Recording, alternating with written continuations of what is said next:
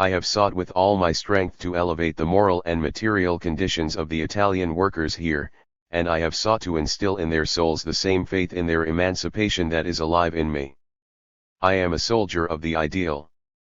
Carlo Tresca, 1923. Arriving in America in 1904, Carlo Tresca began a nearly 40-year stretch as an active revolutionary.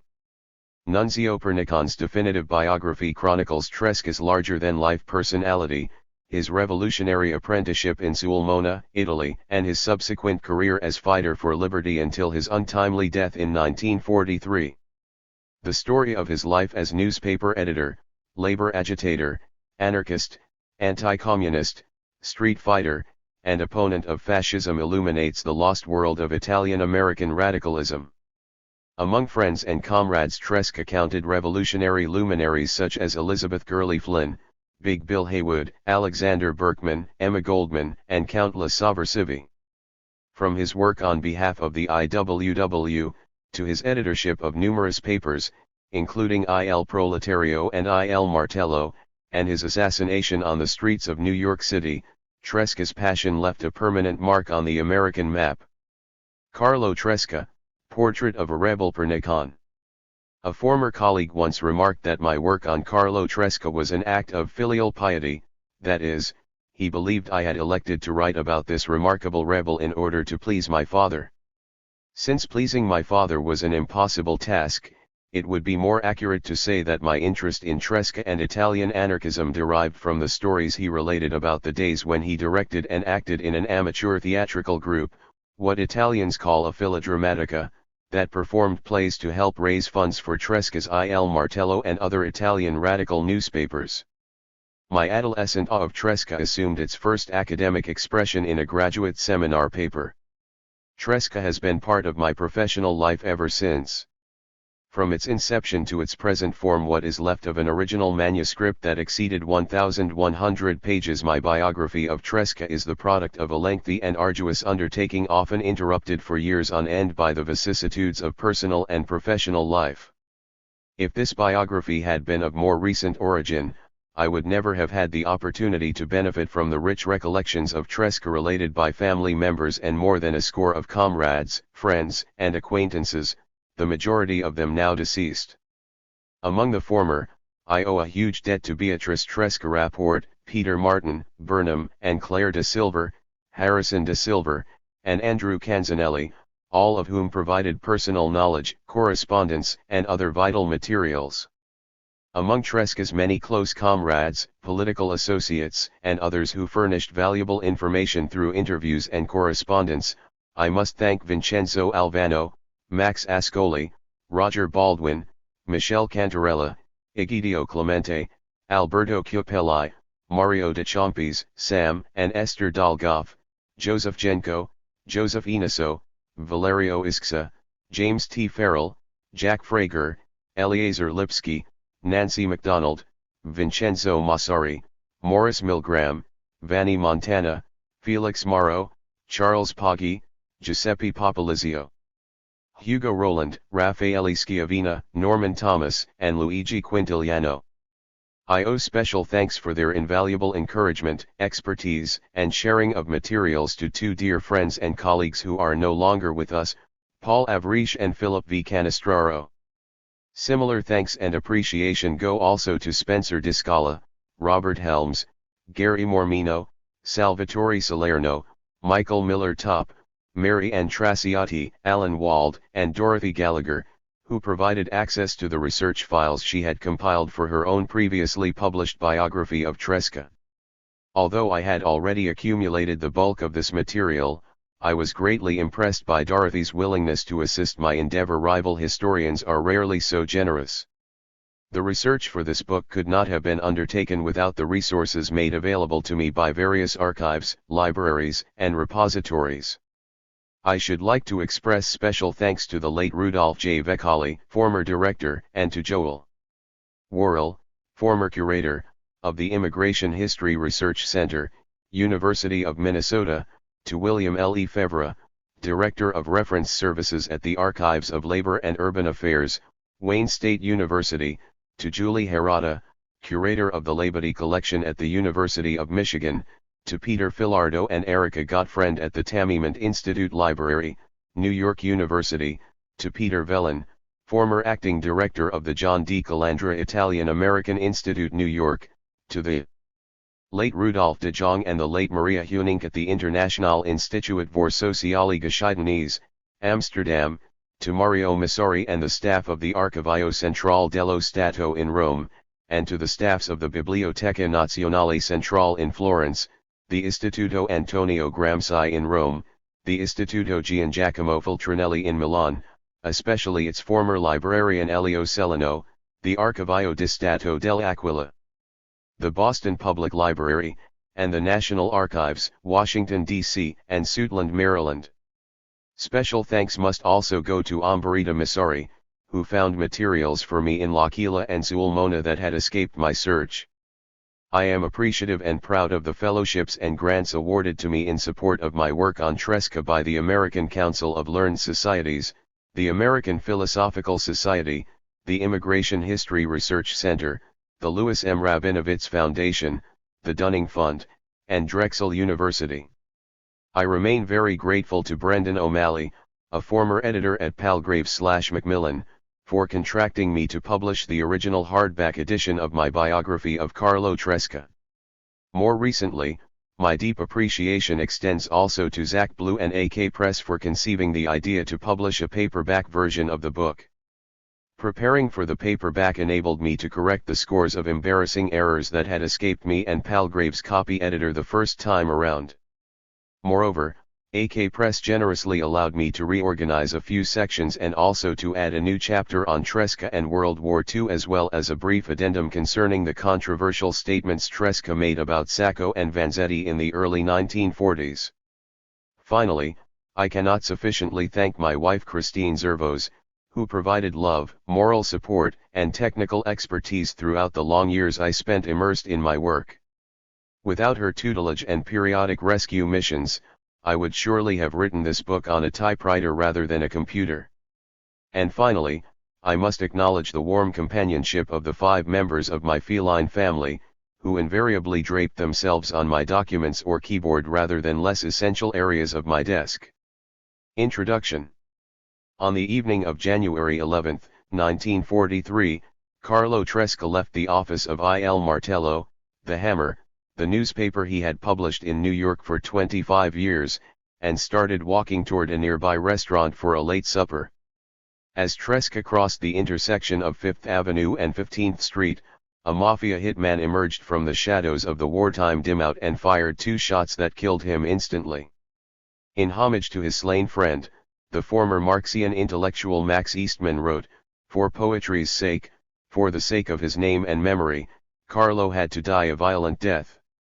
He had to die at the hand of a tyrant's assassin. He had lived a violent life. He had loved danger. He had loved the fight. His last motion was to swing and confront the long-expected enemy. So let us say farewell to Carlo as we hear him say, as he surely would if the breath came back, well, they got me at last." Juan Carlo Tresca was the last of the line of old-school radicals or revolutionaries. So wrote the renowned socialist Norman Thomas after his friend had been gunned down.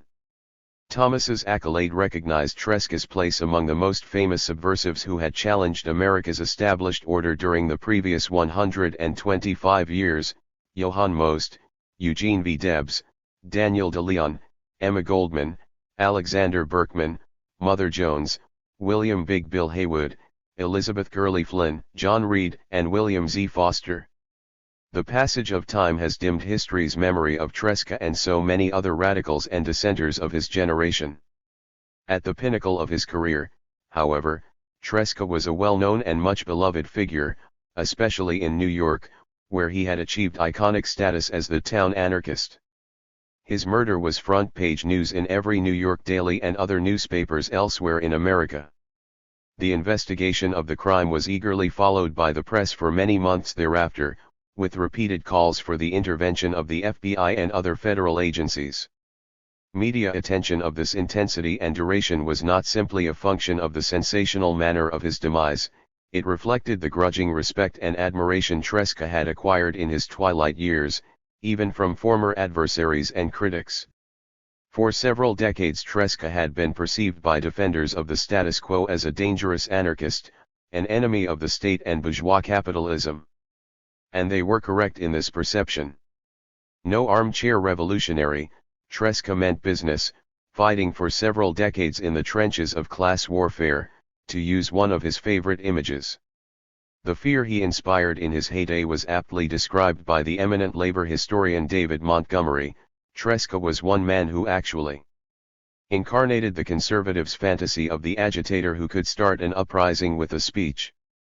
3. With his charismatic personality and powerful oratory, Tresca was capable indeed of sparking rebellion among striking workers and political demonstrators with a single speech, and did so numerous times throughout a tempestuous and transnational career spanning more than 5 decades in Italy and the United States.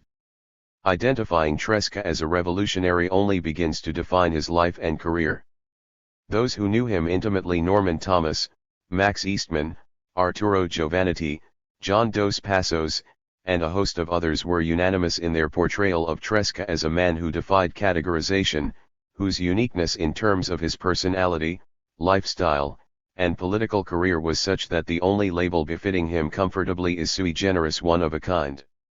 Certainly few, if any, 20th-century radicals in the United States were as colorful and flamboyant in their persona and lifestyle as Tresca. In his prime, he cut a romantic and dashing figure, sporting a Van Dyke beard, broad-brimmed hat, black cravat, and long-stemmed pipe. His warmth, good nature, and charm were augmented by his inimitable manner of speaking English-Italian with English words, some said. Complementing his colorful physical appearance and larger-than-life personality was a voracious appetite for living, every component of which spaghetti, wine, tobacco, parties, playing cards, practical jokes, and affairs with women he indulged in prodigious quantities. But cohabitating within this Epicurean, fun-loving, and eternally affectionate human being was a formidable adversary who devoted more than 50 years to the struggle against oppression, injustice, and exploitation. At various stages of his career, Tresca called himself a socialist, a revolutionary syndicalist, and an anarchist, but he never truly fit into the conventional categories of radical typology. Arturo Giovannitti, the radical poet who was Tresca's close comrade for nearly 40 years, wrote that he liked to call himself an anarchist, and if that term connotes a man who is absolutely free, then he was an anarchist, but from the point of view of pure doctrine he was all things to all men, and in his endless intellectual vagabondage he never really sought any definite anchorage or moorings.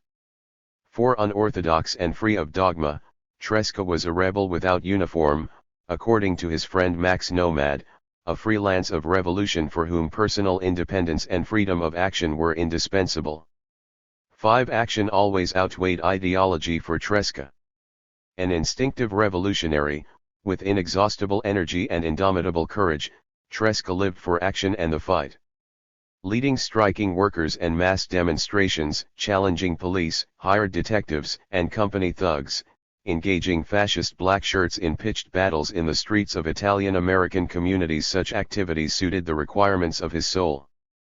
Perhaps the most distinctive features of Tresca's career as a revolutionary activist were its transnational focus and multidimensionality. After his revolutionary apprenticeship in southern Italy and his emigration to the United States in 1904, Tresca never lost his interest in the political and social developments of his native land, and during the 1920s and 1930s, his main objective was the subversion of fascism in Italy and its defeat within the Italian-American communities of the United States. Both before and during the fascist era, however, Tresca was involved in multiple spheres of action, often simultaneously. He distinguished himself as an independent publisher of several radical newspapers, a tribune who led thousands of striking workers and protest demonstrators, an anti-militarist, an advocate for civil liberties, a benefactor of victims of political persecution, the leading Italian anti-fascist of his era, a staunch anti-communist, and ultimately a strong defender of democracy. Born in 1879, Tresca was the enfant terrible of his hometown of Sulmona, in the Abruzzo region of southern Italy, severing ties with the bourgeois class of his birth and conducting class war against local notables by means of his newspaper and leadership of peasant and artisan societies. His slash-and-burn style of mucking journalism resulted in several convictions for libel. He chose emigration over prison. En route to the United States, Tresca spent a few days in Lausanne, Switzerland, where he chanced to meet his future nemesis, Benito Mussolini, then an aspiring socialist leader in exile. The future Duce of fascism considered Tresca insufficiently revolutionary. Tresca sized up Mussolini as an opportunist and a poseur. Once settled in the United States, Tresca quickly emerged as a key figure in the world of Italian immigrant radicals, establishing the pattern to which he adhered for his entire career. Combining his talents as a journalist and direct actionist, Tresca became a one-man guerrilla movement, leading Italian strikers against their American capitalist exploiters and attacking with his muckraking skills the Camorra Coloniale, his term for the triumvirate of Italian consular officials, rich and powerful notables, prominenti, and Catholic priests that dominated Italian immigrant communities in their own interests. Although he always remained grounded in the subculture of Italian immigrant radicals, Tresca, as a freelance leader for the Industrial Workers of the World, IWW, in 1912, extended his activities from the insular world of Italian immigrant workers to the broader and more diverse universe of American radicalism, labor, and progressive causes. His critical role in the defense campaign to liberate the imprisoned leaders of the 1912 textile workers' strike in Lawrence, Massachusetts, and his activities in the Great Paterson Silk Workers' Strike of 1913 and the Mesabi Range Iron Miners' Strike of 1916, transformed Tresca from an obscure foreign-born radical into a nationally recognized and feared revolutionary. Tresca's militant opposition to the First World War resulted inevitably in government suppression of his newspaper, legal proceedings that nearly sent him to prison, and efforts to deport him that continued for many years. Despite his own difficulties following the war, Tresca was able to utilize his connections with prominent Americans on the left to aid Italian victims of political persecution. In this way, Tresca played an important role in the defense of Sacco and Vanzetti during the initial phase of their tragic odyssey. The post-war atmosphere of fear and repression, however, restricted the scope of Tresca's activities, especially in the labor movement. Henceforth, Tresca would be deemed too radical by union officials who feared his participation in a strike would automatically provoke police intervention. But curtailment of his labor activities provided more time and opportunity to partake in the campaign that became the true hallmark of Tresca's career: resistance to Mussolini and the spread of fascism within Italian immigrant communities. Tresca in the 1920s had no peer among anti-fascist leaders, a distinction recognized by Mussolini's political police in Rome, who dubbed him the deus ex machina of antifascism, the man upon whom the movement depended more than any other. Fascist efforts to control Italian-American communities through consular officials, the prominenti, and Italian parish priests, the same triumvirate that Tresca had fought before the war, were ignored and indirectly supported by American officialdom, which considered anti-fascists like Tresca to be Reds and far more dangerous than fascists. Washington and Rome not only saw eye to eye on this issue, they colluded in a scheme to frame Tresca on trumped-up charges, sending a two-line advertisement in his newspaper for a book on birth control through the mails and to deport him back to Italy into the waiting arms of fascist jailers. But they failed to consider Tresca's legion of American associates and friends, and the backlash to his frame-up resulted in a commutation of his prison sentence by President Coolidge and a wave of bad publicity for Mussolini's regime. By the end of the 1920s, as Norman Thomas observed, more than any single man in New York or the United States, Carlo Tresca blocked the rise of black-shirt fascists who terrorized the streets of Italian-American districts. This was a great and too little appreciated service to American democracy. 6. During the Great Depression, when Italian-American fascism became more deeply entrenched, and popular support for Mussolini reached its height, Tresca never relented in his battle against fascism's menace to his fellow immigrants and his adopted country. By then, Tresca's crusade against the forces of totalitarianism had assumed a second dimension, as he committed himself to all-out resistance against Stalinism and its interventions abroad. Although for practical reasons he had collaborated with communists during the anti-fascist resistance campaigns of the 1920s, Tresca had always opposed the Soviet regime as a brutal tyranny, and after the counter-revolutionary campaign Stalinists conducted in Spain during the Civil War, he became an implacable foe, combating Stalin's minions in the United States as forcefully as he did the fascists.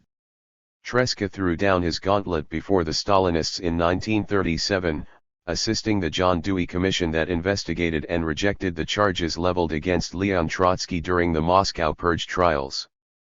Thereafter, Tresca specialized in exposés of the crimes committed by the Soviet Secret Police, OGPU, in Europe, Mexico, and the United States.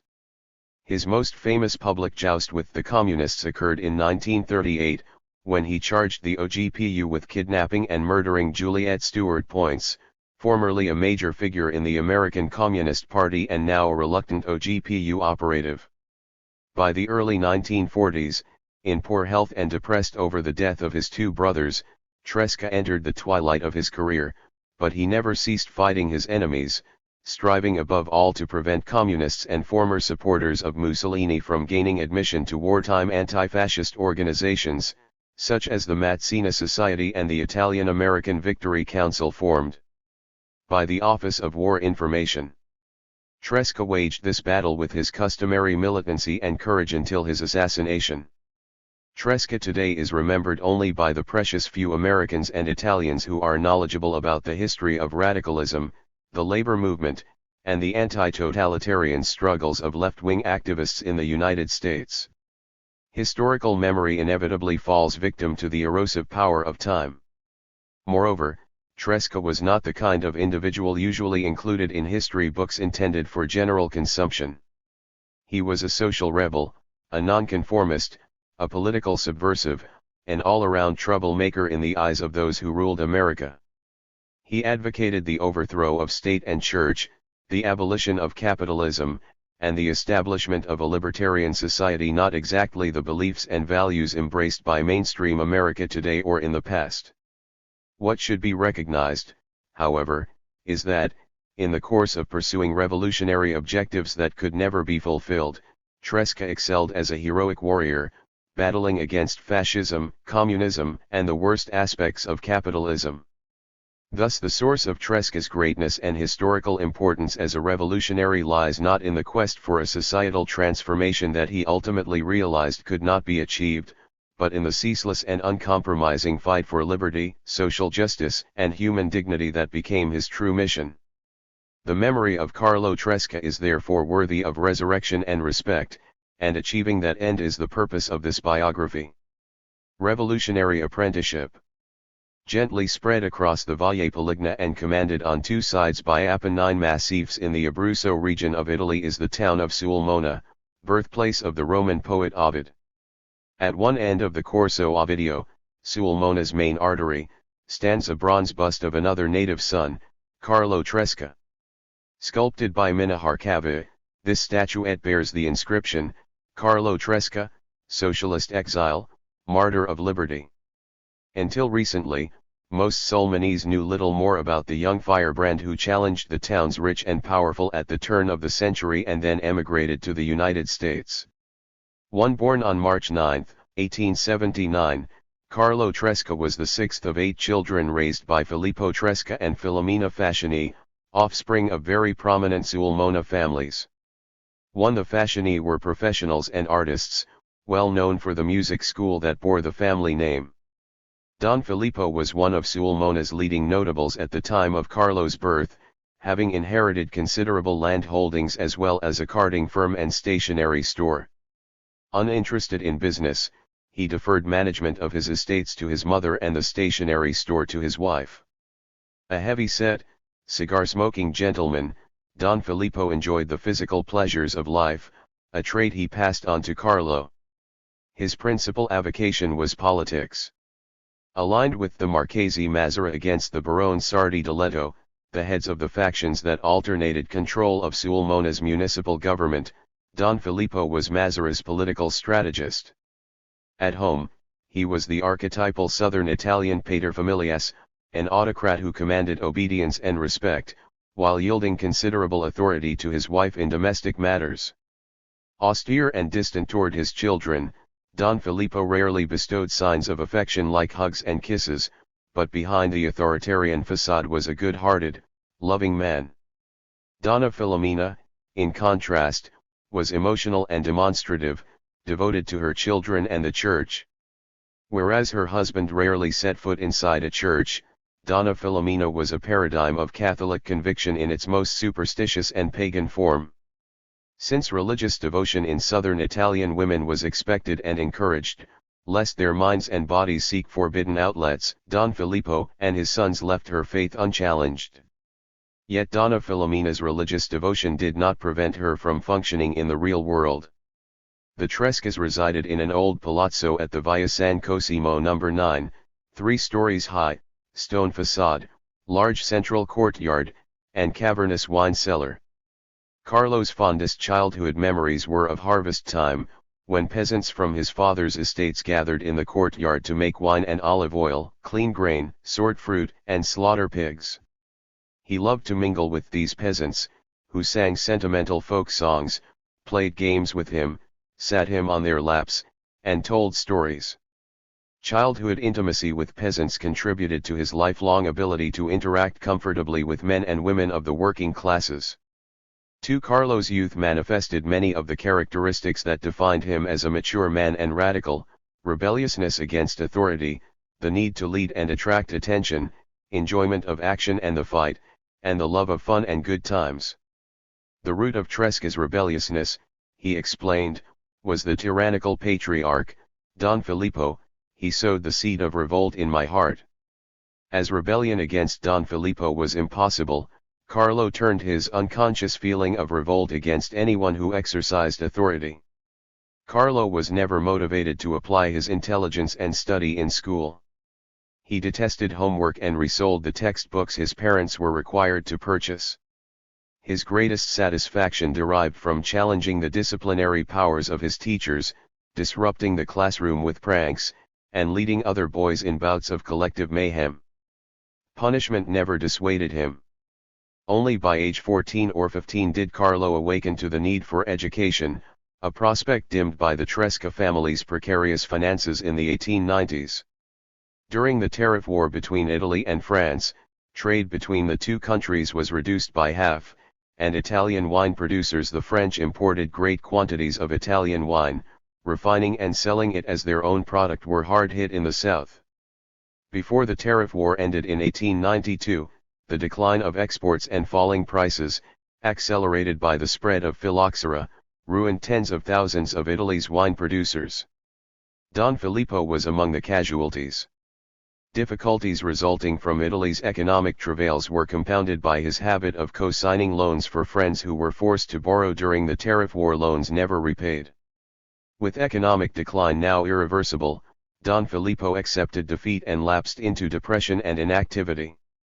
His wife assumed direction of all business affairs, saving every spare lira for her son Ettari's medical school education. Luisa, the oldest child, married a minor postal official.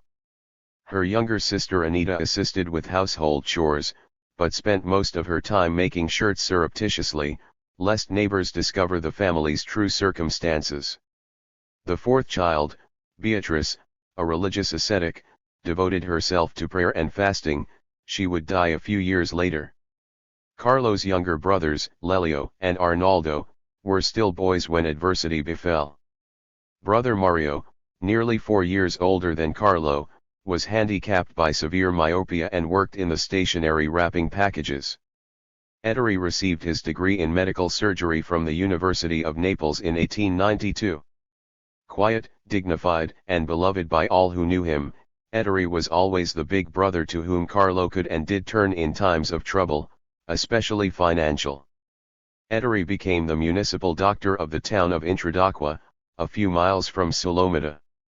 The terrible health and wretchedness of the workers and peasants he treated in local hospitals prompted Ettari to join the Partito Socialista Italiano, SI. His work for the movement included giving lectures, writing newspaper articles on science, and organizing a people's school, Scuola Popolare, in Intradacqua, where he provided instruction on health and hygiene. Not considered dangerous by the authorities, Ettore was left unmolested to continue his activities. Ettore practiced for nearly a year at the renowned Paolosi Clinic in Naples before migrating to the United States in November 1903. Ettore's meager income could not help finance a good education for Carlo. Donna Filomena, determined to bring respect and cash back into the house, decided that Carlo should become a priest. A more unlikely candidate could scarcely be imagined. Carlo already by age 15 had developed a strong revulsion for religion and the Catholic Church, but he was reluctant to disappoint his mother. Enrolled in a seminary, Carlo quietly rebelled by never attending. This deception continued for a few months, until Donna Filomena learned from a local priest that her son had never been seen at the seminary. The only alternative was to enroll Carlo in an istituto tecnico, a school that trained the less fortunate sons of the bourgeois for jobs in the bureaucracy, a career prospect almost as dismal as the priesthood. Carlo attended the technical school as a matter of familial duty, eventually completing the required 4 years but never receiving a diploma. For the bleakness of his predicament inevitably evoked anger, vengefulness, and feelings of revolt against all, against the world. But his desire for revolt and revenge was as yet unfocused. Revenge for what? Against whom?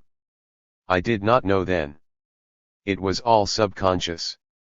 5. Lacking a cogent political philosophy, Carlo did not yet perceive his personal dilemma within the larger context of reckless state policies and the cyclical downswings of capitalism. Nevertheless, his indirect and inchoate feelings of revolt were vital ingredients in the process of transforming him into a revolutionary. So, too, was the lure of action and love of a good fight. Carlo's dreams of battle had been stimulated by Uncle Paolo, actually Don Filippo's cousin, who had fought with Giuseppe Garibaldi. When Crete rebelled against Turkish rule in 1897, Carlo wanted to join the volunteer legion of Italians, led by Garibaldi's son Ricciotti, that fought alongside the Greeks. Donna Filomena thwarted the scheme, much to Carlo's frustration. His desire for action and leadership had to be satisfied for now by the rivalry between students of his Istituto Tecnico and the Catholic seminary he had ceased attending. Given the reactionary role the Church had played during the Risorgimento, and its continuing opposition to the Italian liberal state, it was hardly surprising that students of a state school were hostile to Catholic seminarians. Envisioning himself a champion of free thought battling the power of darkness, Tresca frequently organized skirmishes with the embryo priests. 6. Carlo's anti-clericalism was a basic ingredient in the complex mix of emotional passion and political ideals embodied by all radicals on the Italian left. Disagree as they might on countless issues, the Italian sovversivi were united in their rejection of religion and hatred for the Catholic Church. Having reached, with his anti-clericalism, a critical stage in the metamorphosis transforming adolescent rebel into young revolutionary, Carlo only required exposure to the ideas and role models of a modern revolutionary movement to complete the process. Tresca's conversion to socialism occurred during a whirlwind of social and economic change that saw workers and peasants agitating and organizing on an unprecedented scale. The 1890s had been a period of intense reaction, with successive governments ruling by authoritarian methods. Thousands of anarchists and socialists were arrested and consigned to domicilio cotto imprisonment on the desolate islands off the southern Italian and Sicilian coasts. The anarchist Gaetano Bresci, a silk worker from Paterson, New Jersey, assassinated King Umberto on July 29, 1900, in revenge for the massacre of workers during the May days of 1898 in Milan. With the ascendance of Prime Minister Giovanni Giolitti in the early 20th century, a new policy of relative toleration toward the upward movement of the popular classes was initiated. 7. In reality, Giolitti hoped to forestall revolution by co-opting the socialist movement and taming its main constituency. The state, in theory, would remain neutral in struggles between workers and industrialists, peasants and landowners so long as the aims of the masses were economic. Geolitian toleration would permit an unprecedented wave of strikes, the growth of the SI founded in 1892, and the expansion of labor institutions characteristic of Italy, chambers of labor, peasant leagues of resistance, and union federations. The growth of SI and the labor movement took place mainly in northern Italy. In southern Italy, the Mezzogiorno, the vast majority of peasants and workers remained outside the sphere of organized labor and the socialist elements that sought to lead them. The government was far less tolerant of protesting peasants in the south than the striking factory workers in the north, and encounters with troops occasionally resulted in what socialists called proletarian massacres. Not surprisingly, the great mass of disinherited Southerners opted not for political organization or militant strike action but for a more promising and enduring alternative emigration. 8 Tresca's native Abruzzo was a predominantly agricultural region of small to medium landowners and their tenants and sharecroppers. Labor institutions had scarcely progressed beyond the artisan stage of mutual aid societies, and the SI was poorly represented, with only 26 sections with 700 members in 1906, although in the Abruzzo as elsewhere, there were more socialists than party members. Lacking industrial workers and a militant peasantry, SI sections in Abruzzo were composed mainly of intellectuals and professionals, men of the middle and lower middle classes who had become alienated from or ruined by the existing order. 9. The SI section in Sulmona differed significantly, however, in that it did possess a modern proletarian element: railroad workers. By the 1890s, Sulmona had become the most important railroad center in the Abruzzo, its location providing a natural hub for the Rome-Pescara, east-west, and L'Aquila-Naples, north-south, lines. But most of Sulmona's railroad workers were not native to the city or even to the Abruzzo, having come from the Emilia, Tuscany, and other regions of north-central and northern Italy. Their presence had only partly to do with operating trains. Railroad men were among the best organized and most radicalized workers in Italy. Until railroad strikes were made illegal in 1905, the government had the option of militarizing the railroads and operating them under martial law. As happened in 1902. A strategy less draconian was to transfer socialist and union militants from urban centers in the north to agricultural regions in the south, thereby minimizing the likelihood of their disrupting service and converting other workers to their cause. In 1898, the SI section in Sulmona included 27 railroad workers and 38 local and nearby residents, mainly artisans, and a handful of professionals and students. Not a single peasant yet belonged. 10. By 1902, the railroad workers in Sulmona had increased to more than 200, nearly all of them socialists and members of Federazione dei Sindacati e Sodalizi Ferroviari, Federation of Railroad Workers Unions and Brotherhoods, the national federation formed in 1900. 11. The SI section and the Railroad Workers' League were regarded with intense suspicion by Sulmona's indigenous oligarchy of conservative monarchists. They feared that socialism transmitted by northern railroad workers might rouse local peasants and workers from their traditional apathy and subservience. Sulmona's monarchist organ, El Heraldo, the Herald, manifesting both regional and class antagonism, sounded the alarm when 5 railroad workers of the local SI section began publishing their own newspaper, Il Germ, the Seed, in October 1901. Accusing the Northerners of acting like superior beings on a civilizing mission, the monarchist prominenti of Sulmona demanded to know what interest can they have in the good of a city that is not theirs. These subversives come among us to drain their bile and implant class hatred among our workers. 12. That the editorial staff of Il Germ, soon comprised mostly natives of Sulmona, did nothing to assuage their fear of aliens from the north. For their part, the local editors of Il Germ were delighted that the railroad workers represented a subversive wind from the north that chilled the oligarchs of Sulmona to their very bones. 13. Whatever influence Brother Ettore might have had on the evolution of Carlo's socialism, the kindly doctor could not have provided the role model craved by the young rebel seeking adventure and heroic deeds. The northern railroad workers, on the other hand, provided an irresistible attraction as veterans of the class struggle and a source of fear to Sulmona's elite. Even before terminating his studies at the Istituto Tecnico, Tresca began attending the lectures given regularly at the Psi section.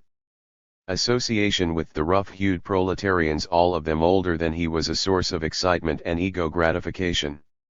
The railroad workers, in turn, eagerly welcomed Tresca into their group. It was not every day that a scion of the landed gentry expressed interest in socialism. Yet, from the outset, the appeal of socialism for Tresca was more visceral than intellectual.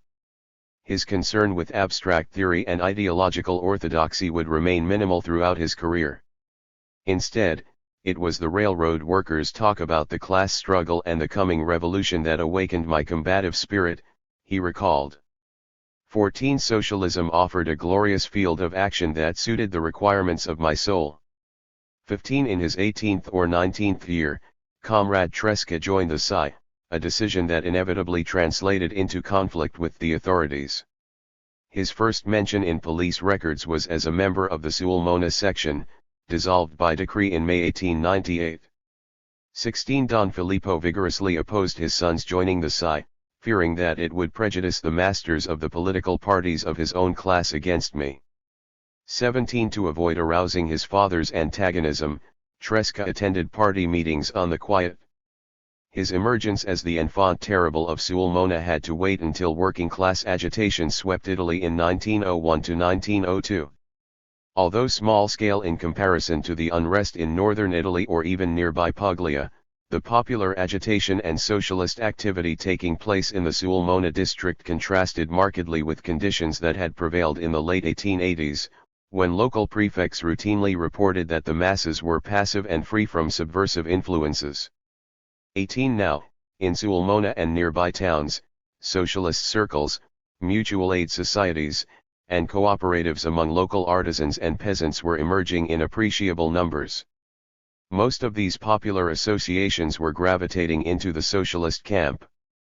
19 The northern intellectuals who dominated the Psi, men like Filippo Turati, had little interest in the predominantly peasant and backward Mezzogiorno. Propagandizing among the southern peasants and artisans became the mission of a small number of southern-born socialists. Tresca's earliest propaganda activity, for which there is evidence, occurred on April 7, 1902, in the town of Pertola, where he delivered a speech to some 50 artisans. That same month he helped organize a Psi section meeting for some 100 members of Sulmona's Fratellanza Artigiana. Although artisans were generally more advanced politically, Tresca's first priority that spring was to bring Sulmona's peasants under the influence of the Psi. 20 Among the poorest in the Abruzzo, Sulmona's peasants, like most in the Mezzogiorno, did not reside in the countryside, where they tilled the soil. They lived in town. Normal conditions of squalor had been exacerbated by the housing shortage that resulted when Sulmona became a burgeoning railroad center. By the spring of 1902, the desperate peasantry was evidencing receptivity to socialism, and a few had formed the Fratellanza Agricola di Sulmona. 21 But the socialist message was just one of several the peasants were hearing. The Psi in Sulmona and its environs competed with the Partito Repubblicano Italiano, the small, bourgeois party inspired by Giuseppe Mazzini that advocated abolition of the monarchy and universal suffrage. Declining strength in traditional strongholds like the Romagna had caused the PRI to look south for support. Its local chieftain was Filippo Corsi, a native Abruzzes from Cape Strano, who published La Bandiera in his hometown and in Sulmona from 1900 to 1902. Corsi had already acquired influence among local artisans, the class from which the Republicans traditionally drew support, but had failed to make significant headway among peasants. Tresca discovered that in the smaller towns near Sulmona, Corsi would wait for the peasants to come out of church on Sunday, mount a chair, and launch into a speech. Out of curiosity the peasants would gather around and listen to his message. The same method was ineffective in a larger town like Sulmona, and Corsi's efforts to reach peasants through circulars and placards proved futile because most were illiterate. 22 Tresca devised a different strategy, seeking peasants at neighborhood taverns where they congregated during their few hours of leisure. Another socialist organizer approaching them in this manner might have encountered the wall of reticence and suspicion that peasants usually erected against outsiders of a different social class. However, as the son of Don Filippo, Tresca automatically commanded respect and attention.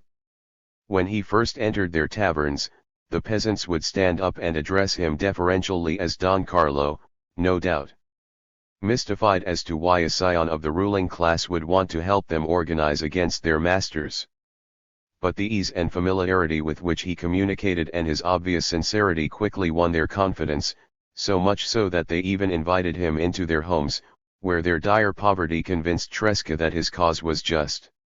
After several months of Tresca's persistent efforts, Sulmona's peasants overcame their inertia and joined the local Fratellanza Agricola in significant numbers. 23 Tresca planned to demonstrate the peasants' strength and solidarity on May 1, 1902, the first May Day rally in Sulmona's history. 1,000 or more peasants and workers from the area filled the Largo Palas, where Il Germ had its office. The socialist sections of Sulmona and Portola were also present. So, too, was a contingent of Carabinieri, Italy's paramilitary police force, to intervene if the demonstration became aggressive. But this May Day would remain peaceful. After hearing speeches by the leaders of Sulmona's Fratellanza Agricola and Arnaldo Lucci, a native son and professor of law at the University of Naples, the throng marched to the grassy sheep track on the outskirts of the city, where they listened to more speeches. However, the honor of the last word at the country meeting was bestowed upon Comrade Carlo Tresca, reported Il Germ. His speech was the climax of the day, a fast-flowing stream of humor, up-to-date and fitting, which sounded a most exhilarating note of cheerfulness and generated humor in the best of taste. Lively applause paid him with interest for his special effort. 24 Tresca would always cherish the memory of his first speech. I didn't say much, and I didn't speak with eloquence, but I heard a thunder of applause and I saw a sea of hands waving at me in praise and consent. I felt then that the people of Sulmona, my people, were christening me. I was no more a buoyant, exuberant, impertinent boy. I was a man of command, of action. What a day! I will never forget it. 25. Tresca's May Day speech confirmed his transformation from a rebellious youth to a socialist tribune. However, it was his preparatory work among Sulmona's peasants and artisans that contributed most to his development as a revolutionary.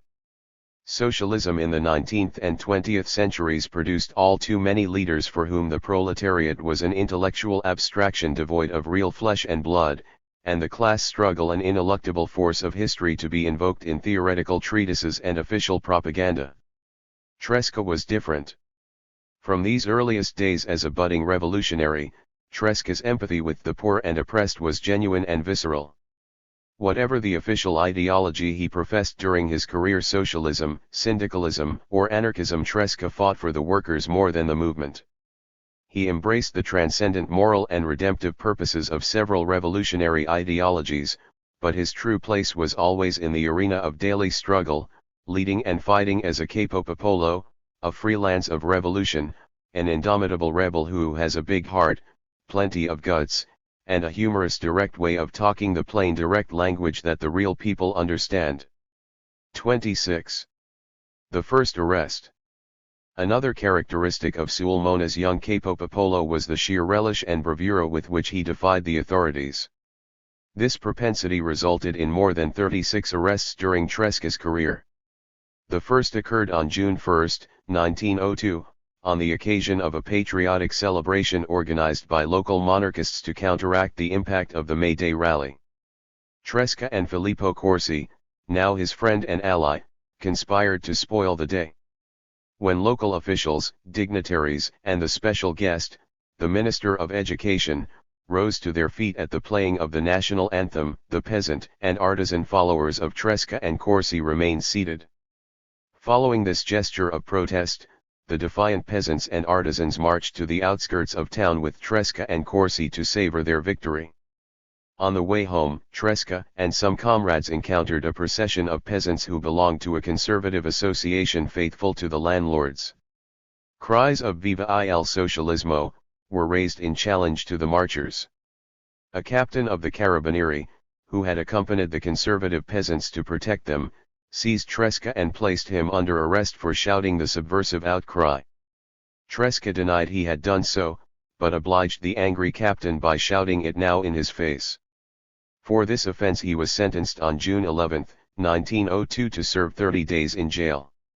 27 Tresca retaliated by targeting the captain in Il Germ, declaring that Il Capitano Spuro, a derogatory term for policeman, was a gambler and a drunk and had arrested him for the sole purpose of parading his imbecility and to please the city's cancerous criminal clique. 28 Such an affront might have been settled in the past by a duel. At the beginning of the 20th century, however, it had become customary in Sulmona to sue your offender for libel.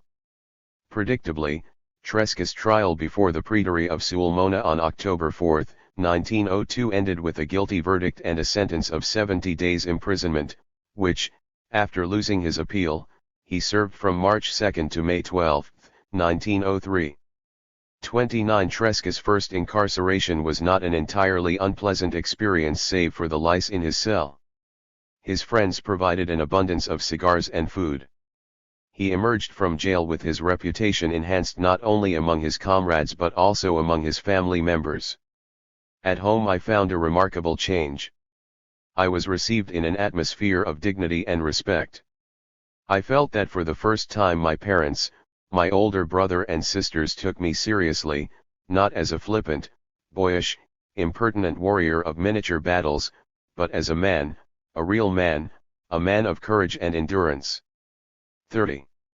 After his homecoming dinner, with the entire family gathered around a table, Tresca's father offered him a cigar, permitting him to smoke in his presence for the first time. This gesture of acceptance and equality, marking a genuine turning point in their habitually tense father-son relationship, meant a great deal to Tresca. 31. Union leader and editor.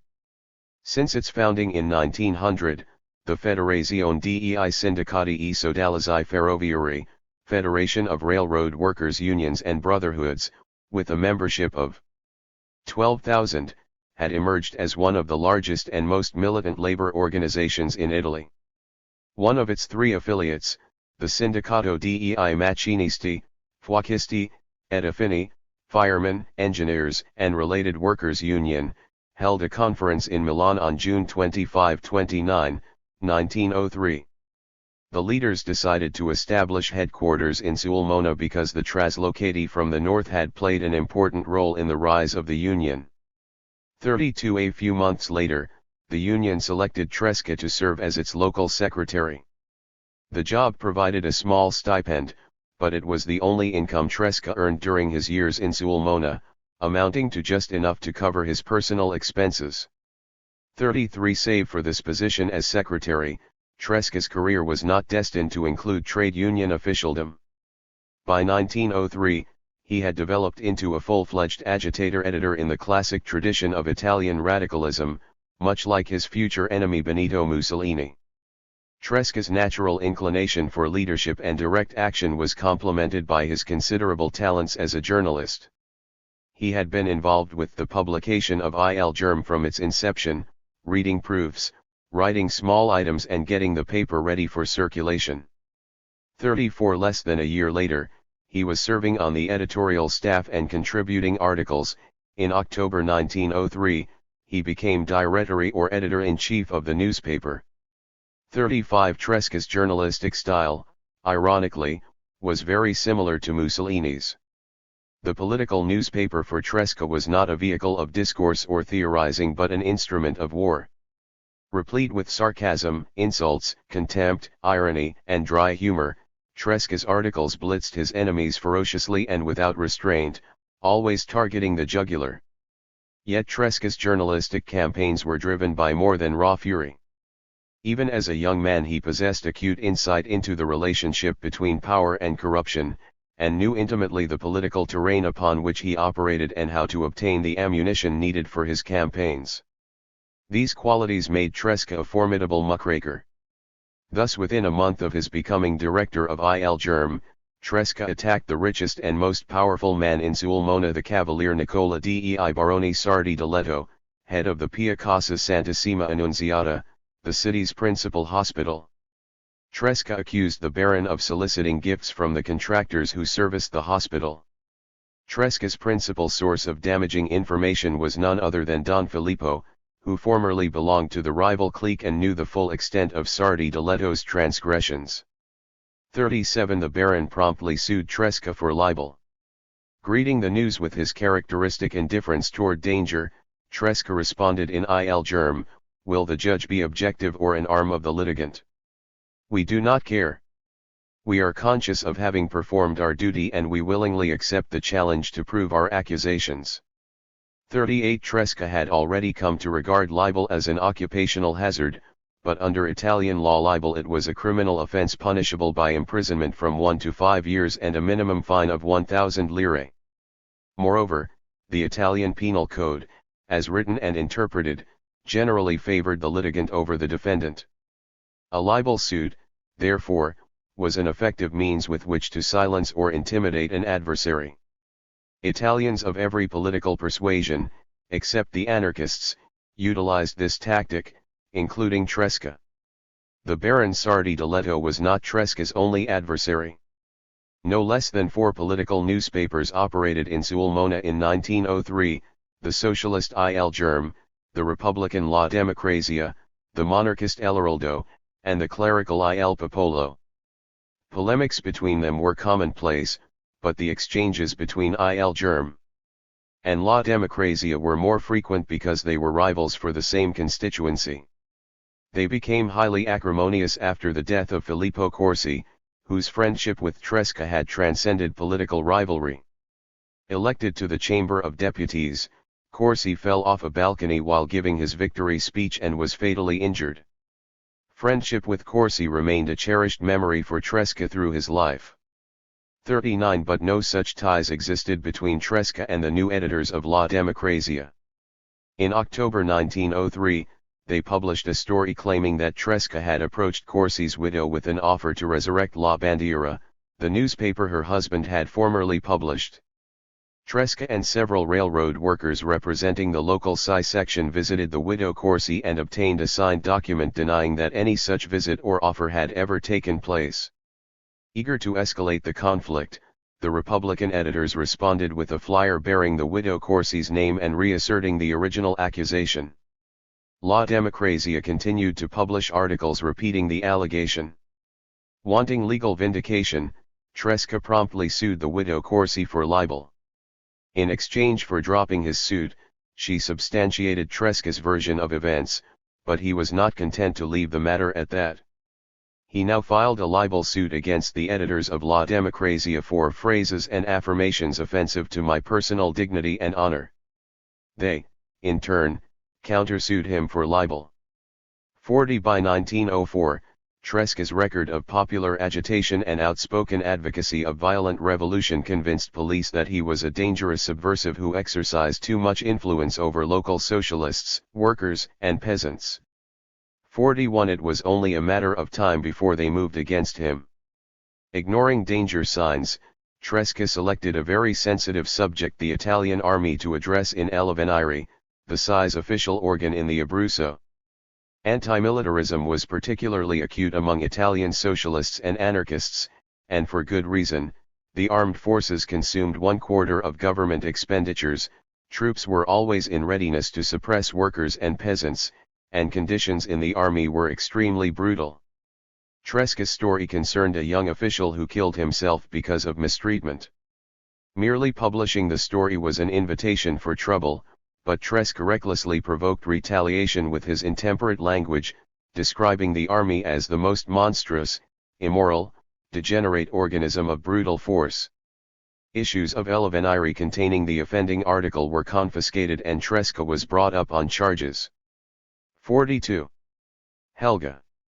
Constant involvement with labor agitation and radical journalism did not prevent Tresca from indulging in his favorite pastime, pursuit of women. Tresca's autobiography is curiously reticent about his love life, even to the extent of failing to mention that he married a young woman named Helga Guerra. Born on April 24, 1881, in the small hill town of Soluccio in the Romagna, Helga was named after the heroine in a German novel her mother had once read. Her father, Vincenzo Guerra, was the municipal clerk, a position that provided respectability and social standing, if not affluence. Helga and her 5 older siblings were raised as devout Catholics, but even as a child, she experienced grave doubt about her faith and often beseeched God to prove his existence by making her believe in him. By early adolescence she stopped asking. Helga's formal schooling also ended by this time, but she was a voracious reader and managed to educate herself, too much so, from her parents' perspective. Emotional life and interaction within the Guerra household was cold and meager, and the family values preached were inflexibly bourgeois. From this repressed environment, Helga's character retained a substantial measure of sternness and rigidity, and her emotional makeup, while volatile, lacked inner warmth and generosity. Yet she developed a spirit of rebelliousness and independence, qualities that enabled her to escape the stultifying household of a provincial bureaucrat. 43 How and when Carlo and Helga first met is uncertain. But their attraction for each other was immediate and intense. Tresca, as young man of 24, stood close to 6 feet in height and was still slender in body, with chestnut hair, and grey eyes from which a devilish gleam seemed to emanate. While not handsome by Hollywood standards, Tresca cut a dashing figure, possessing an abundance of charm and sexual magnetism that scores of women would find irresistible. His taste in women was ecumenical. In Helga he found an attractive but dour-looking woman with blue-gray eyes, dark blonde hair worn in the Gibson girl fashion, and a curvaceous figure. But Helga's feisty spirit probably attracted him more than her looks. 44 Once they decided upon marriage, Helga proved more defiant of social convention than her fiancé. She did not introduce Tresca to her family, ask their permission to marry, or invite them to the wedding, which took place in a civil ceremony of April 8, 1904. For Donna Filomena, of course, a civil marriage was no marriage at all. The newlyweds could not ignore her entreaties for a real wedding, because they were compelled for economic reasons. Tresca's salary as union secretary could hardly support a wife to reside within the Tresca household. Long accustomed to the emotional havoc Donna Filomena's tears could wreak, Tresca decided that domestic peace was worth a mess. A church wedding was held secretly at night so that the proud revolutionary and anti-cleric would not lose face before his comrades. A few sprinkles of holy water did not prove fatal, and the church wedding remained a carefully guarded secret. 45 Tresca was fortunate to have married a woman who made no economic demands that would have interfered with his political activities. Despite the hardship imposed on her as a member of the Tresca household, she soon joined Anita at the sewing machine, making men's shirts. Helga did not regard Tresca's socialism as the source of her privation. She soon embraced her husband's ideas and eventually would assist his journalistic activities. Ultimately, however, the relationship proved unhappy and destructive, especially for Helga, a development attributable not only to frequent clashes of temperament, but above all to Tresca's irrepressible philandering. 46 Within 10 days of his wedding, Tresca was facing the prospect of jail. He had no illusion about the probable outcome of his court battle with Sulmona's most powerful citizen. The judiciary in Sulmona, he declared in Il Germ, had already given so little evidence of independence that we assume the tribunal will unleash all its fury against us, because out of class interest it wants to suffocate. A rebel's voice. 47 Meanwhile, Tresca had underestimated the potential outcome of his litigation with the editors of La Democrazia. While his own suit against them was still pending, the Tribunal Penal of Sulmona, on April 18, 1904, found Tresca guilty of libeling its editors and sentenced him to serve 2½ years and 10 days of imprisonment and to pay a fine of 2,100 lire. 48 Less than a week later, Tresca was back in court. His acrimonious battle with the Baron Sardi de Leto had drawn the attention and support of higher echelons within the SI, and the party dispatched a team of lawyers, including the renowned criminologist, Vittorio Lalani, to defend Tresca before the Tribunal Penal of Sulmona on April 25 to 26, 1904. What little evidence Tresca and attorneys were allowed to present in court was hopelessly outweighed by the testimony of a score of servile toadies whom the Baron produced to affirm his financial honesty and moral rectitude. Tresca was therefore found guilty and sentenced to serve 19 months and 1 day of imprisonment and to pay a 2,041 lire fine and court costs. 49 At liberty pending appeal of both convictions, Tresca was compelled to make a decision that would affect the rest of his life. His standing in the local socialist movement had never been higher. On April 20, between court appearances, he was elected to the Directive Committee of Sulmona's Psi section. 50 The promise of a continuing career in the Psi, however, was not sufficient inducement to endure imprisonment. His legal difficulties with the editors of La Democrazia were settled out of court, and the criminal charges arising from that case dropped on June 18, 1904. 51 But no such accommodation was amenable to the vindictive Baron Sardi de Leto, and confirmation of Tresca's libel conviction by the Court of Appeals in L'Aquila was a foregone conclusion. Tresca decided to emigrate to America. 52 Ettore had already established his medical practice in New York, and there were many Pezzini there and elsewhere who had been readers of Il Germ from its inception. When news of his dilemma reached America, a socialist group in Philadelphia invited Tresca to join them and raised money to help pay for his passage. Tresca resigned the directorship of Il Germ and prepared for departure. Escaping from Sulmona presented little difficulty. Local authorities had left him unmolested after his conviction, a show of leniency suggesting they knew of his decision to emigrate. For the police and Sulmona's elite, permitting Tresca to escape was preferable to sending him to jail. That way he would plague the Americans rather than return to Sulmona and resume his activities. The railroad workers, however, were unwilling to chance his safety. They secreted him on a train leaving town on June 22, 1904. Helga would rejoin him in America 11 months later. Mario and Anita followed soon thereafter, but the rest of the Tresca family remained in Sulmona. Carlo never saw them again. 53.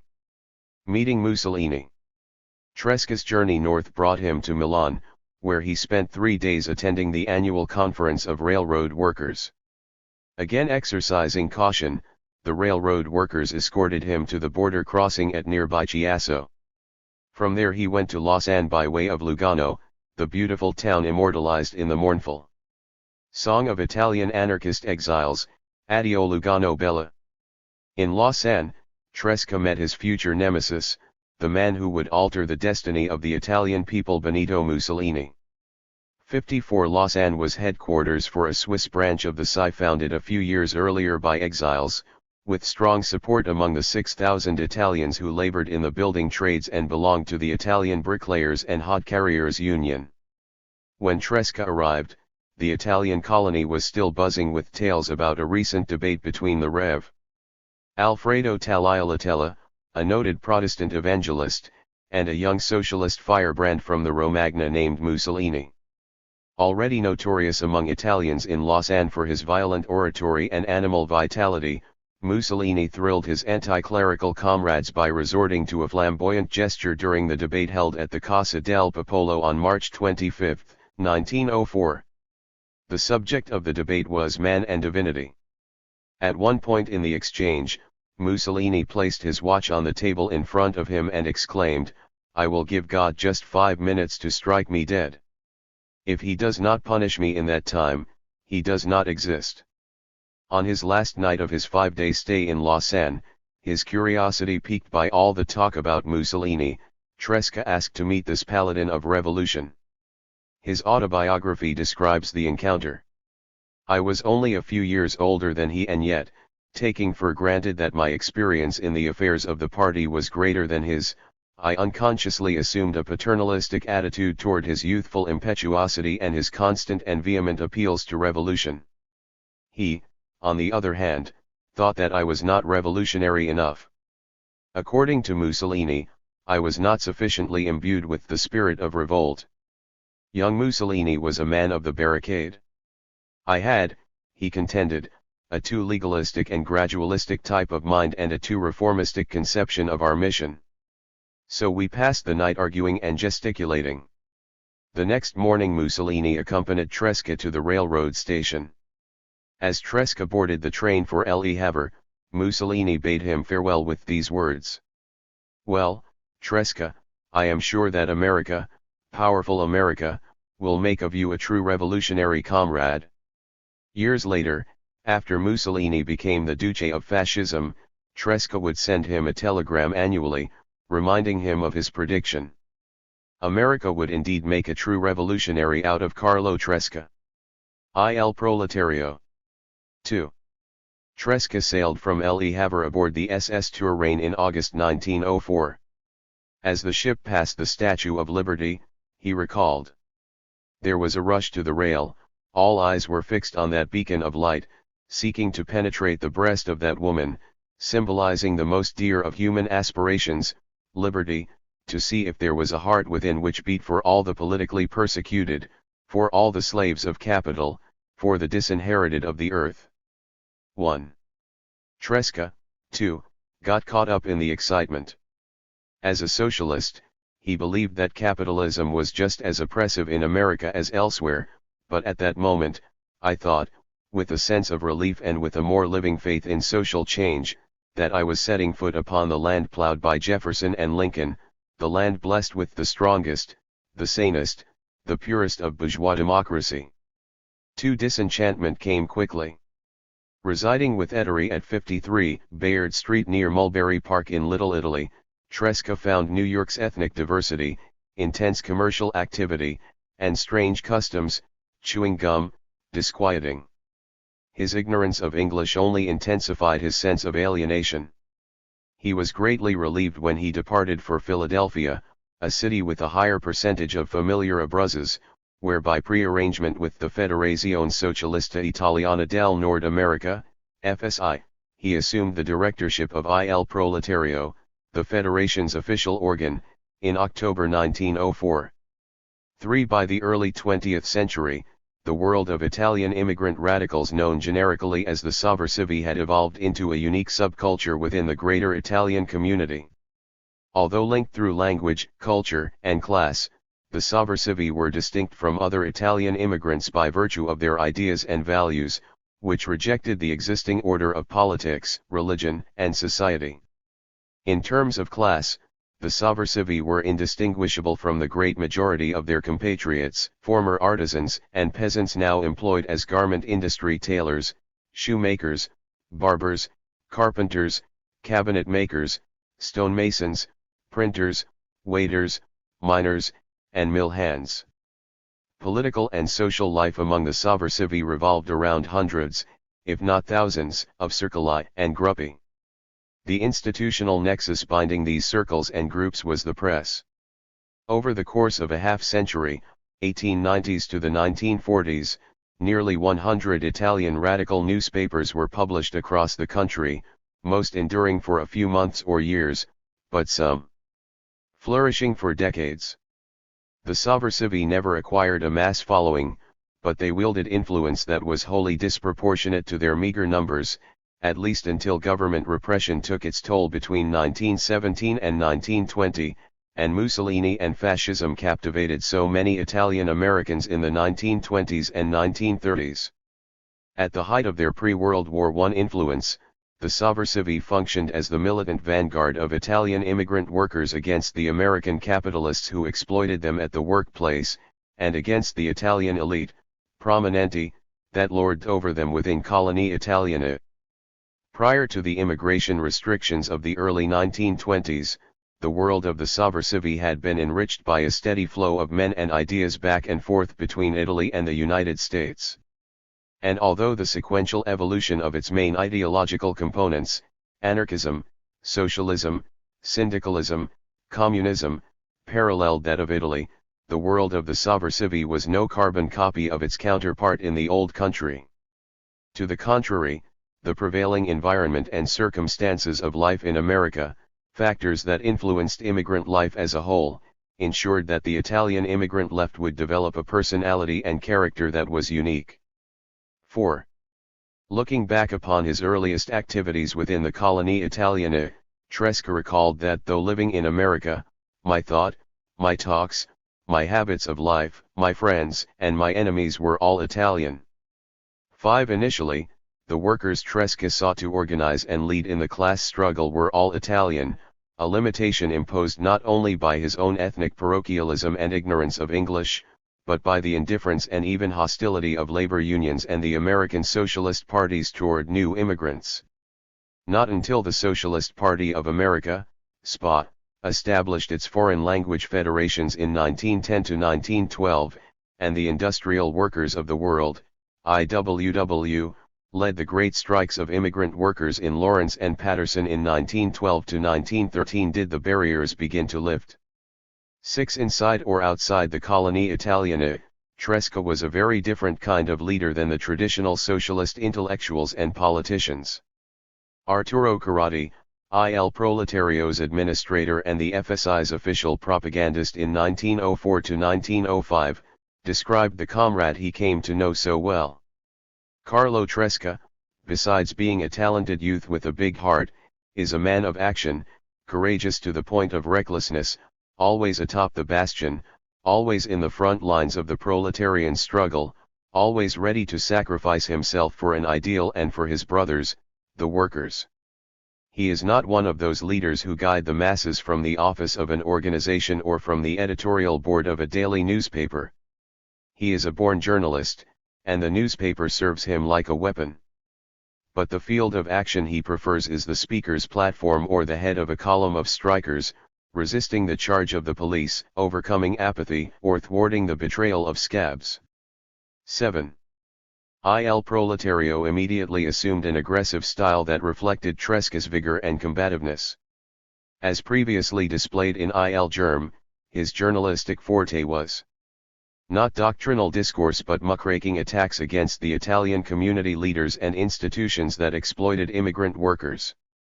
Political developments in Italy and Europe were covered with greater frequency and depth than events in the United States, although his insights into American politics were acute.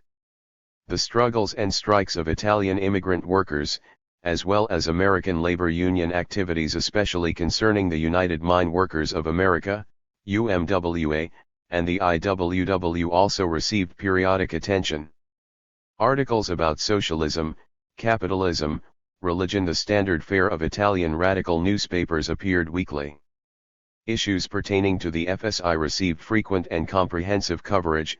However, he resisted devoting space to the ideological polemics and personal diatribes featured so regularly under his predecessors. Unfortunately, Tresca, too, was eventually drawn into the internecine struggles that divided and weakened the movement. He would prove himself a formidable polemicist. Tresca stood with the revolutionary wing of the socialist movement, a position that prompted immediate attack from Tofio Petriella, the director of Avanti, a reformist newspaper published in Newark, New Jersey. Tresca responded by rejecting Petriella's insistence that the socialist revolution could be won at the ballot box thanks to universal suffrage, declaring it was absurd to believe the bourgeoisie would peaceably relinquish its monopoly of power and allow itself to be expropriated by legal means. When reformists like Petriella advocated parliamentary action as the sole means by which to build a socialist society, Tresca believed they were anesthetizing the masses to the realities of the class struggle. The war between the proletariat and the bourgeoisie, he affirmed repeatedly, was a historically determined conflict that would be won through violence. Socialism would be achieved not by workers casting votes but by forcibly seizing political power and expropriating private property. 8. Neither dogmatic nor exclusionary about matters of doctrine, Tresca had no intention of awaiting the Armageddon of capitalism immobilized in a state of passivity and fatalistic expectation, like so many socialists and anarchists. The class struggle for Tresca was a war to be fought in the present. He demanded the full mobilization of socialist activists who were willing to march toward the conquest of the future. 9. Yet, for all his rousing calls to arms, within a few months of his arrival, he had taken accurate measure of the movement and openly expressed his disappointment. I arrived in America with the sweet illusion, formed in my soul by the rosy correspondence that appeared in the Avanti. of Rome, that here there existed a solid and well-disciplined Italian socialist organization. I believed that the dormant and deprived of Italy, here before the light of socialism, had opened their hearts and minds to new social horizons. But in reality I found none of this. 10. The vast majority of Italians, he had discovered, remained outside the orbit of the movement, and most socialists were ill-equipped to remedy the situation. But some progress was achieved with Tresca at the helm of Il Proletario. The number of FSI sections had risen to around 50 by the summer of 1905, an increase largely due to his energizing presence and propaganda. But rising membership did not translate necessarily into greater strength. A principal cause of socialist weakness, he believed, was the FSI's lack of cohesive organization, especially at the state level. Local sections, nominally under the central authority of the executive committee, were really autonomous groups bound together only by common ideology and purpose. Zealous defenders of independent initiative, local sections usually neglected to coordinate activities statewide, much less on a national basis. Efforts were therefore sporadic, isolated, and ineffectual. Weakness and inertia, caused by weak organizational structure, could be eliminated by creating state federations, Tresca believed, and throughout the spring and summer of 1905 he campaigned vigorously for their establishment. 11. A number of state federations were eventually formed, but they never attained the cohesion and militancy Tresca desired. 12. The Camorra Coloniale. Tresca was his own instrument of class warfare. His target in 1905 and for the rest of his career was the Camorra Coloniale, the term he invented to describe the triumvirate of wealthy Italian businessmen, prominenti, consular officials, and priests who exploited their working-class countrymen. Tresca fully expected to find Italian immigrant workers exploited by American capitalists, but he was chagrined to discover how they were victimized by their own connationals. From his socialist perspective, the prominenti were unscrupulous businessmen whose prosperity and status had been attained by fleecing immigrant workers with a multitude of ruthless practices, e.g. the padrone system, and duplicitous schemes. The most hated among the prominenti were the rich publishers of Italian-language daily newspapers, example Carlo Barsotti and Il Progresso Italo-Americano in New York, Charles C. A. Baldi and L'Opinion in Philadelphia, and Mariano Cancelliera and La Trinacria in Pittsburgh. They were odious to Tresca not only because their newspapers fostered every manner of political, social, and intellectual conservatism. Often personal friends of American business magnates, they invariably opposed Italian workers whenever they struck for higher pay and better conditions. Moreover, their newspapers functioned as recruiting agencies for Italian strike breakers and non-union laborers. No less hated were Italian Catholic priests and the foreign service representative of the Italian monarchy. As in the old country, Tresca viewed priests, he often referred to them as maiali neri, black hogs, as purveyors of obscurantism and myth, social engineers whose pastoral function was to ensure the docility of the masses by keeping them ignorant and obedient. The royal consuls, rather than the protectors of Italians abroad, were merely extensions of Italy's parasitic bureaucracy, petty despots who devised their own techniques for exploiting immigrants. 13. In his autobiography, he described them as regular leeches always on the warpath for fresh blood, exacting exorbitant taxes, selling at various prices exemptions from military duty, and devouring whatever money was forthcoming to them as compensation for the death of a relative in mine explosions or industrial accidents generally. They were not unlike hyenas. 14. In the first of many muckraking campaigns, Tresca conducted an exposé of Count Girolamo Naselli, the Consul General of Philadelphia, in May 1905. Tresca's collaborator was Giovanni di Silvestro, the editor of Il Popolo. Tresca accused Naselli of various deficiencies and wrongdoings, stupidity, indifference to the problems of poor immigrants, protecting the exploiters of the community, charging illegally high fees for notary services, and selling exemptions from service in the Italian army to non-citizens. 15 Naselli filed a libel suit against Tresca di Silvestro and the latter's brother, Giuseppe. Arrested twice that summer and released under $1,000 bail, Tresca was undeterred by the prospect of imprisonment or paying the $10,000 Naselli demanded in compensation. Eager to describe the political parasitism and corruption of the Italian consular system in an American court, Tresca dared Naselli to pursue his case so he could expose him as inept, presumptuous, indecent, and vile. 16 The Naselli affair created a sensation in Philadelphia. The Italian Foreign Ministry, hoping to dispel the doubts raised by Tresca's accusations, sent a special emissary to investigate Naselli's conduct. To nobody's surprise, Tresca's claims were deemed unfounded, and the consul was portrayed as an innocent victim of slander by subversives. 17 Not satisfied, the Italian ambassador, Baron Mayer de Planches, wanted his pound of flesh. Expressing fear that Tresca and Di Silvestro would organize protests against the consulate, he asked Secretary of State Elihuru to intercede with local authorities and prevent a demonstration into which 3 or 4 disreputable individuals might drag several hundred poor deluded and ignorant Italians. 18 Scores of similar demands for repressive action against Tresca would be submitted to Washington by the Italian government over the next 30 years. To the mines and mills. The anti-Naselli campaign reflected Tresca's belief in direct action to attract and assist Italian workers. Because of their ignorance, illiteracy, lack of political consciousness, and atavistic feelings of resignation, the great majority of Italian immigrants had proven unsusceptible to evangelical propaganda and remained outside the ambit of the socialist movement. Tresca proposed that the socialists fulfill a guardianship role by organizing immigration offices that would provide free monetary services, handling remittances, postal savings accounts, and currency exchange, information to help immigrants acclimate to America, and most important to assist them in finding jobs.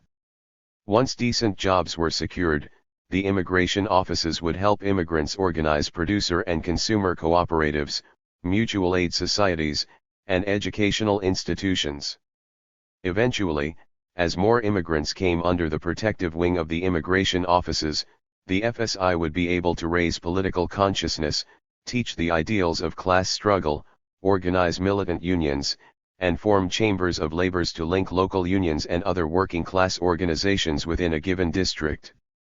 19 Tresca still had much to learn about socialism in the United States. The formation of immigration offices, labor unions, and chambers of labor for Italian workers was completely beyond the resources and capabilities of Italian radicals in 1905 or any time thereafter. Not until 1919 was a chamber of labor established in New York. A feeble organization that bore no resemblance to the Italian originals that were about to be destroyed by the fascists. Tresca's activity in America, therefore, was destined to remain limited to traditional means of operation, radical journalism, propaganda lectures, and labor agitation. He excelled at all three. Tresca's responsibilities as director of Il Proletario required him to deliver propaganda lectures to fellow socialists and interested workers in Philadelphia and nearby cities almost on a weekly basis. For locations beyond a day's travel, Tresca would undertake a pre-organized propaganda tour, Giro di Propaganda, during which he would visit a succession of cities and towns. In 1905 and 1906, he conducted several propaganda tours that brought him to industrial and mining sites in New Jersey, Connecticut, Massachusetts, Vermont, Pennsylvania, Ohio, and Illinois. 20 Tresca's arrival was a special event for Italian communities in the smaller mining and mill towns, and his lectures would often be followed by music, dancing, or a picnic. The Italians who attended included veteran socialists and anarchists, workers who were sympathetic to his message, and others curious to meet the new celebrity. Audience composition was generally the same in larger cities. Participants often wrote letters to Il Proletario, depicting him as an impassioned orator capable of stirring the emotions of the crowd and as a patient mentor who explained his ideas in language uneducated workers could understand. They also reveal how Tresca established a quick and easy rapport with audiences by means of his informal manner and hearty sense of humor. Indeed, This ready rapport was a key factor in his success and popularity with workers. As he had in Sulmona, Tresca demonstrated his unique ability to assimilate into a working-class environment, feeling entirely comfortable with rough-hewed Italian miners and mill hands, and relating to them as a friend and comrade rather than as a famous leader. Typically, after a long day on the lecture circuit, he would enjoy himself thoroughly when invited by his hosts to share a simple meal of pasta and homemade wine and spend the evening playing cards, smoking, and telling tales. He enjoyed this conviviality without evidencing a trace of discomfort, for it was his cardinal rule never to make workers self-conscious of their poverty. Once, when his young daughter Beatrice accompanied him, she complained that the bed in which she was to sleep at a miner's home lacked sheets. He reproached her gently in private, explaining that the people were too poor to own such items. 21 Thus he never balked when obliged to share a bed with a miner during a propaganda tour. To sleep two in a bed, in the same room is not comfortable. But it is a blow to your imagination when on entering the sleeping room, you find in it 4 kids. You can't refuse such hospitality. It is all the miners can offer you. 22 These early propaganda tours profoundly influenced Tresca, as he observed firsthand the oppressiveness and exploitation that defined the lives of workers in industrial America, grim realities that fortified his desire to overthrow capitalism and launch the new age of socialism. 2 episodes that touched him deeply occurred in western Pennsylvania, where he was hosted by Italian miners from the Emilia who had formed a socialist enclave in Youghiogheny. After his lecture, the miners gave Tresca a quick education about coal, where the various varieties were produced, the different hours and wages that prevailed in different districts, and the miners' ongoing labor struggles with the operators.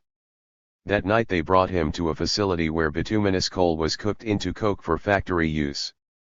The rows of furnaces spewed tongues of flame high into the night sky. Feeding them fuel with long metal shovels, which burned their hands, were exhausted men condemned alive to a living hell. It is necessary to see these slaves as I have seen them, he wrote in Il Proletario. Then no one would repeat the lie that work ennobles, rather, as a reproach to capitalism, they would say that work brutalizes and kills. 23 Tresca was taken next to inspect a mine at Blythedale. Standing outside the elevator as the early shift descended, Tresca wondered, will they all come back? This was the atrocious thought that tormented me. And in the eyes of the men, I seemed to read the same sad uncertainty, will I see my family tonight? His mind conjured the image of Virgil guiding Dante into the depths of hell, as he descended into the deepest recesses of the mine. Trudging for 2 hours through subterranean passageways too short for a man to stand erect, tensely vigilant to avoid exposed electrical wires that could dispense a lethal shock, Tresca felt exhausted, his back ached terribly, and his breathing was labored from the coal dust. The Italian miners he encountered underground were surprised that Tresca, a leader, had risked life and limb to observe them at their toil. From each he learned more about the terrors of mining. Especially feared was the Pietra della Morte, the rock of death, the sheets of slate separating the coal layers that could fall upon miners without sound or warning. With such a deadly menace always awaiting victims, why, Tresca asked, was there no first aid station either below or above the surface? Because the coal operators considered it preferable to pay $150 in compensation to the widows of miners killed, his comrades explained. Several hours later, coughing up coal dust and unable to straighten his back, Tresca emerged from the pit head uttering a silent invocation, "Come redeeming socialism, come. Only then will the mine cease to be what it is today, a rich tomb created for men by the cruel and blind improvidence of capitalism." 24 Propaganda tours were a vehicle to excoriate capitalism and exalt the socialist world of the future, but workers' strikes provided a natural habitat for Tresca to combat the class enemy directly and satisfy his love of the fight. The first dozen years of his career in America were the period of Tresca's greatest activity in the labor movement. During that time only a few American radicals, such as William D. Big Bill Haywood, Elizabeth Gurley Flynn, and Joe Ettor, were his equal as labor agitators and strike leaders. Among Italian socialists and anarchists he had no peer. Tresca's first strike action was against the John B. Stetson Company in Philadelphia. There, 500 Italian and 900 Jewish hat makers, representing half of the employees, walked off their job, in February 1905, to protest against the exploitative methods by which the owners generated fat profits. So-called apprentice workers were hired at $2 a week, with the promise that they would receive a small bonus and become permanent employees after 3 months. Most were discharged before the 3-month trial period. The survivors engaged in piecework requiring them to keep their hands in near boiling water softening felt, to stand in the overflow that covered the floor, and to breathe felt particles all day long. If the hats passed muster, workers could earn $4 to $5 a week. However, for every damaged hat which would be repaired and sold at the regular price 50 cents would be deduced from their wages. 25 In Il Proletario and at public rallies, Tresca denounced the Stetson Company owners, described their system of exploitation, and exhorted Italian strikers to continue the struggle. He and Arturo Carati organized picket lines outside the factory. He harangued the Italian strikers while his comrade did the same in German to the Jewish strikers. Tresca also spoke on street corners in Italian neighborhoods, urging his countrymen not to replace the strikers and become scabs, a not uncommon practice for hard-pressed Italians in this period. The strike also marked Tresca's first experience with the American Federation of Labor, AFL, whose affiliated hat makers union represented the skilled workers at Stetson. Despite promises to help, the union's president never authorized his members to join the Italians and Jews, and the strike action ended in failure after 5 weeks. 26 In August that year, while on a lecture tour in Barre, Vermont, Tresca was summoned by comrades in nearby Northfield to assist striking Italians employed as ditch diggers on a new water system. Each laborer had paid a $1 fee, bossatura, to an Italian banker in New York City to obtain this job, which required a minimum daily excavation measuring 8 feet in length, 7 feet in depth, and 2 feet in width. Deductions came out of their wages little more than $1 a day for inadequate food and lodgings that consisted of a windowless shanty sleeping 70 men on rotting straw. On August 21, some of the Italians threw down their shovels, demanding higher wages and better conditions. 27 Tresca met with the Socialist Strike Committee the next morning and proceeded to the digging site, where he urged the workers to resist. Police ordered him to stop speaking. He feigned ignorance of what they were saying and continued. When they insisted, he allegedly cited a recent Supreme Court decision about strikes, and the dumbfounded police allowed him to finish. 28 The strikers, meanwhile, were told they would have to clear out of the shanties and would not receive their pay until September 2, thereby depriving them of any means to survive. Luckily, during the next few days, local Italian socialists arranged to house and feed the strikers. Tresca gave several more speeches about socialism and visited the ditch diggers at night to convince more of them to strike. Within a month or so, many of the discharged strikers found similar work in Burlington or with the local railroad. Those who returned to the water system project received higher wages and better housing. Tresca's inspiration had contributed decisively to one of the rare victories won by unskilled Italian laborers during these years. 29. Revolutionary syndicalism.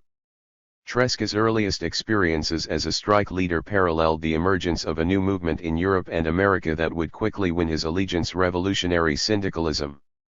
He never described the process by which his ideological affinities shifted over the course of some 9 years, from revolutionary socialism to revolutionary syndicalism in 1905, to anarcho-syndicalism by 1913. This transition resulted most likely from 3 related factors: ideological considerations, the need for independence demanded by his personality, and his natural propensity for direct action in labor struggles and the fight against capitalism. By 1905, Tresca had become the leading Italian proponent and practitioner of revolutionary syndicalism in the United States. The differences between Italian revolutionary syndicalism and anarcho-syndicalism were by no means semantic. Unlike Spain, where syndicalism evolved from anarchism, or France, where it comprised anarchist, Alemanist, and Marxist elements, revolutionary syndicalism in Italy developed within the ideological context of Marxism and the institutional framework of the SI, emerging as a fully developed movement by 1904.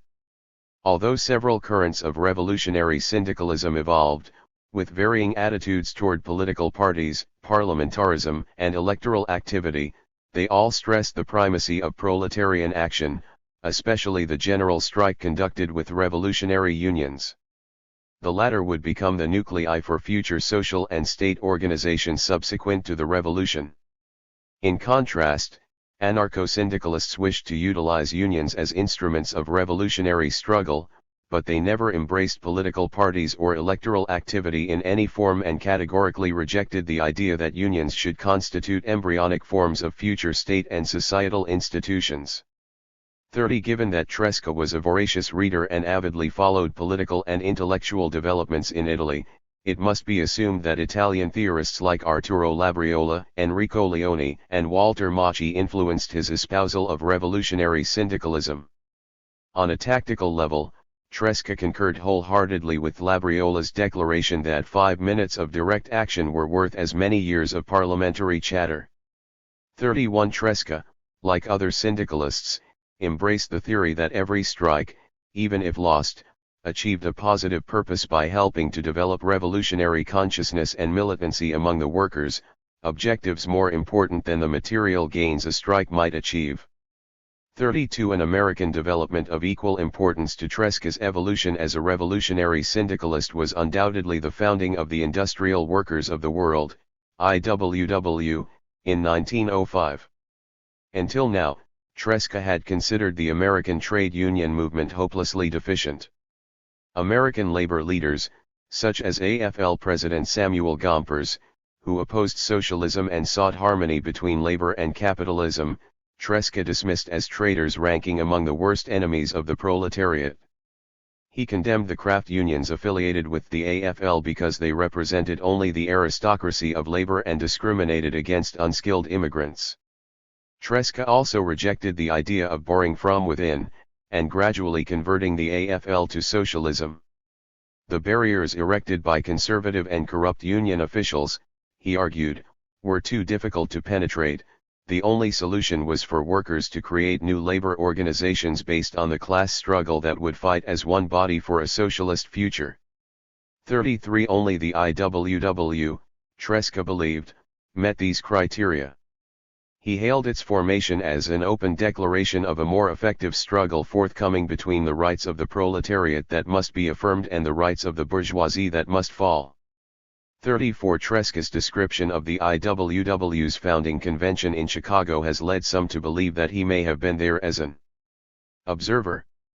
35. In fact, he had not attended, but after a 6-month gestation period, Tresca publicly declared himself a revolutionary syndicalist, espousing the concept of the trade union as the principal instrument of socialist action and the nucleus around which the future society would organize itself. 36. Since the director of Il Proletario wielded considerable influence, Tresca's endorsement of revolutionary syndicalism and the IWW inevitably generated profound consequences for the FSI. Since he considered both the Socialist Party of America, SPA, and the Socialist Labor Party, SLP, to be incapable of effective action, Tresca urged all FSI members to join the IWW. Although he did not recommend abandoning the SPA and SLA, the FSI had always divided its loyalties between them. Tresca reasoned that the IWW had rendered moot the question of party affiliation for Italians. As members of the new industrial union, they could fulfill their obligation as socialists, participate in the struggles of the American proletariat, and strengthen themselves for the special task of protecting the Italian immigrants. Yet Tresca himself never joined the IWW, a curious contradiction attributable to his insistence upon personal independence and free initiative.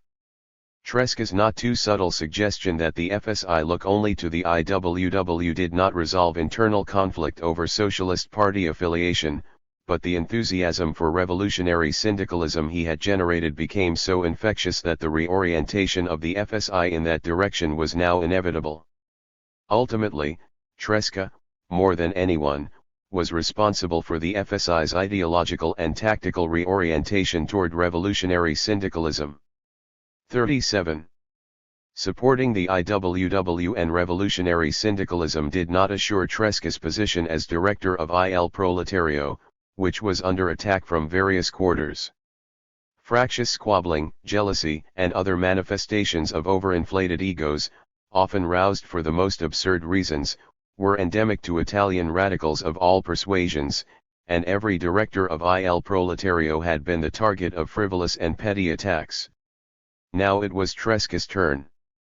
38. Ostensibly, the main cause of conflict between Tresca and the FSI Executive Committee was the Naselli affair. By the time Tresca and Giovanni di Silvestro stood trial on December 20 to 23, 1905, the Naselli affair had become a cause célèbre among the Italians of Philadelphia. Radicals, progressive journalists, a significant number of prominent physicians and other professionals, as well as many workers, supported Tresca and the di Silvestro brothers. The prominenti, the Catholic clergy, and the patriotic elements of the community sided with the consul general. The outcome of the trial, however, was a foregone conclusion. Interrogated by the prosecutor, Naselli professed ignorance of all the abuses alleged to have been practiced at the consulate. Copies of the articles written by Tresca and Giovanni di Silvestro, translated for the court by the consul's own secretary, were woefully inaccurate, yet the most offensive portions were read into the record. Incriminating material produced by Tresca and di Silvestro was not allowed into evidence on the grounds that the consul of a foreign country was not a public officer whose conduct could be criticized in the public press. Nor were they permitted to explain the basis of their accusations. The prosecutor, on the other hand, was permitted to focus not only on Tresca's offending articles but also on his libel conviction in Italy and his flight from Italian justice. Defense witnesses were restricted in their testimony or dismissed because of their political sympathies. The prosecutor, in his summation, denounced the accused socialists as criminals. Then the judge gave instructions to the jury that left no doubt as to the verdict he desired. The jury took only 30 minutes to find Tresca and di Silvestro guilty. On December 28, 1905, they were sentenced to 3 months' imprisonment and a fine of $100.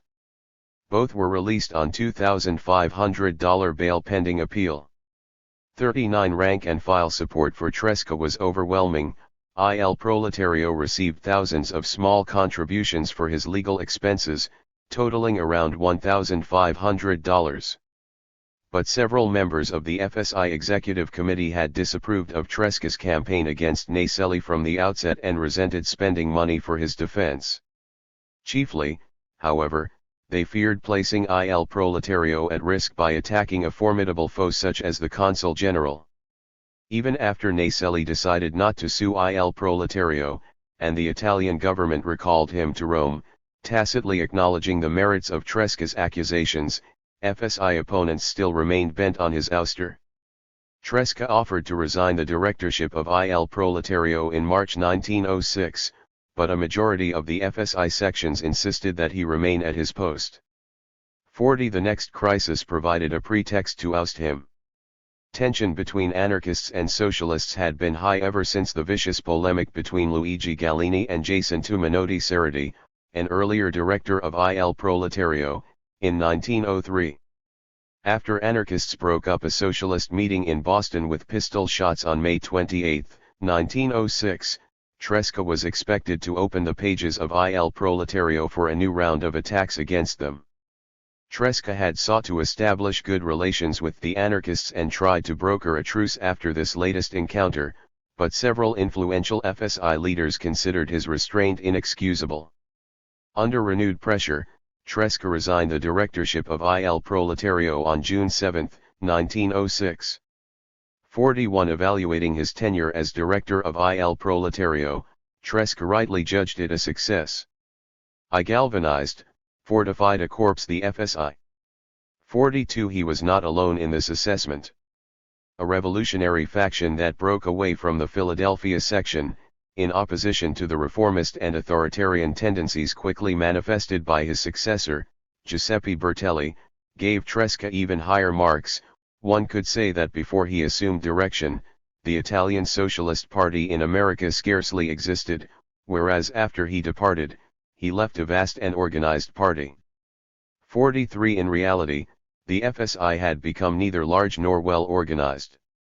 But Tresca unquestionably had rendered inestimable service to Italian socialism and syndicalism in America during his 20 months as director of Il Proletario. The FSI's debts had been eliminated and Il Proletario's circulation had risen from 4,000 to 5,600. The number of FSI sections had increased from 30 to more than 80, and state federations had been organized in Connecticut, Illinois, Massachusetts, New Jersey, Pennsylvania, and Vermont. 44 In sum, a major resurgence of the FSI had occurred between 1904 and 1906, and the lion's share of credit belonged to Tresca. Freelance of Revolution. Tresca's departure from Il Proletario in no way diminished his popularity among rank-and-file socialists and syndicalists, who appreciated his daring leadership far more than the FSI chieftains did.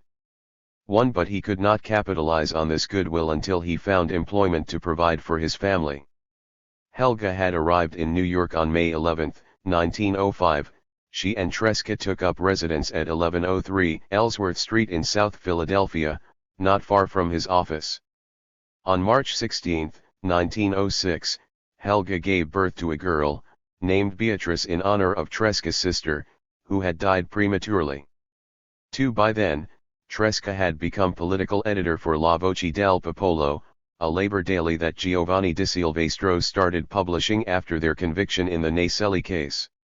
Loss of their appeal, however, sent Tresca and di Silvestro to Moyamensing prison for 3 months.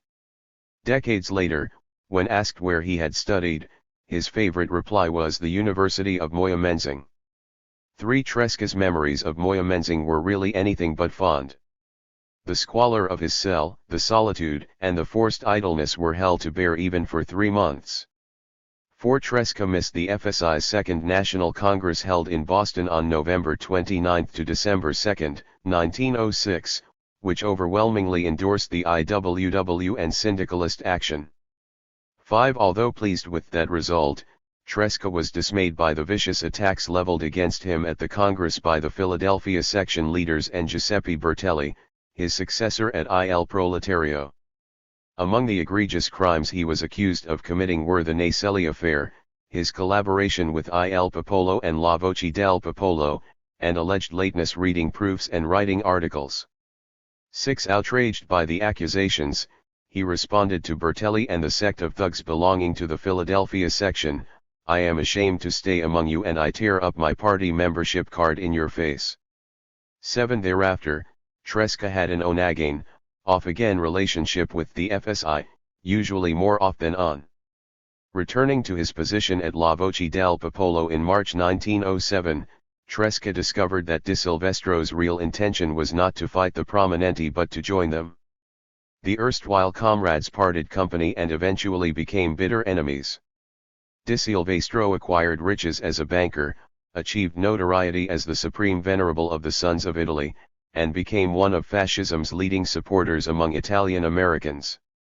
Estranged from the FSI and without a job, Tresca appealed to the rank and file to support a syndicalist newspaper La Plebe, the Populace, which he began publishing in Philadelphia on August 24, 1907. His timing could not have been worse. The economy was on the verge of a severe depression, 1907 to 1908, yet on the basis of his reputation alone, Tresca's newspaper attracted 500 subscribers before commencing publication. 9 La Plebe's office was located initially at 823 Catherine Street but moved 6 months later to 1029 South 8th Street, both in the heart of South Philadelphia's Italian district. Some FSI members assumed La Plebe would serve as a federation organ under the direction of the local FSI section. Tresca's first issue sent a jolting message to those who coveted control: I do not ask official recognition of any party. 10. And to leave no doubt, La Plebes masthead proclaimed itself, not in the service of personal cliques nor subject to the tyranny of a party, but in combat for the ideal against priests, bosses, and Camorra. 11. Liberated from FSI obligations and constraints, Tresca finally assumed the role for which his talents and temperament were best suited: Italian-American radicalism's freelance of revolution. 12. La Signorina. Barely 6 months after launching La Plebe, Tresca was once more embroiled in legal trouble, but of a different sort than usual. On February 16, 1908, he was arrested for disorderly conduct, having been caught flagrante delicto in a Philadelphia hotel room with Marietta D'Antonio, a girl under 16 years of age, who had been teaching him English. Although the relationship had been consensual, Tresca was indicted on a long list of charges: assault and battery, aggravated assault and battery, assault and battery to ravish, rape, and adultery. 13. Released on $1,000 bail, Tresca claimed that one of Philadelphia's prominenti, Fioravanti, and local priests had pressured her into giving the authorities a more damaging version of what had transpired between them. 14. Considering how intensely Tresca was hated by the local prominenti and clergy, his suggestion of behind-the-scenes machinations was certainly credible. More likely, the girl's father, bent on revenge and salvaging her honor, had denounced Tresca to the authorities as a violent predator. 15. Tresca's misadventure provided a juicy scandal for state Philadelphia. The American press depicted him as a black-hander, child kidnapper, and worse. 16. Tresca's enemies among the prominenti and clergy took delight in his predicament, and even the sovversivi, just as conventional as non-radicals in matters of sexual conduct, were dismayed by his behavior, if not as vocal as the opposition. The incident became a permanent stain on Tresca's record. For several months, La Plebe was issued with Helga's name listed as the publisher, in hope of minimizing the damage to the newspaper that might result from the scandal and the criminal proceedings facing Tresca. Subscription payments and contributions to La Plebe did fall off dramatically. However, the cause was the economic depression of that year, which plunged thousands of Italians immigrants into desperate straits. In August 1908, hoping to obtain new supporters, avoid harassment from postal authorities, and no doubt escape the spotlight of scandal, Tresca transferred La Plebe to Pittsburgh. The office was set up at 8 Tunnel Street. He and Helga resided briefly at 712 Webster Avenue and later at 204 Robinson Street in a home owned by an English woman. 17. The Republic of Priests. Pittsburgh was an ideal base of operations for Tresca, whose labor activities now focused primarily on the coal fields of western Pennsylvania. But Pittsburgh and the nearby mining regions harbored difficulties and dangers that Philadelphia did not. The American coal, steel, and aluminum barons dominated the region like feudal lords, and the Italian Camorra Colonia wielded more power than their counterparts in Philadelphia and were much more aggressive about retaining it. The law was whatever the magnates and their satraps said it was, and those who resisted were likely to end up in jail or dead. The sovversivi had acquired a substantial following among the Italian coal miners of western Pennsylvania, but the FSI section in Pittsburgh was far weaker than its Philadelphia counterpart, having been organized only in 1906 or 1907. Tresca's arrival, therefore, caused immediate alarm among local consular officials, priests, and prominenti. The Italian ambassador, Mayor de Planches, notified the Postmaster General in Washington of Tresca's presence in Pittsburgh, hoping to suppress La Plebe through postal interference and financial ruin. 18. Since the 19th century, subversive newspapers were stifled through repeated confiscation of offending issues. The Postal Office Department soon found a pretext to intervene: the absence of a legitimate list of subscribers.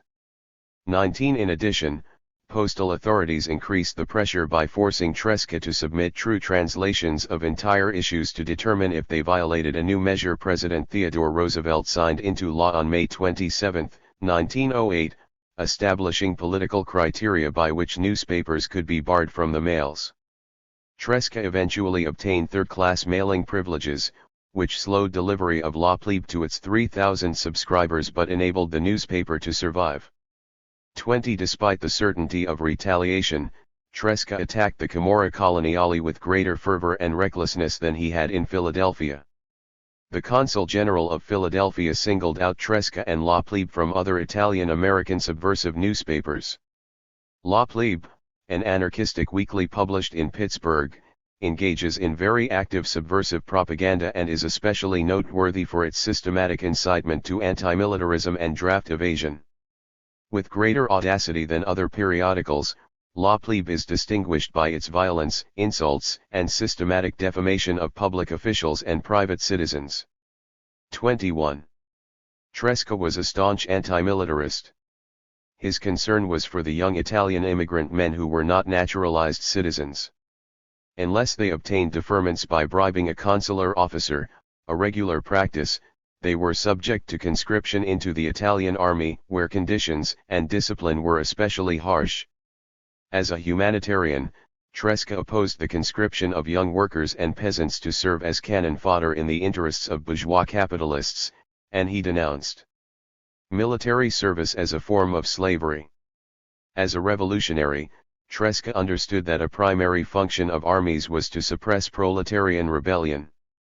Converting working-class soldiers to the cause of revolution was therefore imperative, and in his pamphlet Non ti fare soldato, Don't Be a Soldier, published in 1909, he expressed the hope that when the revolutionary idea has broken through the walls of the barracks, the rifles may shoot, but no longer against the strikers. 22 Although his anti-militarism remained constant, Tresca delighted more in attacking the malinari, black hogs, of the Catholic Church, who were so powerful in Pittsburgh that he dubbed the city the Republic of Priests. 23 Conflict between Italian radicals and the priesthood in Pittsburgh had recently escalated, and the church enlisted the support of secular authorities to assist them. The police raided several Italian bookstores that sold radical newspapers and other literature on November 30, 1907. 24 The episodes of repression in Pittsburgh were part of a larger campaign waged at this time by the Catholic Church against its ideological enemies. Typically, in February 1908, complaints from the Archbishop of New York and the Apostolic Nuncio to Washington prompted Anthony Comstock, head of the Society for the Prevention of Vice, to arrest the owner of the S.F. Vanni bookstore in New York City, a cultural institution of the Colonia Italiana, on the grounds that the Italian anti-clerical newspapers he sold were pornographic and sacrilegious. 25 Such episodes characterized the Red Scare of 1908, the campaign of political and cultural repression encouraged by Theodore Roosevelt.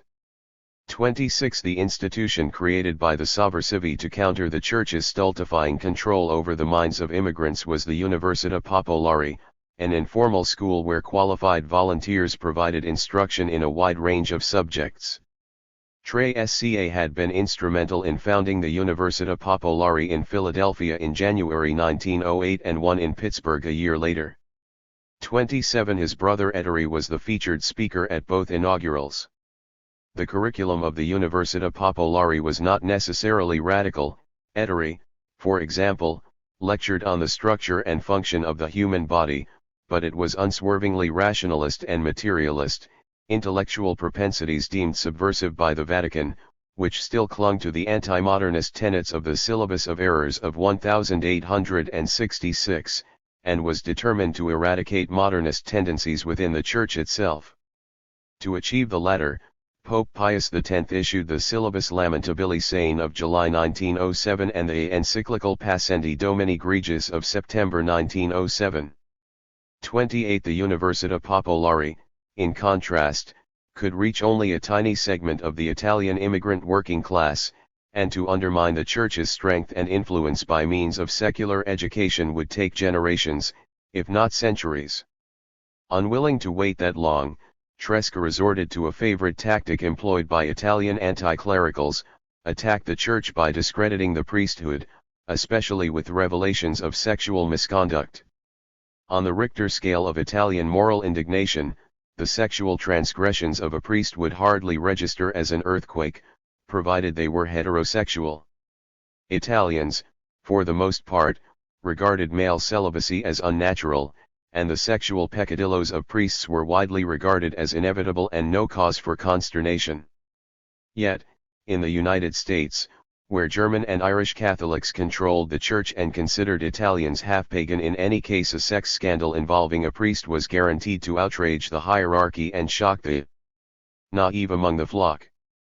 That Tresca himself was hardly a paragon of moral rectitude in matters of sexual conduct never gave him pause.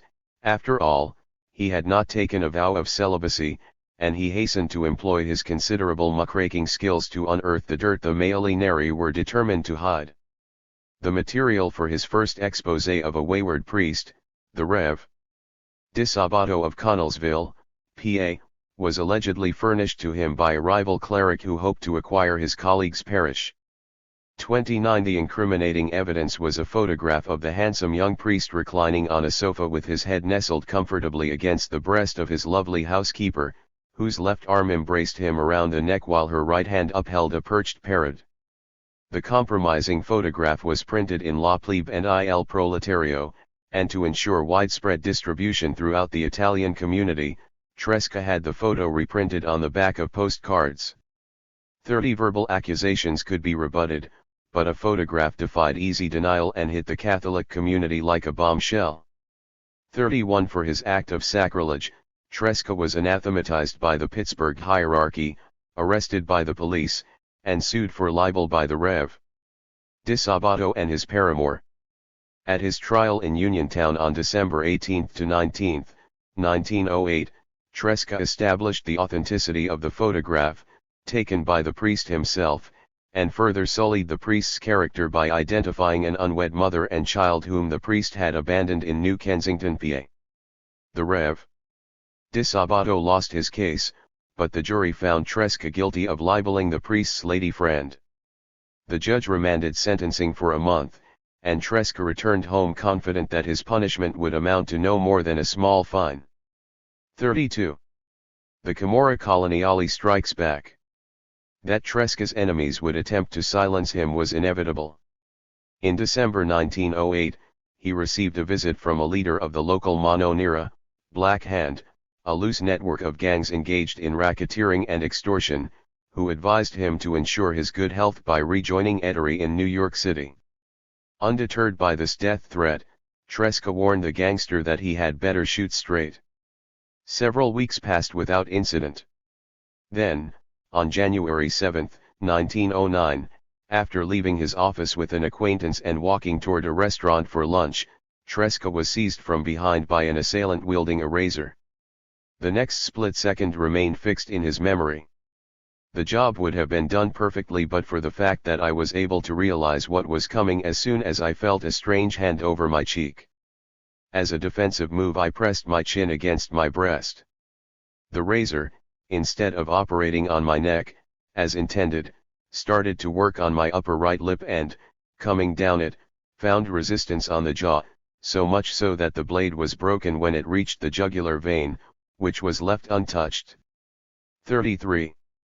Bleeding profusely, Tresca grappled with his attacker until a policeman arrived on the scene and placed the culprit under arrest. He staggered into a drugstore in search of help, but another policeman, suspecting him being a black-hander, dragged him to the police station, where he collapsed from loss of blood.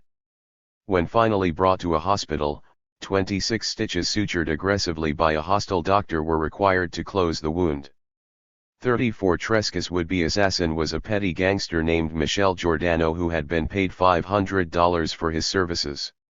Several enemies hated Tresca enough to want him dead, but suspicion pointed to Mariano Cancelliere, the owner of the conservative newspaper La Trinacria of Pittsburgh, whom Tresca had attacked repeatedly in Il Proletario and La Plebe, and whose conviction for fraud in Italy he revealed when the latter testified as a character witness against him at his Uniontown trial.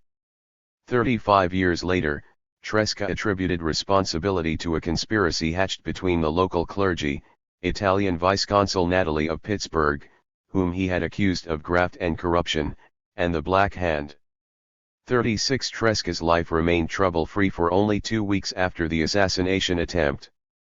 When his brother Ettore visited Pittsburgh to treat his infected wound, he brought news that Don Filippo had died in Sulmona. Tresca was haunted by thoughts that he had shortened Don Filippo's life by causing him so much worry and stress over the years. But he had no time for mourning.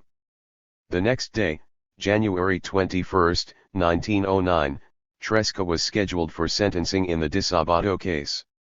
Instead of the $50 fine previously agreed upon by the trial judge and Tresca's lawyer, Tresca was condemned to serve 6 months in jail and pay a $500 fine for having libeled the priest's lady friend.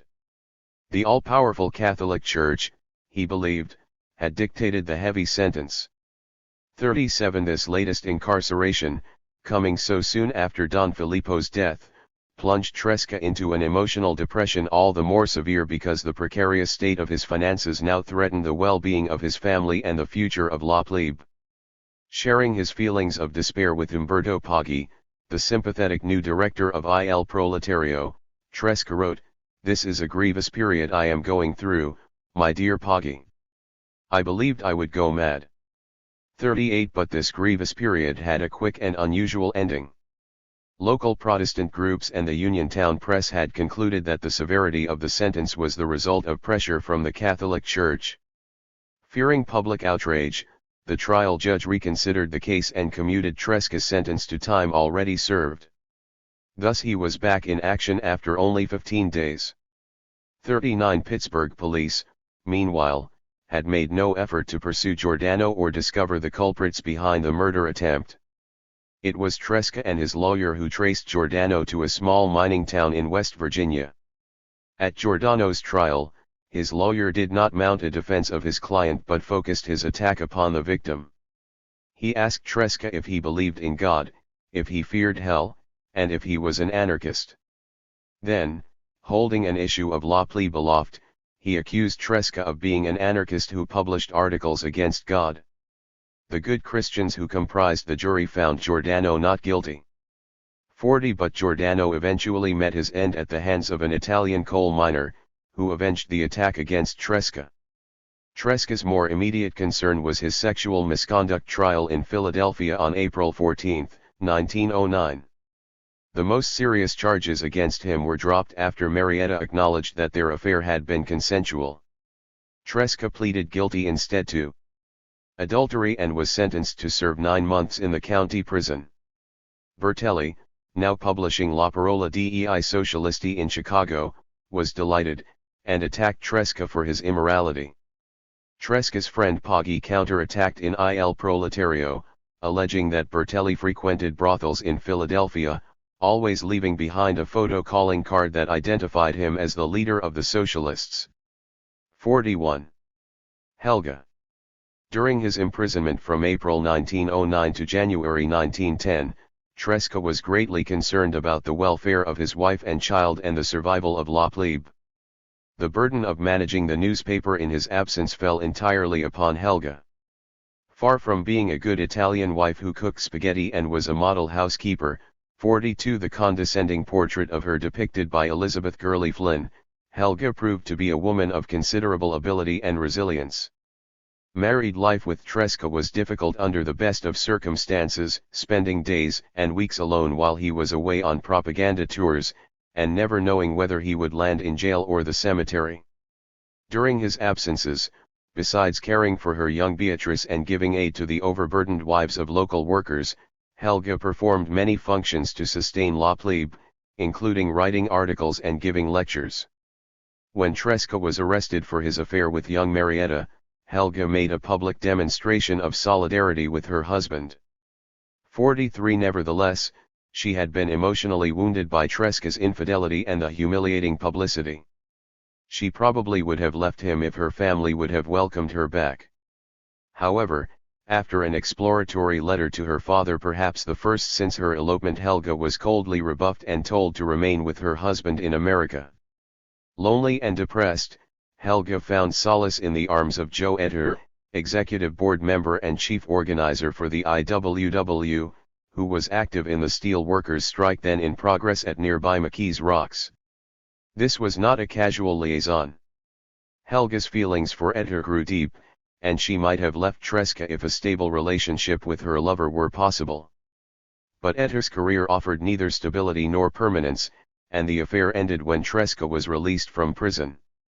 Tresca apparently knew or learned of Helga's dalliance with Etter and accepted it with equanimity, according to his daughter. 44 Yet it is hard to believe that his Italian male ego did not harbor resentment toward Etter. Elevenire. Helga's efforts to save La Plebe ultimately failed.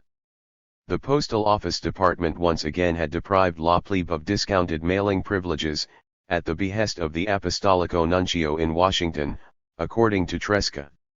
The cost of mailing the newspaper plus the bills accrued from his court case placed a huge burden on Tresca and his family.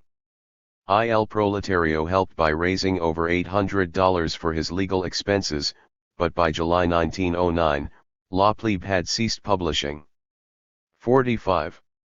But soon, with the assistance of Tresca's good friend, Giuseppe Zavarella, who obtained a second-class mailing permit as the newspaper's nominal publisher, Helga transferred the newspaper to Steubenville, Ohio, where it was resurrected on July 24, 1909 under the name of Elevenire, The Future. When Tresca was released in January 1910, he transferred his family and Elevenire to New Kensington, a grimy aluminum-producing town 20 miles northeast of Pittsburgh with a sizable FSI section led by Antonio Mariella. A new series of Elevenire was launched on August 20, 1910, and for the next 3 years, with Mariella fronting as publisher, Tresca continued his operations in New Kensington and opened a branch office in Pittsburgh. 46. The Westmoreland Strike. Once out of prison, Tresca resumed his activities among Italian coal miners, many of whom had by now formed scores of radical groups and circles in Pennsylvania, Illinois, Ohio, Kansas, Oklahoma, Colorado, New Mexico, and Nevada. 47 In fact, coal miners constituted one of the largest and most militant contingents of the Italian immigrant left, and it was among their ranks that Tresca derived his strongest support. The highest concentrations of Italian coal miners were located in the anthracite region of eastern Pennsylvania and the bituminous region of the state's western counties. By 1910, some 60,000 Italians in Pennsylvania were dependent upon the mines for their material existence, which meant living in abject poverty. 48 For Tresca, Italian coal miners represented an army of disinherited plebes for whom he might serve as revolutionary leader. His first expressions of solidarity dated from the coal miners' strike in Colorado and Utah in 1904, but his special bond with them was forged during the early propaganda tours of 1906. By 1910, Tresca was ready for more direct action at their head. The message Tresca spread in the coal fields was one of resistance not only against the mine owners, but against the United Mine Workers of America, UMWA. The UMWA was an industrial union dominated by conservative leaders who accepted the wage system as a natural and necessary part of our industrial system, in the words of its first president, John B. Ray. 49 Although the union included a radical minority, the UMWA's official philosophy of class collaboration, in Tresca's view, qualified it as ally of capitalism rather than an instrument for its overthrow.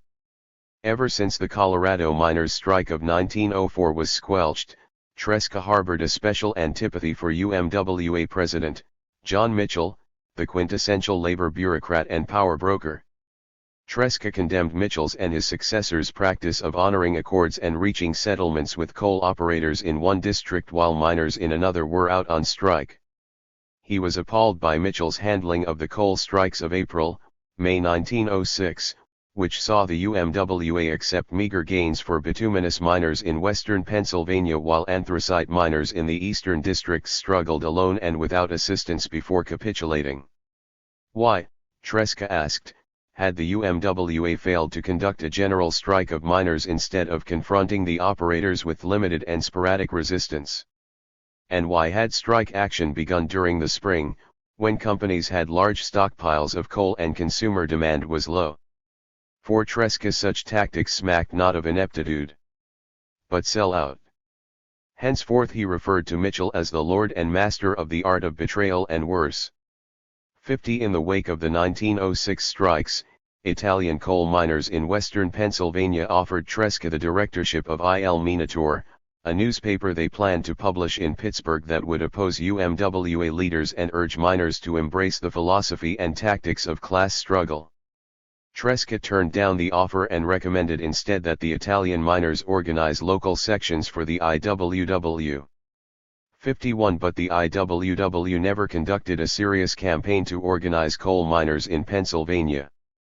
52 So from 1906 through 1911, Tresca's activities among Italian coal miners were conducted without assistance from a sympathetic labor union or political party. His best opportunities for revolutionary propaganda and labor agitation occurred during the Great Westmoreland Strike of March 1910 to July 1911. Westmoreland County provided more bituminous coal than any other, but productivity never benefited local, non-union miners, who worked more hours and were paid appreciably less than their counterparts in the unionized Pittsburgh district nearby. The UMWA's success in organizing coal miners was spotty. The 30 coal operators in Westmoreland had defeated every attempt by miners to organize since 1890. To the operators and the UMWA, therefore, the primary issue of contention was unionism. 53 However, an Italian anarchist miner from Latrobe, in the heart of Westmoreland, stated the real objective of the miners: they wanted above all to be treated like men, not beasts. 54 A consideration largely ignored by the operators and UMWA leaders alike. Miners of the Keystone Coal and Coke Co., around Greensburg, walked out on strike on March 10, 1910, demanding the reinstatement of a few hundred men discharged for organizing a union local, a pay increase, and a reduction of the workday. By the end of May, the strike encompassed all of Westmoreland save for the Connellsville area in the south, where the UMWA feared to antagonize the powerful Frick Coal and Coke Co., which supplied coke to U.S. Steel in Pittsburgh. During the next 16 months, 65 collieries belonging to 30 coal operators of Westmoreland were struck. Company records indicated that strikers numbered 10,631 out of 15,537 miners. The president of UMWA District 5, Pittsburgh, placed the figure at 18,000. The majority were Slavs and Italians. 55 The owners reacted quickly and ruthlessly, evicting strikers from company houses. The UMWA provided tent camps and shanties on leased ground and weekly relief benefits. However, these measures barely prevented the strikers from freezing and starving. As was also customary, the owners hired thousands of scabs, mainly non-English speaking immigrants who frequently did not know a strike was in progress. To protect the scabs and intimidate strikers, the companies mobilized a small army comprising the state coal and iron police, deputy sheriffs, deputy constables, and the state police, all but the last paid by the owners. Company property, which included streets and roads in mining towns, was posted, and injunctions against the UMWA and strikers readily provided by the courts prohibited strikers from assembling near or marching past the mines lest they threaten scabs at work. Around 1,000 strikers were arrested and charged with trespass, disorderly conduct, or violent acts. Most were fined or imprisoned by local justices of the peace. Deputies and constables who committed acts of violence against strikers were rarely arrested. Officially, 10 deaths resulted from clashes between miners and company constabulary, but the toll was probably higher.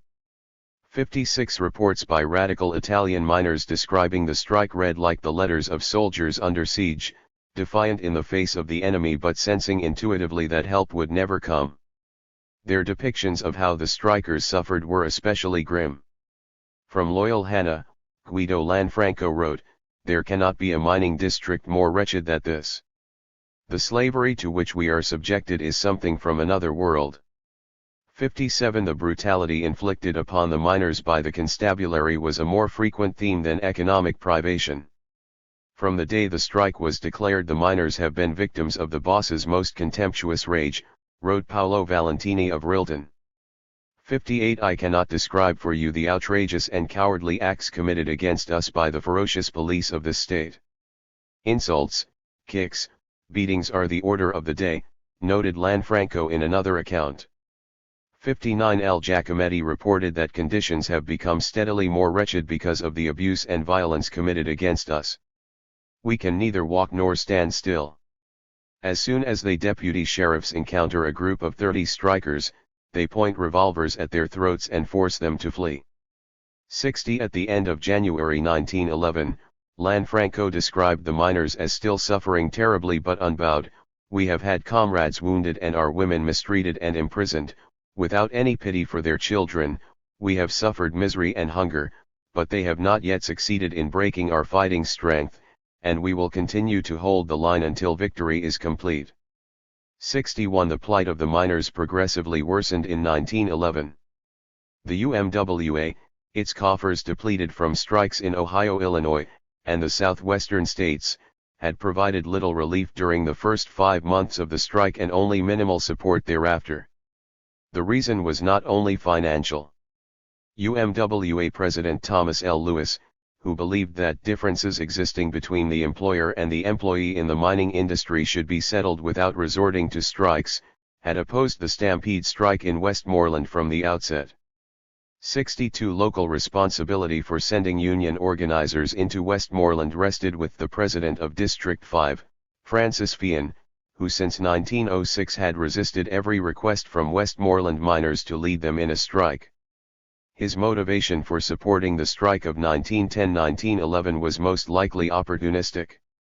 By encouraging a strike in Westmoreland, Fian was able to deny the Pittsburgh market an alternative source of coal, so when demand and prices rose, the operators in District 5 saw a chance to increase profits at the expense of Westmoreland competitors and signed news contracts with the UMWA in April 1911.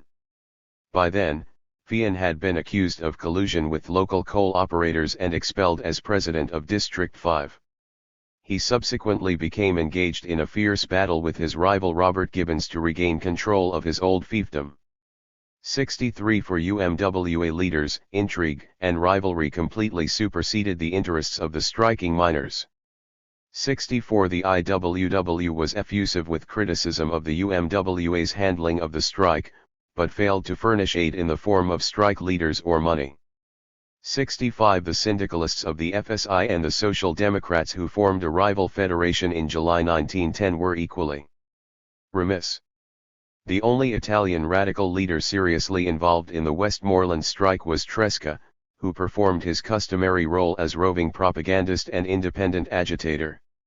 Because he had no official association with the strike, the UMWA tolerated Tresca's presence but occasionally reprimanded him for his audacity and the revolutionary nature of his speeches. 66 Not that Tresca cared a jot. His already low opinion of the UMWA quickly developed into unbridled contempt. The local officials of the UMWA, he maintained, were all tools of the competing coal companies, and the strike was in progress not for the benefit of the miners, but as part of the game of rivalry among the mine barons, to weaken and overpower their competitors. 67 Posing as an aide to Armando Palezzari, a syndicalist and one of the few Italian organizers employed by the UMWA, Tresca visited the hangouts of the union officials who were supposedly leading the strike. It was with disgust that I mingled with such low and repulsive creatures, he wrote. They were all gathered every day in a saloon, where I found them all drunk and happy, with no regret for the misery, want, and disgrace that their betrayal was bringing to the miners. 68 Tresca's first speech exhorting Italian miners to action was delivered in Greensburg, the strike's epicenter, on March 20, 1910, a few days after the walkout began. A local miner described the event, "We cannot convey the satisfaction of the comrades in again seeing the scourge of the Camorra." He spoke to great applause before a large audience gathered to demonstrate how much affection the workers feel for him. His calm and clear words left a profound impression on the listeners. 69 Thereafter, Tresca spoke regularly to Italian miners at several Westmoreland towns and other mining communities within the Pittsburgh orbit. He also generated financial and moral support for the strikers at his lectures in Pittsburgh, New Kensington, and Chicago. 70 Functioning as an independent strike leader required great courage. The deputy sheriffs and other hired guns, whose task was to brutalize and intimidate, might have killed or injured Tresca at any time. But Tresca confronted them face to face on many occasions. His comrade, Giulio Mazza, a miner from Irwin, recalled one encounter during which a sheriff and his deputies positioned themselves in front of a group of marchers led by Tresca and gave orders to stop.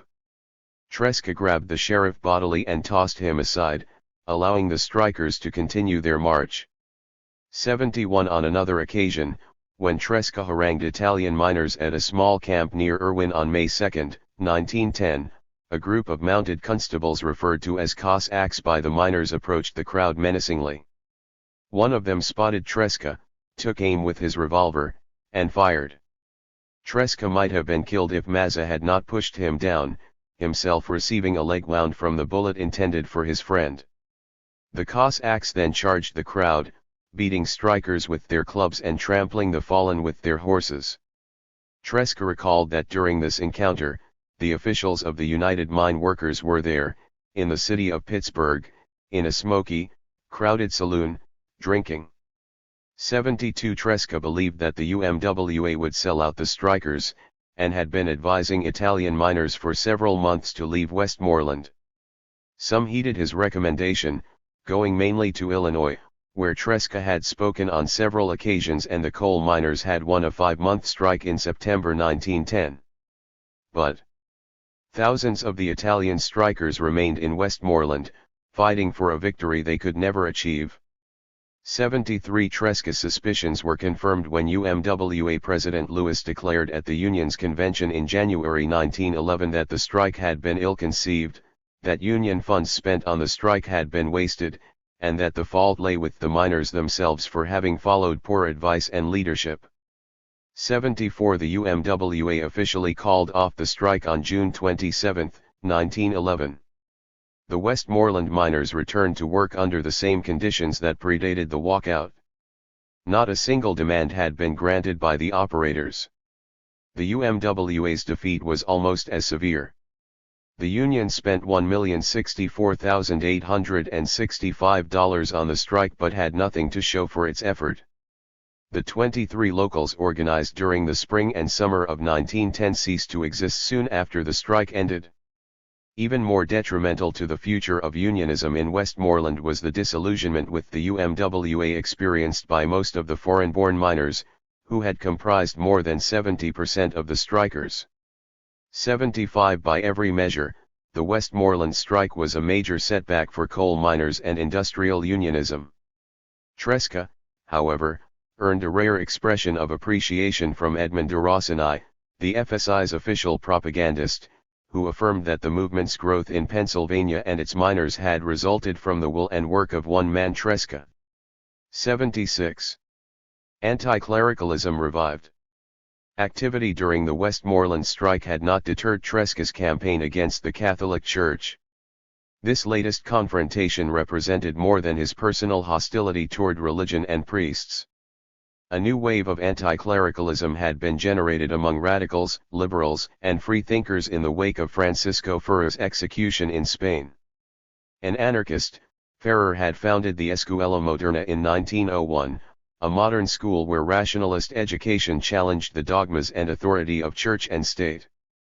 Determined to eradicate the threat he presented, Spanish authorities arrested Ferrer after the Semana Trágica, July 24 to August 1, 1909, a large-scale insurrection waged in Barcelona against conscription and war in Morocco.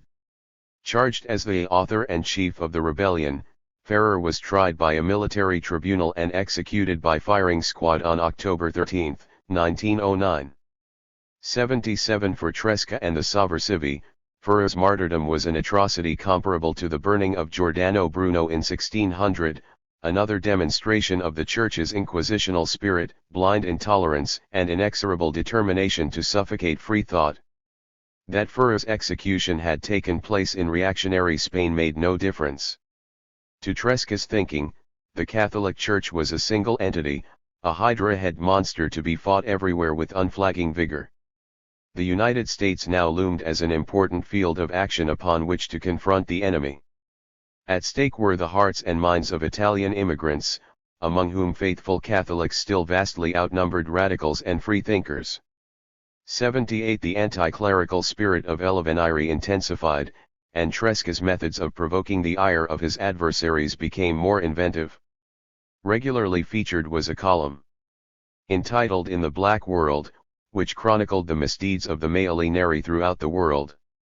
Another column, entitled Without Priests, periodically announced the birth of an Italian child who would not be christened or subjected to the perverted education of the priests, but raised to become a champion of free thought, a rebel who is to have the kiss of the Son for his baptism, humanity for his faith, and the universe for his fatherland.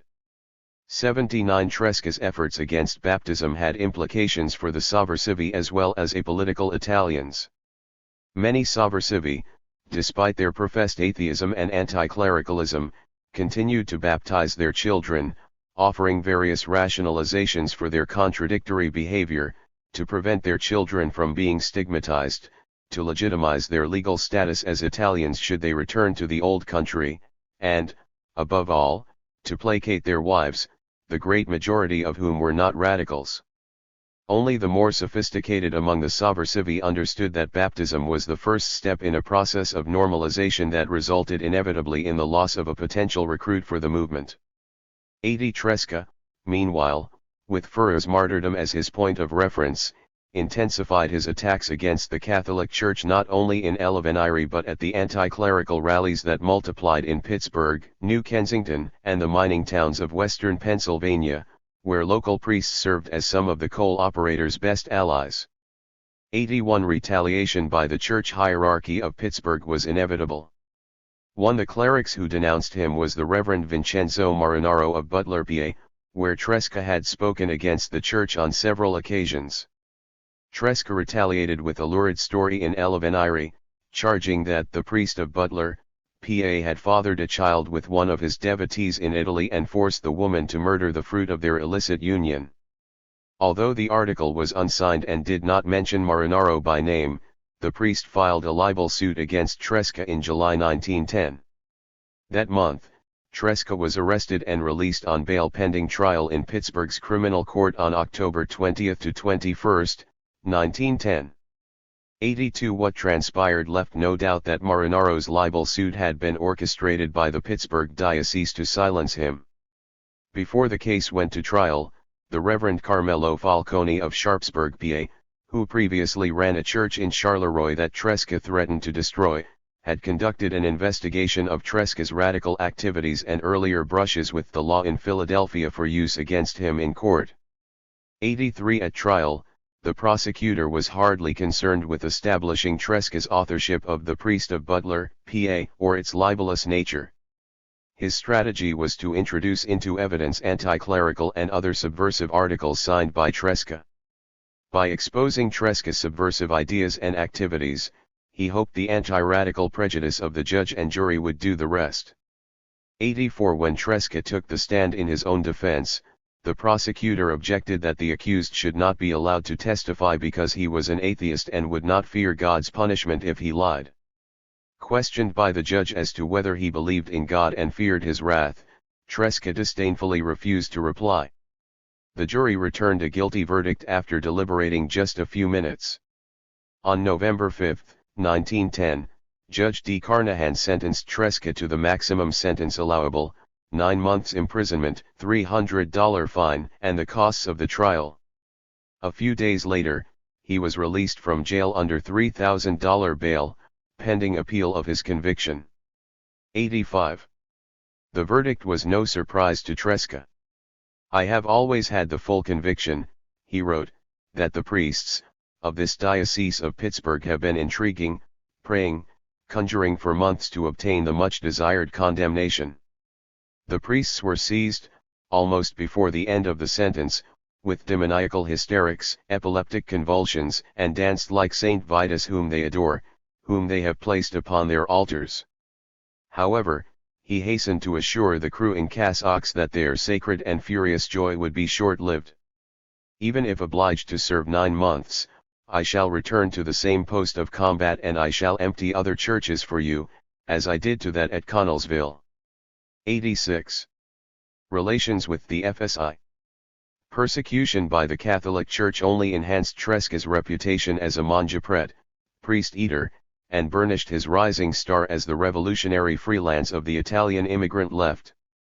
Tresca's growing prestige had not been lost on the syndicalists of the FSI, who now sought to reclaim him as their own. Whether Tresca rejoined the FSI is uncertain. 87. However, reconciliation between Tresca and the FSI did not begin until after Bertelli was ousted as director of Il Proletario in 1907, and the syndicalists increased their domination of the FSI's executive committee. To acknowledge Tresca's outstanding achievements in Pennsylvania, the Pittsburgh members of the FSI elected him, together with Pietro Allegra, his closest friend and associate, to represent the section at the Federation's National Congress in Utica, New York, on April 2 to 4, 1911.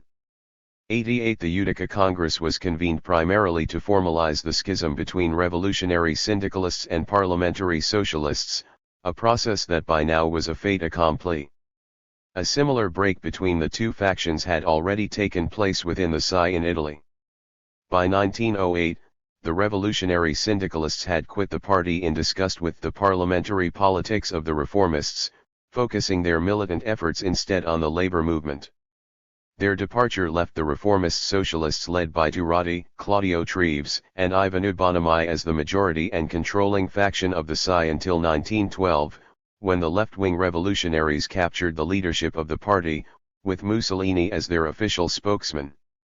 In contrast, it was the reformists who had progressively defected from the FSI in the United States, leaving the revolutionary syndicalists in control of Il Proletario and the Federation's executive committee by 1908. The exodus of reformists accelerated that same year when the IWW, which the FSI officially supported, had formally rejected alliances with all political parties, a position unacceptable to those socialists still devoted to parliamentary politics. To establish an official voice, the reformists in February 1908 launched La Parola dei Socialisti in Chicago under the directorship of Giuseppe Bertelli, an appointment that assured an acrimonious rivalry with the revolutionary syndicalists. The publication of La Parola dei Socialisti was followed by the founding of the reformists' own Federazione Socialista Italiana in New York on July 30, 1910. Claiming a membership of 1,000, the Social Democratic FSI affiliated itself directly with the SPA, and La Parola dei Socialisti became an official organ of the party. With few reformists collaborating with Il Proletario or concerning themselves with the affairs of the senior FSI, the Utica Congress was attended primarily by revolutionary syndicalists, who adopted Edmund de Rossini's resolution declaring revolutionary syndicalism the true and genuine expression of socialism as the official ideology of the FSI.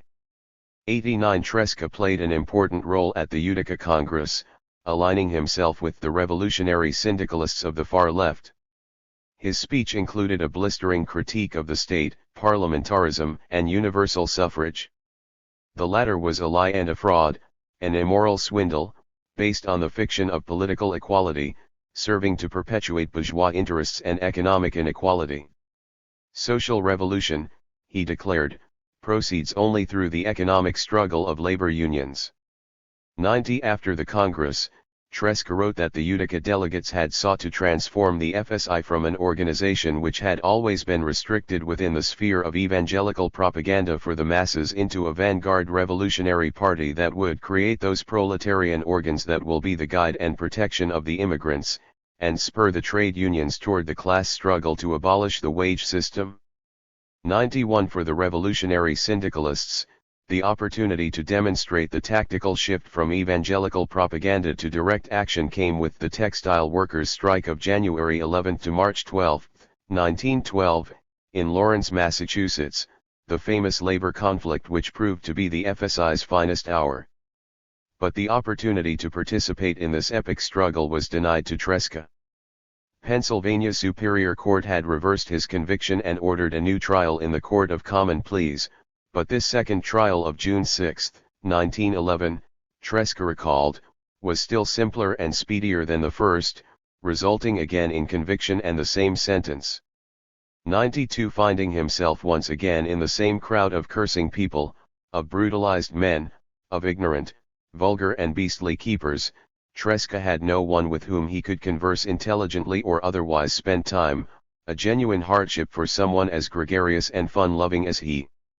As the months passed, he longed for light for my agitated and imprisoned soul, bread for my mind that was getting lost in the fog of misery and degradation that surrounded me. The spiritual burden of incarceration was eased when news reached him of the great strike underway at Lawrence. My cell was no longer my tomb, he recalled. It was populated by marching strikers, speaking leaders, and clubbing policemen, and resounded with revolutionary songs of labor and faith. Tresca longed for the call that would summon him to Lawrence. It came within days of his release in March 1912, precipitating changes in his life and career he could not possibly have imagined while languishing in the Allegheny County Jail. 93. Lawrence. On January 11, 1912, after mill owners cut wages in response to a state-mandated cut in the hours women and children were permitted to work, Polish, Italian, and Lithuanian mill hands, many of them women, spontaneously rebelled by shutting down their looms, slashing power belts, and exiting the mills in protest. One anticipating a long strike, Angelo Rocco, secretary of Local 20's Italian branch of the National Industrial Union of Textile Workers, an IWW affiliate, requested Joe Ether to mobilize the workers under the leadership of the IWW. Only 26 years old, with a shock of curly black hair and a cherubic smile, Ether looked more like a mischievous street urchin than a fiery labor agitator and the IWW's principal organizer for its eastern branches. Born to Italian parents in Brooklyn, in 1886, Ether grew up in Chicago and California and joined the SPA while still a teenager, laboring as an iron worker in a San Francisco shipyard. He joined the IWW in 1905 and served as an organizer among West Coast lumbermen, miners, railroad workers, and construction gangs. Elected to the IWW's General Executive Council in 1908, Ether moved east the following year. His proficiency with foreign languages, he was fluent in English and Italian, and understood Polish, Yiddish, and Hungarian, proved invaluable when dealing with immigrant workers such as those in Lawrence. The strike would prove the greatest triumph of his career in the labor movement. Ether perceived at the outset that the Italian mill workers, by virtue of their superior numbers and militancy, would constitute the backbone of the strike. To join him as co-leader of the Italians, Ether invited Arturo Giovannitti, the director of Il Proletario, who arrived on January 20. At 28, Giovannitti was an elegant figure, taller and thinner than his stocky comrade, with handsome features and brooding eyes. Giovannitti had an unusual background for a sovversivo. As a rebellious and melancholy youth from the middle class in Campobasso, Molise, Giovannitti rejected the prospect of life among the provincial bourgeois and migrated to Canada at age 16, supporting himself briefly as a mine worker and railroad laborer. Well educated but guided by religious and mystical tendencies, Giovannitti found work at a Presbyterian mission for Italians in Montreal and studied English and theology at McGill University. He continued his religious studies at Columbia University's Union Theological Seminary in 1904, while working at a Presbyterian mission in Brooklyn. After another stint at a mission in Pittsburgh, Giovannitti's flirtation with Protestantism ended, and he embraced syndicalism under the influence of Tresca, with whom he maintained a lifelong friendship. Back in New York and unemployed, Giovannitti spent many a winter's night on a bench in Little Italy's Mulberry Park until he found work as a bookkeeper and joined the editorial staff of Il Proletario.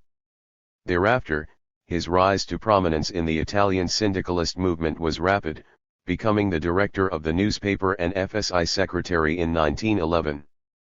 By that time, Giovannitti had also distinguished himself as the leading poet of the Italian immigrant left, although much of his best poetry, in English, would soon be inspired by the ordeal that awaited him in Lawrence. For Giovannitti's role in the strike was that of the charismatic orator. His Sermon on the Common, in English, echoing Christ's Sermon on the Mount, uplifted strikers' spirits and strengthened their resolve to fight. Ether, while an able speaker, was the master strategist whose organizational skills and innovative tactics assured the rapid expansion of the strike. He oversaw as elected chairman the formation of a general strike committee that exercised complete authority and formulated demands: 1. 15% increase in wages on the 54-hour basis, 2. Double time for overtime work, 3. The abolition of all bonus and premium systems, 4. And no discrimination against workers for strike activity. Winning these demands required enough strikers to halt or substantially decrease production. Toward that end, Ether organized moving picket lines that regularly marched around the mills and effectively obstructed access. He also conducted giant parades through the streets of Lawrence to demonstrate the workers' strength and solidarity. By February, some 23,000 out of a labor force of 32,000 had abandoned the mills. Italians and Poles were the most numerous and militant, 7,000 and 2,500, respectively, providing more picketers and marchers than other ethnic groups. 5. But Ether and Giovannitti would not be available to lead the strike at its height. On January 29, an Italian woman striker, Anna Lopizzo, had been shot and killed by a policeman. The next day a Syrian boy, John Rami, was fatally bayoneted by a militiaman. Seizing the deaths as a pretext to decapitate the strike, the authorities arrested Ether, Giovannitti, and Joseph Caruso, a mill worker, charging them with indirect responsibility for Lopizzo's murder. But the authorities and mill owners failed in their purpose. The IWW replaced Ether and Giovannitti with Big Bill Haywood, Elizabeth Gurley Flynn, William Yates, William E. Trotman, and others, who led the workers of Lawrence to victory by the middle of March 1912. 6. Victory remained incomplete, however, so long as the strike leaders remained in prison facing possible death. The IWW therefore mounted a defense campaign that rivaled the efforts previously expended during the strike. The IWW's most important ally throughout the defense campaign, as during the strike, was the FSI, whose membership demonstrated even greater militancy and single-minded commitment to the struggle than their wobbly comrades. The FSI's zealous determination was attributable to their political ideology as well as the desire to save their Italian comrades.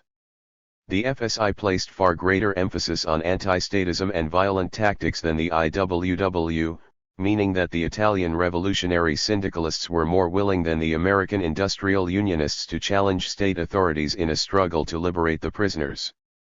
7. When the accused were formally indicted on April 18, Il Proletario declared in its May Day issue, "It is not the time for words, it is time for action, it is time for war.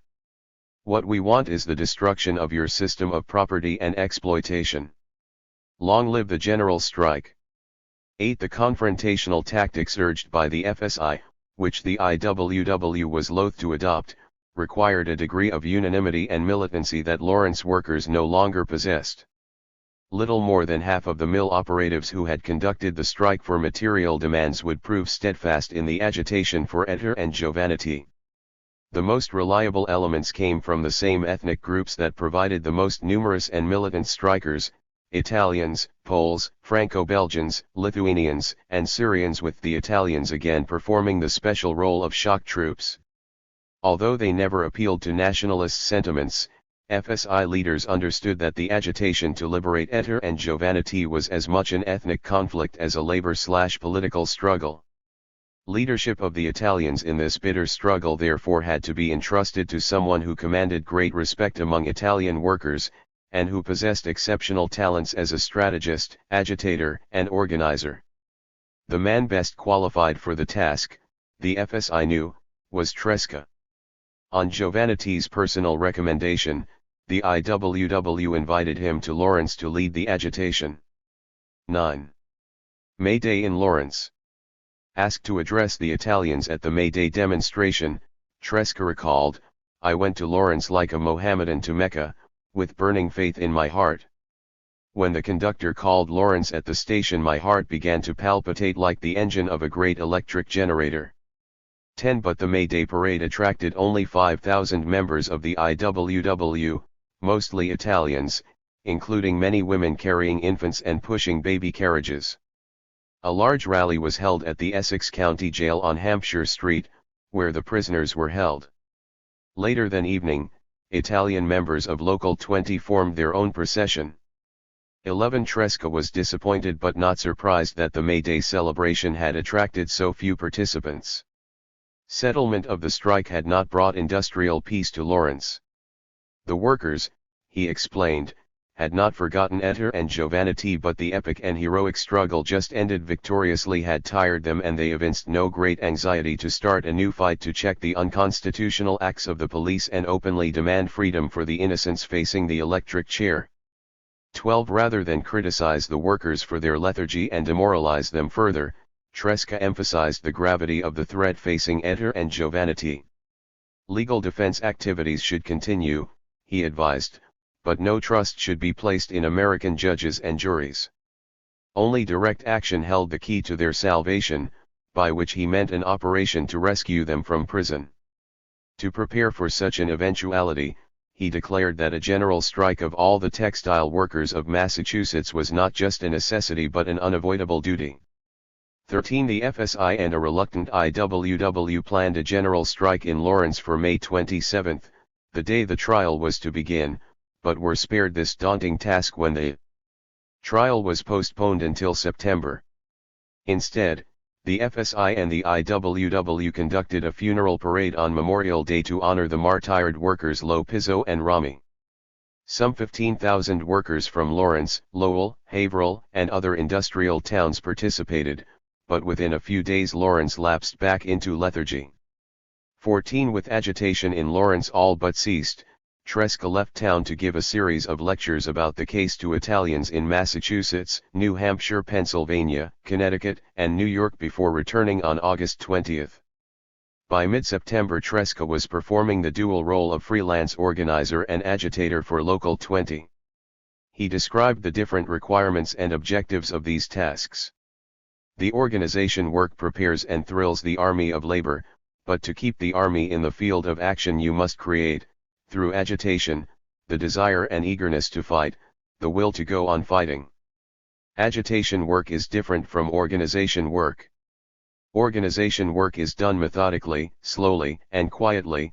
Agitation work aiming at mass action for an immediate and definite purpose is done in the open, noisily and spasmodically, with the intelligent and full use of individual and mass emotions stirred up by deeds and words capable of creating strong passions of hatred, sympathy, love, and anger. 15. Stirring mass emotions was precisely what the authorities had sought to prevent during the strike by denying the IWW permission to hold rallies on public property. Tresca circumvented this ruling by renting a large, privately owned space on the corner of Short and Chestnut Streets known as the Lots. On Saturday, September 14, around 7,000 Italians, Poles, Franco-Belgians, and others assembled there to hear Flynn and other speakers address them in 17 languages. Not satisfied with speeches, Tresca exhorted the workers to defy the police ban and march to the Lawrence Common, where Giovannitti had delivered his now famous sermon. Occupying the Common would constitute a moral victory for the defense campaign. With Tresca in the lead carrying a red banner, several thousand marchers singing the Internationale brushed past police and occupied the coveted ground without interference. Here, on the battleground, sacred to your birth and your victories, Tresca said, you must renew your oath which you took when the strike was concluded. You must swear, as a man, every one of you, to fight every day, every minute of your lives, without truce or repose, for the liberation of Ettore and Giovannitti. 1,000 voices, most of them Italian, roared, we swear. Giuriamo. 16. General strike. Tresca's vacant lot demonstration was a warm-up exercise for the mass protest rally scheduled the following day at the Boston Commons. The IWW feared that Haywood, the principal speaker, might be put out of action if arrested because funds for bail were lacking. Tresca the fixer responded with a visit to Fabrizio Pattacelli, a prominent Italian banker in Lawrence. Reminding Pacelli that many of his Italian clients were IWW members, Tresca offered him a choice: provide the bail money or face a boycott of his bank. A promise of money was immediately forthcoming. Next, he arranged railway transportation for the several thousand Lawrence workers to attend the rally, issuing red-colored tickets with the imprint I.W.W. round trip Lawrence, Boston. Sunday morning, some 3,500 to 4,000 workers from Lawrence arrived at North Station, and with Tresca at the head marched through the streets of Boston. They were joined at the Boston Common by workers of a dozen nationalities from Haverhill, Lynn, Lowell, New Bedford, Fall River, and other industrial towns nearby, around 20,000 to 35,000 in all. For several hours, Haywood and 25 other orators harangued the crowd, enjoining them to participate in the general strike now scheduled for September 27. Tresca, to his chagrin, remained mute that day. He had developed a bad case of laryngitis. His satisfaction derived from the large turnout and the fact that the bail money he had arranged did indeed secure Haywood's release after Boston police arrested him as expected. 17 The IWW notables returned to Lawrence deluded in their belief that leadership of the workers was firmly in their grasp. On the evening of Wednesday, September 25, as thousands crammed into Lexington Hall and the adjacent square to await instructions regarding the industry-wide general strike, workers listened in disbelief when Flynn, Tresca, and other FSI leaders read letters sent that day from Etter and Giovannitti, requesting a postponement of the long-awaited mass action. 18 The reason for their request, Flynn later asserted, was fear of unforeseeable repercussions. It was a dangerous gamble, they felt, never before attempted in this country as far as we knew, a political general strike with demands directed not to the employer but to the state. They felt that the risk of failure was too great on the one hand and the temper of the workers, particularly the Italians, too explosive on the other. 19. However, since the demand for a general strike had originated with the FSI, Tresca, and the Italian workers, rather than the IWW, it is far more likely that the decision to postpone the general strike came from Haywood, who all along had considered a confrontation with the state too dangerous. 20 Tresca was caught in a dilemma: should he, one of the most ardent proponents of the general strike, comply with the request for a postponement, or break with the IWW leaders and urge the Italians to act on their own initiative and hopefully rally others to join them? Opting to support the wishes of his friends Etter and Giovannitti, Tresca attempted to convince the Italian workers to acquiesce. He might have succeeded if not for the Italian anarchists who were determined to ensure that the general strike proceed as planned. 21 New England was the stronghold of Luigi Gallini, the director of Cronica Sovversiva, Lynn, and the most prominent Italian anarchist in the United States. Gallini rejected all forms of organization, trade unions as well as political parties as harbingers of authoritarianism, a viewpoint that produced the corollary that the anarchist movement and the labor movement travel along parallel lines that do not meet and never coincide. 22 Rejecting even syndicalist unions as serious instruments of social struggle, Gallini placed his faith in all methods of revolutionary violence, including bombs and assassination. 23 His known affinity for violence and ill-concealed contempt for the IWW undoubtedly explained why his offer to assist in leading the Italian workers during the Lawrence strike was rejected by the IWW. 24 Despite the rebuff, Gallini and his followers worked diligently throughout the strike to generate support and funds through lectures, meetings, and subscriptions. 25 And it was the Italian anarchists, at a meeting with other Italian radicals in Boston in mid-January, who first suggested the idea of a children's exodus from Lawrence, the event that marked the turning point of the strike. 26 But now, with the agitation for Etter and Giovannitti predominantly an Italian undertaking, the chance for anarchist involvement increased significantly. This possibility had already become apparent on September 15, when Umberto Postiglione appeared as one of the main speakers at the big rally on the Boston Common. A member of Cronica Sovversiva's editorial staff, Postiglione was one of Gallini's most militant acolytes.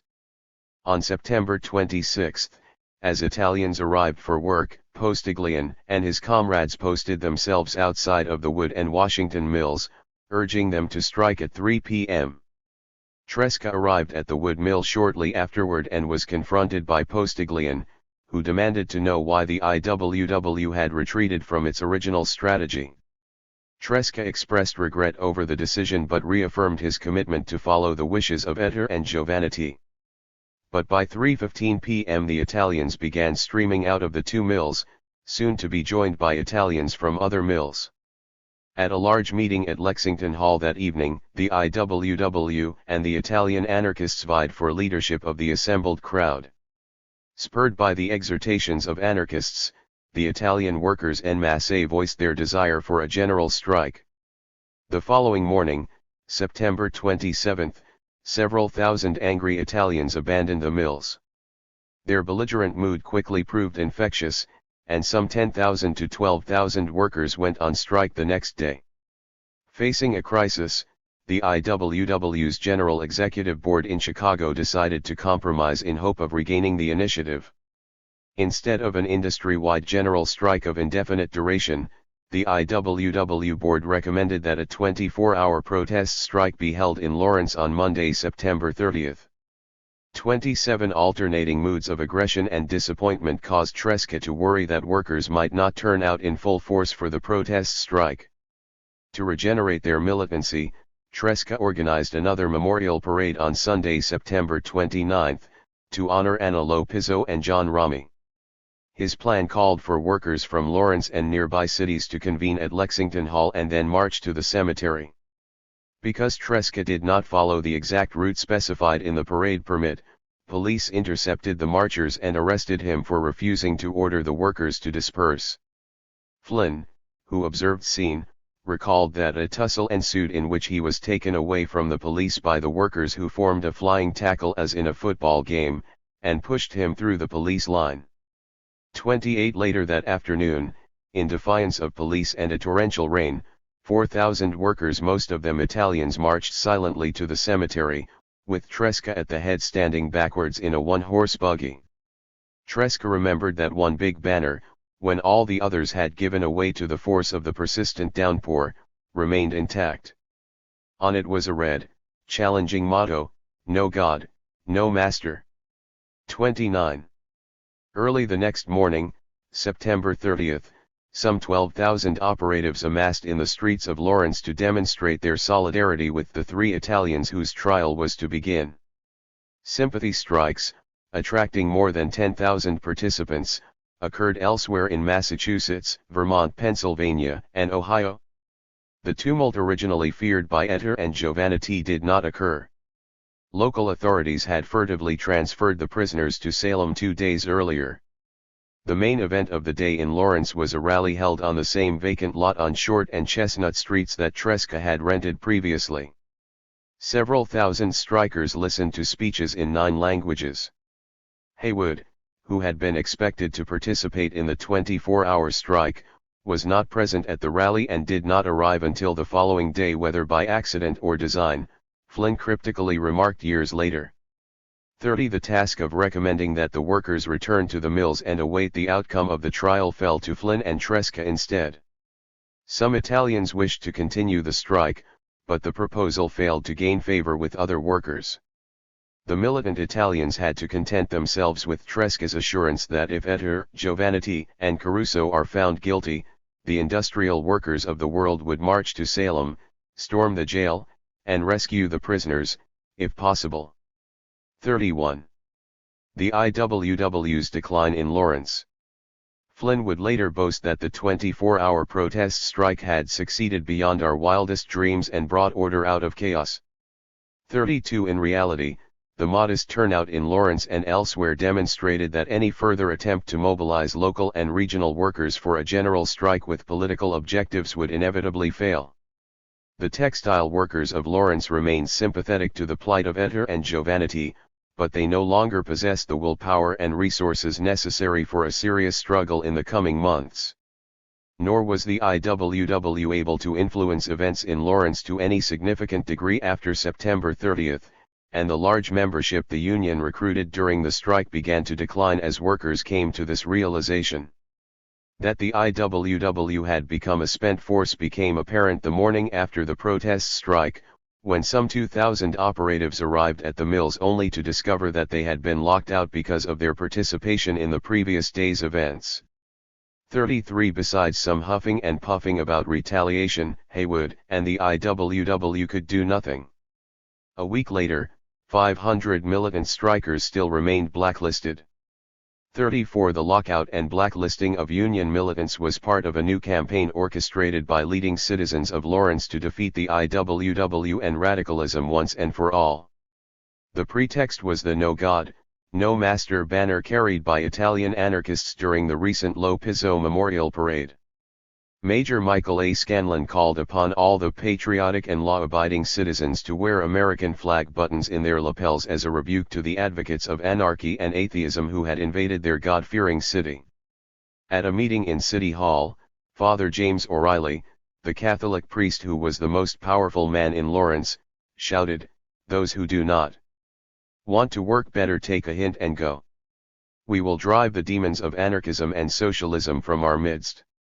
35 Every form of violence, from the militia to the lynch rope, was recommended by Lawrence's law-abiding denizens, and vigilante activities were already well underway. More than 100 private detectives and other thugs had been recruited to intimidate workers during the 24-hour protest strike on September 30th. Starting that day, workers wearing IWW buttons were regularly beaten.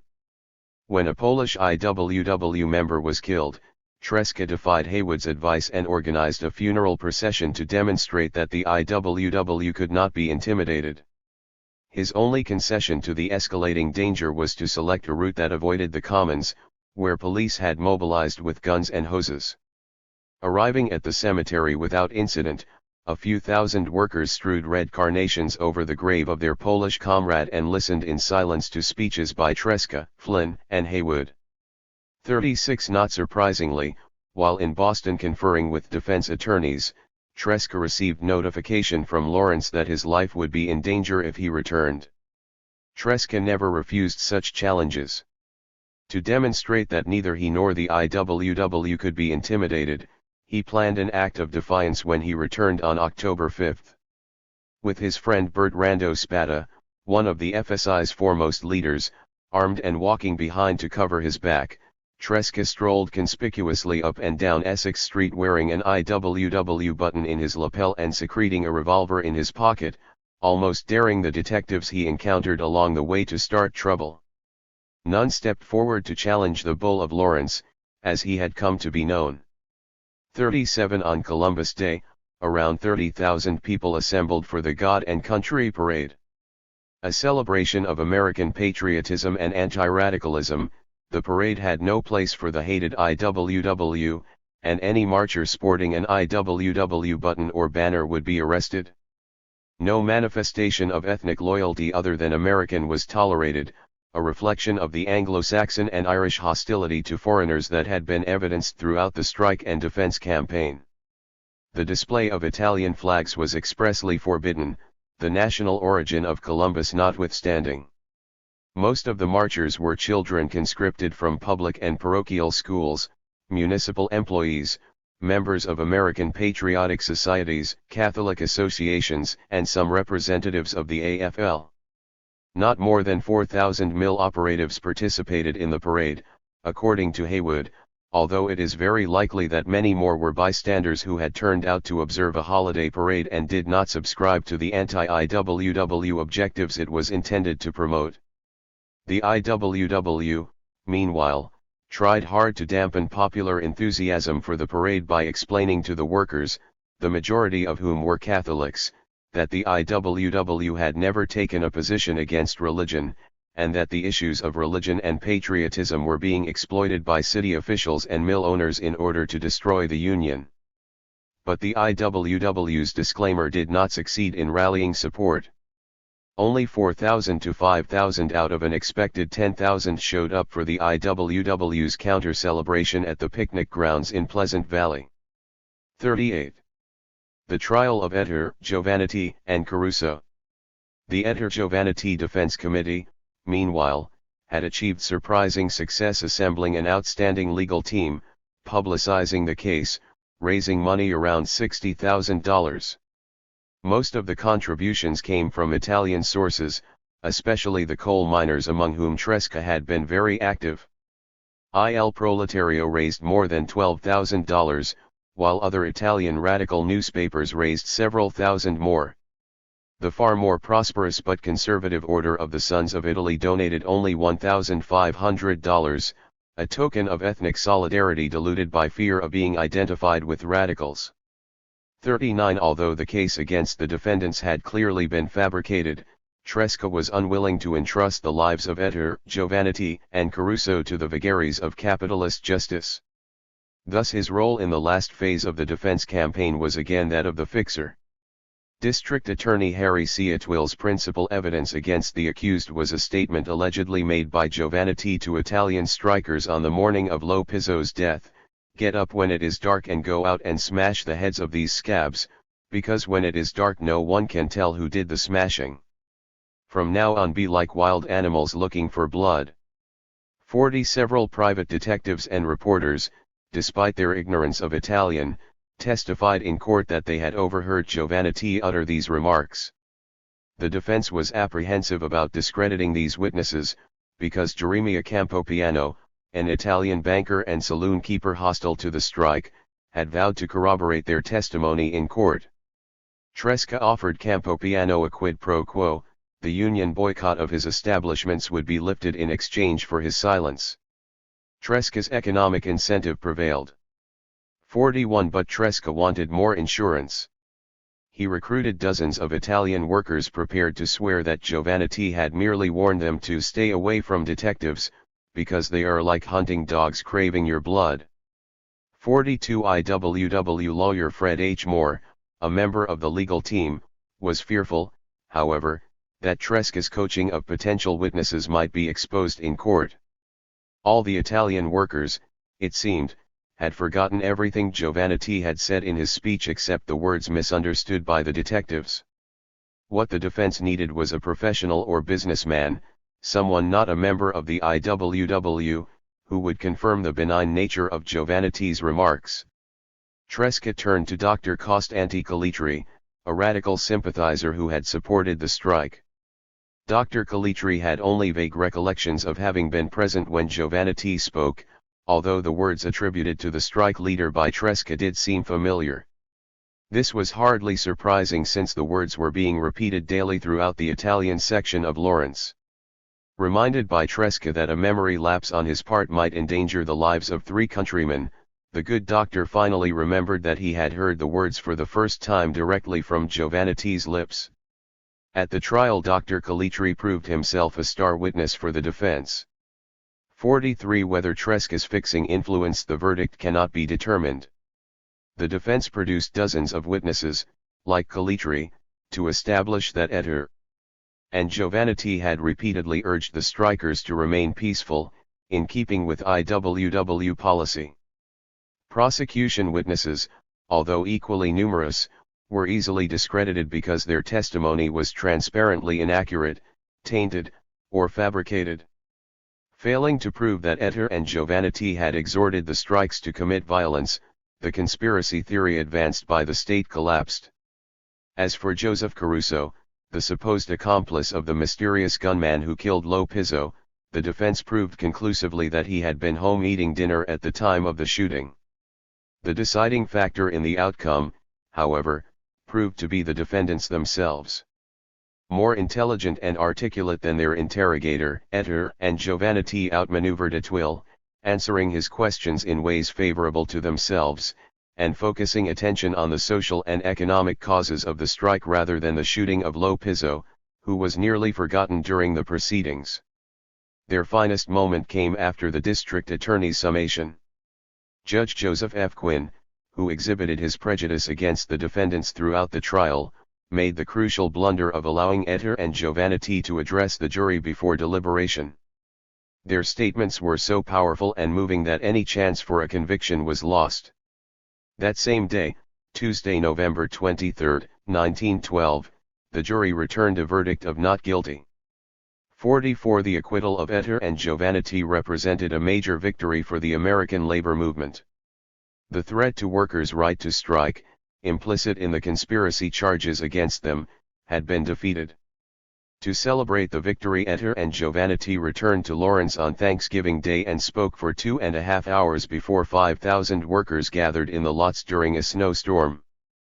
45 Yet the acquittal of the strike leaders did nothing to retard the IWW's irreversible decline in Lawrence. Membership virtually evaporated, from the 16,000 textile workers it claimed to have acquired by September 1912 to a mere 700 less than a year later and to 400 by 1914. 46 The FSI, which had demonstrated itself far more radical and daring than the IWW during the defense campaign, did not experience any decline in membership, but never again would Italian syndicalists play a crucial role in a major strike. 47. Lawrence and a new era for Tresca. For Tresca, the defense campaign for Ettore and Giovannitti represented a major success and a turning point in his career.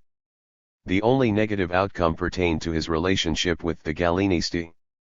Furious that they had lost an opportunity for a revolutionary gesture when plans for a prolonged mass general strike were scaled down to a 24-hour protest strike, the Gallinisti ascribed the lion's share of blame not to the IWW or the FSI but to Tresca, denouncing him for having eviscerated the enthusiasm of the proletariat and committing other alleged acts of apostasy. 48 That the Gallinisti singled out Tresca for blame actually had more to do with their master's previous labeling of him as an ideological adversary and their jealousy and fear that he might eclipse Gallini as a radical leader. The Gallinisti thereafter would conduct an intermittent campaign of slander and vilification against Tresca that continued until his death. 49. But in 1912 no amount of censure and vituperation from the Gallinisti could alter the fact that Tresca had become the preeminent leader on the Italian immigrant left, and perhaps the most important foreign-born radical active in the American labor movement. Tresca himself underscored the singular importance of the Ettore Giovannitti campaign for the development of his career. Until Lawrence, I was still living in Italy, both with my heart and mind. Though living in America, my thoughts, my talks, my habits of life, my friends and my enemies were all Italian. Intellectually committed to belief in the international solidarity of the working class and the universality of the class struggle, Tresca until now had nonetheless remained indifferent to the efforts made by the American comrades to bring nearer to its realization the millennium for which I myself was fighting. Before Lawrence, Tresca's activities as a journalist and agitator had been conducted exclusively among Italian immigrants, as though living and fighting in a world which was a slice of the mother country transplanted here by virtue of economic necessity and the spirit of adventure. Participation in previous strikes had been for me a matter of marshalling the Italian workers as compatriots rather than as a part of the world's workers, looking forward, toward liberation. Thanks to his involvement with the Ettore Giovannitti campaign, Tresca had outgrown the parochial mentality of the recent immigrant and entered the political and social world beyond the perimeters of the Colonie Italiana. To me Lawrence was the beginning of a new era, he wrote. With Lawrence I joined the army of revolutionary American workers for a real and greater struggle. 50. On to Patterson. On New Year's Eve, 1912, several thousand hotel workers in New York walked off their jobs to protest the low wages and deplorable physical conditions that prevailed in the industry. The strike had been called by the International Hotel Workers Union, IHWU, a newly organized union that had broken away from the AFL. It claimed a membership of 5,000, the great majority of them foreign-born. Many of the Italian members were wobbly sympathizers, and in response to their request for assistance, IWW headquarters sent Tresca, Flynn, and Patrick L. Quinlan to help conduct the strike. Tresca arrived directly from Little Falls, New York, where at the IWW's request he had participated at the end of December in a victorious strike of textile workers led by Matilda Rabinovitz. The hotel workers had been holding meetings at Bryant Hall, on 6th Avenue and 42nd Street. As he walked toward the building for the first time, Tresca's imagination conjured up a vision of 1,000 cheering strikers hailing him as the Messiah who would lead them to victory. His fantasy immediately faded when no one noticed him enter the building and seat himself in the back of the audience. Local representatives of the SPA were addressing the strikers that evening. Their advocacy of electoral action as the best course to pursue left Tresca and the hotel workers equally unimpressed. Introduced to the officials of the IHWU, Tresca declined their invitation to speak the next day.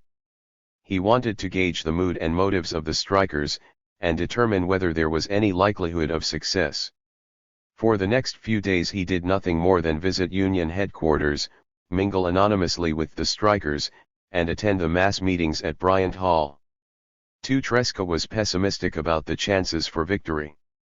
The disparate membership of the Hotel Workers Union, he observed, was not united with the spirit of solidarity he considered indispensable for an industrial union. Moreover, the strike was being waged at a time of economic depression, so there were dozens of unemployed men available to replace each striker. Therefore, Tresca approached the conflict from a revolutionary syndicalist perspective, regarding the strike primarily as an exercise in direct action that would heighten militancy and class consciousness for future struggles. The opportunity for direct action presented itself one evening when Jacob Pankin, the prominent socialist attorney who was serving as legal counsel for the IHWU, urged the strikers to take their grievances to the polls and vote for 5. The SPA. Idolized by Jewish socialist workers on the Lower East Side, Pankin was famous for his foghorn voice and soapbox oratory. Not many radicals would have dared challenge him, but Tresca calmly mounted a chair in the audience and cut him short with his own booming basso. As he described the incident to his friend Max Eastman, Tresca shouted above the cheers of the strikers in his inimitable English. "Fellow workers, a strike, that is not a course of lectures, but a fight. This man, he talk about politic, he talk about election, while scabs betray our cause. I say we march in mass formation right away out of here and picket all hotels. I say we stop talking. I say we act. I say we win this strike." 3. As word spread that the call for action had come from Carlo Tresca, the strikers surged out of Bryant Hall behind him and marched to the posh hotel district nearby for a demonstration. Enraged cooks and waiters hurled rocks and bottles at hotel windows and blocked traffic. The police retaliated by charging into the strikers with clubs swinging. Tresca was helping a bleeding striker outside the Hotel McAlpin when the police began making arrests. An elegant figure sporting a stylish Van Dyke beard and wearing a pince-nez, Tresca was gently pushed aside by a burly policeman who said, "We don't want you, doctor." For the clash outside the Hotel McAlpin marked the last time Tresca went unrecognized by a New York policeman. 5. Now invigorated, the IHWU rank and file endorsed a general strike for 1 p.m. on January 24, while IWW leaders increased pressure on the hotel owners and scabbing workers by employing more direct action. An hour before the strike was to begin, Tresca led a column of 2,000 cooks and waiters into the Tenderloin district, extending from Broadway to Park Avenue in the 40s, to demonstrate the militancy and strength of the insurgent hotel workers. Topping the list of targets was the Knickerbocker Hotel at Broadway and 42nd Street, whose proprietor had discharged his entire staff of waiters that afternoon. The vanguard of Tresca's column attacked the Knickerbocker, shouting scabs at the workers inside the hotel and smashing windows with umbrellas and rocks. A cohort of private guards hired by the Hotel Men's Association attacked the demonstrators with blackjacks and nightsticks. With strikers and guards trading blow for blow, and frightened bystanders fleeing for cover, pandemonium reigned in Times Square. Tresca, in the thick of the fighting, received a powerful blow to the stomach, which would later require months of medical attention. He managed nonetheless to lead the strikers from the Knickerbocker to the Belmont Hotel on Park Avenue and 42nd Street, where they shattered the lobby windows with rocks. The ultra-deluxe Waldorf Astoria was the next target, but a large contingent of policemen beat off the attackers. 6. The next day New York's daily newspapers lambasted the IWW and censured the rioting waiters. 7. The socialists, too, joined the chorus of critics. The IWW's most unforgiving adversary among them was Pankin. Sulking in his tent, this socialist Achilles refused to appear in court to defend arrested strikers, even though the IHWU had retained him for that purpose. Union officials who appealed to Pankin for help were angrily rebuffed with the suggestion, "Go to Tresca for counsel. He will teach you how to throw stones and stay out of prison." 8. On the afternoon of January 24, guards hired by the Hotel Men's Association were pelting Bryant Hall with rocks from the elevated train station on 6th Avenue and 42nd Street. Hundreds of strikers poured out into the street ready to battle any adversary. Tresca and Flynn, who tried to persuade the strikers to return inside, suddenly found themselves in the path of the police reserves that had just arrived on the scene and were beating strikers and arresting anyone they could seize. Flynn was clubbed and Tresca arrested. When the strikers saw that Tresca had been taken prisoner, they attacked the police to free him. Detective David Cunney, who had grabbed Tresca by the coat and vest, was knocked off his feet. Tresca's rescuers tried to push him to the rear of the crowd, but Cunney and other detectives drew their revolvers to keep them at bay. Tresca found himself on the ground with Cunney heavily pressing his knee on my stomach, holding a pistol to my face, shouting to the strikers, "I will kill him if you don't run away." 9. Fearing for Tresca's life, the strikers permitted the police to drive away with him and 12 other prisoners.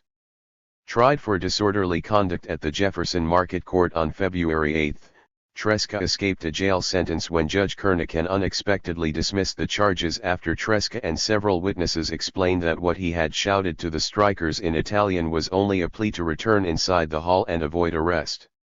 10. The melee produced a shocking revelation. Tresca and Flynn were involved in a passionate love affair that dated from their days together in Lawrence.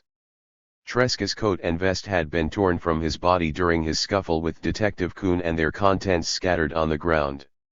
Among the items recovered was a little volume of Browning's sonnets from the Portuguese that Flynn had given to Tresca, inscribed with the words Elizabeth to Carlo.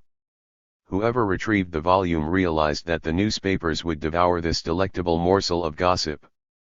As Flynn recalled in her memoirs, "What was my embarrassment the next day to see our picture, with copies of the book cover, marked sonnets, dedication and all, reproduced in the New York papers as a hidden IWW romance." 11. Revelation of the Tresca-Flynn romance may have provided better publicity for the IWW than smashing windows and battling police, but by the fourth week of the strike, it no longer mattered. The demonstrations could not interfere with the hotel owner's ability to replace striking personnel at will, and without a complete work stoppage, there was no chance of victory. On January 31, 1913, the IHWU officially declared the strike ended. Few hotel workers in New York believed that anything positive had been accomplished. Hundreds had lost their jobs to non-union replacements, and hundreds of others were re-employed only on condition that they tear up their union cards. Conditions and wages remained the same as before the strike. The IHWU split into three factions: IWW supporters, independents, and those who wished to rejoin the AFL. By any measure, the strike was a major setback for the hotel workers of New York and a portent of worse to come for the IWW. 12. Italians in Paterson.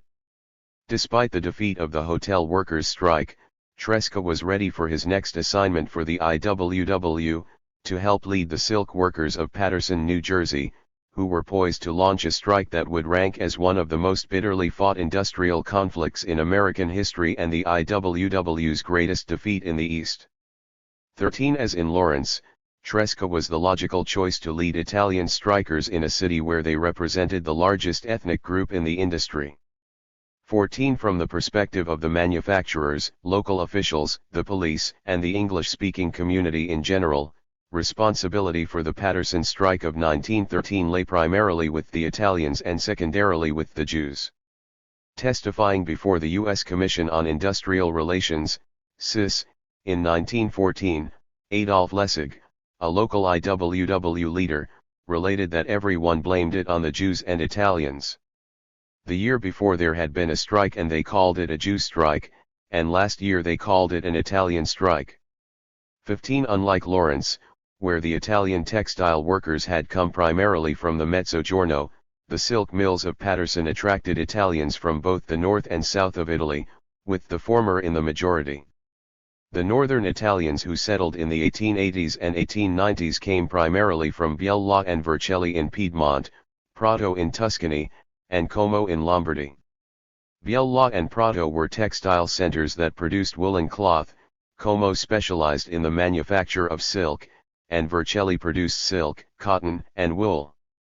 As around 78% of the men and 50% of the women had previous experience in textile manufacturing, the northern Italians were easily absorbed into Paterson's industrial community, most gravitating to the broad silk mills and the dye houses. The southern Italians who began arriving in the 1890s and early 20th century were generally unskilled and found employment in the dye houses, mainly as dyers' helpers, performing the lowest paid and most arduous and health-destroying work in silk manufacturing. By 1913, Italians constituted the largest ethnic group in the city and in the mills, numbering around 10,000 out of a total population of 125,000, and some 7,000 to 8,000 out of 25,000 workers employed in silk manufacturing. 16 Italian workers in Paterson had a tradition of militant socialism, syndicalism, and anarchism dating back more than 20 years. Italian socialists had published Il Proletario in Paterson in 1898 to 1899, and the FSI maintained a thriving section in the city after its formation in 1902. 17 Yet the socialists and syndicalists in Paterson were overshadowed by the anarchists, most of whom had migrated from Biella and Prato in the late 1880s and 1890s. The Gruppo Diritto all'Esistenza, Right to Exist, originally numbering 85 to 100 members, was the most important of several anarchist groups formed. In 1895, the visiting anarchist Pietro Gori and the multilingual Catalan anarchist Pedro Esteve founded La Questione Sociale in Paterson, perhaps the most important voice of Italian anarchism in the United States. By 1900, thanks to the proselytizing of Enrico Malatesta, who sojourned in Paterson from August 1899 to March 1900, the population of Italian anarchists increased to somewhere between 500 and 2,000, most of them weavers and dyers. Local circulation of La Questione Sociale reached 1,000, out of a national distribution of 3,000. That same year, Paterson became renowned as the world capital of anarchism after a local anarchist named Gaetano Bresci returned to Italy and assassinated King Umberto I to avenge the May events of 1898, a military slaughter of workers in Milan. 18 Following a series of natural disasters, a great fire, blizzard, ice storm, and flood, desperately poor dye workers who had been attempting to form a union launched a strike on April 23, 1902. Led by Luigi Gallini, Italian anarchism's chief apostle of violence, some 6,000 to 7,000 strikers laid siege to the silk mills on June 18. Wholesale violence erupted as the rampaging crowd of predominantly Italian dye workers seized control of Paterson for 6 hours before the state militia arrived to quell the rebellion. 1 policeman and 8 strikers were shot in the course of the battle. Gallini, who had been shot in the mouth while leading the assault, fled to Canada to avoid arrest. Major John Hinchcliffe vowed after the strike to crush the anarchist element even if every Italian in the town had to be driven out. 19 Suppressing the anarchists was part of a broader policy to contain the threat which local authorities and English-speaking citizens believed the Italians posed to the industrial peace of Paterson. Captain John Bimson, who considered strikes and picketing tantamount to social rebellion, was promoted to chief of police. He strengthened his department by more than 50%, installed a telephone system of communication, and created an Italian division, which established a precinct in the predominantly Italian section of Riverside. During the Red Scare of 1908, La Questione Sociale was suppressed, only to be resurrected as L'era Nuova. A viable group of at least 300 to 400 anarchists remained by 1913, many of them having become members of IWW Local 152 and advocates of syndicalist tactics. They still wielded considerable influence among other Italians employed in the mills, as Margaret H. Sanger, then an anarchist active in the Paterson strike, observed. When the strike was called this small minority, the Italian anarchists formed the backbone of the strike, which gave to it most of its revolutionary momentum. 20 As such, the anarchists and other Italians were considered the internal enemy by Paterson's authorities and English-speaking elements, and subjected to special vigilance and brutality by the police throughout the Great Strike of 1913. 21. The strike of 1913 largely immobilized the city's 200 broad silk and ribbon mills, 35 silk throwing mills, and 25 dye houses for nearly 22 weeks. Physical conditions in the mills and dye houses were onerous and health-threatening. 10 hours or more constituted the typical workday, and wages had sunk to an average level of $11.69 a week for skilled workers and $6 or $7 a week for unskilled. But the principal issues of contention were the 8-hour day and the multiple loom system, which required weavers to operate 4 looms instead of 2, as had been in the custom for decades. The 4-loom system, with new high-speed looms, required greater physical exertion and mental concentration. It also required a smaller labor force, creating a standing reserve of displaced weavers willing to accept the lowest wages. Thus the future for Paterson silk weavers spelled harder work for diminishing wages. 22.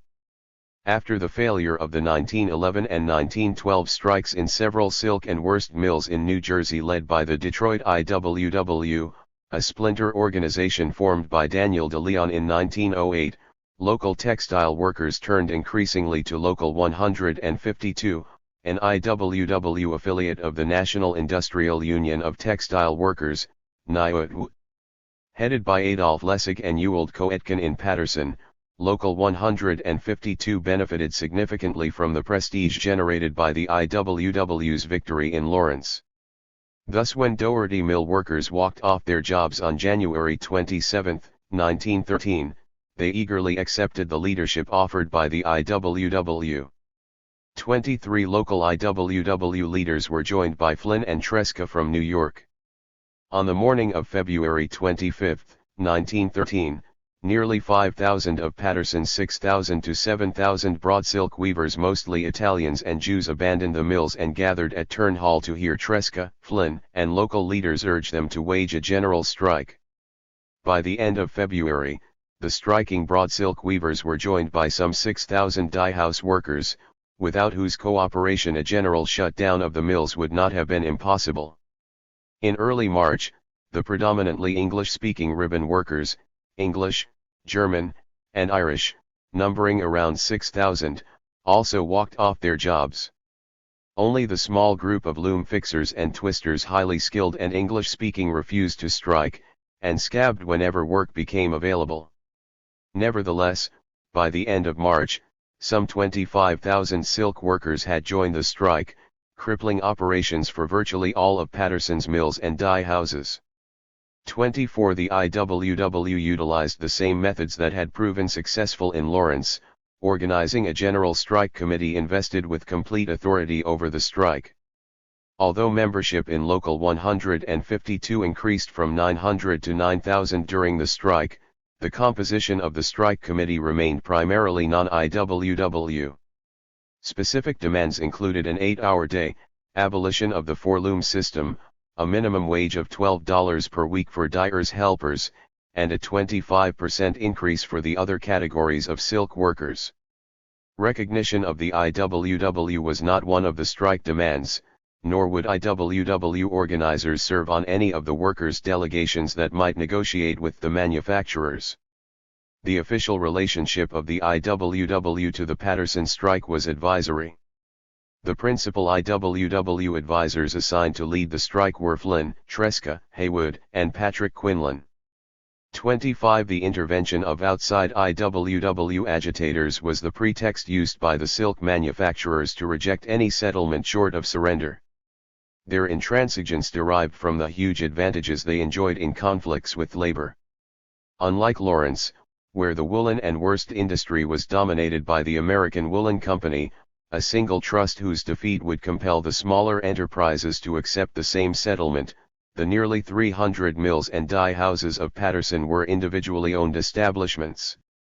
Furthermore, many of the larger companies owned annexes in various mining and industrial communities in eastern Pennsylvania: Allentown, Easton, Hazleton, Williamsport, where the labor force was 91% women and children, as compared to 56% in Paterson, worked more hours per week, and received less pay. Filling orders in their Pennsylvania mills enabled the larger establishments of Paterson to wage a war of attrition, and should any of their smaller competitors go bankrupt in the process, so much the better.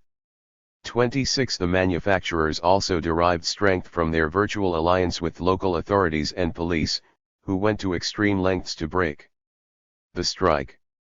Investigators for the U.S. Commission on Industrial Relations, CIR, after studying the conduct of Paterson's police force and inferior courts, reported that the police organization, coupled with the police magistrates, became tools of oppression, and trespassed every natural right and constitutional guarantee of the citizens. 27. That almost 50% of the strikers ultimately arrested were Italians and 25% were Jews reflected more than the superior numbers and militancy of these two ethnic groups. 28. As Edward Z. Uersker, Secretary-Treasurer of IWW Local 152, related to the CIR, Paterson's predominantly Irish police force generally came with a drawn club, and sometimes with curses on their lips, especially if there were a foreign element on the picket line, and told them to get out of there, and called them Wapsick and Jews and such names as that, which incensed the workers a great deal. 29. Such harassment reflected the synthesis of nativist and anti-radical sentiment, which had reached its peak among Paterson's English-speaking groups. 30. When police brutality and mass arrests failed to attain their intended purpose, the manufacturers employed several strategies against the IWW.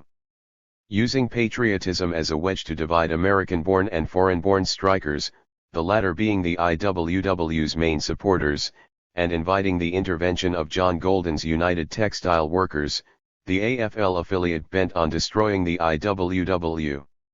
Neither strategy succeeded. What threatened the strikers' capacity to hold out was material privation, essentially no money for food, rent, and bills. Despite the generosity of local and outside sympathizers, the weekly cost of continuing the strike exceeded contributions by a wide margin.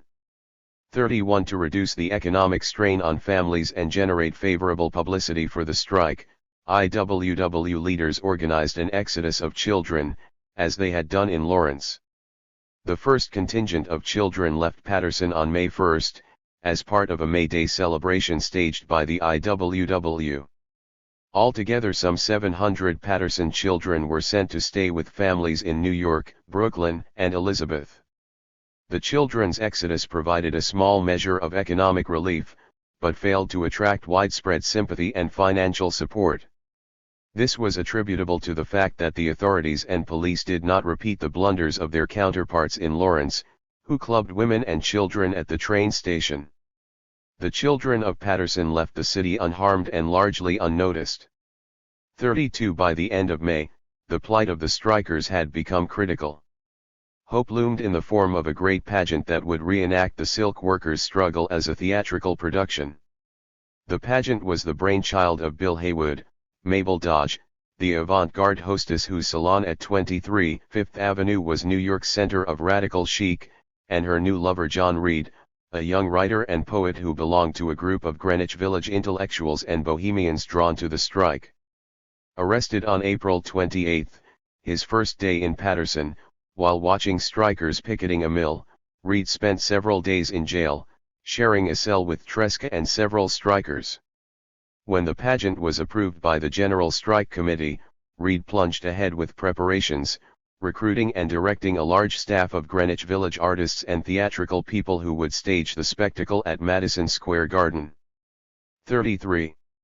On June 7, 1913, more than 1,000 strikers selected to perform in the pageant crossed the Hudson River by ferry to the Christopher Street Pier and marched up Fifth Avenue, carrying IWW banners and singing the Marseillaise and the Internationale. That evening, 15,000 people filled Madison Square Garden, as the Paterson workers presented 6 episodes depicting typical scenes and dramatic high points of the strike. As a drama, the pageant was a stirring success. As a fundraising enterprise, it was a disaster. The single performance generated a deficit of nearly $2,000. 34 Flynn, who had been skeptical from the outset, denounced the pageant for having started the decline in the Paterson strike. 35 Striker solidarity began to crumble by mid-June, when the socialist ribbon weavers led by Louis Magnet proposed that workers accept shop-by-shop agreements rather than continue fighting for the industry-wide settlement advocated by the IWW. When IWW leaders challenged the proposal, Magnet and his ribbon weavers declared them outside agitators and sought to deny them access to the General Strike Committee. Flynn remembered that one day the door was virtually slammed in my face, until the Italian and Jewish workers made such an uproar, threatening to throw the others out of a 3-story window, that the floor was granted to speak. 36 The shop-by-shop proposal was defeated by a referendum, with the highest percentage of negative votes cast by the predominantly Italian dyers' helpers, who were still faithful to the IWW.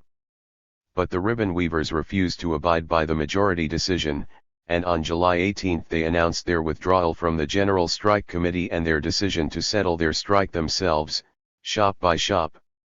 The defection of the ribbon weavers demoralized the remaining members of the committee, who now passed a resolution endorsing shop-by-shop settlements. Flynn, Tresca, and Joe Etter, Haywood was now too ill with ulcers to participate regularly, argued desperately in favor of continuing the strike, but by now panic was spreading among the strikers. The first to break en masse were the dyers' helpers, the men who had been the strike's most militant supporters. As the least skilled and most easily replaced workers in the silk industry, they reacted out of fear that they might never regain their jobs. A week later, the broad silk weavers started returning to the mills, as did the ribbon weavers shortly thereafter. So that, declared a bitterly angry Flynn, was the tragedy of the Paterson strike, the tragedy of a stampede, the tragedy of an army, a solid phalanx being cut up into 300 pieces, each shop piece trying to settle as best for themselves.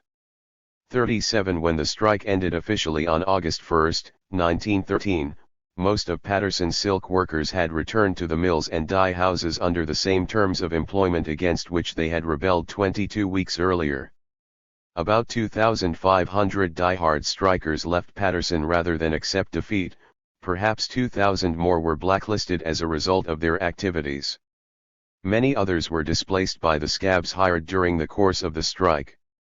The defeat of the silk workers had been crushing. 38 The IWW fared even worse. From the 9,000 silk workers enrolled at the height of the strike, the IWW's strength in Paterson declined to 1,300 to 1,500 dues-paying members by June 1914. Attempts to rouse demoralized workers for another strike action in the fall of 1913 and spring of 1914 failed completely. Never again would thousands of workers strike under the IWW banner in Paterson or any other city in the eastern United States. The Paterson defeat was the Waterloo of the Union's Eastern organization. 39. The Italian Tribune. The Paterson strike of 1913 was the most important of Tresca's career. Bill Haywood attracted more attention from the press, but he was never active in Paterson for more than 2 or 3 days a week. His role was primarily inspirational. 40 The principal leaders of the strike were Flynn and Tresca. As in Lawrence, Flynn was enormously popular with Paterson's foreign and native-born strikers alike. She functioned as the main link between the IWW and the strikers, combining the roles of strategist, coordinator, conciliator, organizer, and agitator. Tresca performed the dual role of tribune and condottiero for the Italian silk workers, who constituted the backbone of the strike. Almost daily and nightly, From the speaker's platform at Turn and Helvetia Halls and the window balcony of the Botto House in Haledon on Sundays, Tresca harangued the Italians countless times, explaining the need for union organization and discipline, and stirring their courage for the battles they would wage together on the picket lines against police, detectives, and scabs. Oratorical prowess on the speaker's platform and unflagging courage and combativeness in the field had become Tresca's trademark and the source of great respect from other radicals. Il Proletario wrote, heedless of all persecution and danger, Tresca incites and electrifies the strikers to all-out resistance not only with fiery words of revolutionary ardor, but with personal example and action. 41 Without the leadership and inspiration Tresca provided to Italian broad silk weavers and dyers' helpers, the Paterson strike might never have lasted 22 weeks nor become renowned for its uncommon militancy.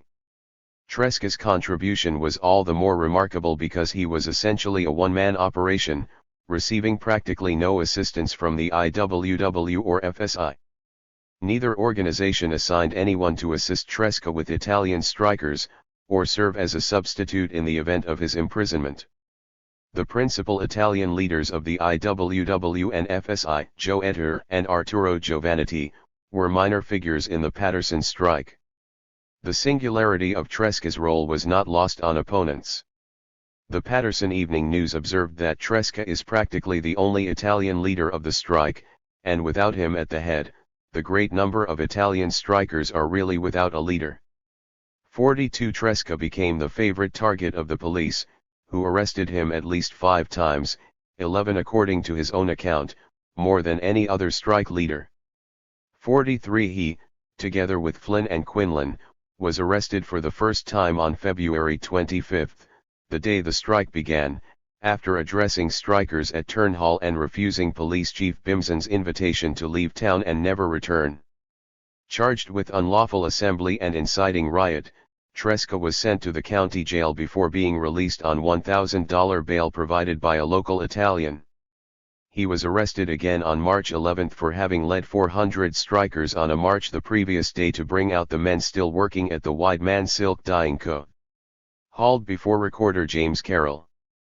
The magistrate who condemned hundreds of strikers, Tresca was sentenced the next day to 60 days for disorderly conduct, i.e., briefly obstructing the path of a few pedestrians while leading a march. After spending several days in jail, Tresca was released on a writ of certiorari obtained from State Supreme Court Justice James F. Minturn, the one bright spot on the side of the state authorities during the strike, according to Tresca's lawyer, Henry Morelli. 44 But Tresca's release failed to dispel the belief among Paterson's Italians that the special attention their leader was receiving from the police amounted to racial discrimination.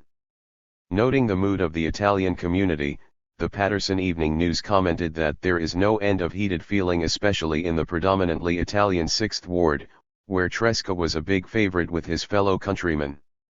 45 Tresca also participated in the IWW's efforts to weaken the Paterson manufacturers by stopping production at their Pennsylvania annexes. After local socialists led a walkout of the Italian dye house workers in Allentown in mid-March, Haywood, Tresca, FSI militant Ugo Lupi, and several IWW organizers went there to convince other workers to join the strike. The Italian dye workers stayed out for several months, but efforts to broaden the strike in Allentown was unsuccessful. Another strike occurred in Hazleton, but the UTW undermined the IWW by negotiating a settlement at the beginning of April. Hopes were renewed when a minority of holdouts continued to strike and picket. Tresca, as usual, focused his attention on the Italian workers, most of whom were coal miners' children, usually girls ranging in age from 14 to 18. Their efforts came to naught and the strike collapsed. The IWW's campaign to shut down the silk industry in eastern Pennsylvania failed completely. 46 The high point of the Paterson strike for Tresca, the episode that solidified his reputation as a dangerous revolutionary, was the funeral of Valentino Modestino. On April 17, private detectives hired by the Wideman Dye Co. opened fire on jeering picketers, killing a bystander named Valentino Modestino as he stood on the porch of his house.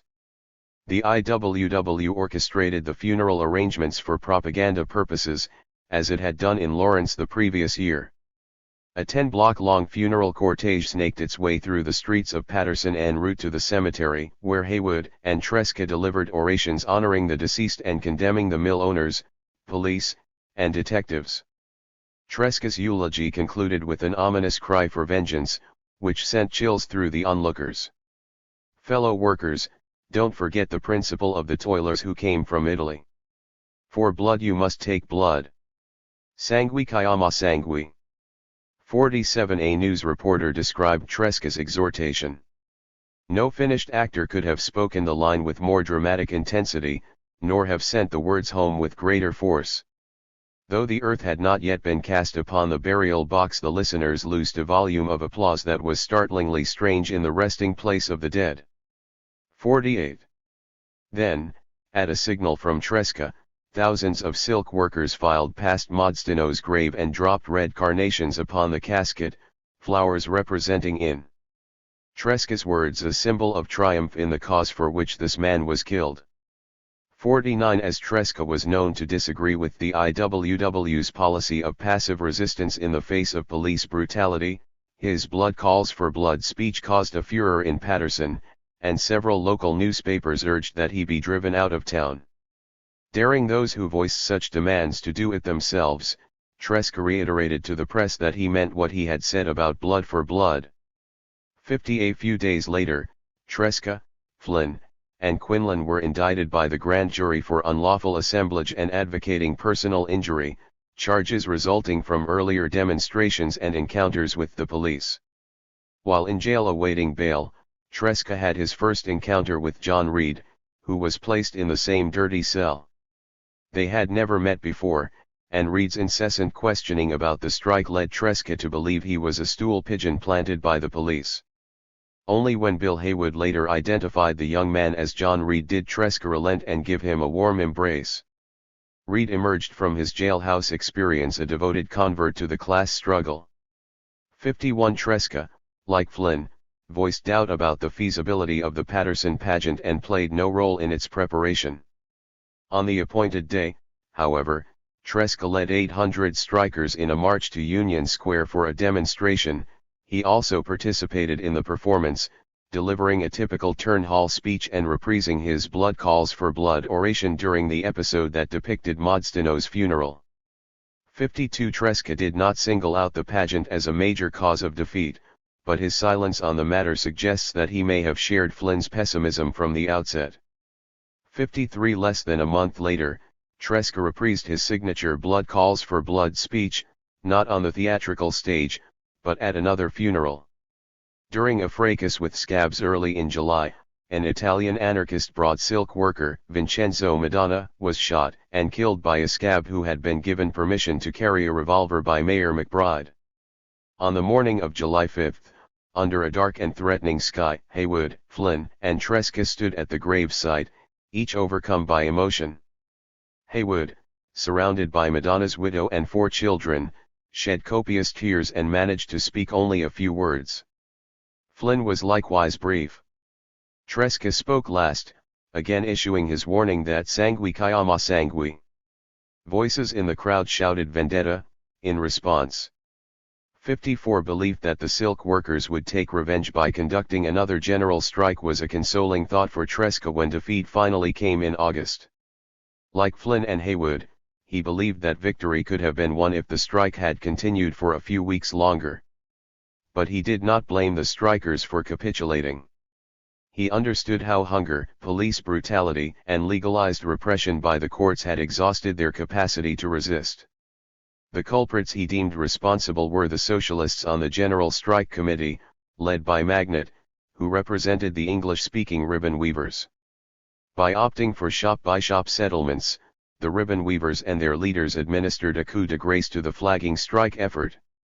They were able to do so, Tresca believed, because the IWW had committed the unpardonable error of entrusting final authority over the strike, one for which it assumed moral responsibility, to a general strike committee that did not include a majority of IWW members. 55. That the ribbon weavers had been the last to join and the first to abandon the strike in pursuit of self-interest did not surprise Tresca. Their actions confirmed his belief that the concept, much less the practice, of worker solidarity scarcely existed in the American labor movement. Contemptuous of Italians, Jews, and other new immigrants, whom they deemed poor union material and excessively prone to strike, the English-speaking groups and those affiliated with the AFL had little compunction about breaking solidarity with foreigners.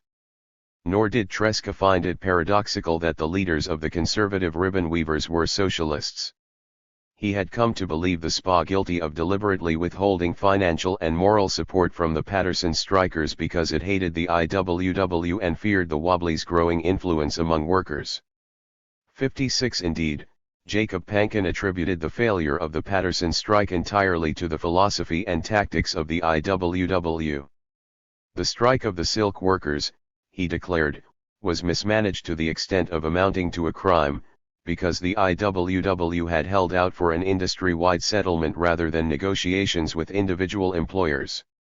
The root of the IWW's refusal to act like the AFL, according to Pankin, lay in its philosophical commitment to direct action. Pankin's implicit message was clear: since the Patterson strike had demonstrated the ineffectiveness of direct action as practiced by the IWW, workers should place their trust in political action and support socialist politicians with their money and votes. 57 Tresca was appalled that Pankin and the socialist organ, CAL, would exploit the defeat of the silk workers for electioneering purposes. His belief that ballot box socialism, socialismo scadeolo, amounted to little more than political opportunism was confirmed, as was his conviction that the emancipation of the proletariat could be achieved only by means of a violent revolution initiated by a general strike.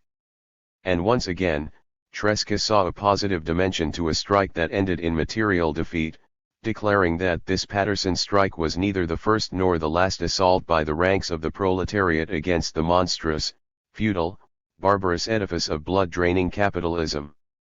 58 The silk workers, he insisted, had gained valuable experience, because every strike was an episode in the class struggle, a stepping stone on the path toward the ultimate triumph of the proletariat. 59. Gossip among radicals suggested that when Tresca and Flynn first met in May 1912, she was involved romantically with Joe Etter. If so, with Etter in jail, Tresca had an easy time sweeping Flynn off her feet. Subsequent activities together in 1912 and 1913 solidified the political and personal partnership that would endure until 1925. Recalling the year they met, Flynn wrote that he was then a tall, slender, handsome man in his mid-30s, and I was deeply in love with him. Indeed, Flynn's memoirs and her many poems indicate that Tresca was the great love of her life. Tresca had expressed his romantic sentiments during the Etter Giovannitti agitation with several inscriptions in the copy of Gabriele D'Annunzio's The Maidens of the Rocks, which he gave her as a gift. The November 17 inscription, in Tresca's inimitable English, read, "Suppose at some time you read this book some flame is kindled in your heart, remember at this time mio dolce cuore, sogno, speranza, luz dell'anima mia, my sweetheart, dream, hope, light of my soul, one heart has the same flame for you alone." 3 Flynn's reciprocating gift was Elizabeth Barrett Browning's Sonnets from the Portuguese, with poignant passages underlined. This was the little volume that Tresca lost during the hotel workers' strike. For Tresca was always attracted to women who possessed keen intelligence and fiery spirit as well as good looks, and Flynn possessed all these qualities. Although not yet 22 years old when they met, Flynn already ranked with Emma Goldman, Mother Jones, and Kate Richards O'Hare as one of the foremost female leaders in America's radical labor movement. 5 A convinced socialist by the age of 15, Flynn impressed everyone with her oratorical prowess and pleasing countenance. Theodore Dreiser described the young Irish rebel girl in 1906 as an East Side Joan of Arc, whom the capitalist world had better take seriously. 6 Flynn joined the IWW in 1906 and attended the union's convention in Chicago the following year. Impressed with her militancy and speaking ability, the IWW sent Flynn to lecture on the Mesabi iron ore range in December 1907. There she became infatuated with an iron miner and sometime organizer for the IWW named Jack A. Jones. They were married within a few weeks of their meeting. Vincent St. John, the secretary-treasurer of the IWW, who became her most cherished friend, wisely perceived that Elizabeth fell in love with the West and the miners, and she married the first one she met. 7. The marriage was destined to be unhappy and brief. Jones expected Flynn to become a housewife and mother, a prospect she dreaded. Flynn soon left for Montana and Washington, where she organized miners and lumbermen and participated in the IWW's free speech fight in Spokane. Despite the infrequency of her reunions with Jones, Flynn got pregnant and then lost the child born prematurely. She bore a second son, Fred, Buster, on May 19, 1910. By then, Flynn had resolved to rid herself of Jones, explaining to her father, "I don't love him anymore. Besides, he bores me." As for Buster, Flynn had neither the time nor inclination for parenting, and the child was deposited with her sisters, Annie Gurley and Kathy, who raised him to unhappy adulthood. 8. In Lawrence, Flynn had distinguished herself as one of the IWW's principal strike leaders, and during the Eder Giovannitti defense campaign her role far exceeded that of IWW chieftain Big Bill Haywood. After the acquittal of Eder, Giovannitti, and Caruso, Tresca and Flynn returned to their respective families in New Kensington and New York. Whether they had made plans to live together is not known. Given Tresca's voracious appetite for woman and past history of multiple affairs, the mere fact that Tresca had fallen in love with Flynn was no guarantee of future commitment. But once rejoined as leaders of the hotel workers' strike in January 1913, their affair reignited and a committed relationship developed. After the affair became public knowledge, Tresca was obliged to choose between Elizabeth and Helga. Early in March 1913, Tresca abandoned Helga and Beatrice in New Kensington and went to live with Flynn and her family at 511 East 134th Street in the South Bronx. With his handsome looks, Latin charm, good humor, and culinary talent, Tresca easily ingratiated himself with Flynn's mother and sisters, and was quickly assimilated into their bustling household. For the next 12 years, Tresca and Flynn represented the most important male-slash-female alliance among radicals in the United States, surpassing Emma Goldman and Alexander Berkman, whose intimate relationship had ended years earlier. In April 1914, Tresca transferred Elevenire from New Kensington to 2205 3rd Avenue in the Italian section of East Harlem, and resumed publication that September with a circulation of 3,000 to 4,000. Home to the largest Colonia Italiana in the country and the greatest variety and number of sovversivi, New York provided the ideal environment in which Tresca's militant activism could impact fellow radicals and working-class Italians. Moreover, his integration into the mainstream of American radicalism would be fully realized in New York, where foreign and native-born subversives combined to form the elite of the American left. Tresca's entree into these circles was greatly facilitated by his partnership with Flynn, whose own network of left-wing associates and friends was very extensive. Among the radicals, progressive, and intellectuals with whom Tresca would soon associate in New York were Max Eastman, John Reed, Upton Sinclair, Scott Nearing, Lincoln Steffens, Roger Baldwin, Margaret Sanger, Mary Heaton Vorse, Mary Gans, Alexander Berkman, Emma Goldman, and Norman Thomas. These new associations helped Tresca attain the celebrity status his ego craved. New York also provided a social and cultural ambience that was perfectly suited to Tresca's freewheeling and fun-loving lifestyle, qualities that defined his persona as much as radical activism. Only the depth of his commitment to the Italian coal miners and mill hands of Pennsylvania can explain how Tresca survived as long as he did, living in dreary industrial towns like Pittsburgh and New Kensington.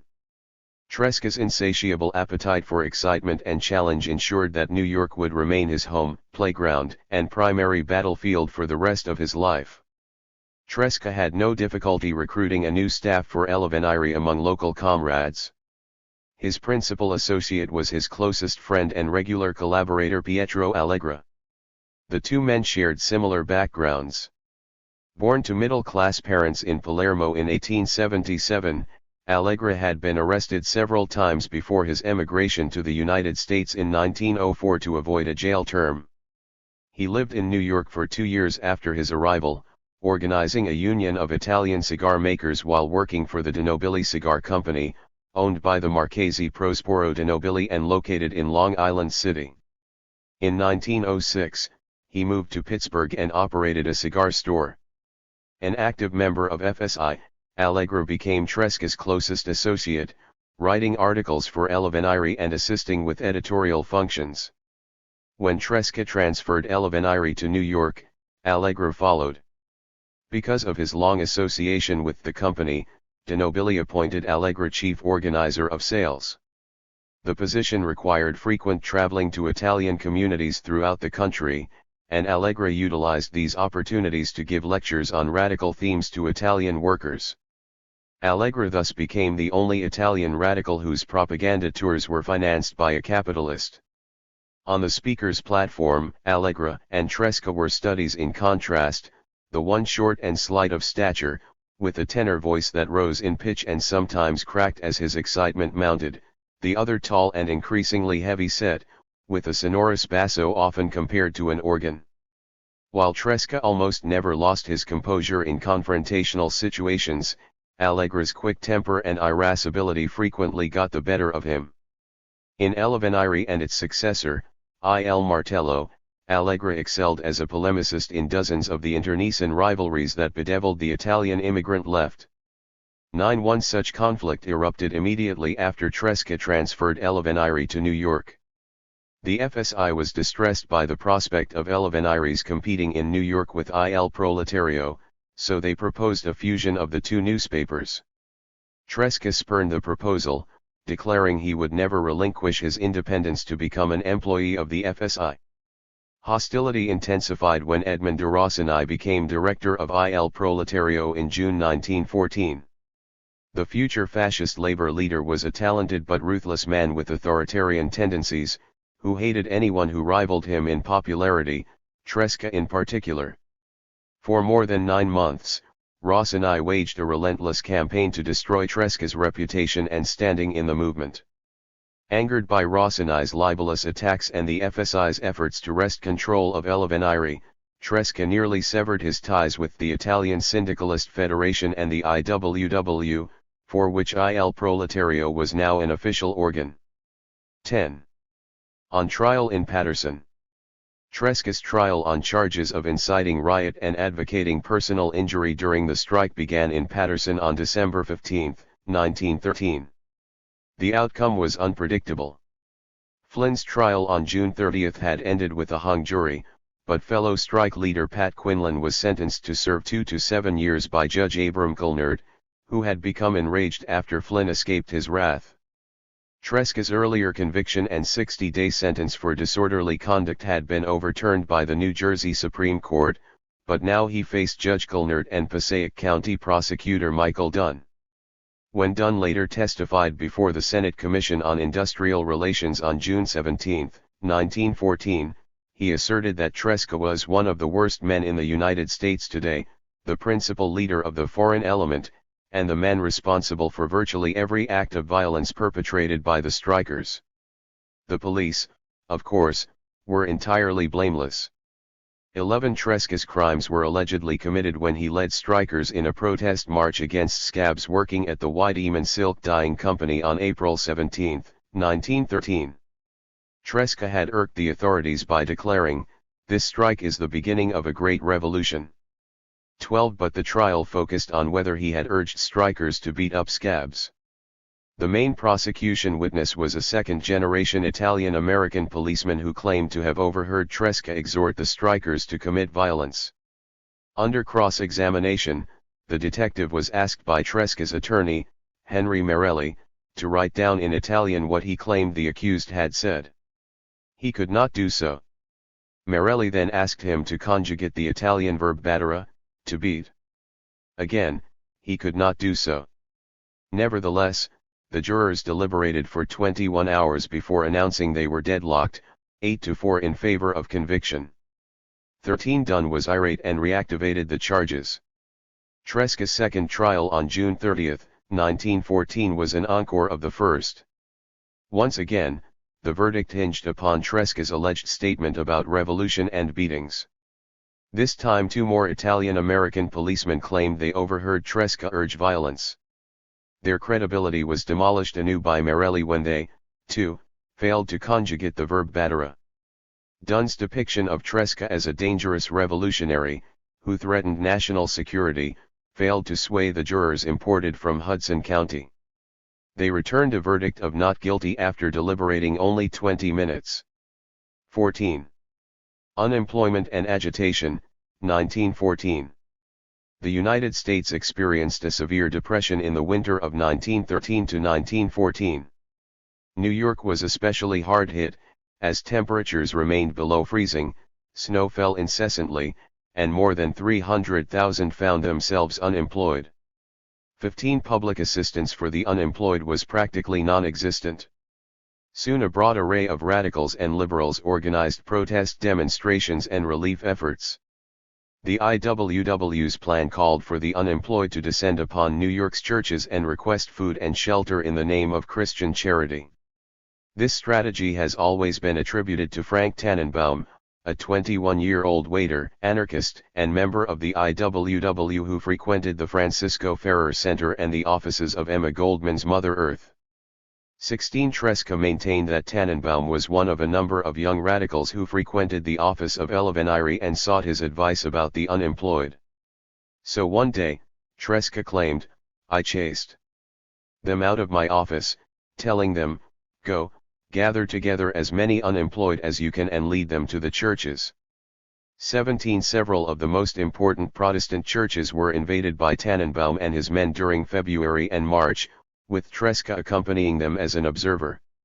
18 The unemployed comported themselves peacefully, but the fact that the church invasions had been organized by the IWW caused the press to react with apoplectic fury.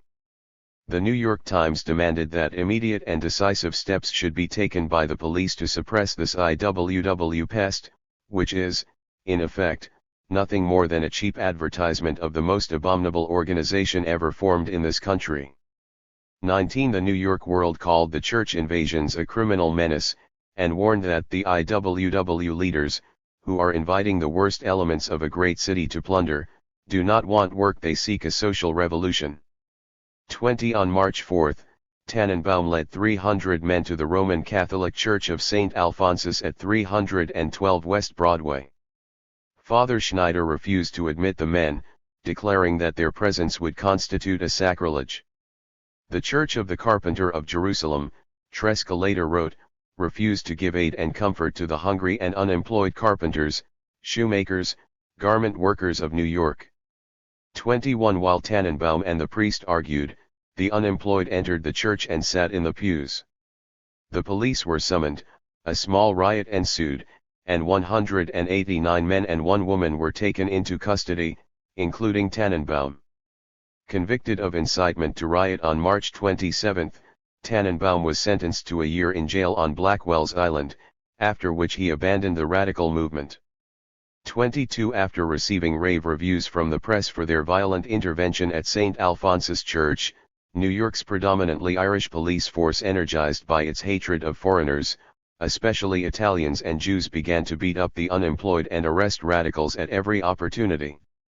Tresca recalled that on one Sunday afternoon, after delivering a lecture to Italian anarchists at the Circolo Bresci at 301 East 106th Street in East Harlem, he and members of the audience were set upon by police with clubs after leaving the hall. Hearing a cry for help, I turned back to find myself confronted by a detective who, sticking a gun in my stomach, ordered me not to move, and I had to choose between a bullet in my body and looking on without being able to interfere with the most brutal attack upon my comrades. 23 The beatings continued as long as there were victims to find. 24. Tresca and the anarchists. By the spring of 1914, having failed to ameliorate the conditions of the unemployed or enlist new recruits for the Union, The IWW abandoned the strategy of invading churches and sharply reduced assistance for the jobless. 25. The IWW's disengagement was also hastened by the ascendance of the anarchists as leaders of the unemployed. Haywood, Flynn, and Eder disliked collaborating with the anarchists, because their direct action approach often resulted in violent encounters with the police for which the IWW received blame. Tresca, on the other hand, who served as a sort of connecting link between the IWW and the anarchists, 26 had always been a proponent of direct action and was now gravitating steadily into the anarchists' orbit. Tresca's relationship with America's two most famous anarchists, Emma Goldman and Alexander Berkman, would never become close, but he regarded them with great respect and admiration, and their collaboration during the agitation for the unemployed may well have influenced his ideological transition. 4. In 1914, Tresca declared that he was now an anarcho-syndicalist in the mold of Armando Borghi, leader of the Union Sindacale Italiana in Italy. 27. Union Square and Rutgers Square, on the east side, were the gathering places where Tresca shared the speaker's platform several times a week with anarchists and wobblies more militant than their leaders. Tresca urged the unemployed to engage in expropriation of property in order to survive.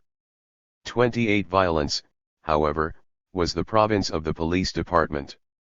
After a large rally in Union Square on the afternoon of March 21, Berkman, Goldman, and Tresca urged the unemployed to join them in a march to the Ferrer Center at 64 East 107th Street, where food would be dispensed and shelter provided for about 250 people that night. Behind a black silk flag emblazoned with the Italian word demolizione, demolition, in red letters, 2,000 men and women marched peacefully but boisterously uptown, jeering down with the parasites, as they passed the Waldorf Astoria Hotel and down with the church, as they reached St. Patrick's Cathedral. 29. The New York Times and other dailies reacted as if the march had sounded the tocsin for revolution, demanding use of repressive force before the whole lawless element of gangsters and gunmen, thieves and thugs will join the IWW under the banner marked Demolizione and start looting. 30. On April 4, at a mass rally in Union Square organized by the anarchists, police attacked the crowd with exceptional brutality, injuring scores with their clubs flailing left and right. 2 of Tresca's young friends, Joseph O'Carroll and Arthur Caron, were singled out and beaten so severely that they required hospitalization. 31. The Ludlow Massacre. Agitation increased significantly after the Ludlow Massacre on April 20, 1914. The Colorado Fuel and Iron Company, of which John D. Rockefeller, Jr. was the majority shareholder, conducted its mining operations like a feudal overlord, completely free from state regulation and oversight, controlling every aspect of life within the 27 camps it owned. Miners and their families, primarily Southern and Eastern European immigrants, were ruthlessly exploited and oppressed, living in conditions aptly described as medieval. In September 1913, 250 delegates from mining camps in Colorado, encouraged by the Venerable Mother Jones, met with UMWA officials in Trinidad and decided to strike for union recognition and other demands, most of which were granted by state law but ignored by Rockefeller's company. Anticipating the strike, officials expelled the miners from their company-owned shacks to face the approaching winter without food or shelter. The UMWA set up tent colonies on land rented outside the perimeter of company property at Ludlow and 12 other sites. On September 23, between 11,000 and 13,000 miners, about 90% of the workforce, occupied the tent colonies with their families and meager possessions. Soon they were obliged to withstand sub-zero temperatures and armed clashes with scabs, company guards, private detectives, and state militiamen. 32. Tresca took a keen interest in the Ludlow strike. A high percentage of the striking miners were Italians, and elevenire circulated widely within the camps. Tresca utilized the lecture circuit and his newspaper to generate moral and financial support among Italian sympathizers. His message of forceful resistance was often conveyed through graphic illustrations in elevenire, such as one depicting a wall of flames behind a field strewn with dead women and children, through which a helmeted coal miner marching in full stride is firing a pistol in one hand and carrying a child in the other. 33. The carnage depicted was not derived from the artist's imagination, it accurately captured the reality of the infamous Ludlow massacre. At 9 a.m., on April 20, 1914, a detachment of deputies and National Guardsmen began raking the tent colony at Ludlow with rifle and machine gun fire from an overlooking ridge. 1,000 men, women, and children dashed about frantically trying to escape the fusillade, some running into the hills nearby, others seeking shelter in pits that had been dug under the tents. All day long the attackers shot at anything that moved. At sunset, the besiegers charged the encampment, looting, destroying, and setting fire to the tents. The next morning, 32 people were found dead, many of them burned and suffocated by the flames. 3 strike leaders had also been deliberately murdered during the day. 34. Infuriated by the slaughter, Tresca wanted to join the strikers at once, but the UMWA refused to invite Tresca, claiming that his presence would jeopardize the strikers' cause. Tresca finally abandoned his plan when his friend Armando Palizzari, one of the Italian organizers on the scene, advised him against visiting Ludlow because the cause was lost. Tresca devoted himself instead to the renewed agitation in New York, which now shifted focus from the unemployed to John D. Rockefeller, Jr. 35. As one of the chieftains of the church invasions and anti-Rockefeller demonstrations, Tresca was often a magnet for reporters. He loved the attention and frequently obliged them with statements that were usually misquoted. Thus the New York Times declared on May 26, 1914, Tresca Reds going to war, IWW. Leader promises men for Colorado battleground. The next day, the prestigious Daily ran a letter attributed to Tresca, actually written by a reporter, with a headline declaring, "Threat to Rockefeller, Carlo Tresca hints at an eye for an eye in Colorado War." 36. Rockefeller, meanwhile, had concluded quite correctly that his life was in danger and took refuge at his Pocantico Hills estate near Tarrytown, some 30 miles north of New York. His tormentors followed. Between May 30 and June 22, demonstrators, most of them anarchists, tried to assemble peacefully in Fountain Square, the village's outdoor forum. However, they were attacked repeatedly by local police and outraged villagers and many arrested. Tresca participated in several of these demonstrations, but managed to escape arrest or injury. Others not so lucky began plotting revenge. 37. Battle for the Garibaldi Memorial. In the midst of the anti-Rockefeller agitation, an event took place that demonstrated how Tresca's activities now straddled two distinct environments, one Italian and the other American, with him passing back and forth between them without breaking stride. The event was the Battle for the Garibaldi Memorial of July 1914. Tresca had been contacted by General Giuseppe Peppino Garibaldi, grandson of the revolutionary hero of the Risorgimento and former chief of staff to Francisco Madero during the Mexican Revolution of 1910 to 1911. Visiting New York with his brother Ricciotti, Peppino expressed outrage that the Prominenti of the Sons of Italy, the Tiro Assegno Society, and other Italian nationalist organizations were planning to charge admission at the July 4 commemoration held annually at the Garibaldi Memorial, originally the home of the Italian inventor Antonio Musi, who gave refuge to Garibaldi from 1850 to 1853. Peppino wanted Tresca to mobilize the Italian masses and seize the memorial in order to stage an anti-monarchist demonstration. Tresca did not trust Peppino Garibaldi. He and Ricciotti later became fascist agents, and explained that the masses he would lead into action were revolutionary workers, not the patriotic Italians the general had in mind. But Peppino insisted and Tresca obliged. 38. A contingent of about 600 sovversivi assembled at South Ferry Square, in Battery Park, on the morning of July 4. After listening to speeches by Tresca, Allegra, and other leaders, they boarded the ferry to Staten Island, disembarked at St. George, and marched to the Garibaldi Memorial at Rosebank, where they found the gates locked and guarded by members of the Tiro Asegno and other patriotic societies, who refused admission even to Garibaldi's grandson. Peppino was befuddled by the situation. He lamented to Tresca that it would be a disgrace to the Italian race if rival factions were to battle. Tresca countered that he was not there to protect the good name of the Italians but to fight. With Tresca leading the charge, the sovversivi routed the Prominenti, tore down the Italian flag flying over the Garibaldi Memorial, replacing it with the red flag of revolution. They spent the rest of the day celebrating and listening to more speeches. On the return trip, Tresca's jubilant mood turned to dismay when he noticed the headlines of the evening newspapers. A big explosion on Lexington Avenue in East Harlem had claimed the lives of several young anarchists he knew. 39. Lexington Avenue bomb. To avenge the repeated beatings and arrests suffered by anti-Rockefeller protesters, Alexander Berkman and a number of young anarchists associated with the Ferrer Center had plotted to assassinate Rockefeller. Berkman, whose botched attempt to assassinate industrialist Henry Clay Frick in 1892 had resulted in his spending 14 years in prison, was one of anarchism's most unabashed advocates of retaliatory violence. His plan called for bombing Rockefeller's mansion at Pocantico Hills.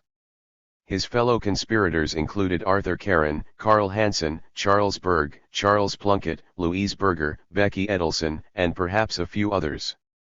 Associated with the Ferrer Center and the Circolo Bresci. 40 After a meeting at the Ferrer Center on the night of July 3, Caron, Hansen, and Berg went to Tarrytown to commit the deed.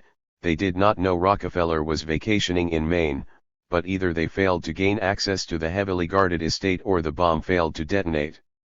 They returned to New York that night, bringing their bomb with them to Louise Berger's apartment at 1626 Lexington Avenue between 103rd and 104th Streets, where they had been storing dynamite.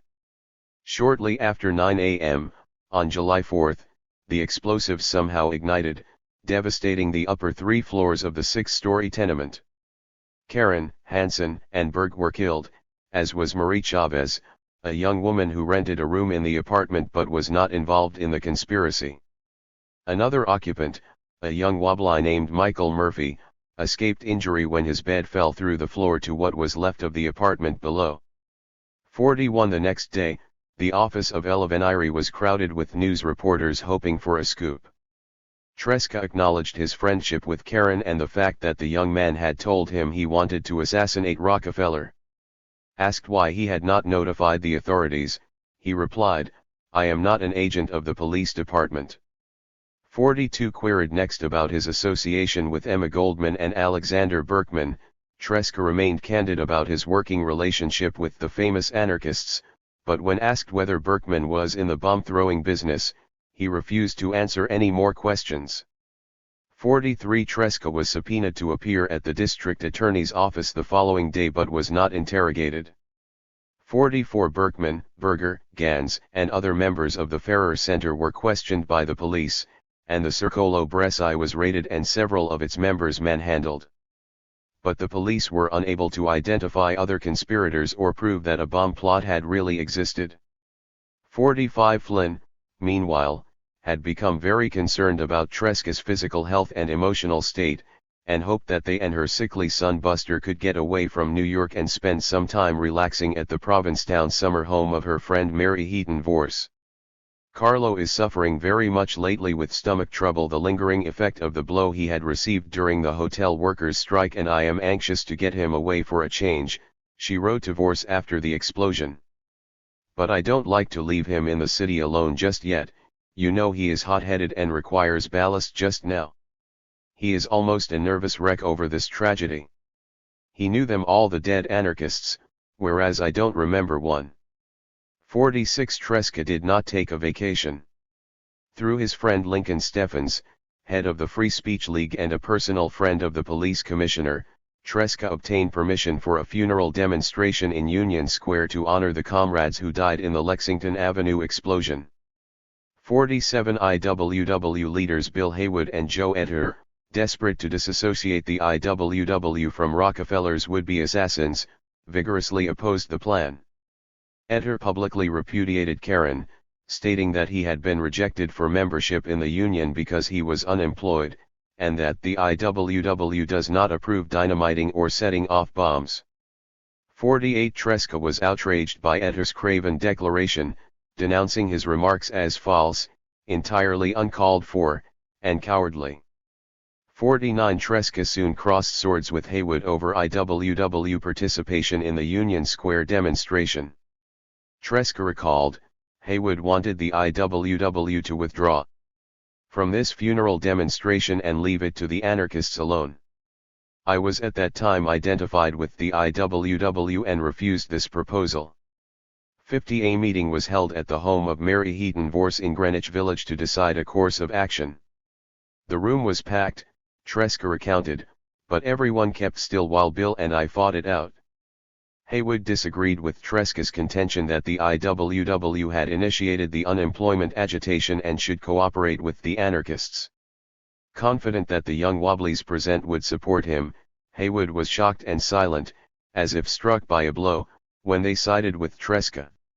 For the first time in our relationship, Tresca recalled, I was no longer his lieutenant but his equal.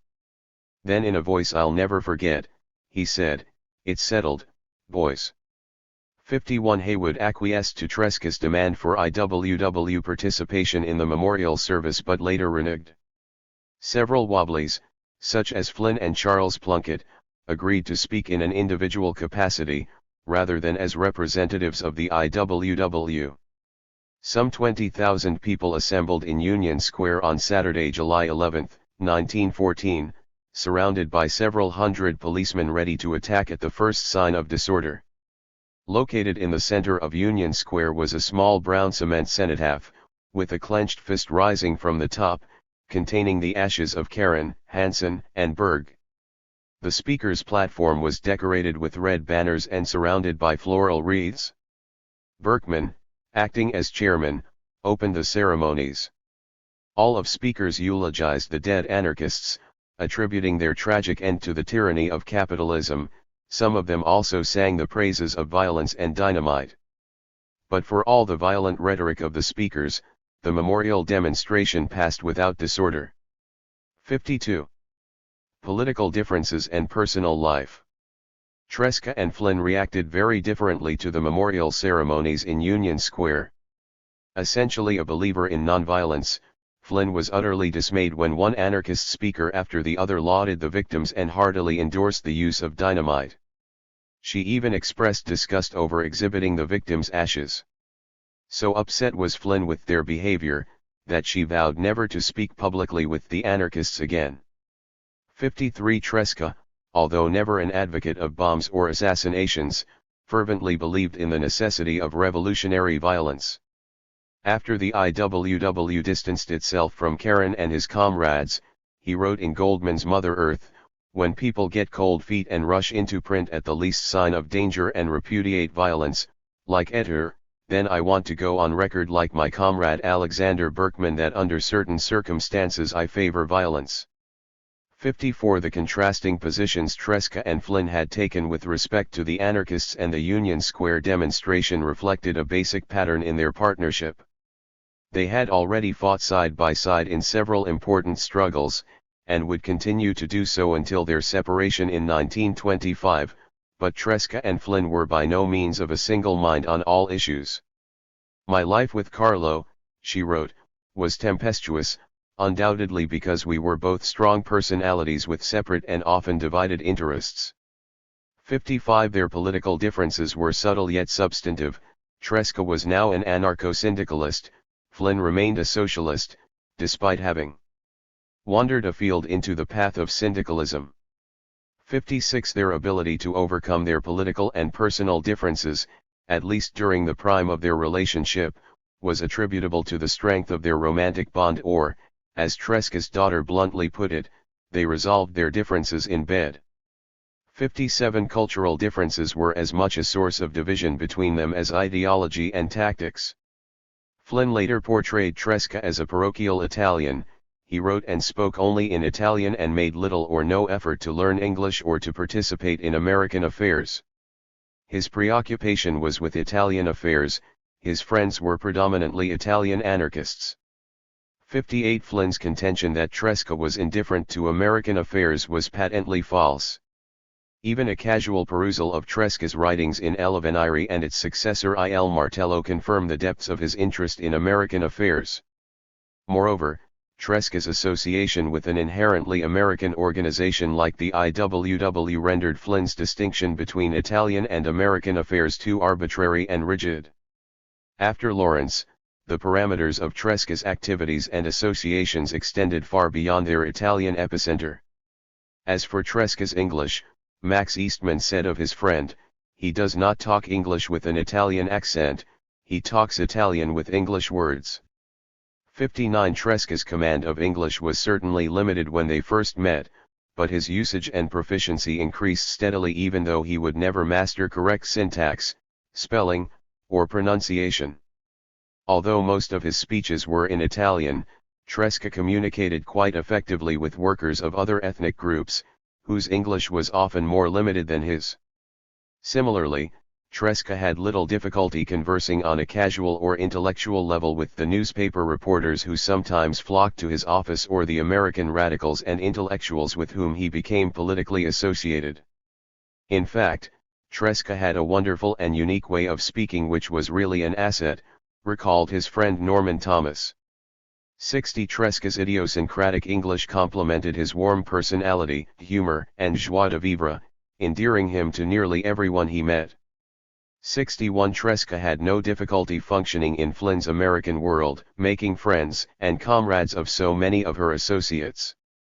The same cannot be said for Flynn in Tresca's world of Italian sovversivi, an alien subculture in which she, an Irish American, never felt really comfortable. Flynn patronizingly characterized the Italian anarchists as a strange yet simple and earnest people who could be both exasperating and amusing. 62 She was critical of their movement because it was predominantly male. There were practically no women in the Italian movement, anarchists or socialist. Whatever homes I went into with Carlo, the women were always in the background, cooking in the kitchen, and seldom even sitting down to eat with the men. Some were strong Catholics and resented me very much, they were very disapproving of my way of life. 63.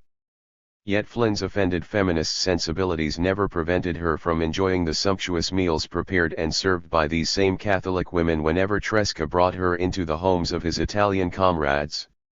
Nor, according to Tresca's daughter, who frequently accompanied them on such visits, did Flynn ever get off her fat behind to help. 64 Material life for Tresca and Flynn was always modest, with intermittent bouts of hardship. Throughout much of their relationship, they lived in the Flynn family's cold water flat in the Bronx. Their only luxury was a rented bungalow in the hills overlooking South Beach on Staten Island, where they vacationed during the summer months beginning in 1917.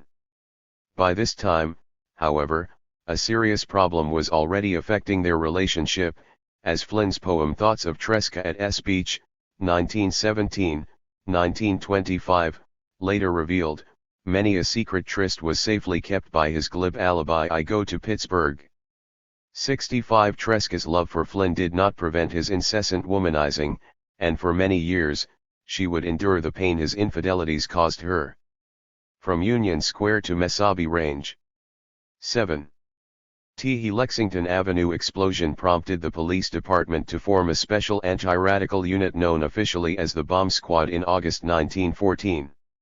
One commanded by Captain Thomas J. Tunney, an 18-year veteran who detested radicals but never learned to distinguish one from another, the bomb squad was stirred into action when a bomb exploded in the nave of St. Patrick's Cathedral on the afternoon of October 13, 1914, and another device exploded the following morning in front of St. Alphonsus Rectory. The bombs were most likely planted to commemorate the death of Francisco Ferrer. These attentates were followed by the bombing of the Bronx courthouse on November 11, the anniversary of the Haymarket executions in 1886, and the planting of a bomb 3 days later in the Tombs Police Court, under the seat of the magistrate who had sentenced Tannenbaum and others. Two the chief suspects were the Italian anarchists of the Circolo Bresci. the bomb squad assigned the task of infiltrating the Bresci Circle to Amedeo Polignani, a 25-year-old Italian-American only recently recruited to the force. Under the alias of Frank Baldo, Polignani began frequenting the clubhouse and was quickly befriended by its members, particularly Frank Abarno, a 22-year-old electrotyper, and Carmine Carbone, an 18-year-old shoemaker. The two young anarchists never suspected that their new comrade was an agent provocateur, who would play the key role in a classic case of police entrapment. The target of the bomb plot hatched by Polignani and his accomplices was St. Patrick's Cathedral. At 6:30 a.m., March 3, 1915, Polignani and Abarno began walking along 51st Street, heading toward the cathedral. Slowly trailing behind them in a limousine was Captain Tunney. Inside the cathedral, several detectives disguised as scrub women and parishioners had positioned themselves in readiness. At this point, one of the church invaders, which one became a matter of dispute, withdrew a bomb from under his coat, planted the device near a pillar, and lit the fuse with a cigar he had been smoking. Immediately, the disguised detectives pounced on the pair, extinguished the fuse, and placed Polignani, still posing as Baldo, and Abarno under arrest. Carbone, who had failed to meet his comrades that morning, was arrested en route to work. 4. Local newspapers exulted in the brilliant undercover work of the bomb squad, and discounted the claims of Abarno and Carbone that Polignani had devised the scheme and performed most of the work manufacturing the bomb. Within New York's radical community, however, belief that the bomb squad had orchestrated the plot was automatic. Tresca declared the case against the two anarchists a frame-up and the foiled attentat a police farce. 5. Tresca had previously met Polignani at an open-air meeting in Greenwich Village and was subsequently visited by him at his office. Each time, Polignani denigrated the veteran anarchists for their lack of action and boasted that he and his young comrades would teach them all a lesson. Always suspicious of men who urge others to commit bombings, Tresca never doubted that Polignani was the agent provocateur and Abarno and Carbone his naive dupes. 6. Questioned by the press, Tresca explained to reporters, "I believe in violence, but only in violence that advances the cause of labor.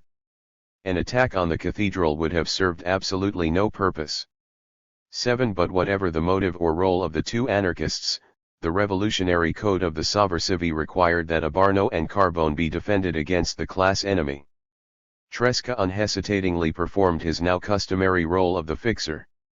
The office of Eleveniri served as temporary headquarters for the Abarno-Carbone Defense Committee, and Tresca engaged attorney Simon Pollock as the primary defense counsel. 8. The trial of Abarno and Carbone began on March 30, 1915. The defendants insisted that Polignani had been the architect of the bomb plot, intimidated them with threats when they expressed reluctance, and lit the fuse in St. Patrick's Cathedral. They also claimed that Captain Tunney had offered to get them off scot-free, if they testified that Tresca and other anarchist leaders had put them up to the attentat. 9. Under cross-examination, Polignani admitted that he had purchased most of the ingredients for the bomb, had taken pieces of the fuse to police headquarters before the bomb attempt, rented the room where the device was constructed, and kept the key to the room for himself.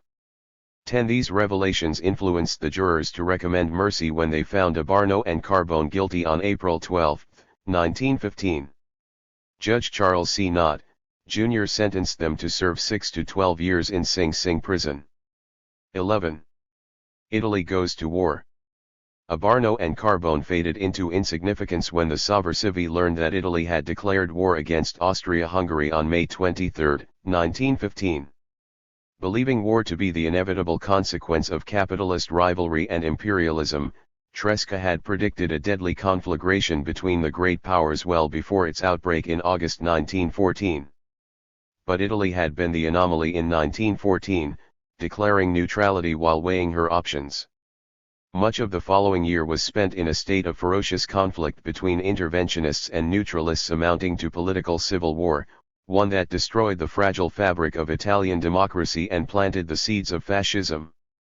The Italian left was not spared by the controversy. The anarchists, with rare exceptions, sided with their spiritual leader Enrico Malatesta in opposing the war and Italian intervention. Socialists, except for a minority of reformists and revolutionaries like Mussolini, were similarly opposed to the war, although the PSI adopted an official policy of neither support nor sabotage. Most left-wing interventionists were revolutionary syndicalists, intellectuals like Arturo Labriola and Angelo Oliviero Olivetti, and labor leaders of the Union Sindacale Italiana, such as Alceste de Ambros, Filippo Corridoni, and Michele Bianchi. Embracing nationalism as a necessary complement to socialism, the renamed national syndicalists espoused intervention for many reasons, including the belief, shared by Mussolini, that war would lead to revolution. All of them, however, were motivated by hunger for action. 12. The intervention controversy traversed the Atlantic at the outbreak of war in 1914, with the various currents of the Italian immigrant left assuming virtually the same positions on the war as their counterparts in Italy. The most influential interventionist was FSI leader Edmondo Rossini. Rossini conceived war in terms of masculine metal and glorified violence as a redemptive force needed to strengthen and purify the proletariat class and mankind in general. 13. Tresca denounced Rossini publicly as a warmonger, Garafondeo, and challenged him to go fight in the war. 14. Rossini soon broke with the FSI, published an ultranationalist newspaper, L'Italia Nostra, in Brooklyn, and returned to Italy in March 1916. He left behind an FSI crippled by internal dissension. Like most of the national syndicalists, Rossini sided with Mussolini and fascism after the war and was appointed Secretary General of the Confederazione dei Sindacati Fascisti. 15. For Tresca, Rossini ranked second only to Mussolini as a power-hungry traitor to the working class. California Propaganda Tour. While the interventionist debate raged among syndicalists, Tresca received an urgent plea from his friend Luigi Parenti to undertake a lecture tour in California. Parenti wanted Tresca to speak against the war and raise funds for Il Proletario, which was deeply in debt because of the FSI's internal crisis. Although reluctant to resume his association with the FSI and the IWW, Tresca could not refuse Parenti, who had supported him against Rossini during the latter's defamation campaign. The ensuing propaganda tour was one of the longest and most successful of Tresca's career, spanning mid-March to mid-May and including stops in San Francisco, Oakland, Eureka, Sacramento, San Jose, Fort Bragg, Willits, Cloverdale, Santa Rosa, San Rafael, Santa Clara, Martinez, and a half-dozen other towns. 16. Tresca lectured almost every day, sometimes several times, usually about the war. One comrade in Willits described Tresca's impact on his audience. Tresca is one of those propagandists who know how to communicate to the masses the virile throbbing of revolutionary sentiment.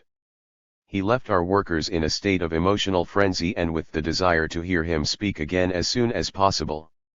17. The highlights of his tour were the May Day celebration in San Francisco, where he shared the speaker's platform with Alexander Berkman, and his earlier visit to the Italian Swiss colony winery on March 13. Virtually a feudal domain, where field workers toiled 12 hours a day for $1.15, the Italian Swiss colony winery had never been penetrated by radicals or union organizers. Company guards quickly intervened to expel Tresca when he appeared unannounced, but they were thwarted by the threats of several hundred workers who demanded to hear him speak. An ecstatic Parenti boasted that their invasion of the Italian Swiss colony winery represented the most audacious undertaking possible in California. Never would I have thought that Comrade Carlo Tresca's propaganda tour of California could have aroused so much enthusiasm even in localities where until today our propagandists have never visited. 18. Mesabi Range Strike. Tresca left San Francisco for New York on May 23, stopping frequently en route to meet with Italian radical groups and to give lectures. In Franklin, Kansas, where he visited local coal miners, Tresca was contacted by Walter T. Neff, Secretary-Treasurer of the IWW's Agricultural Workers Organization, AWO, headquartered in Minneapolis. Neff requested that he rush to Minnesota to help lead the strike of iron miners on the Mesabi Range, already in progress. Tresca consented despite the grave dangers he knew awaited him, dangers underscored by Neff's parting words. "I hope you get out alive." 19. The Mesabi, Vermilion, and Cuyuna ranges of northeastern Minnesota possess the largest iron ore deposits in the world. By 1916, most of the underground and open-pit mines had come under the control of the Oliver Mining Company, a subsidiary of U.S. Steel. On the Mesabi Range, more than 35 immigrant groups were represented among the miners, with Slovenians, Croatians, and especially Finns predominating. Italians constituted around 10% of the company's total labor force, more than 4,000 of them located on the Mesabi Range. Northern Italians were usually employed as underground miners, whereas more recent immigrants from southern Italy worked at poorer-paying jobs in the open pits. Although numerically inferior to the Finns and Slavs, Italian miners would play a militant role in the Mesabi Range strike of 1916. 20. The on-site workday had been reduced from 12 to 8 hours between 1900 and 1912, but every reduction was accompanied by speed-up measures devised to prevent any increase in real wages, which for miners and laborers averaged $2.40 and $2.12, respectively, the same as in 1909. Open-pit miners could barely survive on such wages because weather condition rendered outdoor operations impossible for 3 to 5 months of the year. Some took winter jobs in lumber camps, many remained unemployed. Underground miners worked year-round, but did so at the mercy of a contract system that determined wages by the amount of ore shoveled rather than hours worked. Contracts were never written, and mine captains, most of them belonging to English-speaking groups, lowered wages at will. Bribes, kickbacks, gifts, and selling the best places in the mine were the other means by which mine captains, foremen, and shift bosses exploited the miners. The pittance earned each month was further reduced by the need for miners to buy their own powder, fuses, and tools, as well as pay the high cost of food, clothing, fuel, and housing in Minnesota. 21. Strike action erupted spontaneously on June 2, 1916, when Joseph Greene, an Italian miner, led a walkout at the St. James mine near Aurora to protest the contract system.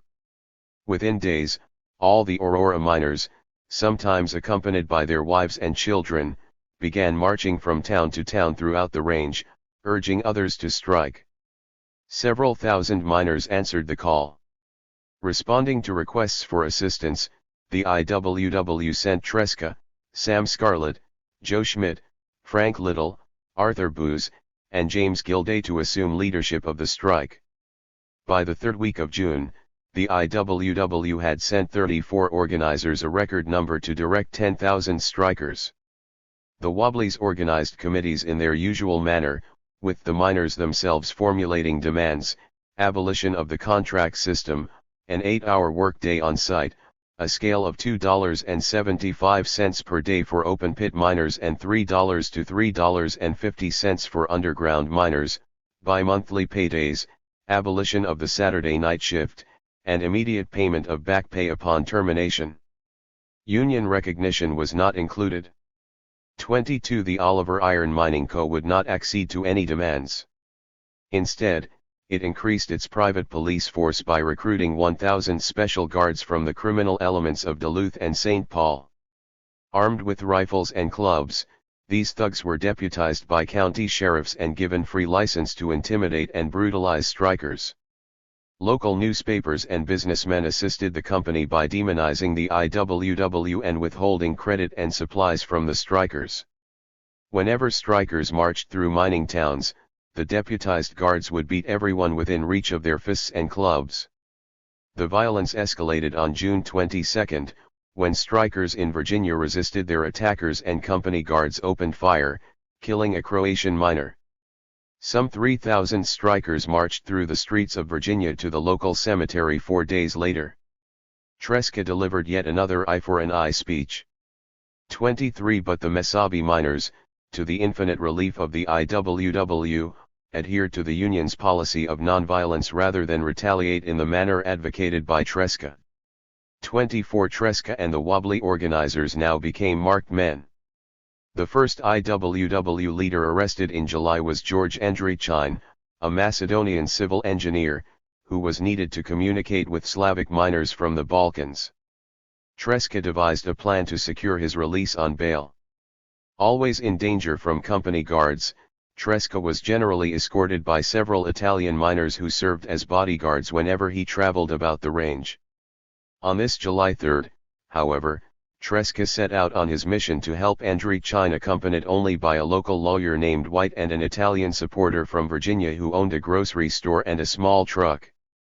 After a 3-hour drive from Hibbing, Tresca and White arrived unannounced at the office of the district attorney of Grand Rapids, Minnesota, to argue that only Andreychine's presence could calm the angry mood of the Slavic strikers.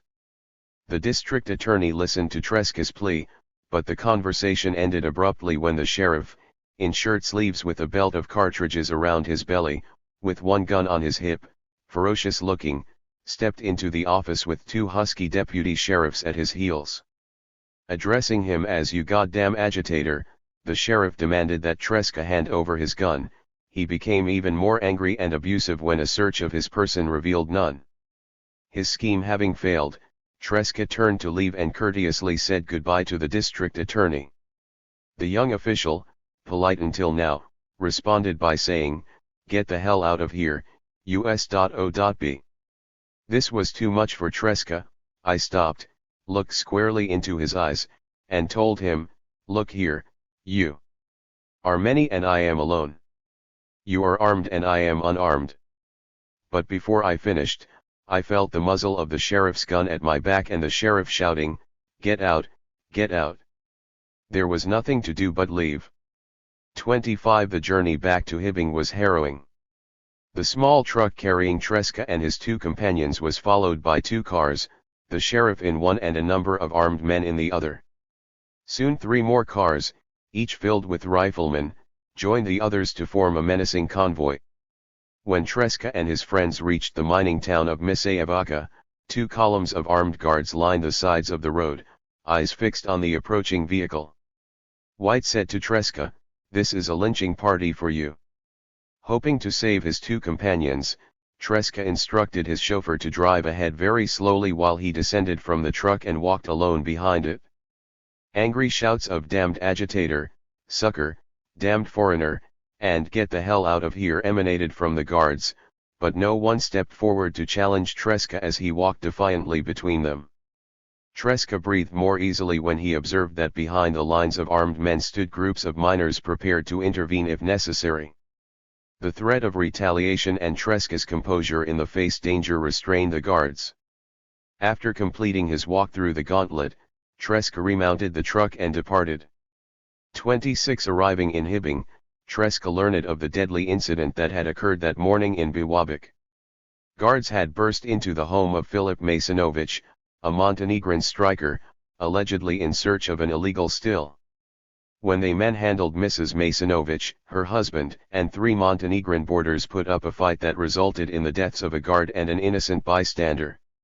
All 5 Montenegrins were arrested and charged with first-degree murder.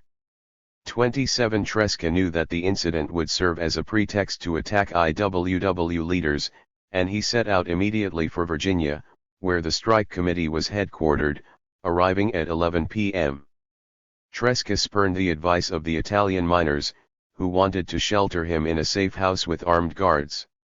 He inquired instead about IWW organizer Frank Little, lynched the following year in Montana, who had foolishly rejected an offer of protection from the Italian miners and had rented a room at the local hotel instead.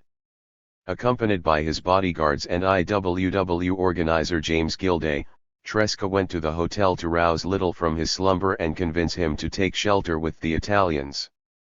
Little dismissed Tresca's concerns and refused to leave the hotel. Unwilling to leave Little alone, Tresca sent his bodyguards home and rented a room with Gilday. At 3 a.m., police raided the hotel and arrested Tresca, Gilday, and Little.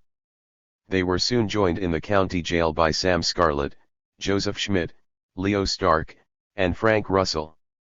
As dawn broke, the IWW organizers were handcuffed and herded onto a special train, 1 engine and 1 car bound for Duluth, where they were jailed and charged as accessories to the Biwabik murders. That Tresca and the Wobbly leaders had been in Grand Rapids at the time of the shooting, nearly 100 miles away, convinced a U.S. attorney that the prosecution of Tresca for this assault and murder seems to be far-fetched, and I do not think that a conviction can ever be secured. 28 But justice on the range was dispensed by the Steel Trust, not the federal government. Haywood dispatched Elizabeth Gurley Flynn and Joe Etter to replace the incarcerated strike leaders. Flynn was often accompanied by her friend Mary Heaton Vorse, who wrote about the plight of the iron miners in several prominent magazines. Flynn traveled the length and breadth of the range, trying to sustain the strike with her exhortations. But prospects for a reasonable settlement, much less a clear-cut victory, were fading. The terror campaign by company guards and deputies continued unabated. Hundreds were beaten, arrested, and evicted from company-owned dwellings, and strike relief dwindled to levels that could not sustain the strikers. 29 Haywood, who had not participated in the strike, began withholding vitally needed funds in August, forcing the strikers to drift back to the mines and pits. The Central Strike Committee had no choice but to terminate the strike on September 17, 1916. Yet the strike and the threat of another the following spring induced the Steel Trust to increase wages and implement some reforms. 30. Imprisonment in Duluth County Jail. On August 30, 1916, the grand jury of Duluth indicted Philip Masonovich, his wife Militsa, Joe Cernigovich, Joe Mekic, and John Orlandike on charges of first-degree murder in the killing of James C. Myron, the deputized mine guard who had invaded their home and assaulted them. Tresca, Sam Scarlett, and Joe Schmidt were indicated as accessories after the fact of murder. Never before had Tresca found himself in comparable danger. The trial date was set for December 5, 1916. Flynn was emotionally distraught over Tresca's arrest, believing him to be in grave danger. As she explained to Vorse, the authorities are concentrating the fight on Carlo as the brains of the crowd. It is like the Etter Giovannitti case, except that in the state, accessories are guilty in the first degree and are liable to life imprisonment. 31 Her visits to Tresca in the Duluth County Jail were highly emotional encounters. I would go weekly to the county jail, he'd hold my hand and sometimes kiss me on the throat if guards turned away for a moment. The pain and joy of those hot fleeting caresses would last a whole week through. 32. Tresca welcomed Flynn's visits but feared she might become the target of arrest or worse while traveling throughout the Mesabi Range. When Flynn left Minnesota to conduct a fundraising tour in November, Tresca wrote to Vorse, "I am very glad she is out. I feel now very much relief. When she was here I can't sleep. My poor girl. Cheer her up, Mary dearest, please." 33. Pro-Tresca Defense Campaign. The defense campaign was led by Flynn and Etter. No help was forthcoming from Haywood, whose relations with his best lieutenants were now strained. Etter had resigned as general organizer in opposition to Haywood's bureaucratic centralism in 1916. Flynn had antagonized Haywood during the strike when she bypassed his Chicago office and obtained relief funds directly from AWO Secretary-Treasurer Walter T. Neff. Once again, Flynn appealed to Neff, who ignored Haywood's protests and provided $5,000 for the defense fund. 34 The task of defending Tresca was also assumed by Italian radicals, who conducted a nationwide defense campaign that rivaled the agitation for Etter and Giovannitti. Additional support was provided by Italian labor unions, mutual aid societies, Masonic lodges, and various Italian societies.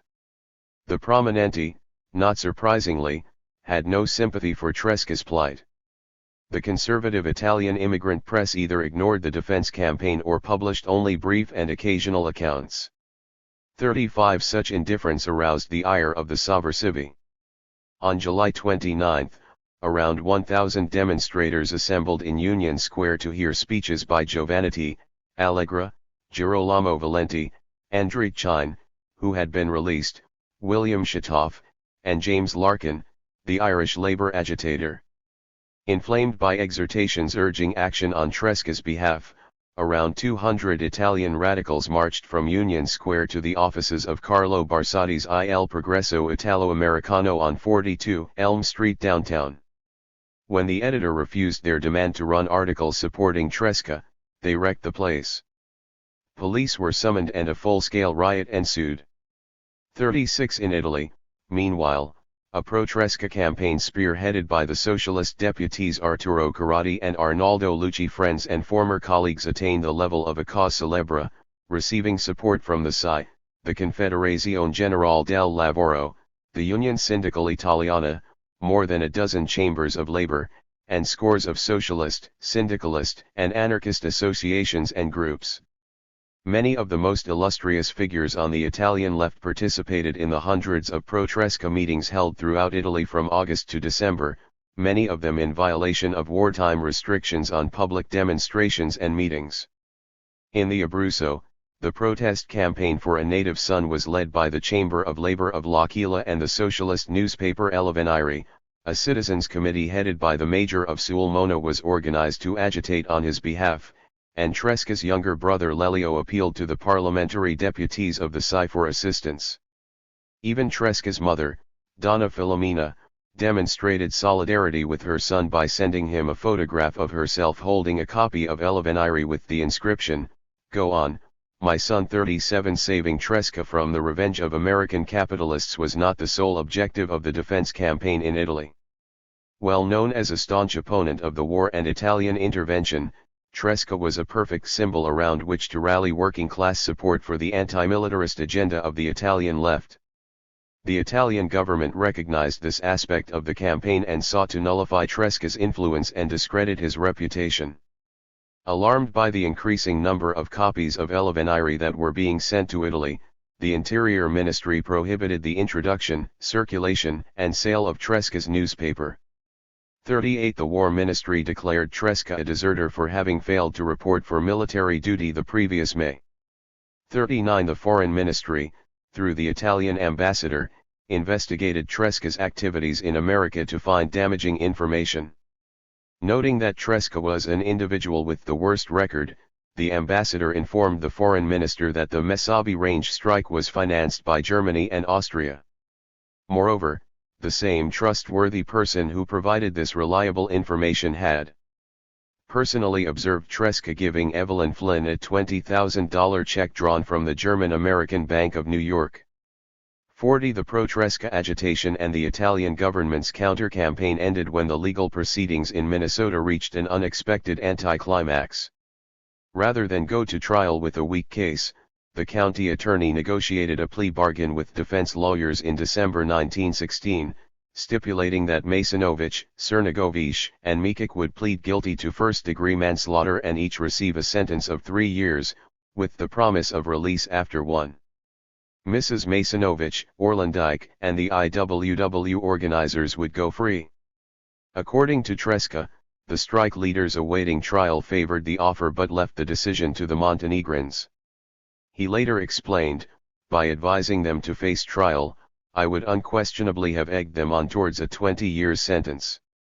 41 The miners accepted the plea bargain, but the judge disregarded the agreement and sentenced them to a term of 5 to 20 years for manslaughter.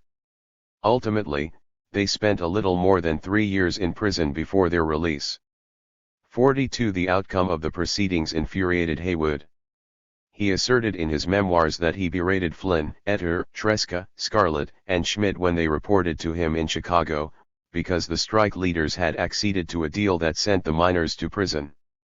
43 But Tresca's recollections contradicted Haywood's version, claiming that his real concern was not the miners but how the plea bargain might affect the IWW. I do not give a damn about them getting 20 years.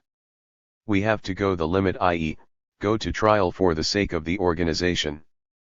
44 Whatever the truth, the Messabi Range strike and its legal aftermath ended Tresca's association with the IWW and marked a watershed in Tresca's career as a labor leader. Several thousand Wobblies and anarchists assembled at the Manhattan Lyceum Theater at 66 East 4th Street on Christmas Eve, 1916, to give Tresca a hero's welcome upon his return from Minnesota. 1. Before resuming his activities, Tresca spent several days just resting and eating at the Flynn household to regain the strength he had lost during his incarceration. The happiest member of the family was Flynn's son Buster, now a sickly child going on 7, who adored Tresca as a father and rejoiced that he was back home. This rare moment of domestic communion ended abruptly around the new year. Like Tresca, Flynn always put career before family, and despite promises to him and Buster that she would stay home for a lengthy period, she left for Seattle to aid the 74 Wobblies unlawfully jailed on murder charges after the Everett massacre, the ambush of a boatload of Wobblies by a drunken sheriff and his deputies on November 5, 1916. Carlo was shocked and amazed, Flynn recalled, that I would even consider leaving him after he had been in jail since July. He was so angry that he did not write to me for 6 weeks after I arrived in Seattle. To his recuperation complete, Tresca resumed the directorship of El Avvenire, thanking his readers for their support and assuring them that imprisonment had not diminished his faith in the class struggle and the emancipation of the proletariat. 3 assertions of unflagging belief in the revolutionary struggle had long been automatic and formulaic responses from all sovversivi, including Tresca. In reality, Tresca had been seriously disillusioned by the failure of European radicals and workers to resist the war, and was now pessimistic about the future of workers in America. He readily perceived that a wave of capitalist reaction against militant labor had been gaining momentum throughout 1916. His own ordeal in Minnesota, the Everett massacre, the frame-up of Tom Mooney and Warren Billings for the Preparedness Day parade bombing in San Francisco, and many similar episodes prompted Tresca to declare, in January 1917, that the proletariat of America has never been attacked, assaulted, and threatened with such fury, violence, and rage by its irreconcilable enemy, capitalism, than at the present moment. For with United States intervention now a virtual certainty, he feared that repression of far greater magnitude was imminent unless American workers united to resist. 5. In the shadow of war. Prior to America's declaration of war against Germany on April 6, 1917, Tresca's anti-militarist writings, public speeches, and exhortations to workers to employ the general strike and revolution as weapons of war resistance had prompted constant surveillance of his activities by federal authorities. The agents who followed him everywhere were fixated on the notion that anti-war radicals were German agents, and routinely reported inaccurately that the audiences listening to Tresca's speeches included more Germans, German Jews, and Austrians than Italians. Their reports invariably focused as well on his most inflammatory remarks. 6. Immediately after intervention, for example, Tresca declared that President Wilson's motive was not to make the world safe for democracy, but to make the world safe for American capitalism. For 3 years, the war in Europe had proved a bonanza for American industrialists, as they reaped billions of dollars in profits selling food, munitions, and other materiel to the Allied powers. Entering the war would not only generate even more profits for American capitalists, it would ensure that the several billions in war debts owed the United States by the Allies would be repaid. A German victory would spell financial disaster for Wall Street, and that would be impermissible, Tresca argued. 7. A toxic atmosphere of xenophobia, ultranationalism, intolerance, and conformity enveloped American society after war was declared, generating a frozen mindset that equated radicalism and strike action with un-Americanism and treason. Seizing the opportunity, the federal government initiated a campaign to suppress radicalism and militant labor under the guise of thwarting anti-war activities. Highest on the government's internal enemy list were the anarchists, the IWW, and the SPA. To suppress these elements, an arsenal of statutory weapons was enacted, which violated civil and political liberties on an unprecedented scale: the Immigration Act of February 5, 1917, the Espionage Act of June 15, 1917, the Trading with the Enemy Act of October 6, 1917, the Sedition Act of May 15, 1918, and the Immigration Act of October 16, 1918. Reflecting the belief that radicalism was an un-American phenomenon, imported by recent immigration from Southern and Eastern Europe, provisions of the anti-radical legislation were designed specifically for suppression of anarchists, wobblies, and socialists of foreign birth. The measure most favored was deportation, an administrative procedure under Labor Department jurisdiction, which achieved the desired results far more successfully and quickly than criminal proceedings requiring a trial. 8. In Tresca's case, establishing grounds for deportation became a goal for all the government agencies involved in the suppression of radicals.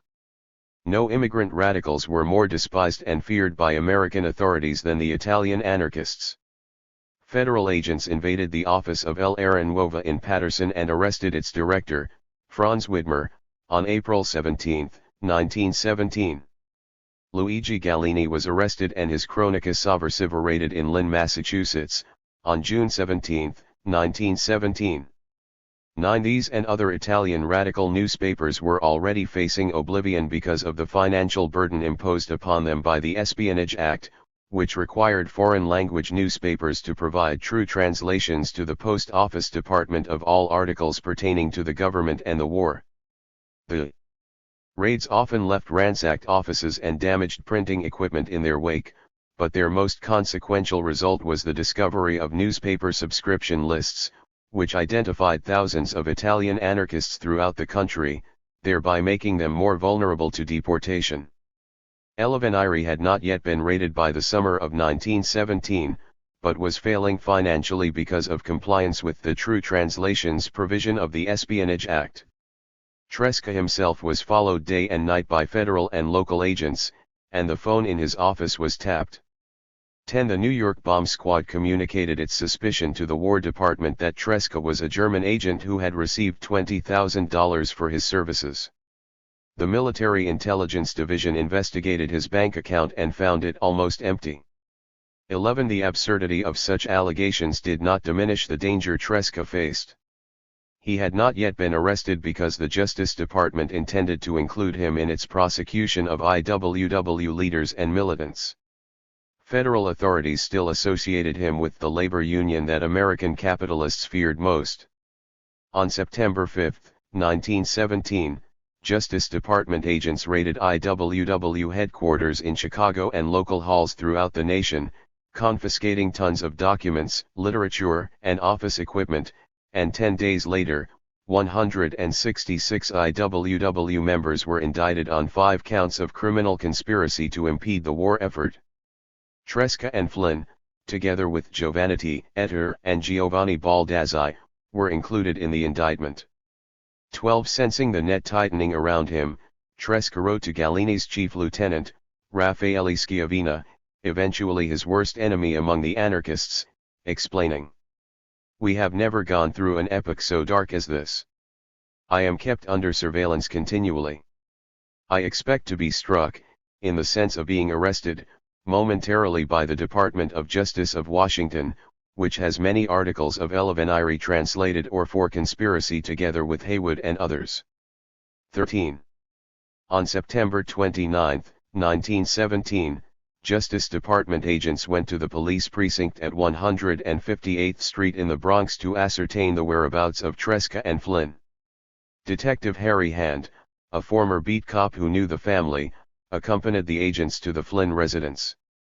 Detective Hand apologized to her mother, "I haven't got anything to do with this, Mrs. Flynn," as the federal agents placed Elizabeth under arrest and searched the apartment. While Flynn and the agents were standing on the elevated platform at 134th Street, waiting for the downtown train, Tresca got off the train on the uptown side and spotted Flynn and the 2 strangers. "I tried to ignore him and to shoo him off," Flynn recalled, "but he rushed up to me and asked what was wrong." 14. The agents arrested him on the spot. 15. After a preliminary interrogation, Tresca and Flynn were brought to the Tombs, where they were separated and jailed. The New York Times applauded the local I.W.W. roundup, describing Tresca as one of the most rabid of the IWW troublemakers. 16. The next day, Flynn was granted an audience with Assistant U.S. Attorney Harold A. Content, who in private practice had represented Tresca when Elevenire had legal hassles with the Post Office Department. Following Content's advice, Flynn obtained the services of a non-socialist attorney, George W. Whiteside, and was able to secure bail for herself. On October 8, Tresca, Flynn, Giovannitti, and Baldazzi went before U.S. Commissioner Hitchcock for arraignment, but the proceedings were postponed. Tresca and his male comrades posted bail at the end of the month. 17. The issue of paramount concern was legal strategy. Haywood had ordered that all Wobblies named in the government's conspiracy indictment should surrender themselves and join their comrades in Chicago for a joint trial. He believed a courtroom vindication would constitute a great political victory for the IWW. Flynn considered Haywood's strategy a recipe for disaster. Her reasoning was sound. We argued that time was our greatest asset. The war hysteria was at its height. A trial was tantamount to a lynching. Our plan was to tie this dragnet case up in legal knots in a dozen places by a fight against extradition and for severance. 18. Irked by Flynn's dissension, Haywood dispatched IWW attorney George W. Vanderveer to New York to dissuade her and others from pursuing an independent course. Tresca felt no allegiance to the IWW at this point, believing it had ceased to be a syndicalist union because of Haywood's centralizing tendencies. 19. Thus, despite dictatorial attempts, Tresca related, we remained firmly committed to our defense strategy, and instructed attorney Whiteside to apply for severance from the Chicago case. 20. Attorney General Thomas W. Gregory was apprised at the outset that prosecution of the New York defendants might encounter difficulties because they were neither members of the IWW or had they been inactive during the period covered by the indictment. His first inclination was to let a jury decide whether this evidence was significant. However, after further consideration, Gregory concluded that granting a severance to Tresca, Flynn, Giovannitti, and Etter might strengthen the government's prosecution of the Chicago defendants.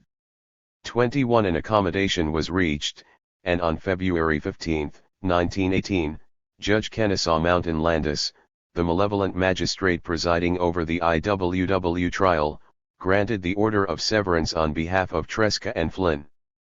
22. Flynn's prediction was soon fulfilled.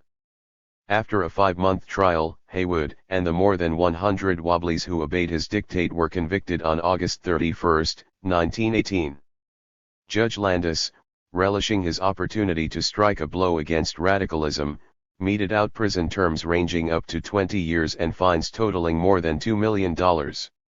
Haywood, who received a 20-year sentence, lost his appeal in October 1920, but rather than return to Leavenworth and endure the martyrdom he had demanded of Tresca and Flynn, jumped bail and fled to the Soviet Union in March 1921. 23. The Red Scare. The danger of the Justice Department reneging and bringing Tresca and Flynn to trial for conspiracy hung over their heads until charges were dropped in March 1919. 24. But Tresca was still in danger of deportation. The Bureau of Investigation, BI, had begun gathering evidence for deportation proceedings, and the War Department's Military Intelligence Division, MI, continued its own sleuthing operations, opening Tresca's mail, accumulating information about his strike activities, and following him from place to place. 25. If anything, Tresca's reputation as a revolutionary menace was growing in official circles. One MI operative informed the War Department at the end of October 1919 that Tresca is at the bottom of all the anarchist, ultra-radical elements, stirring up trouble and revolutionary ideas in the eastern states. 26. The threat increased throughout the Red Scare of 1919 to 1920. The Bolshevik Revolution of 1917, the ongoing civil war in Russia, the Spartacist revolt in Berlin in 1918, and the short-lived Soviet republics in Bavaria and Hungary in 1919 had generated great fear that Bolshevism threatened the capitalist system in America. The ideology and movement that Woodrow Wilson called a demonic conspiracy was also fueled by a temporary resurgence of American radicalism. Although the IWW remained moribund, the SPA increased its membership from 83,000 to almost 100,000 between August 1918 and the summer of 1919, and in September 1919 the Communist Party, CP, and the Communist Labor Party, CLP, were formed when the left wing broke away from the spot. This reawakening of the left was dramatically punctuated by a rash of anarchist bombings in several major cities on May 1 and June 2, 1919, retaliatory blows against government suppression of the movement. Far more threatening from the perspective of American capitalists was the unprecedented militancy that pervaded the ranks of organized and unorganized labor in 1919. Spurred by rising inflation, workers in nearly every major sector of industry struck or engaged in some form of agitation for higher pay and fewer hours. The most important labor struggles of 1919 were the Seattle General Strike in February, the Boston Policemen's Strike in September, the Steel Strike of September, January, and the Coal Miners' Strike of November-December. But all the great strikes of 1919 resulted in defeat and regression for the labor movement, and revolution remained nothing more than a capitalist's bad dream. 27 The absence of a genuine revolutionary threat did not deter the government's campaign of preventive counter-revolution. The worst episodes of the Red Scare were the Palmer raids, the federal raids and round ups named after A. Mitchell Palmer, the ambitious attorney general who harbored presidential aspirations. The November 7 raid targeted the Union of Russian Workers. In New York alone, 650 individuals were arrested. The January 7 raid concentrated on the CP and the CLP in 33 cities, netting around 10,000 persons, most of them aliens. Victims were arrested without warrants, held for weeks and months without bail, denied legal counsel, generally mistreated, and sometimes brutalized while in custody. The Palmer raids and other roundups led inevitably to the deportation delirium, the issuing of deportation warrants for several thousand aliens. Thanks to the Assistant Secretary of Labor, Louis F. Post, one of the few government officials not motivated by irrational hysteria or political opportunism, thousands of the warrants were cancelled. Only 556 persons, plus 35 left over from 1919, were eventually deported as a result of the Red Scare. 28 Tresca's daughter Beatrice once asked her father why he had never been deported during the Red Scare. He replied with a casual shrug, "They never came for me." 29 But not for want of trying. Sometime between his indictment and the dismissal of the charges, a warrant for Tresca's deportation was issued by the Labor Department's Bureau of Immigration.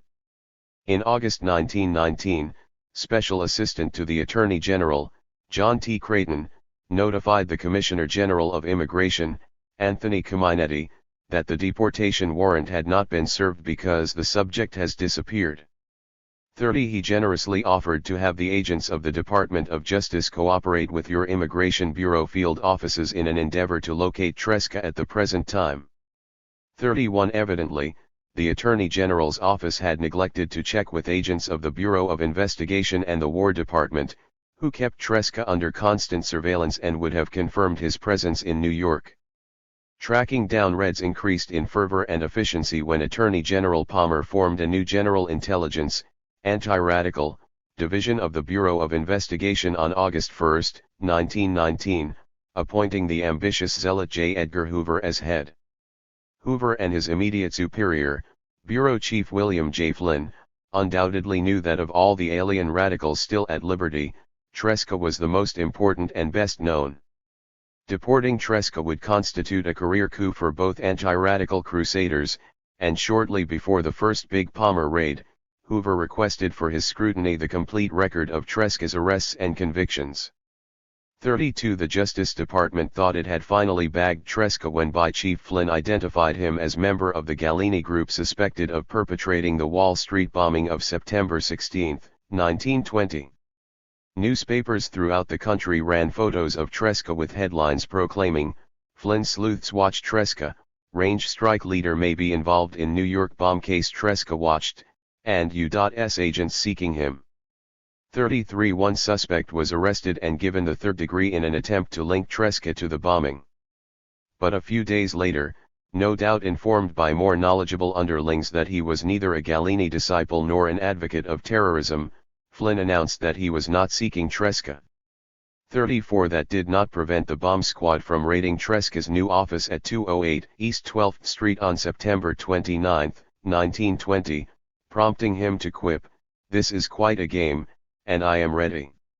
We will see how it is going to end. We are on guard." 35 Bi-regional offices continued to monitor Tresca until long after the Red Scare ran out of steam. Frustrated that months of surveillance and investigation had failed to result in proceedings, By Chief Burns notified the New York office in March 1922 that it is our intention and desire that every effort be made to bring about his Tresca's early deportation, and I would care personally to call his case to the attention of the Secretary of Labor. 36. Burns directed field offices in New York, Philadelphia, Boston, Pittsburgh, Chicago, and other cities to submit detailed reports on all information that could help deport Tresca. 37. By agents studied access points to the building at 208 East 12th Street, hoping to gain a legal entry to the private room Tresca rented upstairs from Il Martello's office. They abandoned the plan because the building was occupied entirely by radical organizations, making the risk of discovery too great. 38. For the next year, Tresca's life and activities remained under constant investigation, but the evidence required for deportation still eluded the BI. Amazingly, what stymied the BI was its inability to ascertain two basic facts: was Tresca an alien or a naturalized citizen, and was he an anarchist who espoused violent overthrow of the government? No less than 16 regional offices were involved in the search for answers. An abundance of anecdotal evidence indicated that Tresca was indeed an alien, but legal documentation eluded the BI because of the record-keeping method employed by the Labor Department's Bureau of Naturalization. As of 1912, application papers for citizenship were filed by courts throughout the country, 2,300 of them. As it was impossible to examine so many court records, BI failed to determine Tresca's alien status with legal certainty. 39. The BI's inability to define him legally as a violent anarchist resulted entirely from Tresca's own strategy of evasion and obfuscation. He was easily alerted to the danger by the increasing frequency with which federal agents, often posing as reporters, local police, and supposed comrades, began attending his lectures and posing intrusive questions about his political ideas and alien status. Survival in this threatening environment necessitated circumvention of the anti-radical measures passed by Congress since 1917 and the more draconian criminal anarchy and criminal syndicalism laws adopted by many states. Above all, this required careful avoidance of self-incriminating admissions concerning his anarchist beliefs. The Italian-speaking agents and informants assigned to take notes on Tresca's lectures frequently expressed frustration with the diminished tone of Tresca's revolutionary rhetoric, especially his disinclination to mention or advocate violence. 40. Nevertheless, the BI observed, while he does not openly advocate the overthrow of government by force, his speeches and writings tend to convey that thought to any gathering of Italian radicals before whom he appears. 41. Tresca exercised similar caution in his management of Il Martello, the Hammer, his post-war newspaper. He never described Il Martello as an anarchist newspaper, and was very careful about the articles he wrote and accepted for publication. The Justice Department's Bureau of Radical Publications, which examined every issue from the spring of 1919 to the spring of 1922, concluded, although Il Martello affords in every issue abundant evidence of its anarchist character, there have not been many editorials or signed articles by Tresca himself of an incriminating nature in their entirety.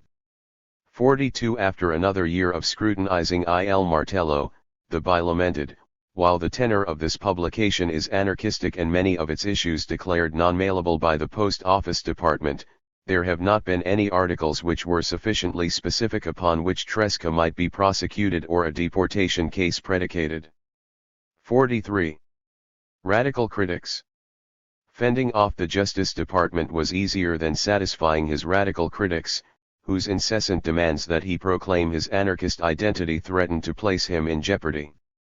To one social democrat who tried goading him to define his political allegiance, Tresca explained that by describing all my political thinking to you I may fall into the net of the criminal anarchy law of New York State. 44. One federal agent reported on Tresca's explanation to an indignant comrade, who demanded to know why Il Martello was not identified as an anarchist newspaper. Instead of declaring that it was an anarchist paper, he says that it is his paper and does not say what it is. That is the reason why he has kept himself out of trouble so long, and if he can help it he is going to keep himself out for a long while, because he can do better work outside than he can in jail. 45 But some fanatical anarchists, mostly Galenisti, could not appreciate the logic and wisdom of Tresca's strategy for self-preservation. To them, the only way Tresca could validate his credentials as an anarchist was to get himself deported. He had no intention of obliging. Disillusionment. By 1919 Tresca had become thoroughly disillusioned with the United States. His disenchantment derived as much from America's ill treatment of immigrant Italians as from government repression of radicals. 46 Speaking in the voice of the immigrant, Tresca declared that from the mines of Pennsylvania to the foundries of Ohio, from the ditches of New York State to the farms of California, we wandered for months and months offering our labor to 100 bosses. We did not find happiness in Westmoreland, Lawrence, Calumet, Colorado, Patterson, and Minnesota. We sought only bread that was less hard, work less exhausting. Instead they gave us bullets, only, bullets and handcuffs, as in Italy. Not royal bullets but Republican bullets.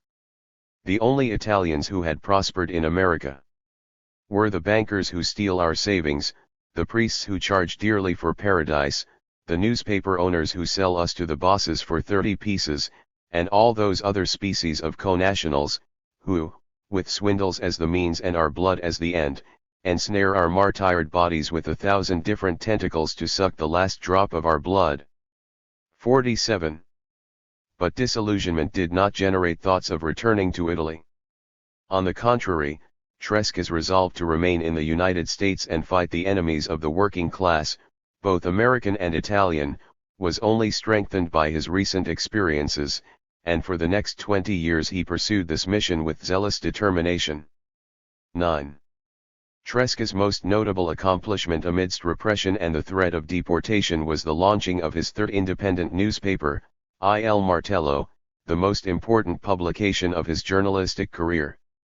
True testament to Il Martello's status as the premier Italian radical newspaper of the 1920s was provided by the enemy that knew best, the Italian fascists.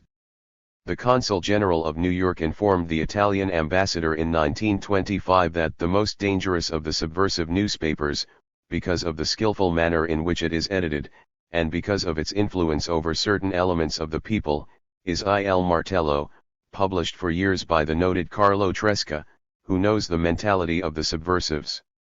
1. Tresca's acquisition of Il Martello demonstrated his skill in the fine Italian art of arrangere to manipulate a situation for the best outcome. By August 1917, with issue after issue deemed non-mailable, the cost of putting out l'Avvenire had become so high that Tresca terminated its publication. But Tresca quickly devised a clever stratagem that enabled him to publish a newspaper despite government censorship. The key, he knew, was to obtain second-class mailing privileges.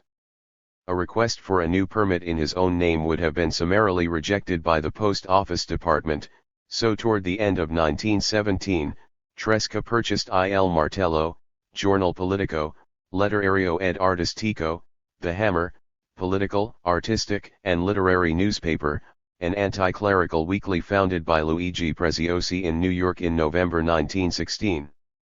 I bought Il Martello from Mr. Preziosi for less than a few $100, Tresca explained, and used it as a simple means of keeping together the addresses of good comrades, and to do what was humanly possible to do.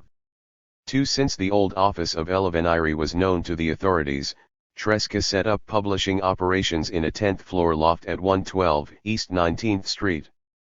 Il Martello would change locations 6 times during the next 20 years, but always within the district that extended from 8th to 23rd Street and 5th to 2nd Avenue, with Union Square as its epicenter.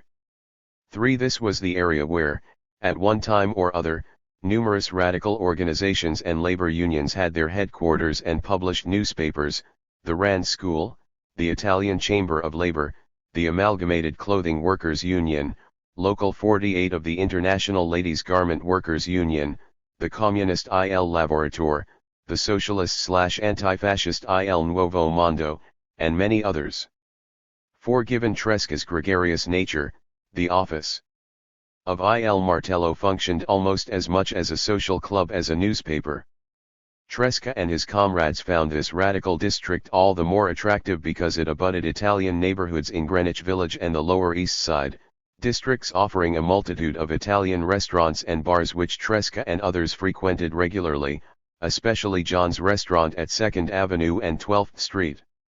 Tresca began to publish Il Martello, now subtitled Rivista Popolare di Lettera, Science ed Arte, as a semi-monthly illustrated magazine on December 14, 1917, selling for 10, later 5, cents at kiosks and $2 for a year's subscription. Tresca listed himself as publisher in June 1918, which caused immediate trouble with the authorities despite his avoidance of illegal content. Overt criticism of the war still being fought would have resulted in outright suppression, but anti-war sentiment was often represented pictorially, as with a front-page illustration of the Grim Reaper carrying away scores of bodies from a battlefield over a caption reading, "The Day's Work." 5. The bulk of material Il Martello published during the remainder of the war, however, was devoted to non-political subjects: biology, botany, astronomy, anthropology, economics, religion, literature, and poetry. The postal authorities, nonetheless, repeatedly deemed the newspaper non-mailable. As Tresca recalled, Il Martello was confiscated many times, so many that I would confound myself if I tried to count them now. 6. Government censorship and harassment did not cease with the war's end, and Il Martello was saddled with mounting deficits, a perennial condition. Despite these problems, Tresca asserted his direct control more conspicuously, publishing Il Martello as a tri-weekly in March 1919, and as a semi-monthly in February 1920, with his own name appearing in the subtitle, Rivista Popolare di Rete di Carlo Tresca. Finally, in January 1921, Tresca converted Il Martello from a magazine to a weekly newspaper, bearing the subtitle it would retain until 1932, Settimanale di Battaglia di Reto di Carlo Tresca. Also for a time, Tresca followed the Italian radical tradition of commemorating important holidays such as May Day with special issues of his newspaper bearing the title La Guardia Rossa, the Red Guard, only 5 of which were ever published. As a weekly, Il Martello assumed the length, size, and format typical of most Italian radical newspapers, 4 to 8 pages, sometimes more, measuring 17 by 22 inches, each with 4 to 6 columns, frequently including political drawings and cartoons by noted radical artists, such as Art Young, Robert Minor, and Fort Villana. The first graphic logo that appeared on the masthead depicted 2 workers wielding a battering ram against a grotesque, Goliath-like figure representing capitalism. This logo was later changed to a worker brandishing a hammer, and changed again to a worker striking a hammer against an anvil. All pages except the last carried regular columns and articles devoted to political, social, and economic themes.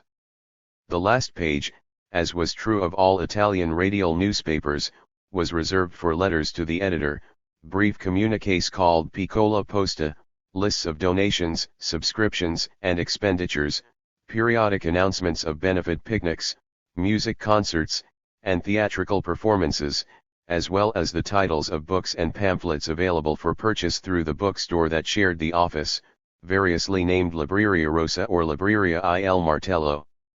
Weekly circulation. Figures for Il Martello varied from year to year, depending on the financial state of its supporters: 6,500 in April 1923, a high of 10,500 in December 1924, and 8,000 in September 1929. 7. Even in the best of economic times, Il Martello invariably operated at a deficit. Most of the lead articles pertaining to important political issues were written by Tresca himself. These writings revealed Tresca's keen intelligence and exceptional understanding of politics and society.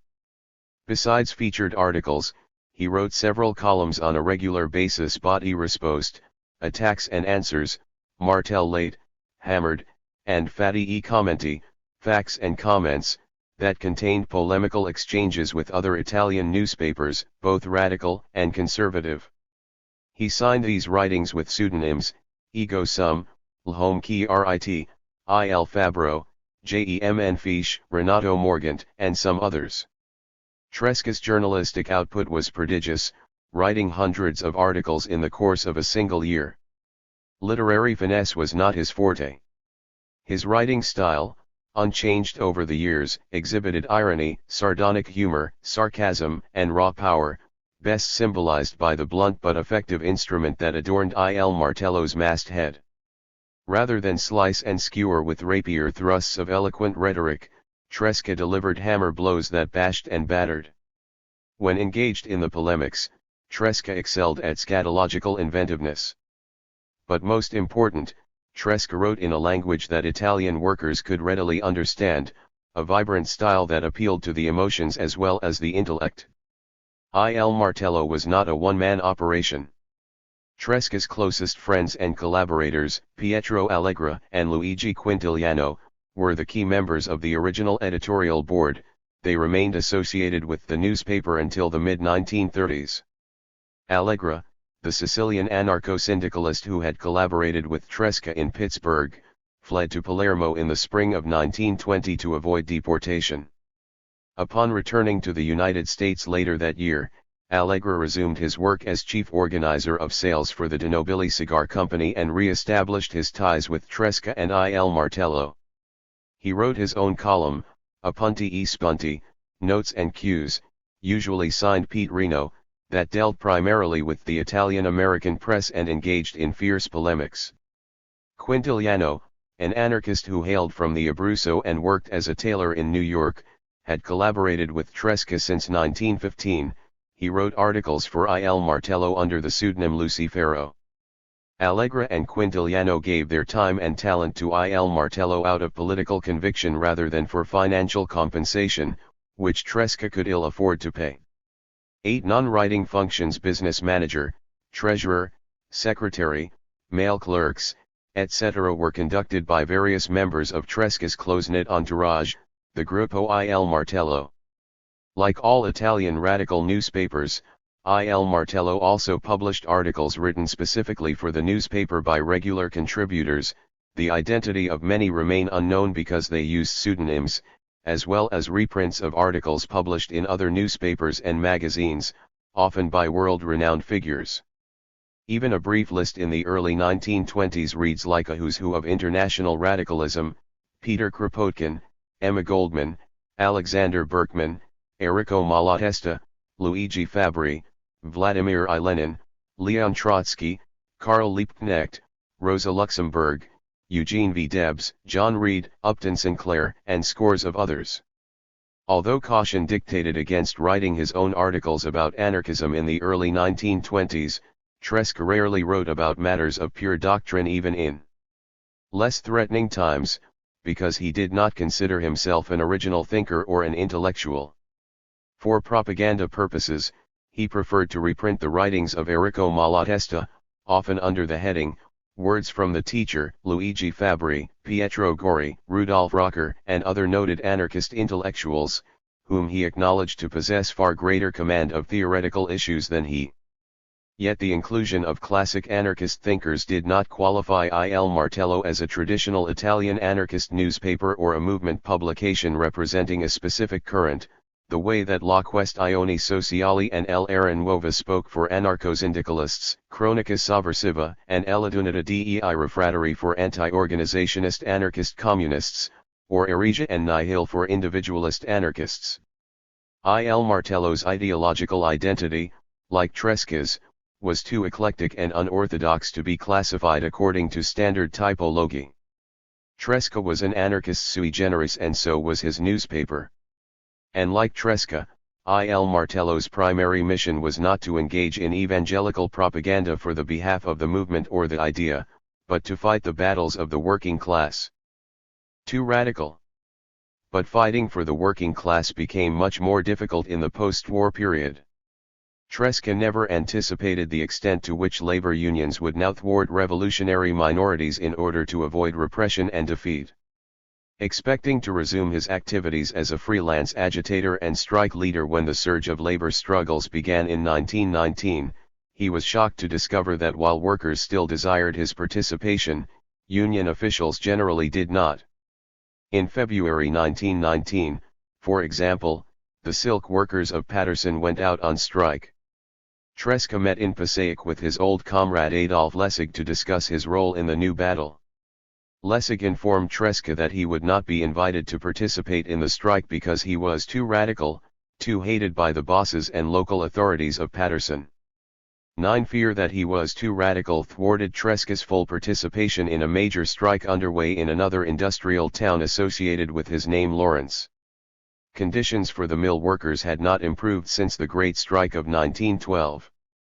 Wages had doubled by 1919, but so had the cost of living, and many workers were beset by unemployment and underemployment caused by the decline of textile production after the war. Facing a 12.5% pay cut, almost 32,000 workers abandoned the mills on February 3, 1919, demanding a 48-hour week at 55 hours pay. The 1919 Lawrence strike was in many respects a reprise of the 1912 struggle. The Italian workers, still the most numerous, 12,000, and militant, constituted the backbone of the strike. They were joined by Poles, Lithuanians, Ukrainians, Russian Jews, Syrians, and other groups. English-speaking workers, as usual, demonstrated their lack of solidarity with these foreigners and soon returned to the mills. They were joined by Greeks, Portuguese, and Turks. The desertion of these elements did not cause the more militant ethnic groups to break ranks, and for the duration of the strike they endured violent attacks by the Lawrence police and the stigma of Bolshevism, as the mill owners and patriotic citizenry now more than ever equated strikes with revolution. Father O'Reilly once again stood in the forefront of these anti-labor forces. 10. What distinguished the strike of 1919 from the 1912 struggle was the absence of the IWW and the FSI, although several former members did participate. Local strike leaders had turned instead to A.J. Must, Cedric Long, and Harvel L. Rotzel of the Comradeship of the New World, an organization of Christian pacifists who had embraced the cause of social radicalism. 11. Must, who became chairman of the Executive Strike Committee and its chief spokesman, believed that the strike could be an expression of Gandhian nonviolent resistance. 12. The strikers refrained from violence throughout the strike, but the police exceeded the extremes of 1912 by a considerable measure, attacking picketers from the first day, beating up Must and other leaders, and arresting workers by the score. They even mounted machine guns on several street corners in readiness to suppress revolution. 13. A major problem for the strikers was money. Must sought financial assistance from the Amalgamated Clothing Workers Union, ACWU, an industrial union whose resources and effectiveness outclassed the crippled IWW in the post-war period.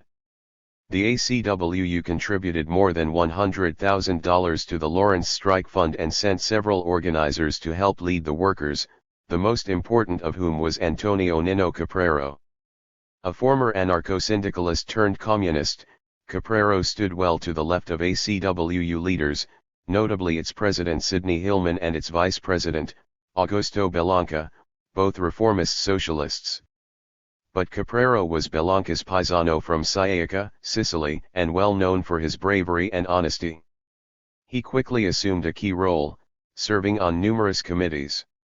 Capraro also became the popular leader of the Italian strikers upon whose tenacity the strike depended.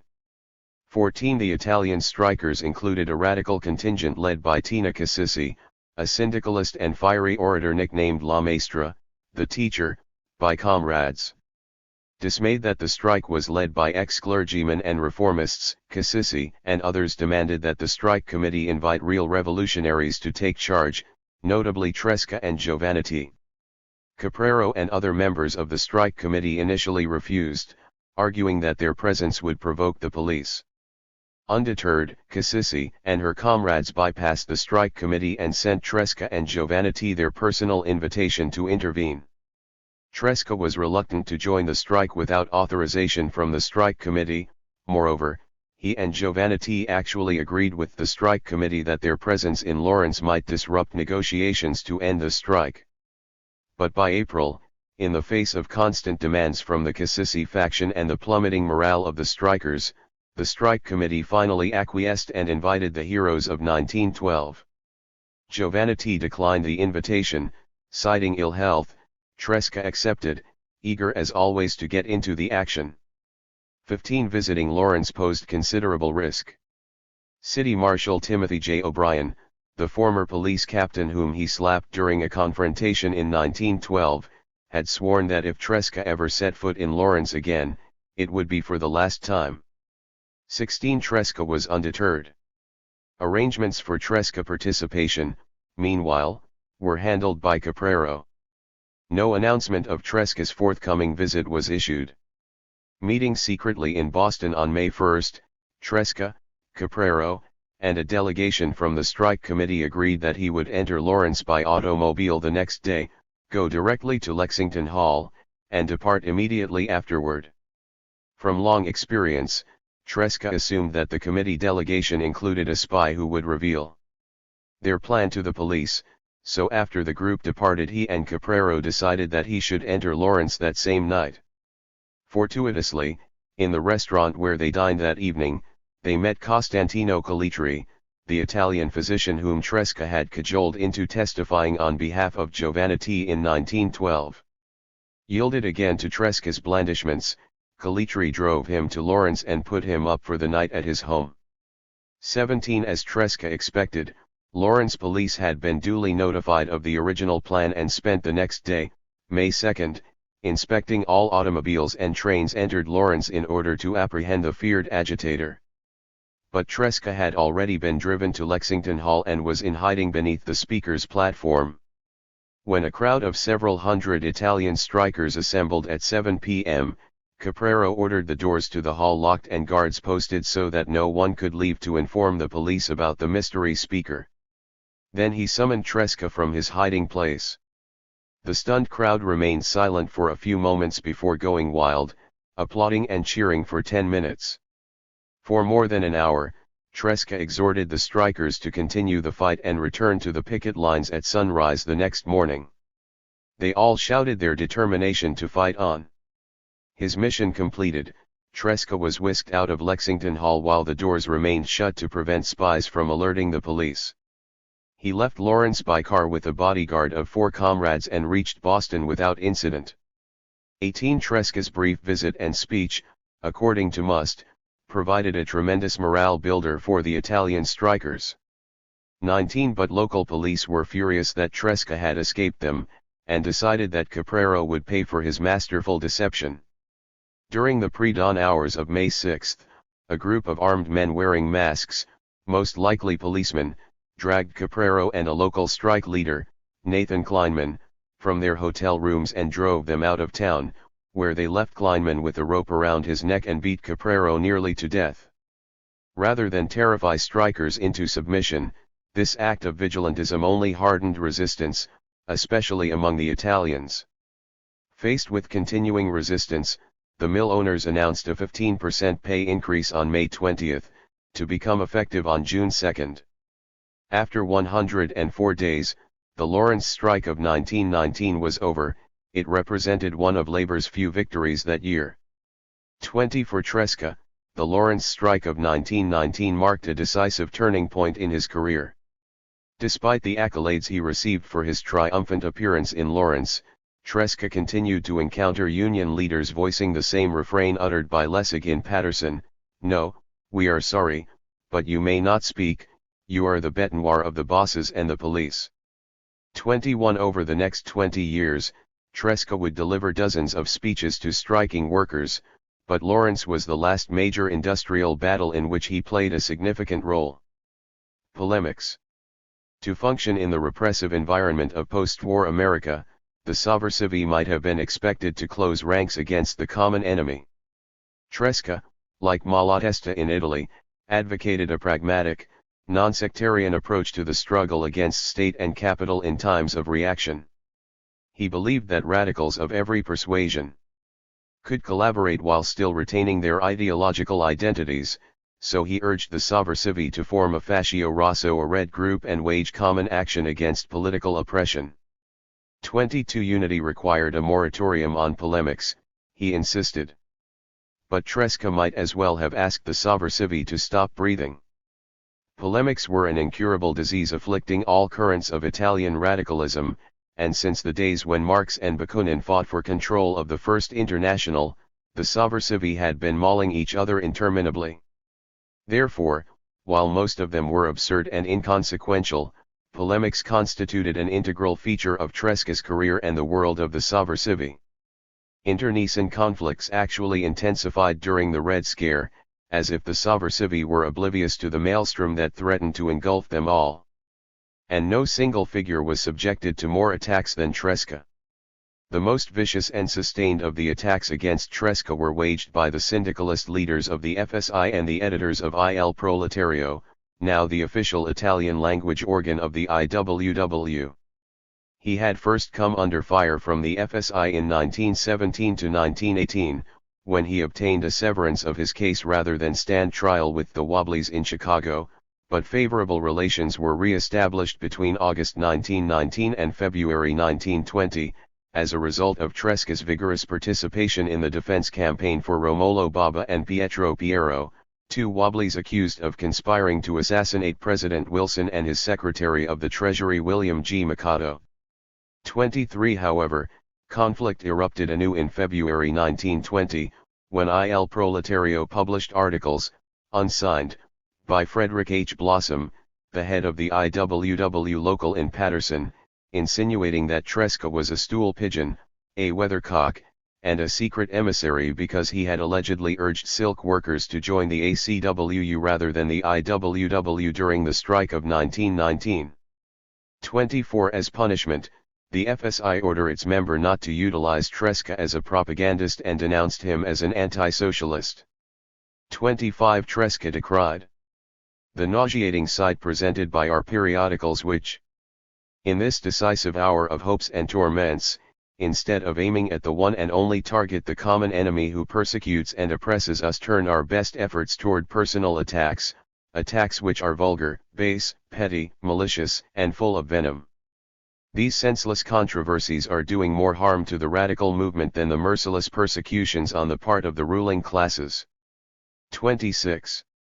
Tresca explained that he had not responded to Il Proletario's accusations because it hurt me and still hurts me, sincerely and not hypocritically, to polemicize against comrades whom I love, respect, and consider as fellow soldiers of the labor cause. And in a final plea, he declared, enough. Let us rise above our miserable impulses of personal resentment, let us rise above our base sectarian passions, and let us struggle for the ideal. 27 Il Proletario chose instead to escalate the conflict with an unprecedented outpouring of allegations and slander, the undisguised objective of which was to destroy Tresca's reputation. His chief character assassin was Giovanni Baldazzi, the FSI propagandist who in September 1917 had been Tresca's prison mate until Flynn secured them bail. Baldazzi branded Tresca the most corrupt individual in the workers' movement of America and the world.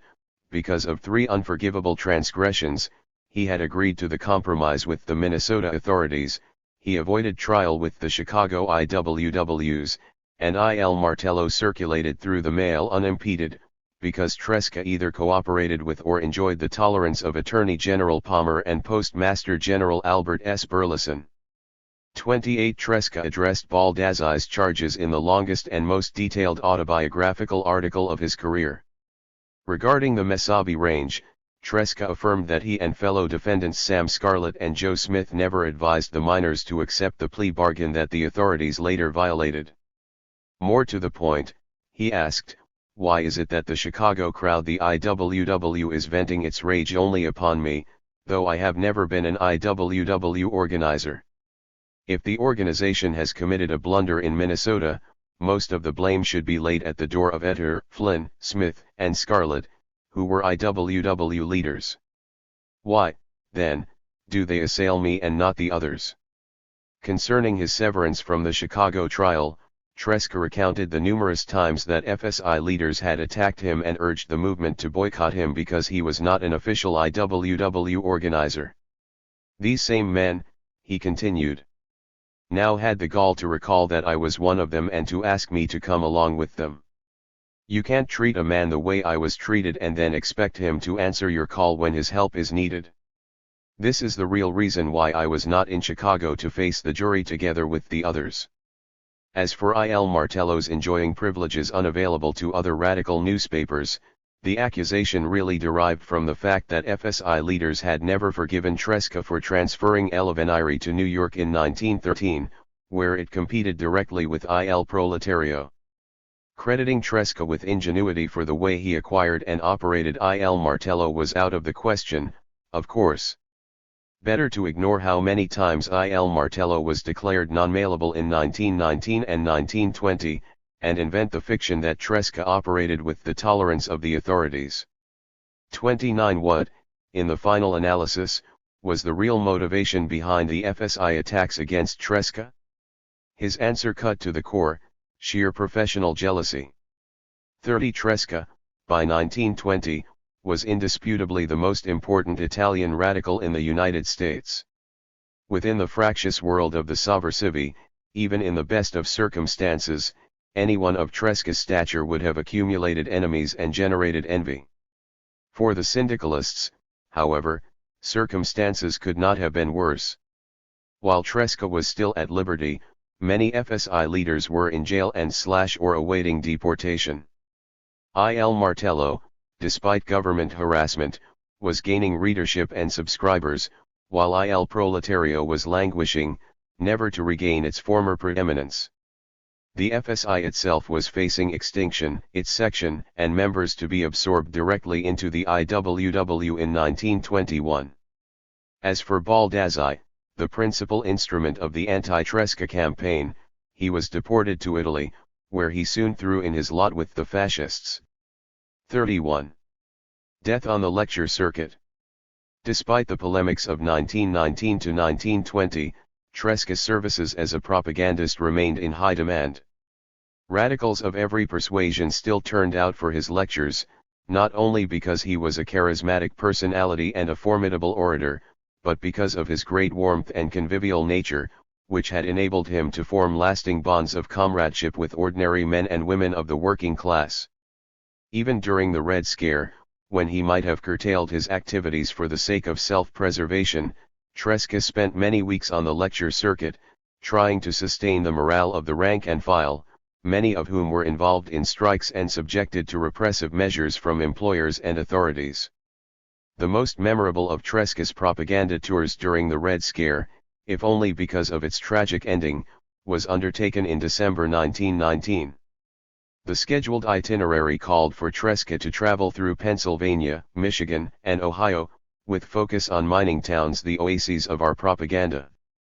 32. Before the war, Tresca's visits to mining towns were festive occasions, but the tense atmosphere that now prevailed made this propaganda tour a different affair. In the anthracite region of eastern Pennsylvania, the conditions he encountered in mining towns were very discouraging. In Jessup, an important center of activity before the war, the sovversivi were brawling among themselves. In Old Forge, the situation was worse because of the many strikes and battles they had lost thanks to the coal and iron police, the special constabulary Pennsylvania employed to keep miners in subjugation. Initially, only 4 or 5 comrades met Tresca at the meeting hall. The miners were too afraid to come, they informed him. Slowly and timidly, more than 100 miners joined the meeting, although fearful that at any moment the Cossacks might burst through the doors to beat and arrest them. 33. Tresca journeyed next to Latrobe, in the heart of Westmoreland County's bituminous fields, where he had lectured on many occasions and participated in the Great Strike of 1910 to 1911. Accompanied by Domenico Ciotti, a close friend from his early days in Pennsylvania, Tresca traveled next to Cleveland, where he was hosted by a large number of comrades, some of them veterans of the Mesabi Range strike. They reminisced about the strike and Tresca's funeral oration in Virginia, recalling their oath to meet violence with violence, tooth for tooth, eye for eye. 34 After a stop in Detroit, Tresca headed north to the town of Sault Ste. Marie, Michigan. The train proceeded haltingly, with endless delays due to the lack of fuel caused by coal miners' strikes. That the strikes had nearly paralyzed the railway systems of the northern Midwest, Tresca considered proof of the potential power of the working class. His satisfaction was dashed, however, when he learned that UMWA President John L. Lewis had capitulated to the settlement terms dictated by President Wilson. 35 His spirit was bolstered by his visit to Sault Ste. Marie, where a substantial colony of subversive, mostly paper and steel mill workers had organized a circolo di studi socially with its own meeting hall and theater, an accomplishment all the more pleasing because the hall was located next to a Catholic church, the home of all lies. 36 Then Tresca abandoned caution and accepted an invitation to lecture to comrades in Sault Ste. Marie's sister city of the same name in Ontario, Canada. Entering Canada presented no difficulty, the problem was getting back. Tresca would not have been allowed to re-enter if American authorities at the border crossing discovered his identity. But his impulse for a daring venture overpowered his common sense, and he visited with the comrades in Canada. Returning to the border station, Tresca was interrogated by 2 judges and an immigration official. He nonchalantly explained that he was a teacher in Sault Ste. Marie, Ontario, planning to visit the Italian colony in Detroit over the Christmas holiday with the intent of opening a school. His professorial demeanor lent credibility to the ruse, and Tresca passed the interrogation without a hitch. He boarded the train for Detroit, taking with him the well wishes of his interrogators. 37 Train delays had left Tresca's timetable in shambles, but fortuitously, disruption of service also upset the timing of the authorities looking for him. Tresca's visits during the first leg of his trip had not provoked interference, however, by now police all along his scheduled route, notified by informers, were alerted to his arrival and planned to prevent him from speaking, arrest him, or worse. Police and deputy sheriffs were awaiting his arrival in Beaver Falls, Pennsylvania, but luckily Tresca had fallen asleep on the train and ended up in Pittsburgh instead. Heading back to Beaver Falls, Tresca was joined by a comrade who boarded at Rochester to inform him that police were awaiting his arrival.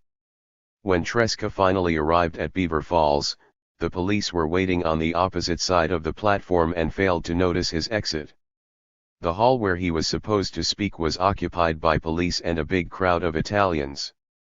Any attempt to enter the hall would have precipitated a riot. Tresca went instead to the home of a comrade named Disico, where about 30 trusted comrades gathered for a private meeting and dinner. 38 The happy reunion ended abruptly when a squad of men led by the police chief invaded the house.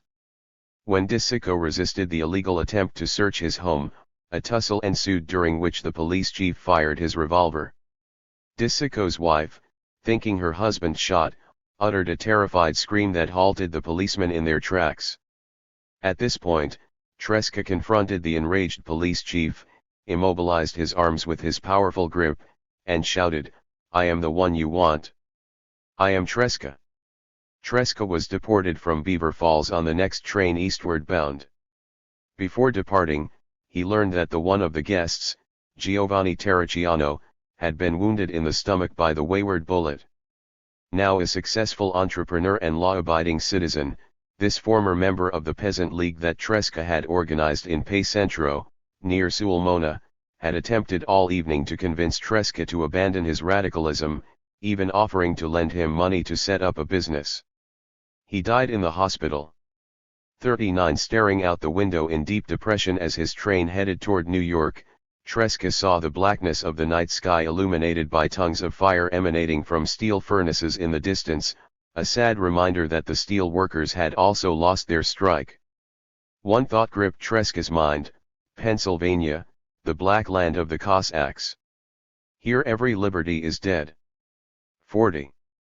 The Red Scare provided Tresca with numerous opportunities to perform his role as the fixer of the Italian immigrant left. Political or personal differences never deterred him from utilizing his skills and resources to defend fellow radicals who were victims of political persecution. Tresca's best assets were his connections with American sources of financial support and publicity, such as the Workers' Defense Union, WDU, and the Civil Liberties Bureau, forerunner of the ACLU.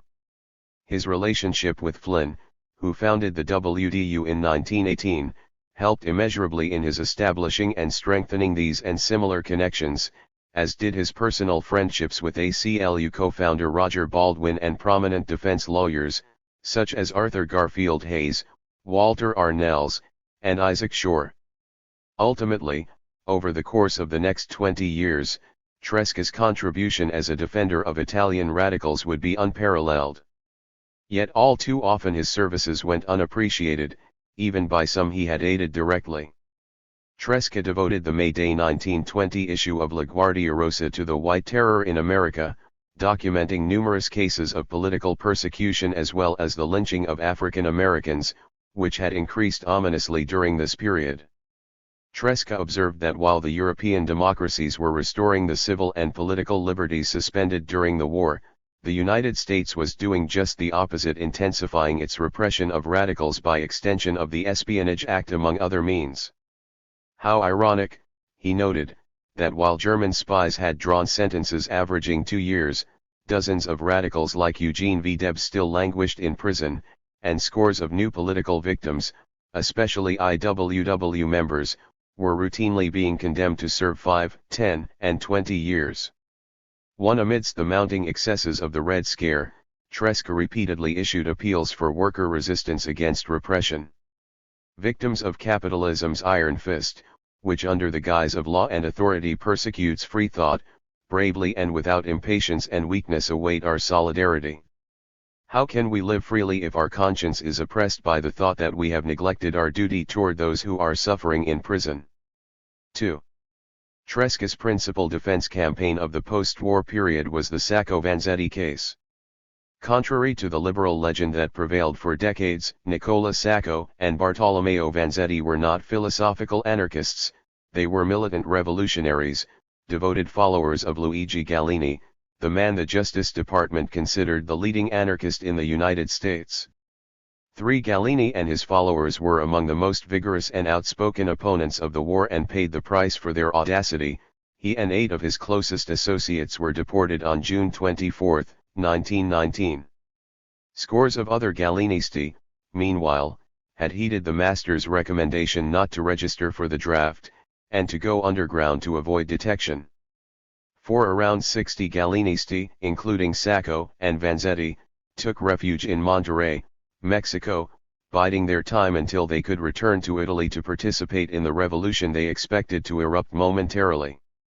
When revolution in Italy failed to materialize, the Gallinisti drifted back to the United States, fearing arrest because the Justice Department had discovered their names on Cronica Sovversiva's mailing list after a raid in February 1918. 5 Sacco found work as an edge trimmer in a shoe factory in Stoughton, Massachusetts, and Vanzetti peddled fish in Plymouth. They rejoined the Gruppo Autonomo of East Boston, but may have been involved with more than just meetings and lectures. With Gallini awaiting deportation, his hardcore disciples, including some who had gone to Mexico, launched a bombing campaign that continued intermittently for the next 2 years. Sacco and Vanzetti may have been peripheral players in this conspiracy, although their specific activities, if any, have not been determined. 6 The most important of the Gallinistis' attentats occurred on May 1 and June 2, 1919. The first was a comical failure. 30 package bombs mailed for delivery on May Day never reached their targets because at New York's main post office they had been set aside for insufficient postage. The other bombings occurred on June 2, 1919, in Boston, New York, Paterson, Philadelphia, Pittsburgh, and Washington. The targets were a few prominent symbols of capitalism like John D. Rockefeller and J.P. Morgan, as well as the federal, state, and local officials who had participated in the suppression of radicals, anti-militarists, and labor leaders during and after the war. 7 Property damage was substantial. but fatalities were limited to a security guard and single perpetrator, blown to pieces together with his target, the home of A. Mitchell Palmer. By generating widespread fear and anger, the bombings played into the hands of the Justice Department, which declared them the work of a nationwide conspiracy of revolutionaries seeking to overthrow the American government. The Justice Department intensified its anti-radical crusade, making the capture of the bombers a top priority. 8 at the bomb sites in several cities, and among the blasted remains of the bomber who tripped while placing his device on Palmer's doorstep, a leaflet was found entitled "Plain Words." Signed "The Anarchist Fighters," its message was clear and ominous.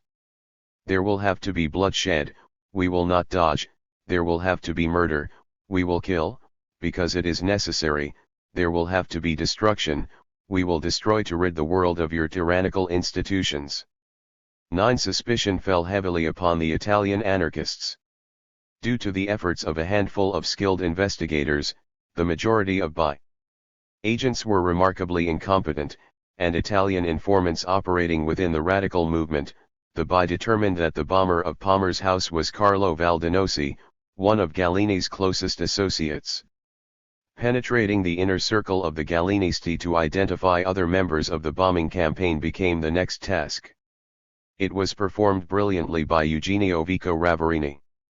10. A shadowy figure with an elusive past, Ravarini, codename D5, proved himself a master spy, infiltrating the ranks of socialists, syndicalists, and anarchists almost at will. Among the anarchists, Ravarini posed as an expropriationist, a bomb thrower, and an expert forger. Within months he penetrated the Gruppo Autonomo of East Boston, the Circolo Bresci of New York, and the Gruppo L'Era Nuova of Paterson. Ravarini urged his trusting comrades to commit acts of terrorism, always with the purpose of setting them up for arrest. He possessed considerable amounts of money, supplied by the BI, which he offered to help finance new anarchist publications. For that purpose, Ravarini constantly requested the names and addresses of anarchists, as well as the subscription lists of existing newspapers, the perfect way to identify as many anarchists as possible. Ravarini also frequented Italian print shops, supposedly to publish anarchist literature, but really to search for the writers of Plain Words. 11. Tresca had been suspicious of Ravarini since their first meeting at the Italian Chamber of Labor. His doubts increased after hearing from other comrades about Ravarini's incessant questions and bragging. Smelling a spy, Tresca declared in Il Martello that all comrades should be on guard against Ravarini, who has sprouted on the thin body of our movement like a fungus. 12. Almost no one believed Tresca's allegations, so well had Ravarini ingratiated himself with other sovversivi. Il Proletario even granted Ravarini space to attack his accuser. 13. But Tresca went on accumulating incriminating evidence, and in Il Martello of May 1, 1920, he published a lengthy account of Ravarini's activities that established beyond any doubt the latter's role as a government informant. To reach a wider audience, Tresca repeated his charges the following month in the SP's official organ, The Call. Ravarini disappeared, never to be heard from again. 14. But Tresca's exposure of Ravarini came too late to save the anarchists he had implicated in the bombing campaign and other activities now deemed unlawful. Ravarini's information, plus that furnished by the anarchist Ludovico Caminita, the turncoat publisher of La Jacquerie in Paterson, enabled the BI to learn the names of several of the bombers and to trace the pink paper on which Plain Words had been printed to a shop in Brooklyn. 15. The Brooklyn Art Press employed 2 Gallinisti of long-standing: Roberto Elia, a compositor, and Andrea Salcedo, a typesetter who had worked on the printing staffs of anarchist newspapers for many years. Elia and Salcedo in 1919 were publishing Il Domani and L'Ordine, underground journals intended to fill the gap until a successor to Cronica Sovversiva could be produced. Detained on February 25, 1919, Elia and Salcedo were held incommunicado on the 14th floor of the Justice Department building at 15, Park Row. Their only contact was Narciso Donato, an incompetent attorney, whose own troubles with the law dissuaded him from challenging the illegal detention of his clients. Elia was interrogated frequently but not harmed. Salcedo was beaten repeatedly by agents until he confessed what he knew about the bombing campaign. 16 News of the arrest of Elia and Salcedo created consternation among the Gallinisti in the Boston area, the epicenter of the bomb conspiracy. Many of the key figures fled the country, others were arrested on suspicion of complicity and later deported. Salcedo, meanwhile, managed to smuggle several letters to his friend Vanzetti, informing him of the situation and requesting financial help for a new lawyer. The Gruppo Autonomo held a meeting on April 25 to discuss a course of action. Vanzetti, Sacco, Aldino Filicani, and several others soon to become involved in the famous case were in attendance. Vanzetti was chosen to find out what was happening to Elia and Salcedo. Filicani, an anarcho-syndicalist who knew Tresca well, recommended that Vanzetti request his assistance. Vanzetti, who had met Tresca a few times in Boston, Sacco and Tresca had never met, left for New York on the night of April 25. 17 That the Gallinisti would turn to Tresca for help only confirmed his primacy as the defender of Italian radicals embroiled with the authorities. Relations between the Gallinisti and Tresca had been poor for some time. Inflexible and intolerant, Gallini never forgave anyone who defied him, and in 1915 he had declared Tresca excommunicated because the latter failed to repent his error of 1912, namely, siding with the IWW against the Gallinisti over the issue of the protest general strike. We will no longer travel on the same path, no longer can you be an anarchist, and I will continue to be an anarchist like no other. 18 Thereafter, the Gallinisti never considered Tresca a true anarchist. 19 Tresca, in marked contrast, was a tolerant and forgiving man who rarely harbored a personal grudge against fellow sovversivi with whom he had clashed in polemical exchanges. Harboring no malice against the Gallinisti, Tresca and his associate Luigi Quintiliano, secretary of the Comitato Italiano Pro Vitime Politiche, had sought to discover the whereabouts of Elia and Salcedo as soon as they learned of their arrest. One Sunday, Elia and Salcedo were observed walking in Battery Park accompanied by 4 federal agents, and were followed back to the Justice Department building on Park Row. Tresca attempted to see Elia and Salcedo but was denied access. After meeting their lawyer, Donato, whose reticence aroused their suspicion, Tresca and Quintiliano conferred with Walter Nels, who provided free legal services for the ACLU. When Vanzetti arrived at the office of Il Martello on April 26, Tresca told him what little he had learned, together with a warning that Donato was most likely cooperating with the Justice Department. The next day, after learning from Nels that the Justice Department might conduct new raids, Quintiliano and Tresca warned Vanzetti to urge his comrades to dispose of any incriminating literature that could result in deportation. Vanzetti departed for Boston on April 28 and related Quintiliano's recommendation to the Gruppo Autonomo 3 days later. Vanzetti, Sacco, Riccardo Orsini, and Mario Buda, who owned a car, volunteered to undertake the gathering and disposal of the material. 20 Before this mission could be undertaken, Salcedo's pulverized body was found on the sidewalk outside the Justice Department on the morning of May 3. The anarchists assumed that Salcedo had been thrown out the window of his room by his federal tormentors. However, he most likely committed suicide out of remorse for having provided information about comrades involved on the bombings. 21. At the news of Salcedo's death, Tresca sent 2 registered letters to Vanzetti, relating what little he knew about their comrades' demise. He also repeated his warning to get rid of incriminating material, destroy this letter, don't ever keep documents. 22 Vanzetti never had time to read the letters. The Gallinisti in Boston and Massachusetts had already learned of Salcedo's death from local newspapers, as well as his having revealed the names of some of the bombing campaign conspirators. Fear of arrest now accelerated the ongoing exodus of anarchists returning to Italy or going underground. Sacco and Vanzetti were among those who decided to go back to Italy. Before they took flight, however, they still had to fulfill the mission for which they had volunteered, disposal of incriminating anarchist material, including the bomb manual La S. Alliot E. Envoy and perhaps even dynamite.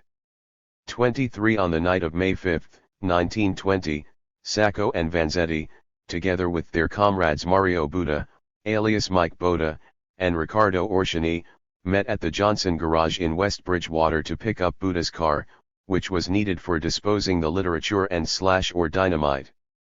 Previously alerted to notify Bridgewater Police Chief Michael Stewart when someone returned to claim the vehicle, the garage owner advised the Italians not to drive the car that night because it lacked a license plate.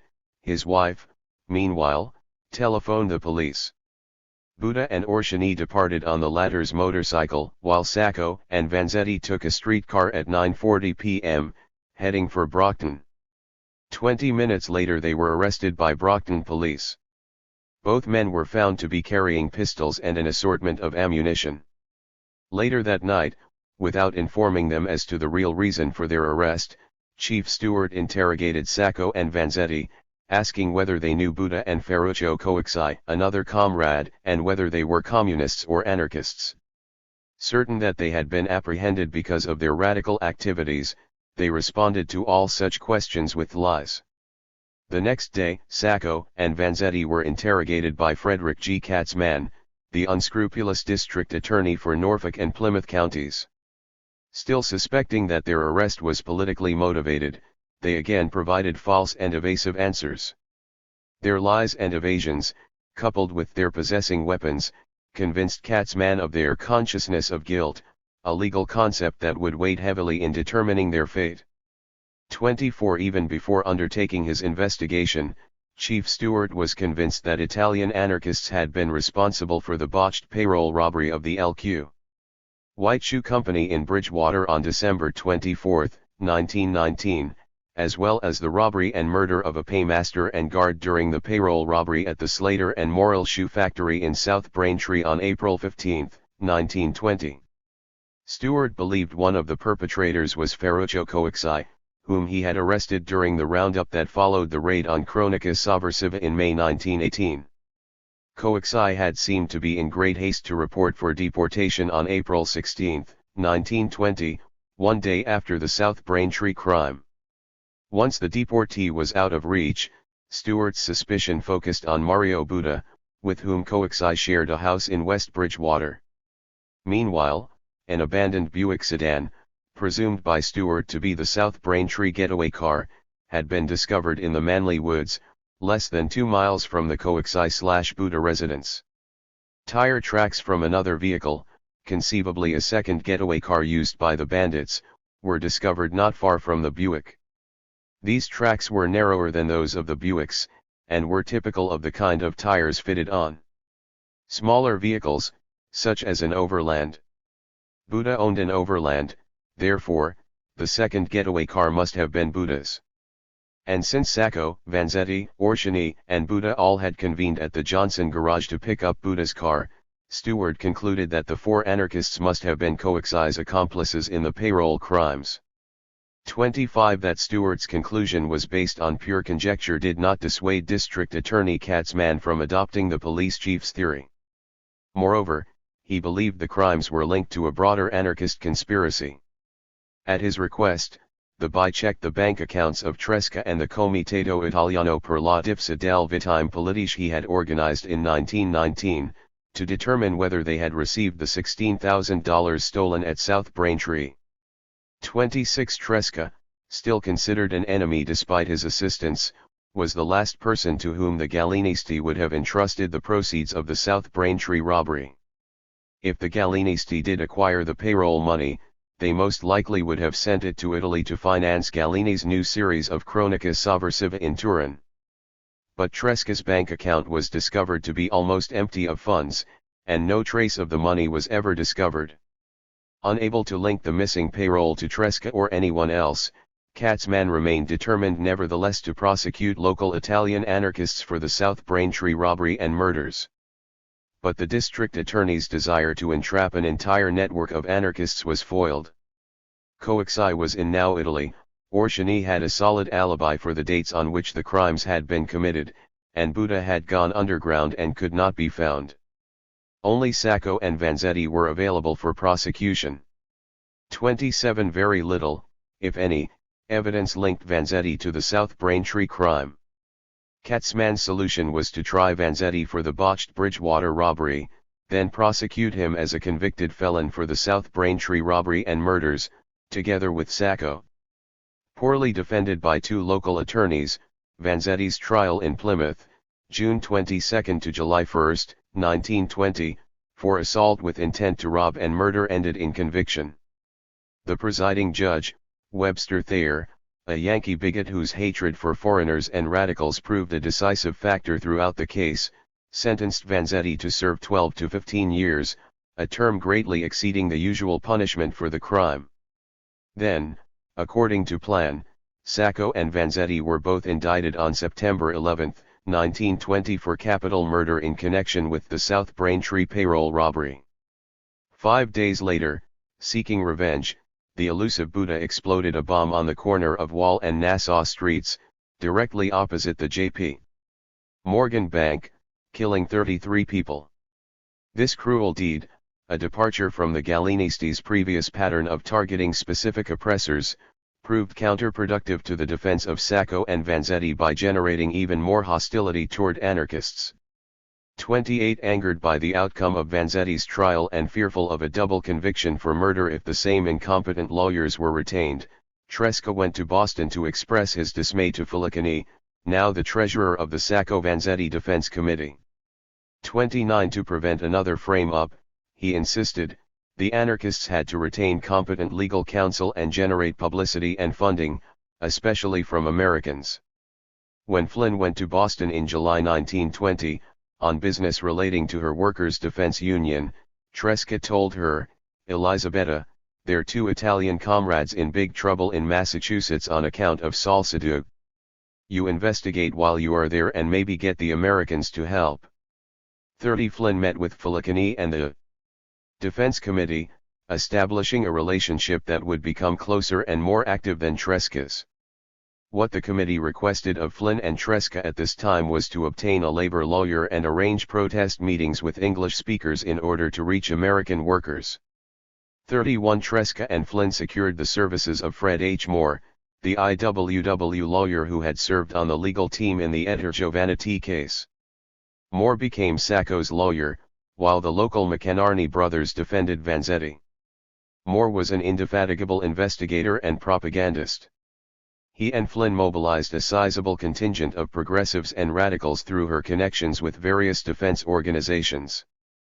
32 Tresca likewise conscripted for the defense campaign every influential American he knew, such as Mary Heaton Vorse, the labor journalist, whom he commanded, Maria, there is a frame-up in Boston of two young Italians that's as bad as the Mooney case and it ought to have some publicity. Maria, you go to Boston and write a story. 33 Tresca also mobilized every resource he could within the Italian radical community. Il Martello published scores of articles about the defendants and the legal proceedings, and conducted a continuous drive to raise money. 34 To ensure full-time attention, Tresca entrusted all newspaper activities relating to the case to Quintiliano. 35 Similarly, the Comitato Italiano Pro Vitime Politiche devoted its efforts almost exclusively to the Sacco-Vanzetti case, organizing protest meetings, scheduling lecture tours, and collecting funds. 36 Tresca himself, in the months following their arrest, was very active on behalf of two anarchists, presenting a dozen lectures about the case in Massachusetts, Rhode Island, Connecticut, New York, and New Jersey in October alone.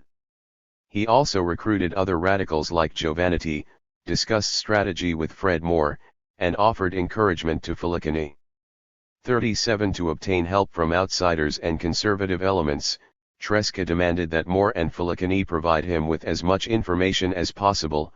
I must have facts, he wrote to Moore. You know how badly we need facts in a case like this. Please Fred, don't forget to have the boys, both of them Sacco and Vanzetti, write to me, as soon as they can, their own biography, their story. I need all this to speed the agitation, to endorse his spelling peoples, to create sympathy for the prisoners. Do, Fred, don't forget this. Please. Please. 38 Cooperation between Tresca and the Sacco Vanzetti Defense Committee was bound to end sooner or later. 39 of the 17 Italians who comprised the original committee, all were Gallinisti except for Filicani, an anarcho-syndicalist, and Felice Guadagni, a syndicalist and one-time member of Il Proletario's editorial staff. Filicani was a friend of Vanzetti's, and Guadagni was well respected by all currents, otherwise neither would have been included in the committee. Although, as frequently was the case, they turned to him for help when they needed him, the Gallinisti considered Tresca to be a rival rather than an ally. Trouble began toward the end of November 1920, when a friend sent Tresca a letter that had been written by a Gallini follower in New Jersey and circulated among fellow anarchists. It alleged that the Sacco Vanzetti Defense Committee had issued a warning to comrades not to send 1 penny for defense to Tresca, but to send donations directly to the Boston Committee instead. The implication was that Tresca might not turn over all the money to the Defense Committee. Outraged, Tresca wrote to Moore, demanding to know whether the Boston Committee had issued such instructions. 40 Moore reported to Tresca that the Boston Committee had thrashed out the dispute relative to their attitude about your work, and while the committee members agreed that they did not approve or endorse the letter, the general attitude here so far as I am able to judge is that they do not appreciate what you have done and do not want your assistance further.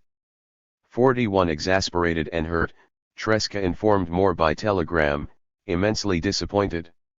Decided to have nothing more to do except speaking when and where requested. So don't ask me for things to do please. 42 But Tresca was too anxious to help Sacco and Vanzetti to allow wounded pride to drive him from the fray, and the Sacco Vanzetti Defense Committee, despite its suspicion and hostility, understood that Tresca was too valuable an asset to reject completely.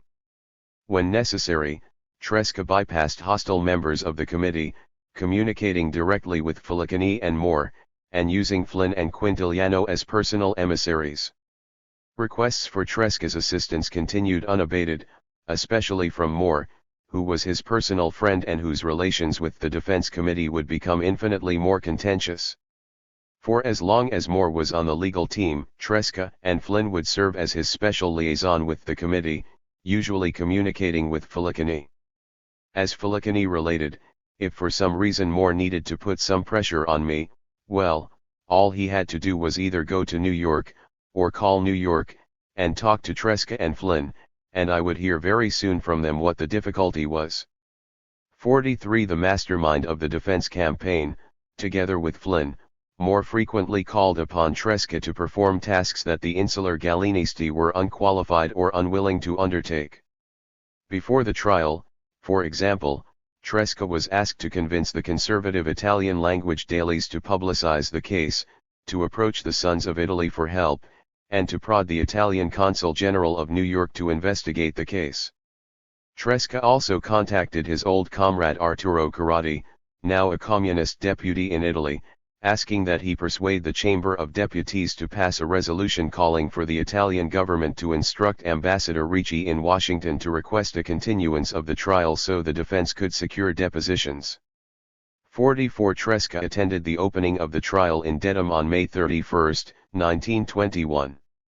Publishing his impressions, Tresca observed, "This trial has assumed the same vast and profound dimensions as the Muni trial. The comrades are determined to tear the veil away from this terrible plot in order to end the abusive, sinister, and brutal frame-up system in America."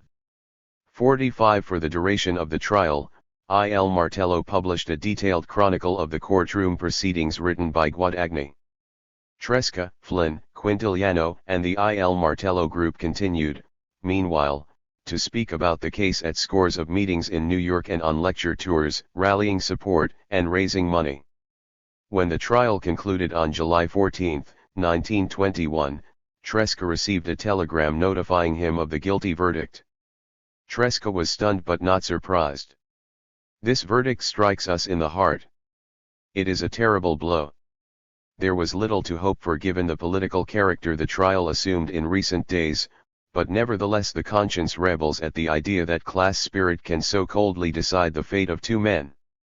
In 5 hours, 46 within days of the verdict, Tresca received a letter of thanks from Vanzetti, which read in part: "This letter is dictated only by the affection I feel for you and for all the good ones, for all you have done and will do for my life and liberty, and for all the comrades did and will do, and to tell you that I have been defeated but not conquered, to exhort you from inside my cell to continue the good fight for true liberty and true justice. Do not be overwhelmed if 2 soldiers fall. Be constant, implacable, decisive, and active for the good, just as the enemy is for evil." 47. Sacco wrote to Tresca the following month: "You cannot believe the joy I feel when I receive Il Martello. It reminds me of the glorious days of your El Avvenire, the flaming periodical which I learned to love, which was the first to enlighten my mind, urging me to walk on the path toward the ideal of the human family liberated and fraternized. Those were different time. The air we breathed was better. Now, because of the war, the air is infected with poisonous insects. But our soul will not submit. No. And you, continue hammering hard." 48. Tresca remained active in the 6-year struggle to save Sacco and Vanzetti. However, in August 1924 and May 1925, respectively, Tresca lost his 2 closest links to the inner circle of defenders, as Moore was dismissed from the defense team and Flynn and he terminated their relationship. But even if he had not lost Moore and Flynn as contacts, or had not been subjected to vicious attacks by Galinisti, Tresca would have ceased to be a significant figure in the defense campaign. After Mussolini rose to power in October 1922, the primary focus of Tresca's activities was the struggle against fascism. Sacco and Vanzetti, perforce, became secondary priorities for Tresca until the final months before their execution on August 23, 1927. 49. New enemies. 11. On the eve of World War I, every major power in Europe was beset by domestic problems that proved irresolvable in the absence of far-reaching reforms. Significant changes to the status quo, however, were not on any government's agenda. Instead, as the eminent historian Felix Gilbert observed, there originated a longing for a turn of events which would make all these intractable problems disappear. To some politicians, weary of seeing their nation divided into hostile camps, war seemed to promise the restoration of a common purpose. Won by the end of the Great War, all the optimistic expectations entertained by the belligerents, particularly the notion that the problems of pre-1914 would disappear in a blaze of nationalist gunfire, had been shattered. Pre-war problems did not disappear, they re-emerged from the ashes of trench warfare more destructive and intractable than before, providing fertile soil for extremism of the left and the right, Bolshevism and fascism. Tresca devoted his life to the fight against both new enemies of freedom and human dignity with a fierce resolve equaled by very few: the Russian Revolution and the Bolsheviks. Like all radicals of his day, Tresca was heartened by the overthrow of the Russian Tsar in March 1917, and overjoyed by the apparent victory of the workers, peasants, and soldiers led by the Bolsheviks in November. But Tresca quickly parted company with the majority of radicals everywhere who offered uncritical endorsement of the new regime. He made a sharp distinction between the revolution waged by the Russian masses and the brutal dictatorship established by the Bolshevik Party in the name of the proletariat, embracing the one and condemning the other. As early as June 1918, amidst the general euphoria that pervaded the European and American left, Tresca warned in typical anarchist fashion that like all dictatorships, even the dictatorship of the proletariat has its dangers. Lenin and Trotsky with the others Bolsheviks may be the dominators of tomorrow. 2. By August 1920, Tresca asserted that there was no dictatorship of the proletariat in Russia, only the dictatorship of the Communist Party, which had suppressed political and civil liberties, liquidated all left-wing rivals, and still had not expropriated all private and state-owned property. He rejected the defenders of Bolshevism who argued that temporary dictatorship was necessitated by existing conditions in Russia. He was particularly worried about the threat posed by the Red Army, which, like any army, was inherently dictatorial. Despite these concerns, Tresca in 1920 still hoped that the Russian proletariat would resume the initiative and complete the revolutionary objectives of 1917. 3. By August 1921, in the wake of the Red Army's bloody suppression of the Kronstadt sailors, former suppers who rebelled against the Bolshevik dictatorship and Lenin's launch of his new economic policy, NEP, Tresca concluded that the Bolshevik experiment had been a complete failure. For the slaughter of the Kronstadt sailors was only to be expected of a tyrannous regime preoccupied with self-preservation, as was the NEP's partial reversion to capitalism to stave off economic collapse. 5. By the summer of 1922, Tresca had lost all hope for the Russian Revolution so long as the Bolsheviks remained in power. Attacked by Italian communists, who claimed he had lost his enthusiasm for revolution, Tresca answered, "My ardor still burns. In fact, it burns all the more when I am obliged to recognize that the Bolshevik government has stolen final victory from the Russian Revolution, suffocating that generous people in the bonds of dictatorship." 6. Nevertheless, Tresca's personal opposition to the Bolshevik dictatorship did not result in Il Martello's immediate transformation into an organ of intransigent anti-Bolshevism. Because the original Bolsheviks were revolutionaries, attacked by capitalist governments seeking to restore the ancien regime or a more acceptable government in Russia, Tresca's newspaper generally supported the Soviet experiment during the period of foreign intervention and civil war. A profoundly different image of the Soviet Union began to emerge in Tresca's newspaper after the May Day 1921 issue of La Guardia Rosa, in which the great Russian anarchist Peter Kropotkin, who had died on February 8, 1921, described the oppressive party dictatorship he had observed in Russia firsthand. Kropotkin's conclusion confirmed Tresca's previous assertion: an attempt to create a communist republic based on the iron rules of a party dictatorship is bound to founder. 7. Il Martello thereafter became an important outlet for critical accounts of the Soviet Union, often by radicals who had directly observed the Bolshevik regime's suffocation of popular revolutionary initiative. 8. But Tresca, unlike most anarchists, still did not become an uncompromising opponent of all communists. He operated on the ancient principle that the enemy of my enemy is my friend, or at least a temporary ally. Throughout the 1920s, he collaborated with individual communists in the cause of anti-fascist unity. Only by the 1930s did Tresca abandon his pragmatic approach and begin to attack the communists with the same unrelenting zeal with which he attacked the fascists. Mussolini and fascism. When Benito Mussolini founded the first Fascio di Combattimento in Milan on March 23, 1919, no account of the event appeared in Il Martello.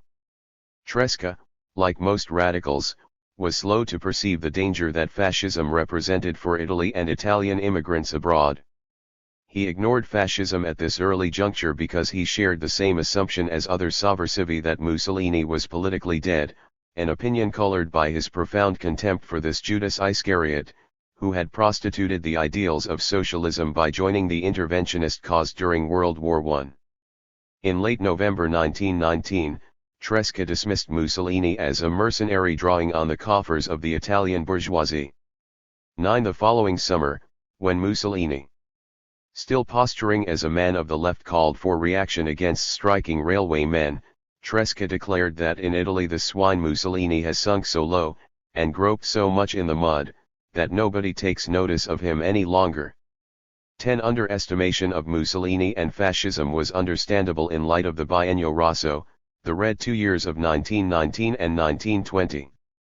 The PSI had won huge gains in the Chamber of Deputies and in municipal governments, membership in the Confederazione Generale del Lavoro, CGL, and other worker associations increased tenfold, strikes by tens of thousands of industrial workers erupted throughout northern Italy, peasants seized unoccupied lands in the south, and landless agricultural laborers organized in leagues of resistance capable for the first time of negotiating favorable contractual terms with the big landowners in the Po Valley.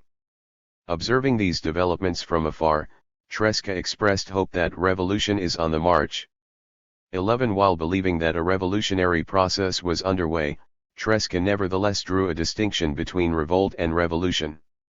Revolt was a dynamic manifestation of hatred, desperation, and, sometimes, the reckless selfishness of the oppressed, which may ignite the flames of individual or collective passion, yet also allows those flames to be extinguished without changing the factors that cause revolt. Revolution, in contrast, is a process of social transformation that varies in time, intensity, scope, and method, but one that is initiated and pursued to an end by a class or a group of individuals for the conscious purpose of transforming the economic or political structure of society. 12. Furthermore, if a revolutionary process were to have any chance of success, workers and peasants must be led by a militant minority, men and women capable of decisive leadership and action. 13. That the Italian masses were capable of transforming economic revolt into social and political revolution aimed at destroying the foundations of bourgeois society, Tresca believed wholeheartedly. He was profoundly dubious, however, about the revolutionary capabilities of their leaders, above all the reformist socialist leaders of the CGL. 14. Tresca's skepticism about Italy's militant minority was confirmed by the dismal failure of the factory occupations in Italy's industrial triangle of Genoa, Turin, and Milan in September 1920, when PSI and CGL leaders shrank from urging workers to press on toward all-out revolution. Tresca never forgave them for stifling this revolutionary episode.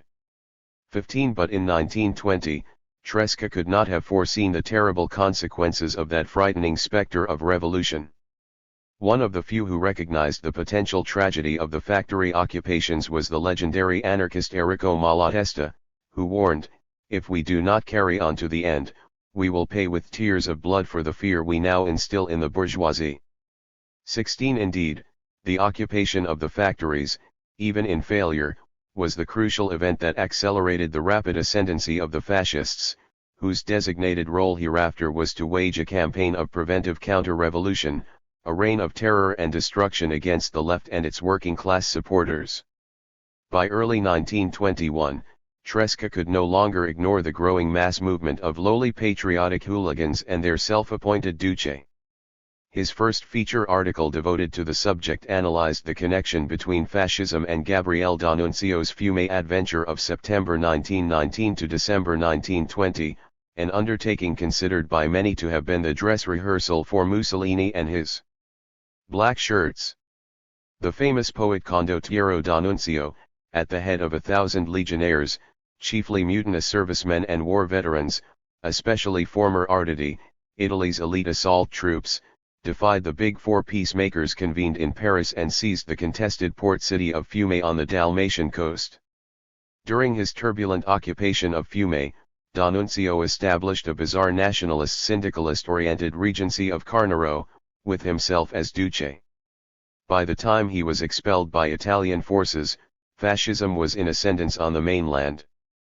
According to Tresca, however, those who believed fascism was born in Fiume, as an expression of D'Annunzian exaltation, were only partly correct. More accurately, fascism was a child of war, nurtured on D'Annunzio's adventure in Fiume. It was Arditismo that has changed its name, an observation revealing that Tresca understood from the outset that violence and action for its own sake constituted the inner dynamic of fascism. Rather than defending Italy from Bolshevism, the myth propagated by the fascists Mussolini's black shirts constituted the white guard that had dipped its hands in the blood of the proletariat in order to keep it an obedient slave prostrate before capitalism. 17. Tresca's view that the fascists were the mercenaries of capitalism was commonly held by the left. No one in 1921 could foresee that fascism would wrest state power away from the traditional ruling elites and attempt to create a new political and economic system that would, in theory, incorporate and reconcile the best features of capitalism and socialism. The pressing question for Tresca and other sovversivi in 1921 was whether the fascist onslaught could be turned back and the revolutionary process revived by the working class. He already anticipated the answer: if the proletariat awakens, it will render justice to each and all.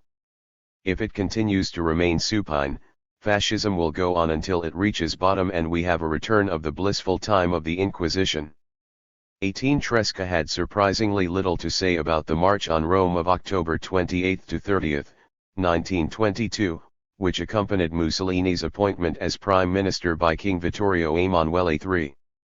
Continuing to regard Mussolini and the black shirts as nothing more than the instruments of bourgeois reaction, Tresca focused his animus primarily upon the king and the House of Savoy. Still the fervent anti-monarchist, Tresca had declared a few weeks before Mussolini's appointment that Italy has a purulent wound that must be resolutely excised by the knife of revolution, the monarchy.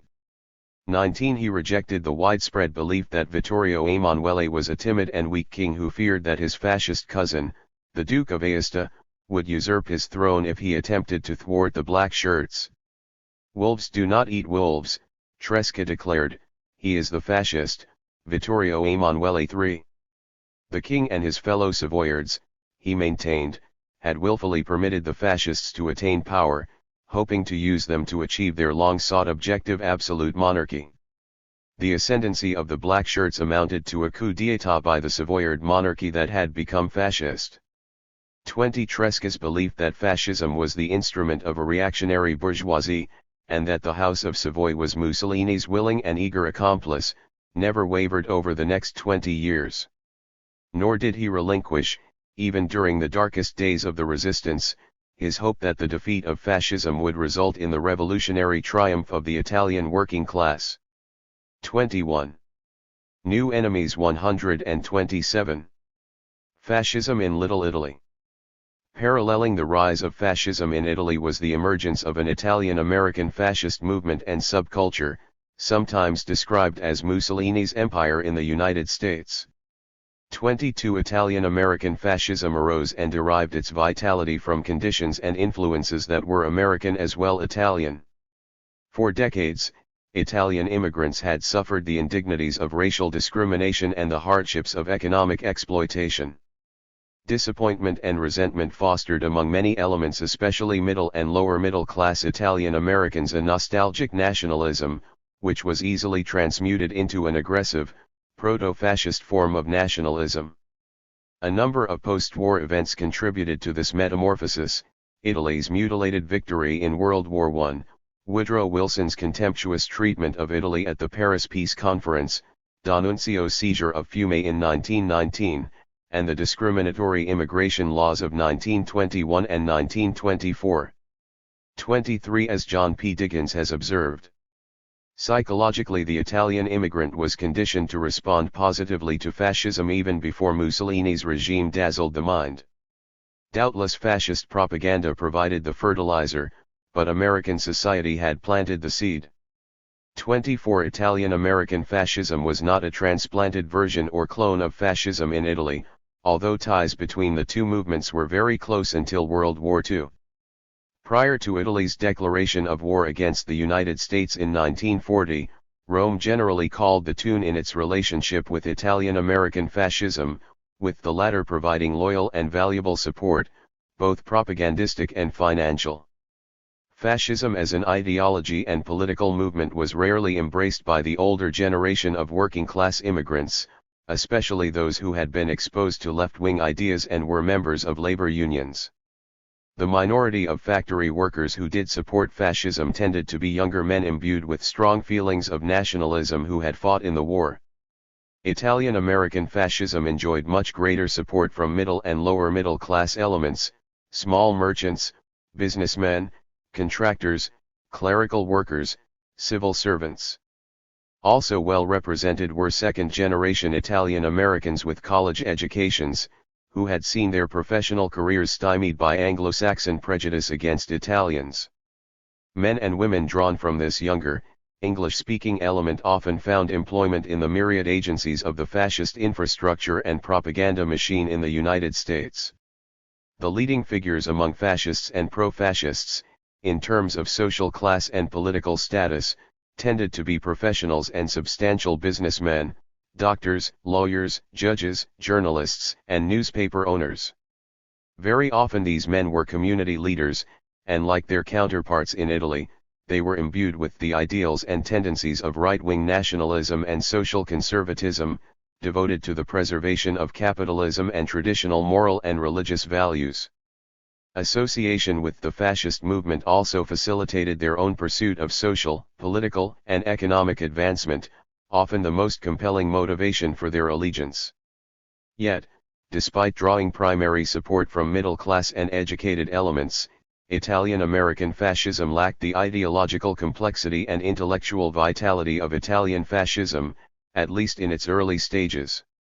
The movement in the United States was essentially devoid of serious intellectuals, save a few like Professor Giuseppe Prezzolini at Columbia University. And as for original thinkers and theorists, there were none. Also lacking was a left-wing component of the movement comparable to the national syndicalists, notably Edmond de Rossini, who led the fascist trade unions in the early 1920s, before Mussolini sacrificed them to placate big industrialists in 1927 to 1928. Only a few important black shirts, such as Umberto Menicucci and Domenico Trombetta, were former radicals, but they had abandoned the left before the advent of fascism. 25. Although some measure of categorization is essential, identifying individuals as fascists, pro-fascists, fellow travelers, sympathizers, or simple admirers of Mussolini is a challenging task, because there are no objective criteria by which to make such distinctions with a substantial degree of certitude. The noted anti-fascist historian Gaetano Salvemini, the foremost authority on the subject, provided the following breakdown of the Italian-American community: 10% anti-fascist, 5% out-and-out fascist, 35% philo-fascist, and 50% apolitical. 26. But Salvemini was writing in 1940, anticipating war between Italy and the United States. His inclination was to present Italian Americans in as favorable light as possible lest they suffer persecution as supporters of the enemy. In reality, among the apolitical mass of first-generation immigrants and their children, respect, admiration, and even veneration for Mussolini, as opposed to fascism per se, was exceptionally strong and widespread. Consequently, it scarcely mattered that an Italian-American empire never materialized on the scale originally conceived by Mussolini. For within the Colonie Italiana, the power and influence wielded by the Duce's regime and its local adherents was great indeed and endured for nearly 20 years. 27. Black shirts. The most militant individuals identified by Salvemini as out-and-out fascists belonged to the network of fasci which emerged in the early 1920s. These men were black shirts who fancied themselves counterparts of the squadristi in Italy, the gangs of fascists organized as action squads to terrorize workers and peasants in north-central and northern Italy during the early 1920s. The first of these official branches of the fascist movement, the Fascio of New York, was organized without prompting from Italy in the spring of 1921, well before Mussolini's ascent to power in October 1922. A fact demonstrating the early and eager receptivity to fascism of some Italian Americans. The principal founders of the New York Fascio leaders were Agostino de Biasi, the publisher of Il Carroccio, Umberto Menicucci, a tailor and war veteran of the elite Arditi, and Carlo Vinti, a businessman and former squadrista of the Milan Fascio. A second fascio was organized in Philadelphia later that year under the leadership of Giuseppe Del Russo, who was soon replaced by Tresca's former comrade, Giovanni di Silvestro, a fascist of the first hour. The leaders of the fasci were predominantly middle-class professionals and substantial businessmen. Despite their often high status within the immigrant community, fasci leaders were generally posturing mediocrities, with egos hyperinflated by their delusional sense of self-importance. Among the most conspicuous were the vitriolic crank and journalist de Biasi, the unbending fanatic and racist Domenico Trombetta, and the transparent opportunist Di Silvestro, whose benefit to fascism derived from his position as the supreme venerable of the Order of the Sons of Italy in America, OSIA, the largest Italian fraternal society in the United States. Rank and file membership cut across class lines but was primarily petty bourgeois. The caliber of these men, according to Prince Gelagio Citani, Italy's recently appointed ambassador to the United States, was exceedingly low.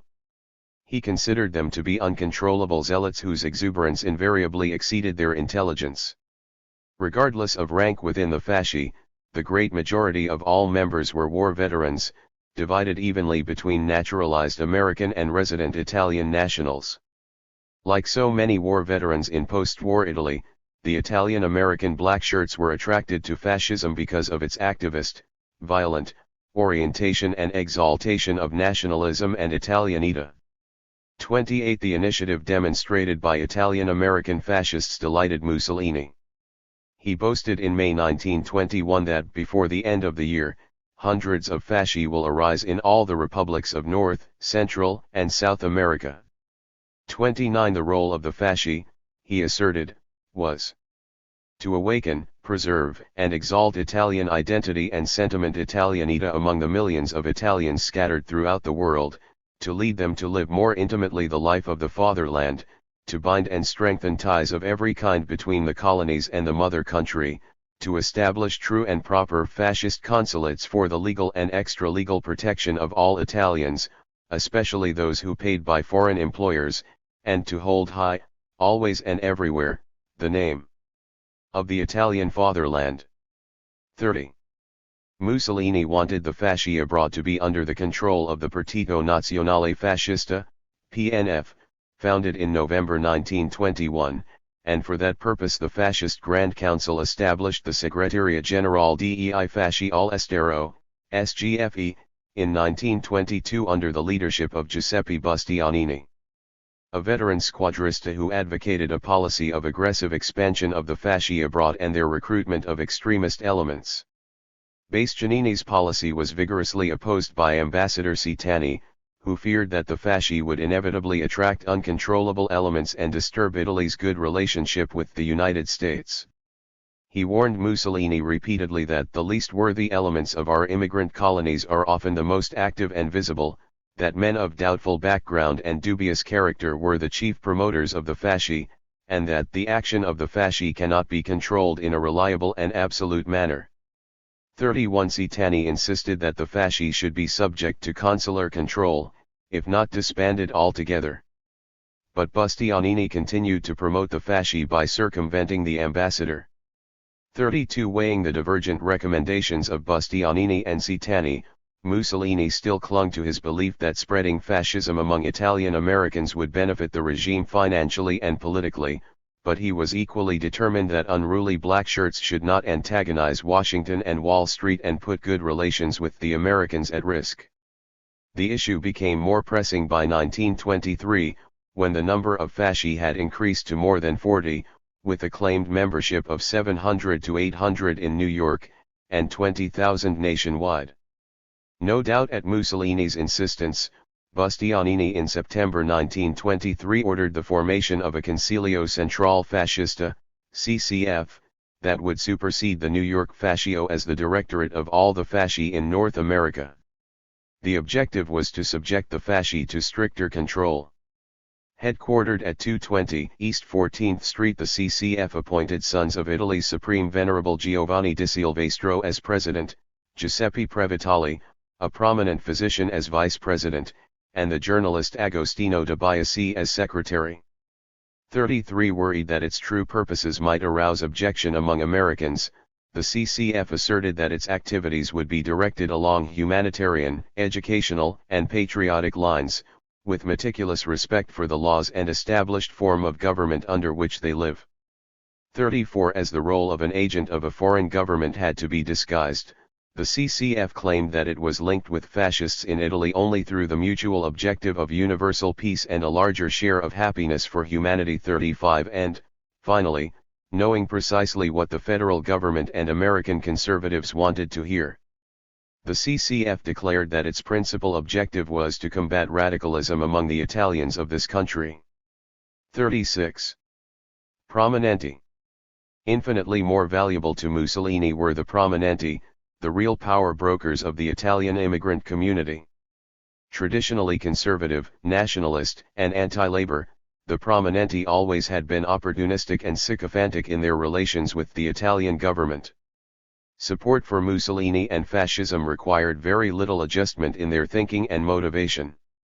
Only a minority of the prominenti belonged to overt fascist organizations, men like Di Silvestro and Luigi Bardini, Sr., renowned international news correspondent and member of the PNF party, who served as the editor-in-chief of Il Corriere d'America and as unofficial advisor to Mussolini on matters pertaining to the Italian-American press.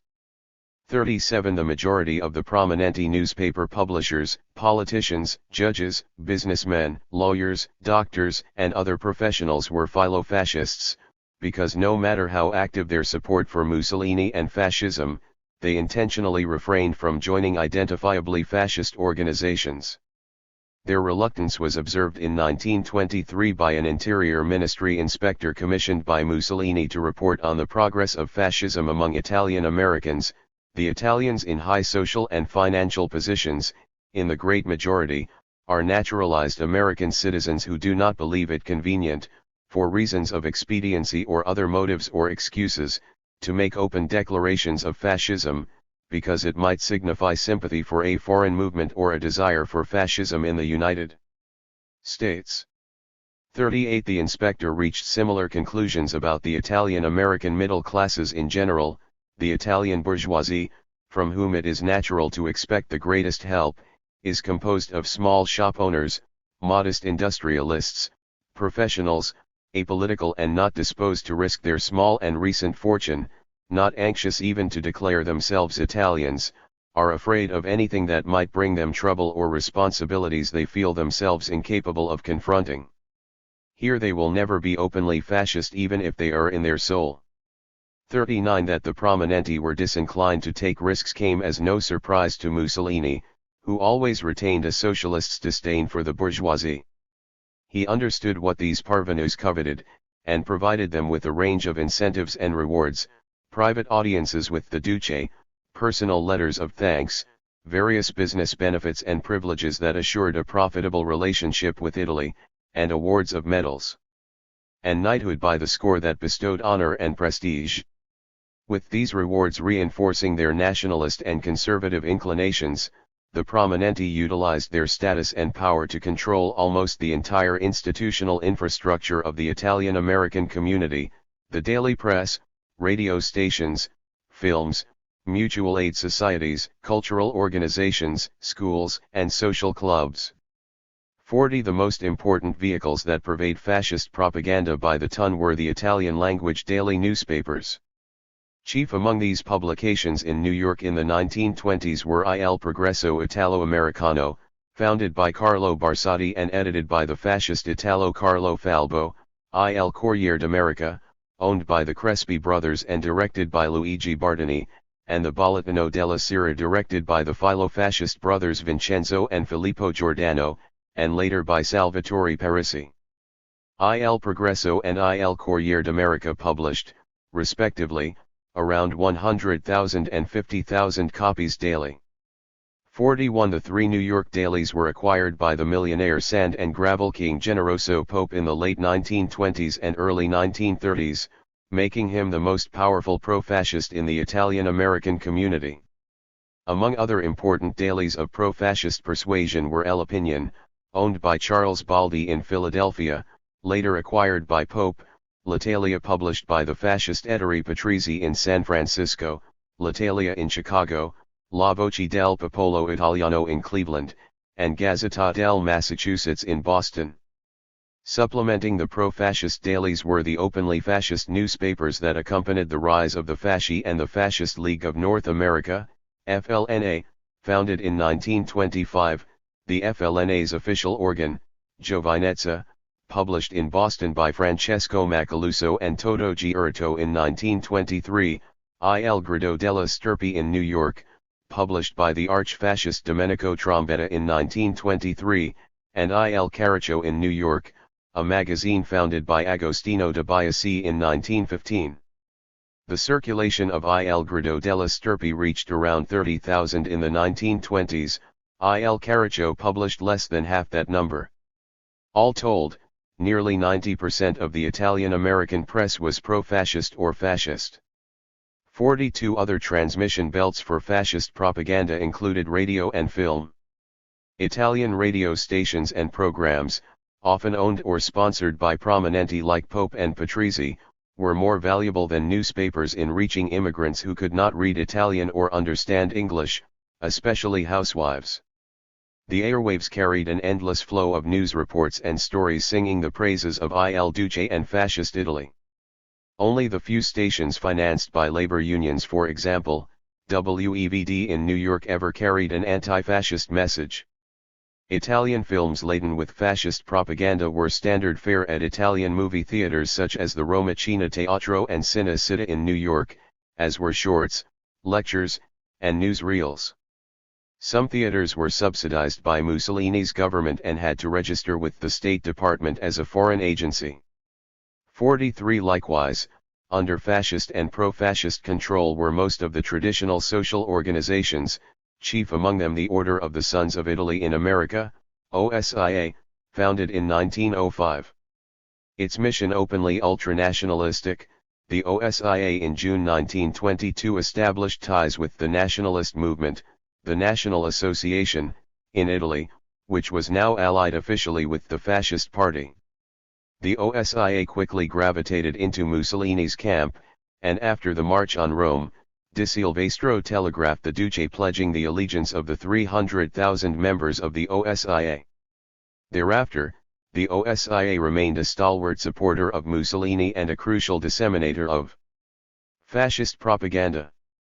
Other Italian-American organizations that fervently embraced the Duce were the Dante Alighieri Society, the Tiro Assegno, the Italian Chamber of Commerce of the City of New York, the Casa Italiana of Columbia University, the Italy-America Society, the Institute of Italian Culture, and the Italian Historical Society, to mention only the most important. 44 The relationship between Mussolini and the Italian-American prominenti functioned to their mutual benefit for the better part of 20 years. The only temporary disturbance occurred in 1938, when Mussolini's regime enacted anti-Semitic laws that the more astute prominenti, like Generoso Pope, realized might undermine their professional association with Jewish politicians and businessmen. Ties between the prominenti and Mussolini's regime began to weaken when Italy entered the war as Hitler's ally on June 6, 1940, a pact that signaled the likelihood of war between Italy and the United States. Yet up to this point, the fascists and pro-fascists among the prominenti had had little to fear from federal and local authorities, who generally considered them loyal upstanding citizens. Since they were adamantly opposed to radicalism and generally supportive of Roosevelt's administration, the prominenti who had been conspicuous supporters of Mussolini were never considered an internal threat by American authorities until the Duce blundered catastrophically by declaring war against the United States on December 11, 1941. As the great majority were naturalized citizens or had friends in high places, the prominenti escaped the government's short-lived crackdown on Italian enemy aliens. Nevertheless, to ensure their safety, the prominenti of every political stamp scurried in a panic to avow their allegiance to America and democracy. 45. The Catholic Church. The second pillar of pro-fascist support was the Roman Catholic clergy. The Vatican regarded Mussolini as a Saint George in black shirt, who had saved Christian civilization from the Bolshevik dragon. Pope Pius XI, who reigned from 1922 to 1939, was obsessively fearful of communism and almost equally distrustful of democracy. He bestowed his blessing upon the fascists even before Mussolini assumed power, and in 1929, when the Duce and the Vatican signed the Concordat and Lateran Accords, Pius XI heralded him as the man sent to us by Providence. By negotiating the Concordat and Lateran Accords, which sealed the rift between church and state that had existed since Italian unification, the Vatican forged a quasi-alliance with Mussolini, which ultimately served the interests of the fascist regime more than the Catholic Church, by strengthening the political power of the former and greatly enhancing its prestige among Roman Catholics worldwide, particularly in the United States. 46 From the beginning of his rule, Mussolini had earned the enduring admiration and support of the American Catholic hierarchy for his staunch anti-communism and willingness to restore the Catholic Church to the position of privilege and influence it had enjoyed in Italy before the advent of the liberal state. Bishops and other prelates returning from their periodic visits to Rome were invariably effusive in their praise of the Duce and his achievements, judging him the greatest leader Italy had ever had. In gratitude, Mussolini showered the American hierarchy with the highest of fascist decorations, which they accepted with eager appreciation. The veneration of Mussolini by American Catholics reached its peak, of course, with the Concordat and Lateran Accords. The anti-fascist Giorgio La Piana wrote, Catholic bishops and priests in pastoral letters and sermons, Catholic newspapers and periodicals in their articles and essays, Catholic nuns and monks in their schools and confraternities, and Catholic Knights of Columbus exhausted the whole dictionary of laudatory terms in celebrating the wisdom, the faith, and the religious spirit of the great Duce. 47. The linchpin of the clerical support for Mussolini and fascism, however, was not the church hierarchy, which included few Italian Americans in this period, but the rectors and other priests who officiated at Italian immigrant parishes throughout the Colonie Italiana. Well before the Concordat of 1929, the great majority of Italian American clergymen were staunch supporters of Mussolini and fascism. Priests such as Alfonso Arches, Joseph A. Fuzza, Joseph Congido, Francis P. Grassi, Vincent Januzzi, Ottavio Silvestri, and Filippo Robati, to mention the most prominent in New York alone. 48 priests of this ilk encouraged the establishment of fasci, participated as members and directors, utilized their own buildings for fascist meetings, bestowed blessings at fascist ceremonies and celebrations, and received decorations and knighthood from Mussolini. But the principal Catholic transmission belts for fascist propaganda were parochial and Italian language schools, where children of Italian immigrants were taught all about the Duce and his wondrous works along with catechism and irregular verbs. 49. The consular network. The third pillar of the fascist infrastructure in the United States was the longa manus of the Italian Foreign Ministry, the ambassador to the United States, and the network of consulates general and vice-consulates located in major centers of Italian settlement. The ambassador was the most powerful figure in the fascist infrastructure by virtue of his access to the U.S. State Department and American banking and corporate leaders. Day-to-day efforts to promote Mussolini's regime were the responsibility of the consuls general, all of whom were fascists and PNF members after 1925, having displaced the conservative career diplomats previously appointed by the Crown. The principal task of the consul was to organize fascist propaganda activities on the radio, through newspapers, and in the churches, schools, social clubs, business associations, and, after 1925, the fasci within their jurisdiction. The more important consulates in big cities employed a cultural agent to control all fascist activities in their districts. The other major function of the consuls was to ensure the loyalty and support of the Italian-American community and to stifle the anti-fascist opposition, using methods of coercion and intimidation in the case of the former, and by threats of retaliation against relatives in Italy or repression through American and Italian-American intermediaries in the case of the latter. 50. American philo-fascism. To attack those beyond immediate reach, the Italian consuls or the ambassador himself would frequently request American authorities conduct repressive measures on behalf of the Italian government, alleging always that the culprits were dangerous anarchists or communists, whose activities constituted a threat or an insult to the Italian monarchy or a danger to the public safety of the United States. Requests of this nature had routinely been submitted to American authorities long before the advent of fascism. In the 1920s, however, with fear of radicalism still bewitching the political ruling class, American authorities proved far more cooperative. They never understood how anti-fascism had absorbed the revolutionary zeal of Italian radicals like Tresca, nor did they comprehend that by fighting fascism the sovversivi were actually serving the cause of democracy. Instead, the association between anti-fascists and subversives remained an idée fixe, so American authorities often assumed the role of partner in what was construed as a mutually beneficial struggle against the Reds, employing such repressive measures as interference with newspaper publication and circulation, denial of free speech through prohibition of meetings and demonstrations, harassment and arbitrary arrests, arranging termination of employment, and outright deportation. All of these measures were utilized or attempted against Tresca in the 1920s. 51. Increasing collaboration between American and Italian authorities in the suppression of Italian immigrant radicals was a corollary to the larger pattern of admiration and support for Mussolini's regime that became widespread in the United States throughout the 1920s and 1930s. Politicians, financiers, corporate magnates, university presidents, journalists, social scientists, intellectuals, and a host of other prominent elements in American society were effusive with praise for Mussolini and his regime. Some even considered fascism worthy of emulation for much of the world, including the United States.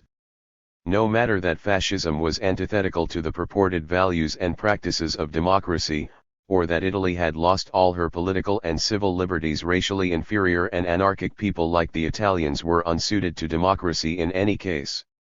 What counted for Anglo-Saxon America were Mussolini's alleged accomplishments: suppression of Bolshevism, abolition of strikes and union activity, restoration of public order, respect for private property and enterprise, bureaucratic reform, and opening Italy to American investment.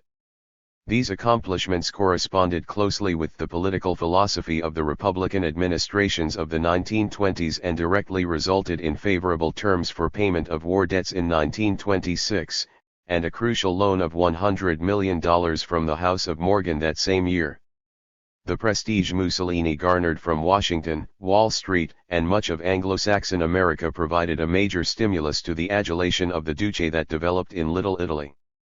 So long despised by Anglo-Saxon society, Italian immigrants and their offspring, especially among the more nationalistic middle classes, derived an appreciable measure of self-respect and ethnic pride from the notion, in reality, misplaced, that Mussolini's popularity reflected positively upon them. Furthermore, the accolades showered upon Mussolini enabled Italian Americans to ignore the political and moral contradiction of supporting Mussolini and fascism while simultaneously swearing allegiance to the United States and democracy. If Anglo-Saxons and other respectable ethnic groups admired Mussolini, why should not Italian Americans? In this sense, the historian Gian Giacomo Migone was on the mark. The philo-fascism of the Italian immigrant was a reflection of the philo-fascism of the dominant American classes. 52.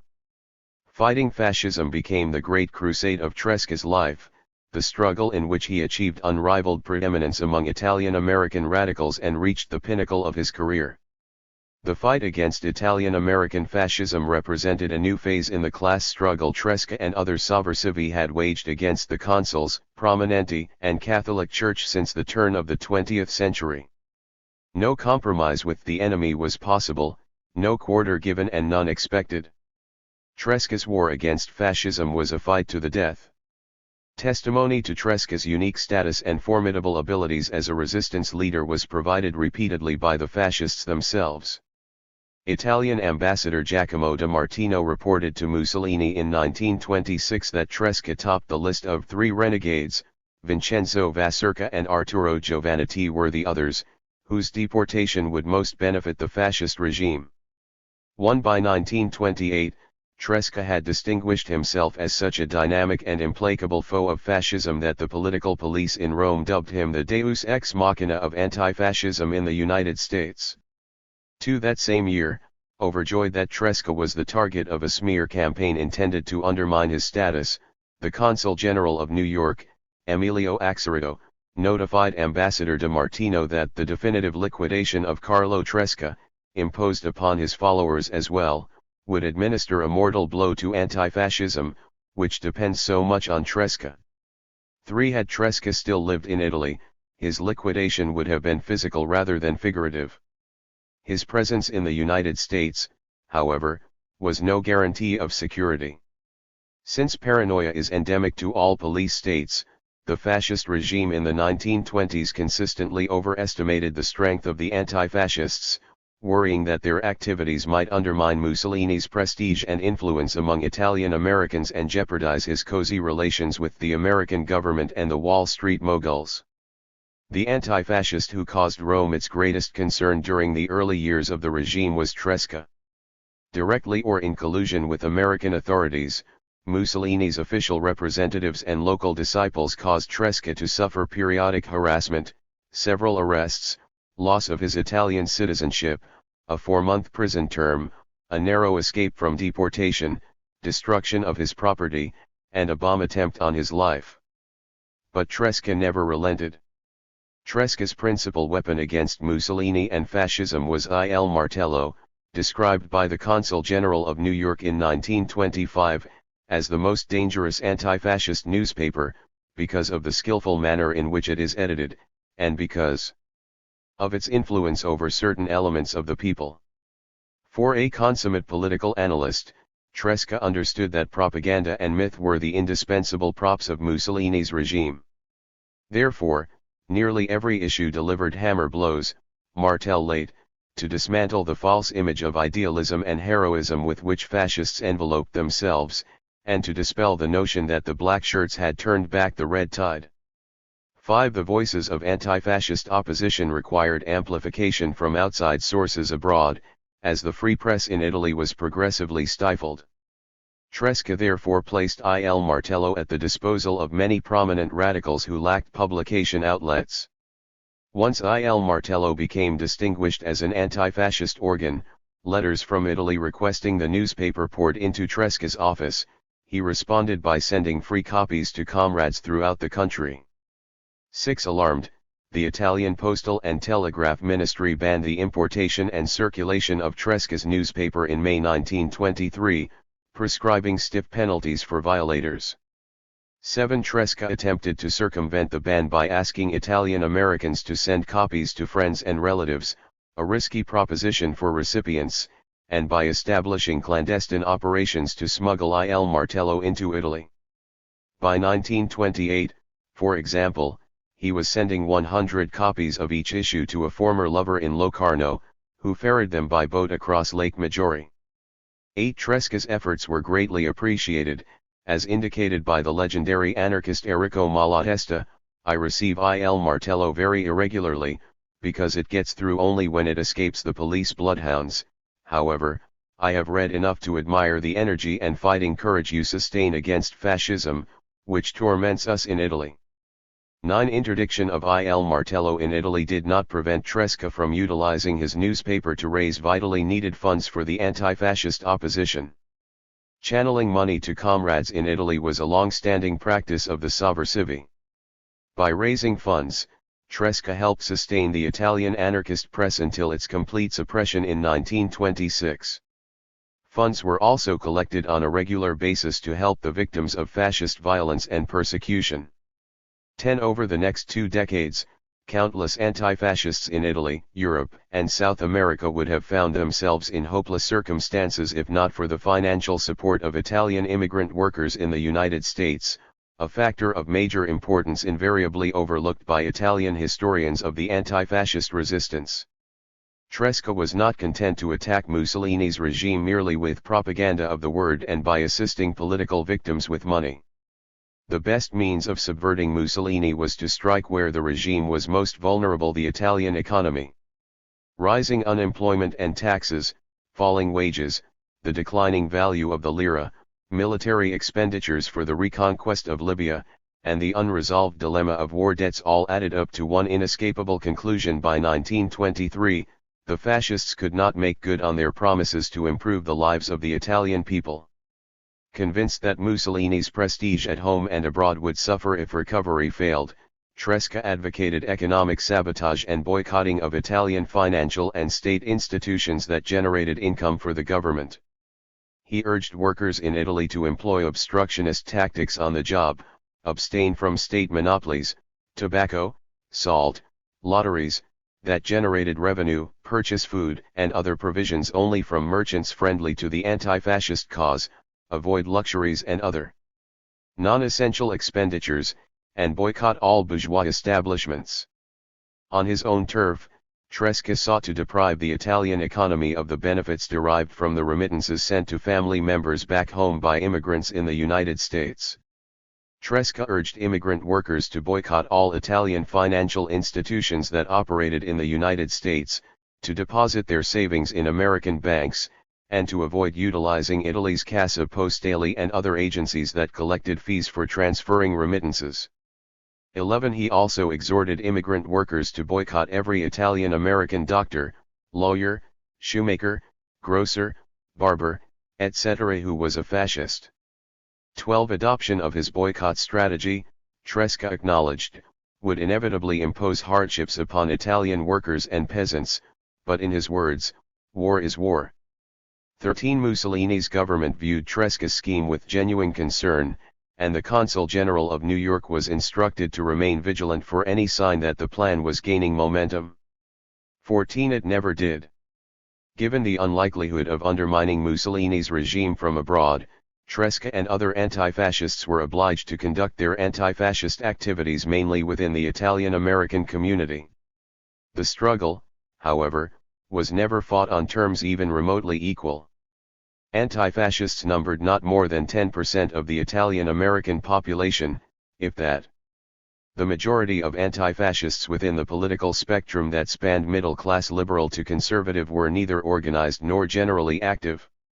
Only a handful of bourgeois liberal Democrats, like Gaetano Salvini and Dr. Carlo Fama, functioned as important resistance leaders prior to 1938, when a sizable contingent of professionals, intellectuals, and former political leaders known collectively as the Fuoriusciti, exiles, were admitted to the United States and assumed a dominant role. The most numerous and dedicated anti-fascists were working-class sovversivi, and the chieftains of the movement were generally the same radicals and labor leaders who had led Italian immigrant workers prior to the advent of fascism: Tresca, Giovannitti, Girolamo Valenti, Vincenzo Vaserca, Luigi Antonini, the brothers Frank and Augusto Bellanca, and many others. But a resistance movement based on workers could not possibly generate resources comparable to those available to the fascists, assisted as they were by Mussolini's regime, the Prominenti, and the Italian-American middle classes generally. Moreover, the radical and labor movements were significantly weaker in the 1920s than before World War I, thanks in large measure to wartime and post-war repression. Many of the most important radical leaders and hardcore militants, who would have contributed significantly to the resistance, had been deported or imprisoned. Some had returned to Italy of their own accord, hoping to participate in the revolution that beckoned, while others sought refuge in clandestine life underground or became completely inactive. Another factor that weighed against the resistance was the ongoing hostility of the American authorities, who generally regarded fascists and pro-fascists as good, conservative patriots, while the anti-fascists were considered dangerous Reds. Accordingly, fear of arrest and deportation often limited the effectiveness of anti-fascist activity, for without such dangers hanging over them, many of the sovversivi anarchists and communists especially would have been far more aggressive in their methods. A new levy of anti-fascists arrived in the United States between 1919 and 1924, before the new immigration quota system effectively barred Italians. Some newcomers entered the United States illegally or arrived with provisional status as political refugees. Others had previously returned to Italy or had been deported after World War I but managed to re-enter. The most important of them would play leadership roles in the resistance: the socialist Vincenzo Vaserca, the communists Giovanni Pippin and Vittorio Vidali, and the anarchists Raffaele Schiavina, Armando Borghi, and Virgilia D'Andrea. The Fuoriusciti, the last contingent of newcomers, arriving in 1938 and 1939, included some very prominent liberal and democratic anti-fascists: Carlo Sforza, Randolfo Pacciardi, Alberto Tarchini, Lionello Venturi, and others, who had long resided in exile in Europe or were refugees fleeing from Mussolini's recently promulgated anti-Semitic laws in Italy. Although few in number, the Fuoriusciti provided the Italian-American resistance with an important infusion of much-needed energy and talent. Despite acquiring some new blood during the interwar period, the Italian-American resistance undoubtedly lost more adherents than it gained. The primary reason was the failure of the sovversivi to produce a second generation large enough to replace the departed. This was a problem of long standing for Italian-American radicalism. The offspring of the sovversivi were generally more assimilated into American society than their parents, accepting American values and rejecting the ideas and principles of their elders. Political and cultural discontinuity between parents and children was also a function of the disproportionate number of male to female radicals, a deficiency fatal to the movement because marital unions generally occurred between a radical father and a non-radical mother, who raised the children Catholic and conservative. Numerical weakness might not have mattered so much if anti-fascists had been unified and equally militant. The resistance was multifactional, anarchists of various orientation, communists of the newly established Communist Party, revolutionary syndicalists of the moribund IWW, left-wing and right-wing socialists of the FSI, SP, social democratic trade unionists, particularly leaders of the ILGWU and ACWA, and a small contingent of Mazanian, i.e., Democratic, Republicans. All were committed to the anti-fascist struggle. The crusade against fascism, as Rudolf J. Vecali correctly asserted, was the raison d'etre of Italian-American radicalism between the wars. 15 Yet, while commitment to the cause might have been equal in the abstract, the zeal and tenacity with which the various radical elements fought against fascism often differed from group to group. Moreover, the internecine conflicts they incessantly waged were so ferocious and divisive that an outside observer might have concluded that the anti-fascists devoted more time and energy to fighting among themselves than they did to combating fascism. Tresca always pursued his anti-fascist mission with singular commitment and intensity, excelling at more roles than any of his radical contemporaries: journalist, public spokesman, lecturer, strategist, agitation leader, and front-line fighter. Tresca's pattern of struggle was set in the early 1920s, when the resistance existed in little more than name. High on his list of targets were local blackshirts and visiting fascist leaders and dignitaries. As potential opponents, Tresca held the blackshirts of the fasci in low regard. Having confronted every imaginable combination of policemen, private detectives, company thugs, and vigilantes. During his years as a strike leader, Tresca would not so much as flinch in the face of black shirts, whom he considered strutting bullies and cowards afraid to battle the sovversivi on even terms. If the black shirts dared to move against them, Tresca and his boys would know how to deal with them. To demonstrate his contempt for the black shirts, Tresca in July 1923 moved the offices of Il Martello to 304 East 14th Street, a mere stone's throw from the headquarters of the New York Fascio founded in 1921. The presence of Giuseppe Bottai between August and October 1921 provided Tresca and the anti-fascists with their first opportunity to make life miserable for a prominent black shirt visiting the United States to win favor for Mussolini and fascism. A deputy and political secretary of the fascist parliamentary group prior to the March on Rome, Bottai was a particularly vicious blackshirt who later would become a major figure in the regime. Bottai's ostensible purpose of his visit was to raise funds for blind war veterans, but he admitted to the American press that his mission as a representative of fascism was to help fight Bolshevism among Italian Americans, a theme repeated endlessly by visiting and indigenous fascists to win acceptance and support from American society. 16 In every city he visited, Bottai was feted by consular officials and prominenti, a clear sign of fascism's popularity within the highest circles of the Italian-American community more than a year before Mussolini assumed power. That he should receive the red carpet treatment was galling enough, but anti-fascists were seething because a socialist deputy had recently been murdered by fascists, a crime that prompted Bottai to boast at a local fascist meeting that he personally had killed 5 communists in Rome. 17 The arrival of this despised black shirt represented one of the few occasions when most anti-fascists acted in accord. A protest campaign was launched at a mass meeting in New York, at which Tresca, Pietro Allegra, Arturo Giovannitti, Nino Capraro, and Luigi Antonini, head of the ILGWU's Local 89, each denouncing Bottai in turn. A more dramatic confrontation followed in Utica, New York, where Tresca was scheduled to address an anti-fascist rally at the same time Bottai would address local admirers. En route to their own meeting place, Tresca led a column of several hundred anti-fascists past the theater where Bottai had just finished his speech. Shouting "Abbasso Bottai, Morta Bottai, Assassino," anti-fascists had to be held back by police lest they attack the fascist celebrity and his hosts.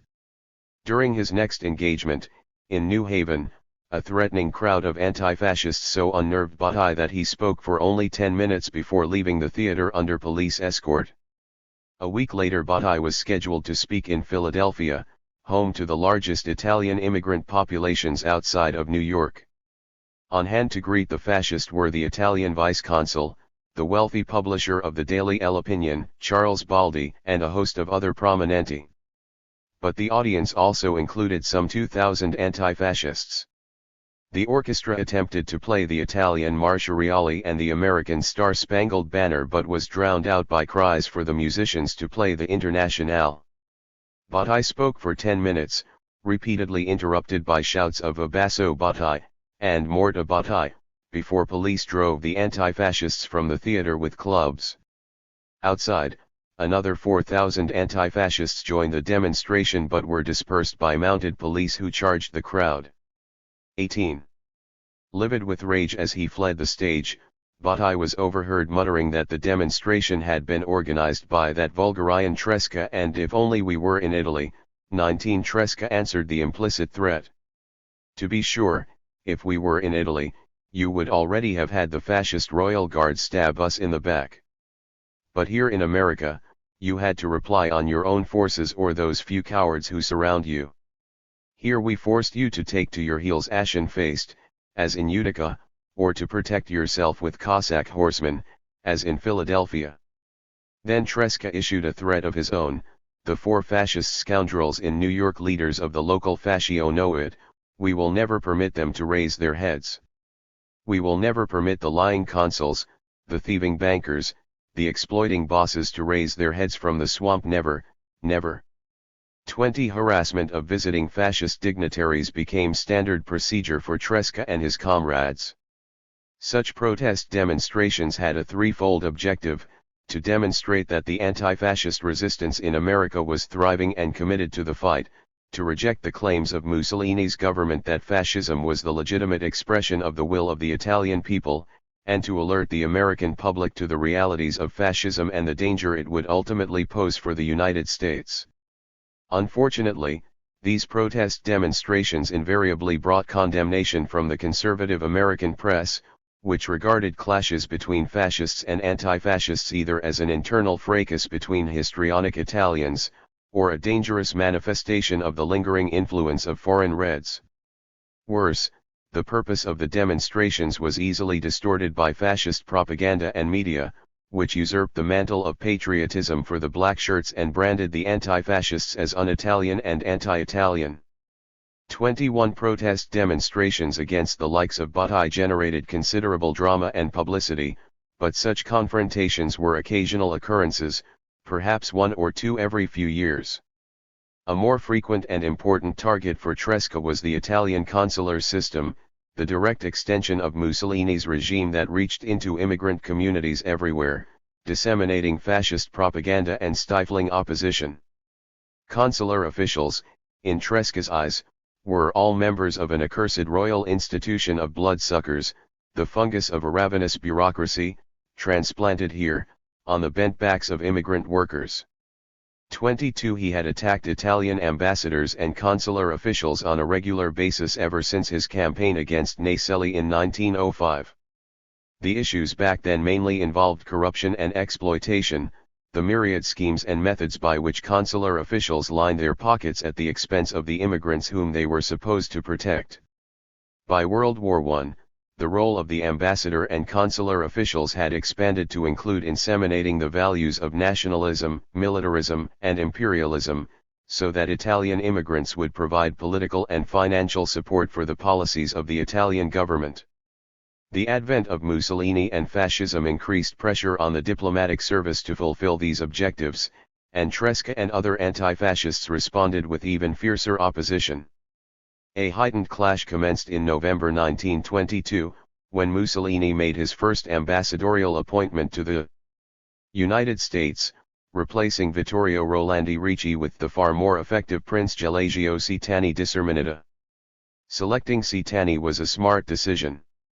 As a well-educated, English-speaking aristocrat and nationalist, not a fascist, Caetani could serve the interests of Mussolini's regime while still retaining an image of prestige and respectability derived from his social class and party affiliation. With ready access to America's political and financial elite, Caetani undertook with consummate skill his assigned task of courting American capitalists for financial loans and investments, and negotiating with the U.S. government for reduction of Italy's war debts and reconsideration of Congress's restrictive immigration laws. Another important objective was to strengthen support for Mussolini among the Italian-American prominenti and workers so that the Italian vote could influence decisions favorable to Italy, and to ensure a continuous flow of remittances. The final item on Caetani's agenda, acknowledged openly in moments of candor, was to eliminate the threat posed by the anti-fascists, with Tresca at the top of his list.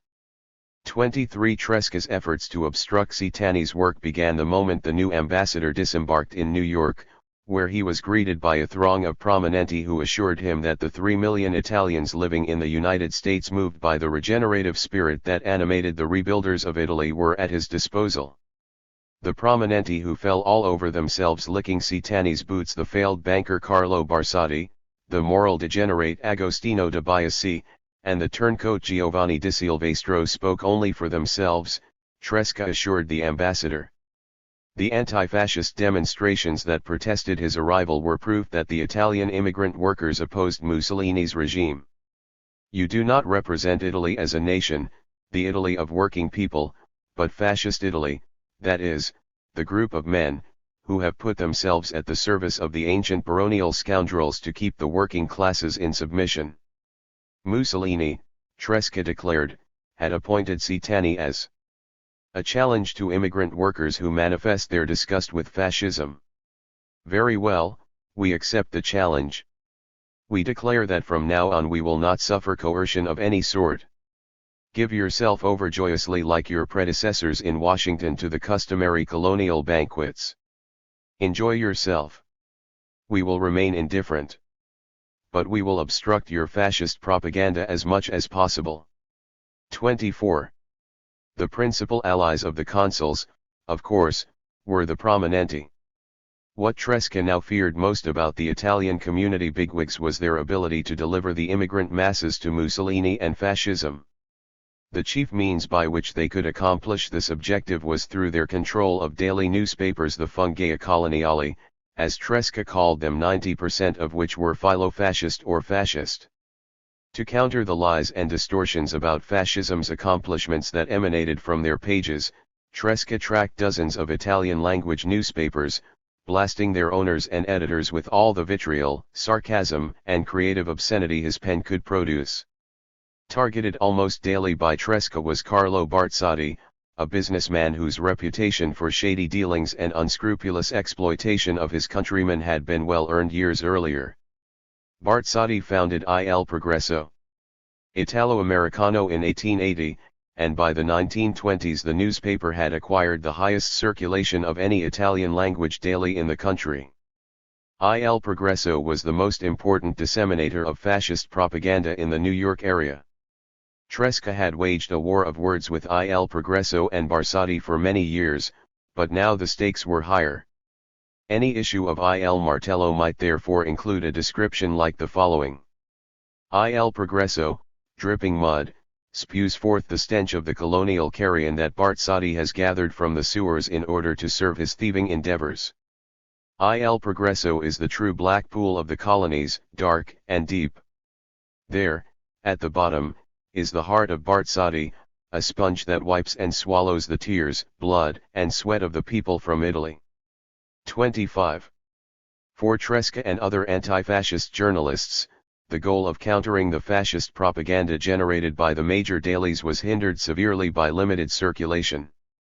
Il Martello, which published 6,500 copies per week in 1923, 10,500 in 1924, and 8,000 in 1929, could not compete numerically with Il Progresso's daily circulation of 100,000, or Il Corriere d'America's 50,000, even though copies of radical newspapers like Tresca's were invariably shared among several comrades. 26. One of the few advantages that Il Martello and other radical newspapers enjoyed over the pro-fascist dailies was their national distribution. As Mussolini's investigator discovered to his dismay in 1923, they are very widespread and reach, even the small mining and industrial centers where no other Italian newspaper has known how to penetrate.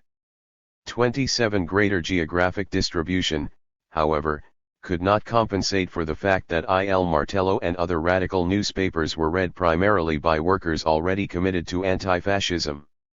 The real challenge was reaching Italian Americans who read the daily newspapers or none at all, and who never attended political meetings of any sort, in other words, the typical apolitical Italian immigrant. Given the limited outreach of the radical press, Tresca sought to immunize Italian Americans against the mesmerizing appeal of Mussolini by reaching his audience through the medium of speech, or what the anarchists called propaganda of the word. Tresca delivered scores of speeches at anti-fascist meetings held at the Rand School, Cooper Union, the Manhattan Lyceum, Bryant Hall, and other favorite gathering places of radicals in New York, with attendance varying from a few dozen to several thousand people. But the majority of those who attended these rallies were radical workers and sympathizers, so, as with the radical press, Tresca was usually preaching to the choir. To overcome this problem, Tresca in 1922 began holding open-air rallies in Italian neighborhoods, Greenwich Village, East Harlem, 187th Street, and Gamberling Avenue in the Bronx, and various sections in Brooklyn. 28. Always able to draw a crowd with his oratory, Tresca successfully delivered his message to thousands of Italian Americans who otherwise would never been exposed to anti-fascist propaganda. The same was true when he took to the road on his propaganda tours. Between February 1922 and July 1923, Tresca spent a cumulative total of 5 months on the road, lecturing on fascism, Sacco and Vanzetti, and other themes to Italian audiences in 13 states in the East and Midwest. 29. Unfortunately, there was no way to determine how many apolitical Italian Americans were converted to anti-fascism by Tresca's lectures, but the numbers were probably small given the quasi-cult following the Duce was acquiring in Little Italies throughout the country. While he continued his war of words, Tresca, along with Arturo Giovannitti and Luigi Antonini, attempted in 1923 to challenge fascist and pro-fascist domination of the Order of the Sons of Italy of America, OSIA, the most important Italian-American social organization in the country. Despite having recently sought its cooperation to defend Sacco and Vanzetti, Tresca had always been a staunch critic of the OSIA, denouncing its conservative leaders for imposing monarchist and nationalist beliefs upon a benevolent society that was supposed to be apolitical, and for stifling the opposing viewpoints expressed by the few radicals in the organization. Moreover, he regarded the OSIA as the greatest bloc of opposition to the expansion of our internationalist and classist ideas among uncommitted Italian immigrants. 30. Tresca frequently had chided Giovannitti and Antonini for their membership in the OSIA and their delusional notion that they constituted a left-wing vanguard capable of protecting proletariat interests within the organization. 31. But with the ascendancy of the fascist Giovanni di Silvestro as supreme venerable, and his famous telegram to Mussolini, pledging the allegiance of the 300,000 members of the OSIA, Tresca grew increasingly alarmed. The threat of a fascist takeover prompted Tresca to join forces with Giovannitti and Antonini in order to enter the enemy's camp, to bring the anti-fascist struggle into the trench selected by Mussolini. 32. The enemy's camp was the OSIA's National Convention, held in Providence, Rhode Island, on October 28 to 31, 1923, the opening date marking the one-year anniversary of Mussolini's March on Rome.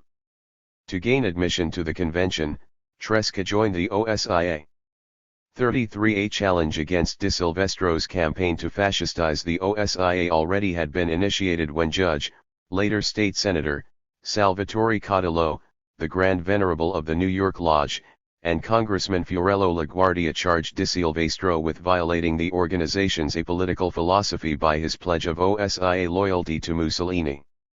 Although deemed radicals by Di Silvestro and his fascist supporters, Cottillo and LaGuardia hardly represented the vanguard of anti-fascism. Cottillo actually admired Mussolini but believed it unwise to establish fasci in the United States. LaGuardia, whose anti-fascism was genuine, never criticized Mussolini publicly lest he jeopardize his political career by alienating Italian-American voters. In fact, the major issue of contention between the two factions was not fascism, but control of the New York's Lodge mortuary and education funds, which amounted to $300,000. To prevent the Grand Lodge from appropriating these funds, Cottillo and his supporters seceded from the OSIA and incorporated themselves as the Sons of Italy Grand Lodge of the State of New York. 34 The confrontation between fascists and anti-fascists that took place at the OSIA convention in Providence was far more dramatic. Giovannitti, Antonini, and Allegra, initially denied access, finally gained entry to the meeting hall after Di Silvestro's latest paean to Mussolini. Tresca, too, sought entry, but his membership card was snatched from his hand and the door slammed in his face. Once inside, Giovannitti and Antonini demanded that the OSIA telegraph an anti-fascist message to the Duce. Nearly hysterical with rage, Di Silvestro grabbed the Italian and American flags and demanded that Giovannitti and Antonini kneel before them. The two sovversivi declined, of course, but the incident encouraged fascists to invent a story that Giovannitti and Antonini had been forced to kiss the two flags. Tresca, meanwhile, sent a message to Di Silvestro, challenging him to a debate. Having no wish to tangle with Tresca, the Supreme Venerable swiftly departed for the train station to greet the arrival of Ambassador Citani, who had urged Di Silvestro to purge the OSIA of its radicals and now ventured to Providence to bestow Mussolini's blessings on his faithful supporters. 35 That evening, a protest meeting was convened at Eagle Hall. It attracted several thousand workers and a large contingent of policemen and Justice Department agents. Tresca regaled the audience with the story of how he and Di Silvestro had once been comrades in Philadelphia. Today, after 13 years sick, we have met again in Providence. I am still at my old battle post, under the same banner, while I find Di Silvestro, now a banker, with that foul band of decorated prominenti, himself made a cavalier by the same king he once denigrated, and at the service of the brigand of Perdapio Mussolini's birthplace who governs Italy today. 37. When the convention reconvened on October 30, Di Silvestro, the Supreme Executive Council, and the Grand Venerables met privately and voted to bar Giovannitti and Antonini from further meetings and to suspend them from the OSIA, a decision that prompted the 35 delegates from New York to abandon the convention in protest. With the opposition purged, the remaining delegates re-elected Di Silvestro as Supreme Venerable and selected a Supreme Executive Council of 12 men who were fascists or pro-fascists, including Di Silvestro and 2 others who were both members of the Fascist Central Council. The 12 brothers on the Supreme Executive Council remained in power until 1929, Di Silvestro retained his position as Grand Venerable until 1935. OSIA remained a bastion of support for Mussolini and fascism throughout these years and beyond. 38. Towards a united front. With the fascists building a strong infrastructure within Italian communities, the pressing issue confronting the anti-fascist camp was whether or not radical and labor elements could overcome their traditional differences to unite effectively against the common foe. Anti-fascists, or at least the most militant among them, would often cooperate in protest demonstrations, as they had done to harass Bottai, but not until 1923 was any attempt made to forge a united front on an institutional basis. On the initiative of the Italian Chamber of Labor, the Alleanza Operaia Antifascista was founded in New York in March 1923, primarily with the backing of the Italian trade unions. 39 Existing only on paper, the Alleanza was quickly superseded by the Alleanza Antifascista de Nord America, AFANA, established on April 10, 1923. Headquartered at the Chamber of Labor, the AFANA declared its primary objective to be the extinction of all fascist organizations in North America, the creation of popular sentiment opposed to the fascist regime in Italy and the relief of radical and labor institutions in Italy which have been destroyed or harmed by the fascisti. 40. The chairman selected to direct Efina's activities was Frank Bellanca, editor of the ACWU's weekly Il Lavoro. 41. But Italian union leaders were too preoccupied with internal union affairs, particularly a communist challenge within the ILGU, and too confident of ultimate victory over fascism to forge a genuine united front.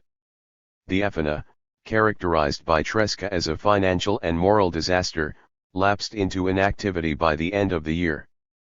42. The Efina's potential as a viable anti-fascist organization was undoubtedly diminished by the fact that Tresca and most of the radicals on the far left had remained aloof from the enterprise because it was controlled by the Social Democrats of the ILGU and ACWU. Tresca still had not forgiven the Social Democrats, rabbits, for having undermined the revolutionary potential of the Italian factory occupations of 1920, moreover, for many years he had been a strong critic of the ILGU hierarchy, Antonini in particular. Tresca's relations with Italian trade union officials had deteriorated further in 1922, when he supported the radical dissidents within the ILGU and was drawn into a fierce polemic waged between his friends Allegra and Antonini. 43. Possessing little faith in the militancy of Social Democrats and the Italian union hierarchies, Tresca in February 1923 had already established the Comitato Generale di Difesa contro il Fascismo, through which he sought to unify the far left of the radical movement. The Comitato's leaders were Tresca, Allegra, Quintiliano, Elizabeth Gurley Flynn, and Costantino Zonchello, the first director of l'Unità dei Refrattori, whose brief participation represented the only occasion when some of the Galenisti supported an undertaking initiated by Tresca. Under the aegis of the Comitato, and with Tresca's leadership, the anarchists constituted the vanguard of anti-fascist activity throughout 1923 and 1924. 44. Frame up. 13. Tresca's activities would prompt the fascists to retaliate was inevitable. Mussolini more than anyone knew that propaganda was the primary instrument to create and perpetuate the myths upon which the fascist regime rested. He was anxious, therefore, to silence those anti-fascists who would expose the hollowness of his regime. Tresca more than anyone. Tresca received his first threat directly from Mussolini shortly before the latter's appointment as prime minister. Furious that Tresca provided a communication vehicle for anti-fascists in Italy, Mussolini warned him that the eye of fascism reaches far and the hand of fascism even farther. No one insults fascism with impunity, not even in New York. One Tresca issued his own challenge to that paranoid sparafusel of a Benito Mussolini. Here in all the streets of New York, in crowded meetings and elsewhere, we have called you and your black shirts by the names you deserve, brigands, slavers, and cutthroats.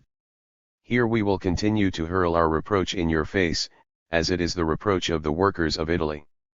And you will continue to keep silent because you are cowards. Because here you must fight us on equal terms on neutral soil. Your hand that reaches far is a bluff. It will take more than that to silence us. 2. Demands for action against anti-fascists began in earnest with the formation in late 1922 of the Segreteria Generale dei Fasci all'Estero. At a meeting of the Fascist Grand Council on February 14, 1923, Bastianini, the secretary of the Fasci all'Estero, denounced the pernicious influence exercised by sovversivi who misrepresent the significance of fascism among the masses of immigrants. 3. Bastianini would have preferred to employ violence, but local black shirts in 1923 would never have dared to beat or kill Tresca, as such an attack would have precipitated maximum retaliation by anti-fascists who still outnumbered them. 4. Moreover, use of violence against anti-fascists was vehemently opposed by Ambassador Citani, who repeatedly warned Mussolini that irresponsible action might jeopardize Italy's good relations with the United States. 5. Citani prevailed. Retaliation against Tresca and the anti-fascists would be undertaken through official diplomatic channels, using the state and justice departments as surrogates. The 4-year effort of the Justice Department's Bureau of Investigation to obtain evidence for deportation proceedings against Tresca had come to naught by the beginning of 1923, but Burns and Hoover were more determined than ever to eliminate him from the scene. Tired of waiting for him to slip up, the BI now took steps to trick Tresca into committing an actionable offense. At the beginning of 1923, the BI infiltrated the staff of Il Martello with one of their agents, Giuseppe Sposa, who in his capacity as shipping clerk could monitor Tresca's activities and report on the mailing of any potentially incriminating material. Almost simultaneously, the BI's plan to entrap Tresca assumed a new and more promising dimension when the Italian ambassador proposed a collaborative campaign to rid America of Italian radicals. The enterprising ambassador arranged to discuss his project with Hoover and the Undersecretary of State, W. L. Hurley, on January 30, 1923. Skillfully exploiting American obsession with the Red Menace, Citani informed Hoover and Hurley that the Communists would soon meet in Pittsburgh or Chicago for the purpose of determining an outrageous program against the fascisti in Italy and against the government of the United States. This information, Citani added, had been furnished to the Italian government by officials in Moscow, and confirmed by the ambassador's agent in Boston. The Italian government, therefore, was very desirous of establishing the closest cooperation with the United States government in regard to radical activities, because Premier Mussolini was determined to bring to an end the spirit of anarchism and communism in Italy. To facilitate their suppression in both countries, the Italian government was willing to furnish American authorities with the considerable amount of information it possessed about Italian radicals in the United States, in exchange for similar information provided by Washington. The plan called for a representative of the Italian secret police, someone thoroughly conversant with the radical movement, to be stationed in the United States and serve as liaison between the two governments. His identity would be kept strictly confidential, known only to the ambassador, the secretaries of the embassy, and Hoover. The Undersecretary of State was very eager to adopt the plan, as was Hoover, who explained to Burns that personally, it would seem to be the opportunity which has long been sought.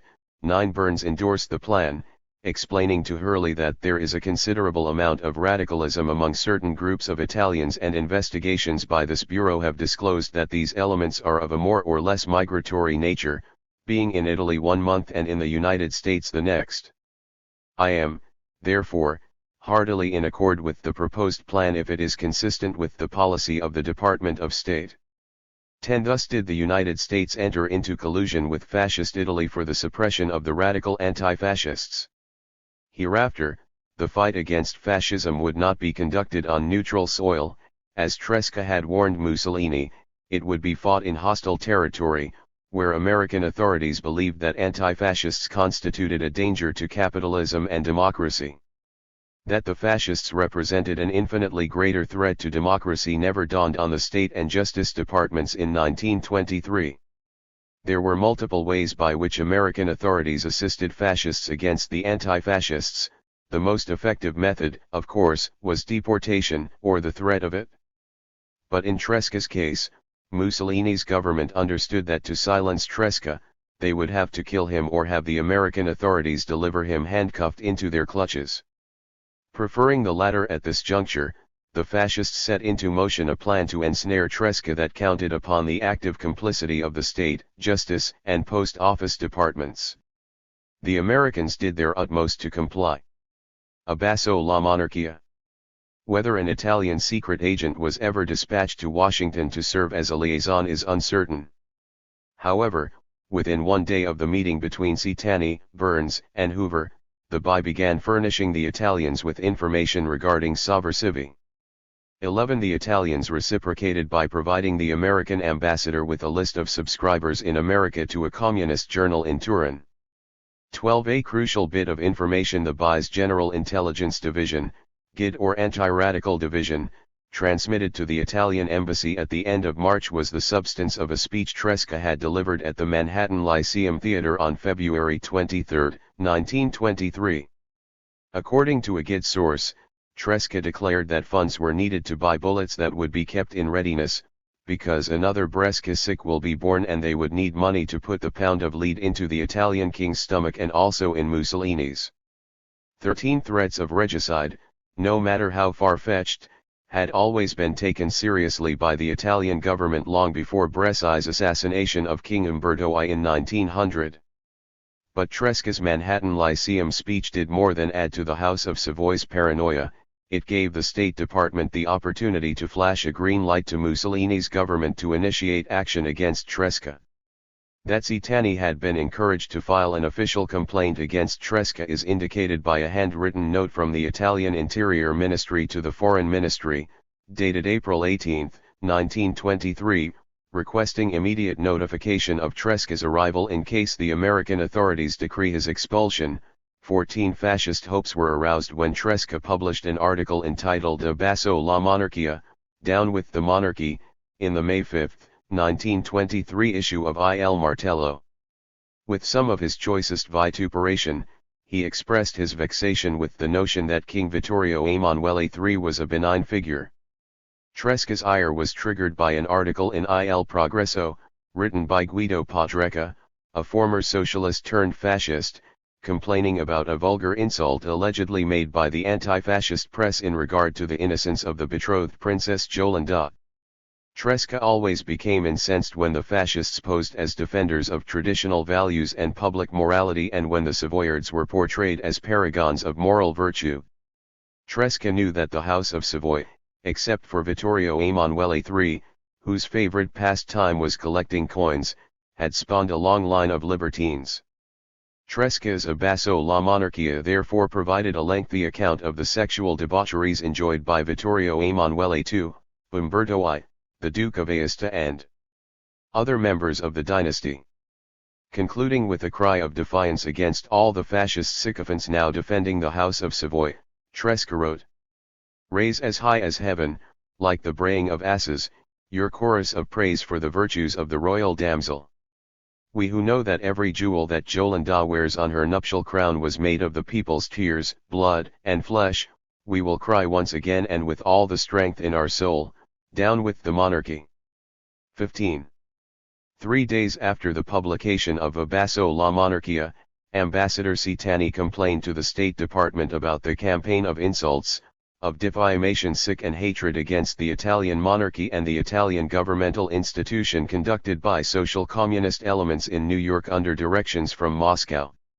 16. Playing the Red Menace card, the ambassador claimed that Bolshevists see in the actual Italian government, in Premier Mussolini and in the spiritual movement that animates Italy, the greatest check to the wild dreams of spreading the communistic revolution all over the world.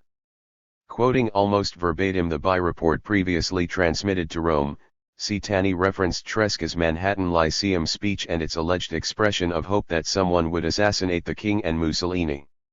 According to Zietani, it was in pursuance of the idea to assassinate Italy's chiefs of state that Tresca had written the article Abbasso la monarchia. 17. Zietani's note to the State Department established a pattern of complaint that the fascists would follow thereafter. The offending culprits were never identified as anti-fascists, but as communists, anarchists, and other left-wing elements, participating in a global conspiracy engineered by Moscow.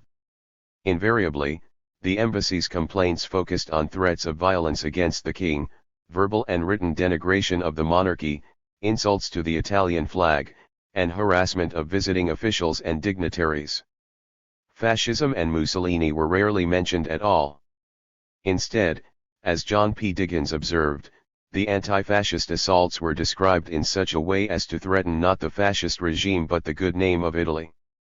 18. While awaiting action from the State Department, Mussolini's government continued to explore other means to deal with Tresca. The Postal Ministry already had prohibited the importation and circulation of Il Martello, and to drive the point home, condemned the noted anarchist Paolo Schicchi to prison for an article attacking the House of Savoy, which he published in Tresca's newspaper. 19. At a meeting of the Fascist Grand Council on July 26 to 27, 1923, measures to crush Italian-American anti-fascism at its source were discussed at length. 20. The newspaper El Impero of Rome alerted Ambassador Citani and the New York Fascio that Il Martello's continuing circulation and influence in Italy presented a danger that had to be eliminated. "It is time," urged the fascist daily, "that once and for all we break the legs of these Italians who are worse than foreigners." 21. Citani was almost certainly pressed to accelerate action against Tresca when he had a private tête-à-tête with Mussolini at the end of July. After returning to the United States, Citani addressed a banquet held in honor of Judge Elbert H. Gary, a fascist sympathizer, at the Waldorf Astoria Hotel in New York, declaring that a certain paper in the United States was embarrassing the fascist government and should be suppressed. 22. Prodding the Americans was unnecessary. The Post Office Department, now working hand in glove with Hoover's GID and the State Department, had already initiated measures against Tresca, holding back the July 21 issue of Il Martello for 10 days without explanation. Action by the Post Office, Tresca concluded, could only have been instigated by someone with influence in Washington. Ambassador Citani. 23. Then, on August 14, 1923, the office of Il Martello was raided by U.S. Marshals and Tresca placed under arrest for having violated Section 211 of the Federal Penal Code, the so-called Obscene Matters Statute, with his article Abbasso la Monarchia. Tresca was arraigned before a U.S. commissioner the following day and released after comrades posted a $1,000 bond. Pending his trial, Tresca continued to engage in his anti-fascist activities while anticipating more trouble. But he could not have conceived the elaborate scheme federal authorities had set in motion to ensnare him. 24. The Post Office Department, on its own initiative, was waging a campaign of systematic harassment against Il Martello. The objective was to please Mussolini's government and eventually deprive Tresca's newspaper of its second-class mailing privileges or force it into bankruptcy. The August 18 issue of Il Martello was stopped at the New York Post Office because of an advertisement for a raffle sponsored by the IWW. Although 2 other newspapers that published the same notice were ignored, Il Martello's staff was required to unpack sacks, packages, and single copies of the newspaper, cross out the word raffle with black crayon in every copy, and then remail the entire edition. They were obliged to repeat the same process with the September 8 issue, when a 2-line advertisement for an Italian book on birth control was ordered deleted. These tactics increased Il Martello's deficit to more than $3,400, but they did not stop Tresca from delivering his martellate against the fascist enemy. 25. Suppression of Il Martello would not have fulfilled the State and Justice Department's ultimate goal, Tresca's deportation. Only a felony conviction would suffice. But the plan to entrap Tresca ran into an early snag. The State Department solicitor had determined on May 17, more than 2 months before his arrest, that a case against Tresca for writing Abbasso la Monarchia could not be made on the basis of the Obscene Matters Statute. According to another federal statute, the article in the Martello to which the Italian ambassador objects, cannot properly be considered as dangerous to the morals of the people, since in the last analysis it merely expressed the writer's abhorrence of a monarchical form of government, and in violent and intemperate language charges different members of the Italian royal family with immorality. It cannot be said either that this article contains matter of a character tending to incite arson, murder, or assassination. Only if Tresca committed several additional violations might he lose his second-class mailing permit for Il Martello or become liable for prosecution. 26. A stratagem to ensure future violations and accord conviction on felony charges was devised by Special Agent Charles J. Scully of the BI's New York office, the same Scully whose beatings and interrogation had precipitated Salcedo's suicide 3 years earlier. Scully suggested having Italian-speaking operatives or their Italian informants send orders to Tresca from outside of New York, requesting obscene books sold by the bookstore associated with Il Martello. Orders were to be submitted from addresses in small towns lest Tresca recommend that the materials be purchased in Italian bookstores located in large cities, and to allay his suspicion, the writers were instructed to request that the materials be mailed to them in plain envelopes so as not to attract attention from postal authorities. The Post Office Department, of course, was a party to the entrapment. Inspectors at Station D in New York, where Il Martello rented a post office box, were assigned to monitor the arrival of the requests and the mailing of the materials. Ultimately, the buy offices in Pittsburgh and Boston were given the assignment. Copies of back issues of Il Martello were provided to them, containing lists of books and pamphlets on sale. The two books ordered which the buy and postal authorities considered obscene were the following: D'Arte Secchi, Neo Malthusianismo Pratico, L'arte de non fare I figli, Pratical Neo Malthusianism, The Art of Not Creating Children, and F. Lacasagni, Virginita e Puderi, Le Perturbazioni Sessuali, Virginity and Modesty, Sexual Disorders. Between September and November 1923, orders for these books were submitted by agents in Washington, PA, and Haverhill, MA, and after their arrival, they were sent to the New York office for translation. 27 By the time the last order was submitted from Pennsylvania on November 7, a week after his indictment, Tresca had figured out what was afoot. Il Martello returned the $2.35 money order with a note explaining that it is impossible for us to fill any orders of the books you requested, because the availability is at present questioned by the U.S. Post Office Department. 28. The Art of Not Creating Children.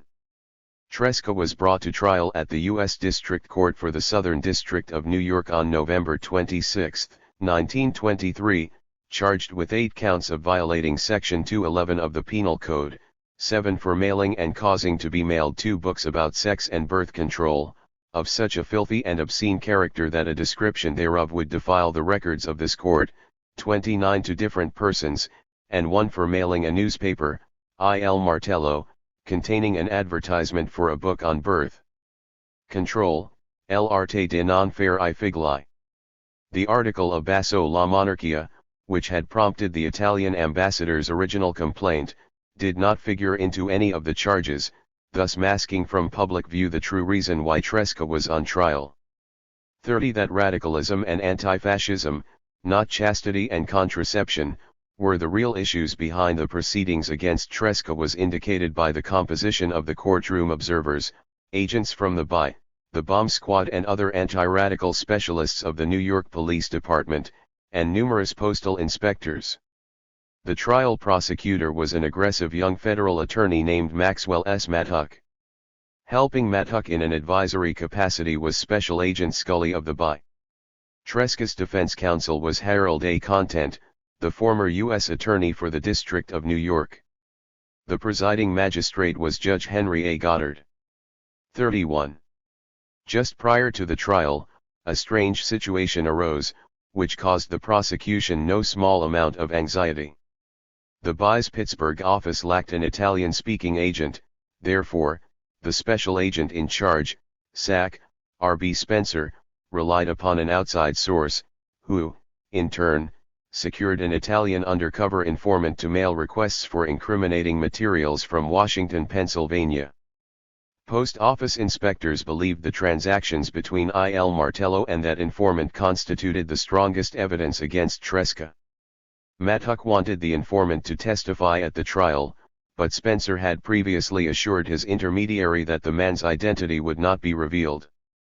Mattuck threatened to complain directly to the Attorney General if the BI office in Pittsburgh failed to deliver him, but the intermediate insisted that he could not, as a matter of honor, disclose the individual's name. SAC, Spencer could not provide the informant's name because he did not know who he was. Hoover became infuriated when apprised of the situation, describing it to Burns as a most exasperating incident. He feared that now the entire case against Tresca may fail, which will bring down upon this department considerable criticism, and Tresca will become more blatant in his activities and statements than ever before.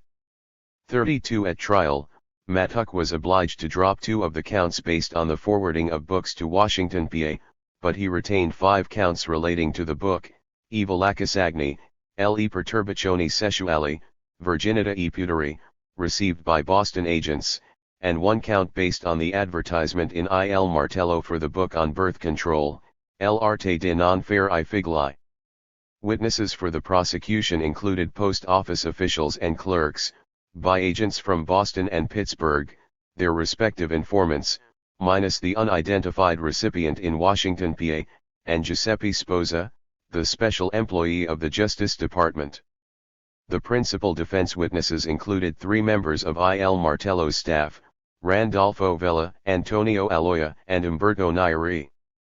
Mattuck's interrogation of prosecution witnesses was calculated to prove that Tresca, as the owner and manager of Il Martello, was responsible for the mailing of the obscene materials.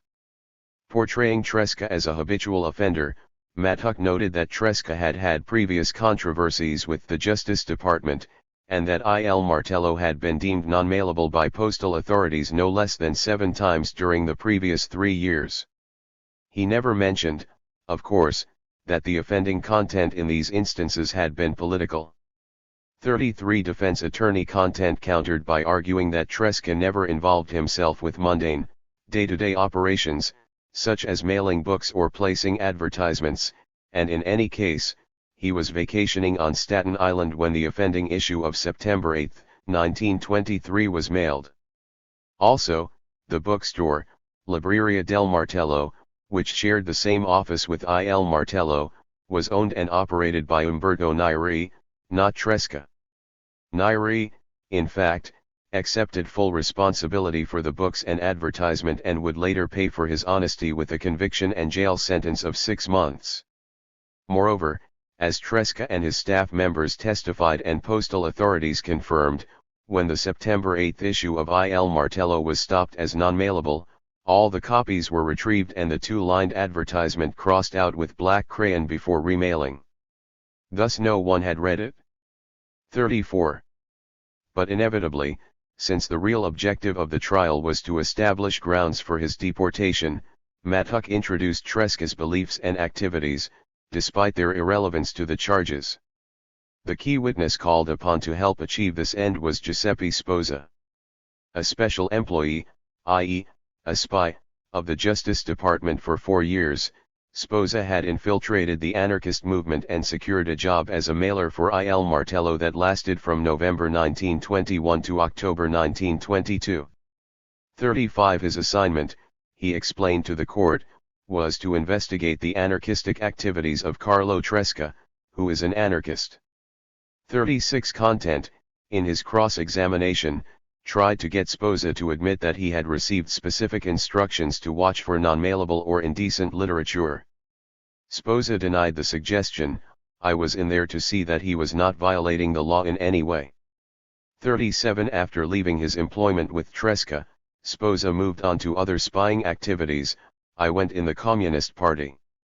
38 Sposa's contribution to the prosecution was twofold. He established that Tresca was responsible for all aspects of Il Martello's operations and introduced the crucial issue of Tresca's anarchist beliefs. Knowing the consequences of an affirmative answer, Mattuck asked Tresca no less than 7 times whether or not he was an anarchist. Tresca denied that he was or ever had been an anarchist. To support his point, Mattuck provided the jury with a curriculum vitae of the defendant's career, specifying his participation in the Lawrence agitation of 1912, the strikes of New York hotel workers and Paterson silk workers in 1913, other subversive activities, and his editorship of several radical newspapers since his arrival in 1904. 39 Surprisingly, Content did not object to this line of questioning, attempting to minimize the damage to his client only by eliciting a yes and a no response to 2 questions. You are just interested in labor movements, is that it, and do you believe in the overthrow of the government by force and violence? 40 Even when he clarified that Tresca's earlier encounters with postal authorities involved the political content of Il Martello, rather than obscene matter, he probably did his client more harm than good by reinforcing Mattuck's portrait of Tresca as a dangerous radical. 41 Both sides rested on the afternoon of November 27, 1923. Judge Goddard, at the request of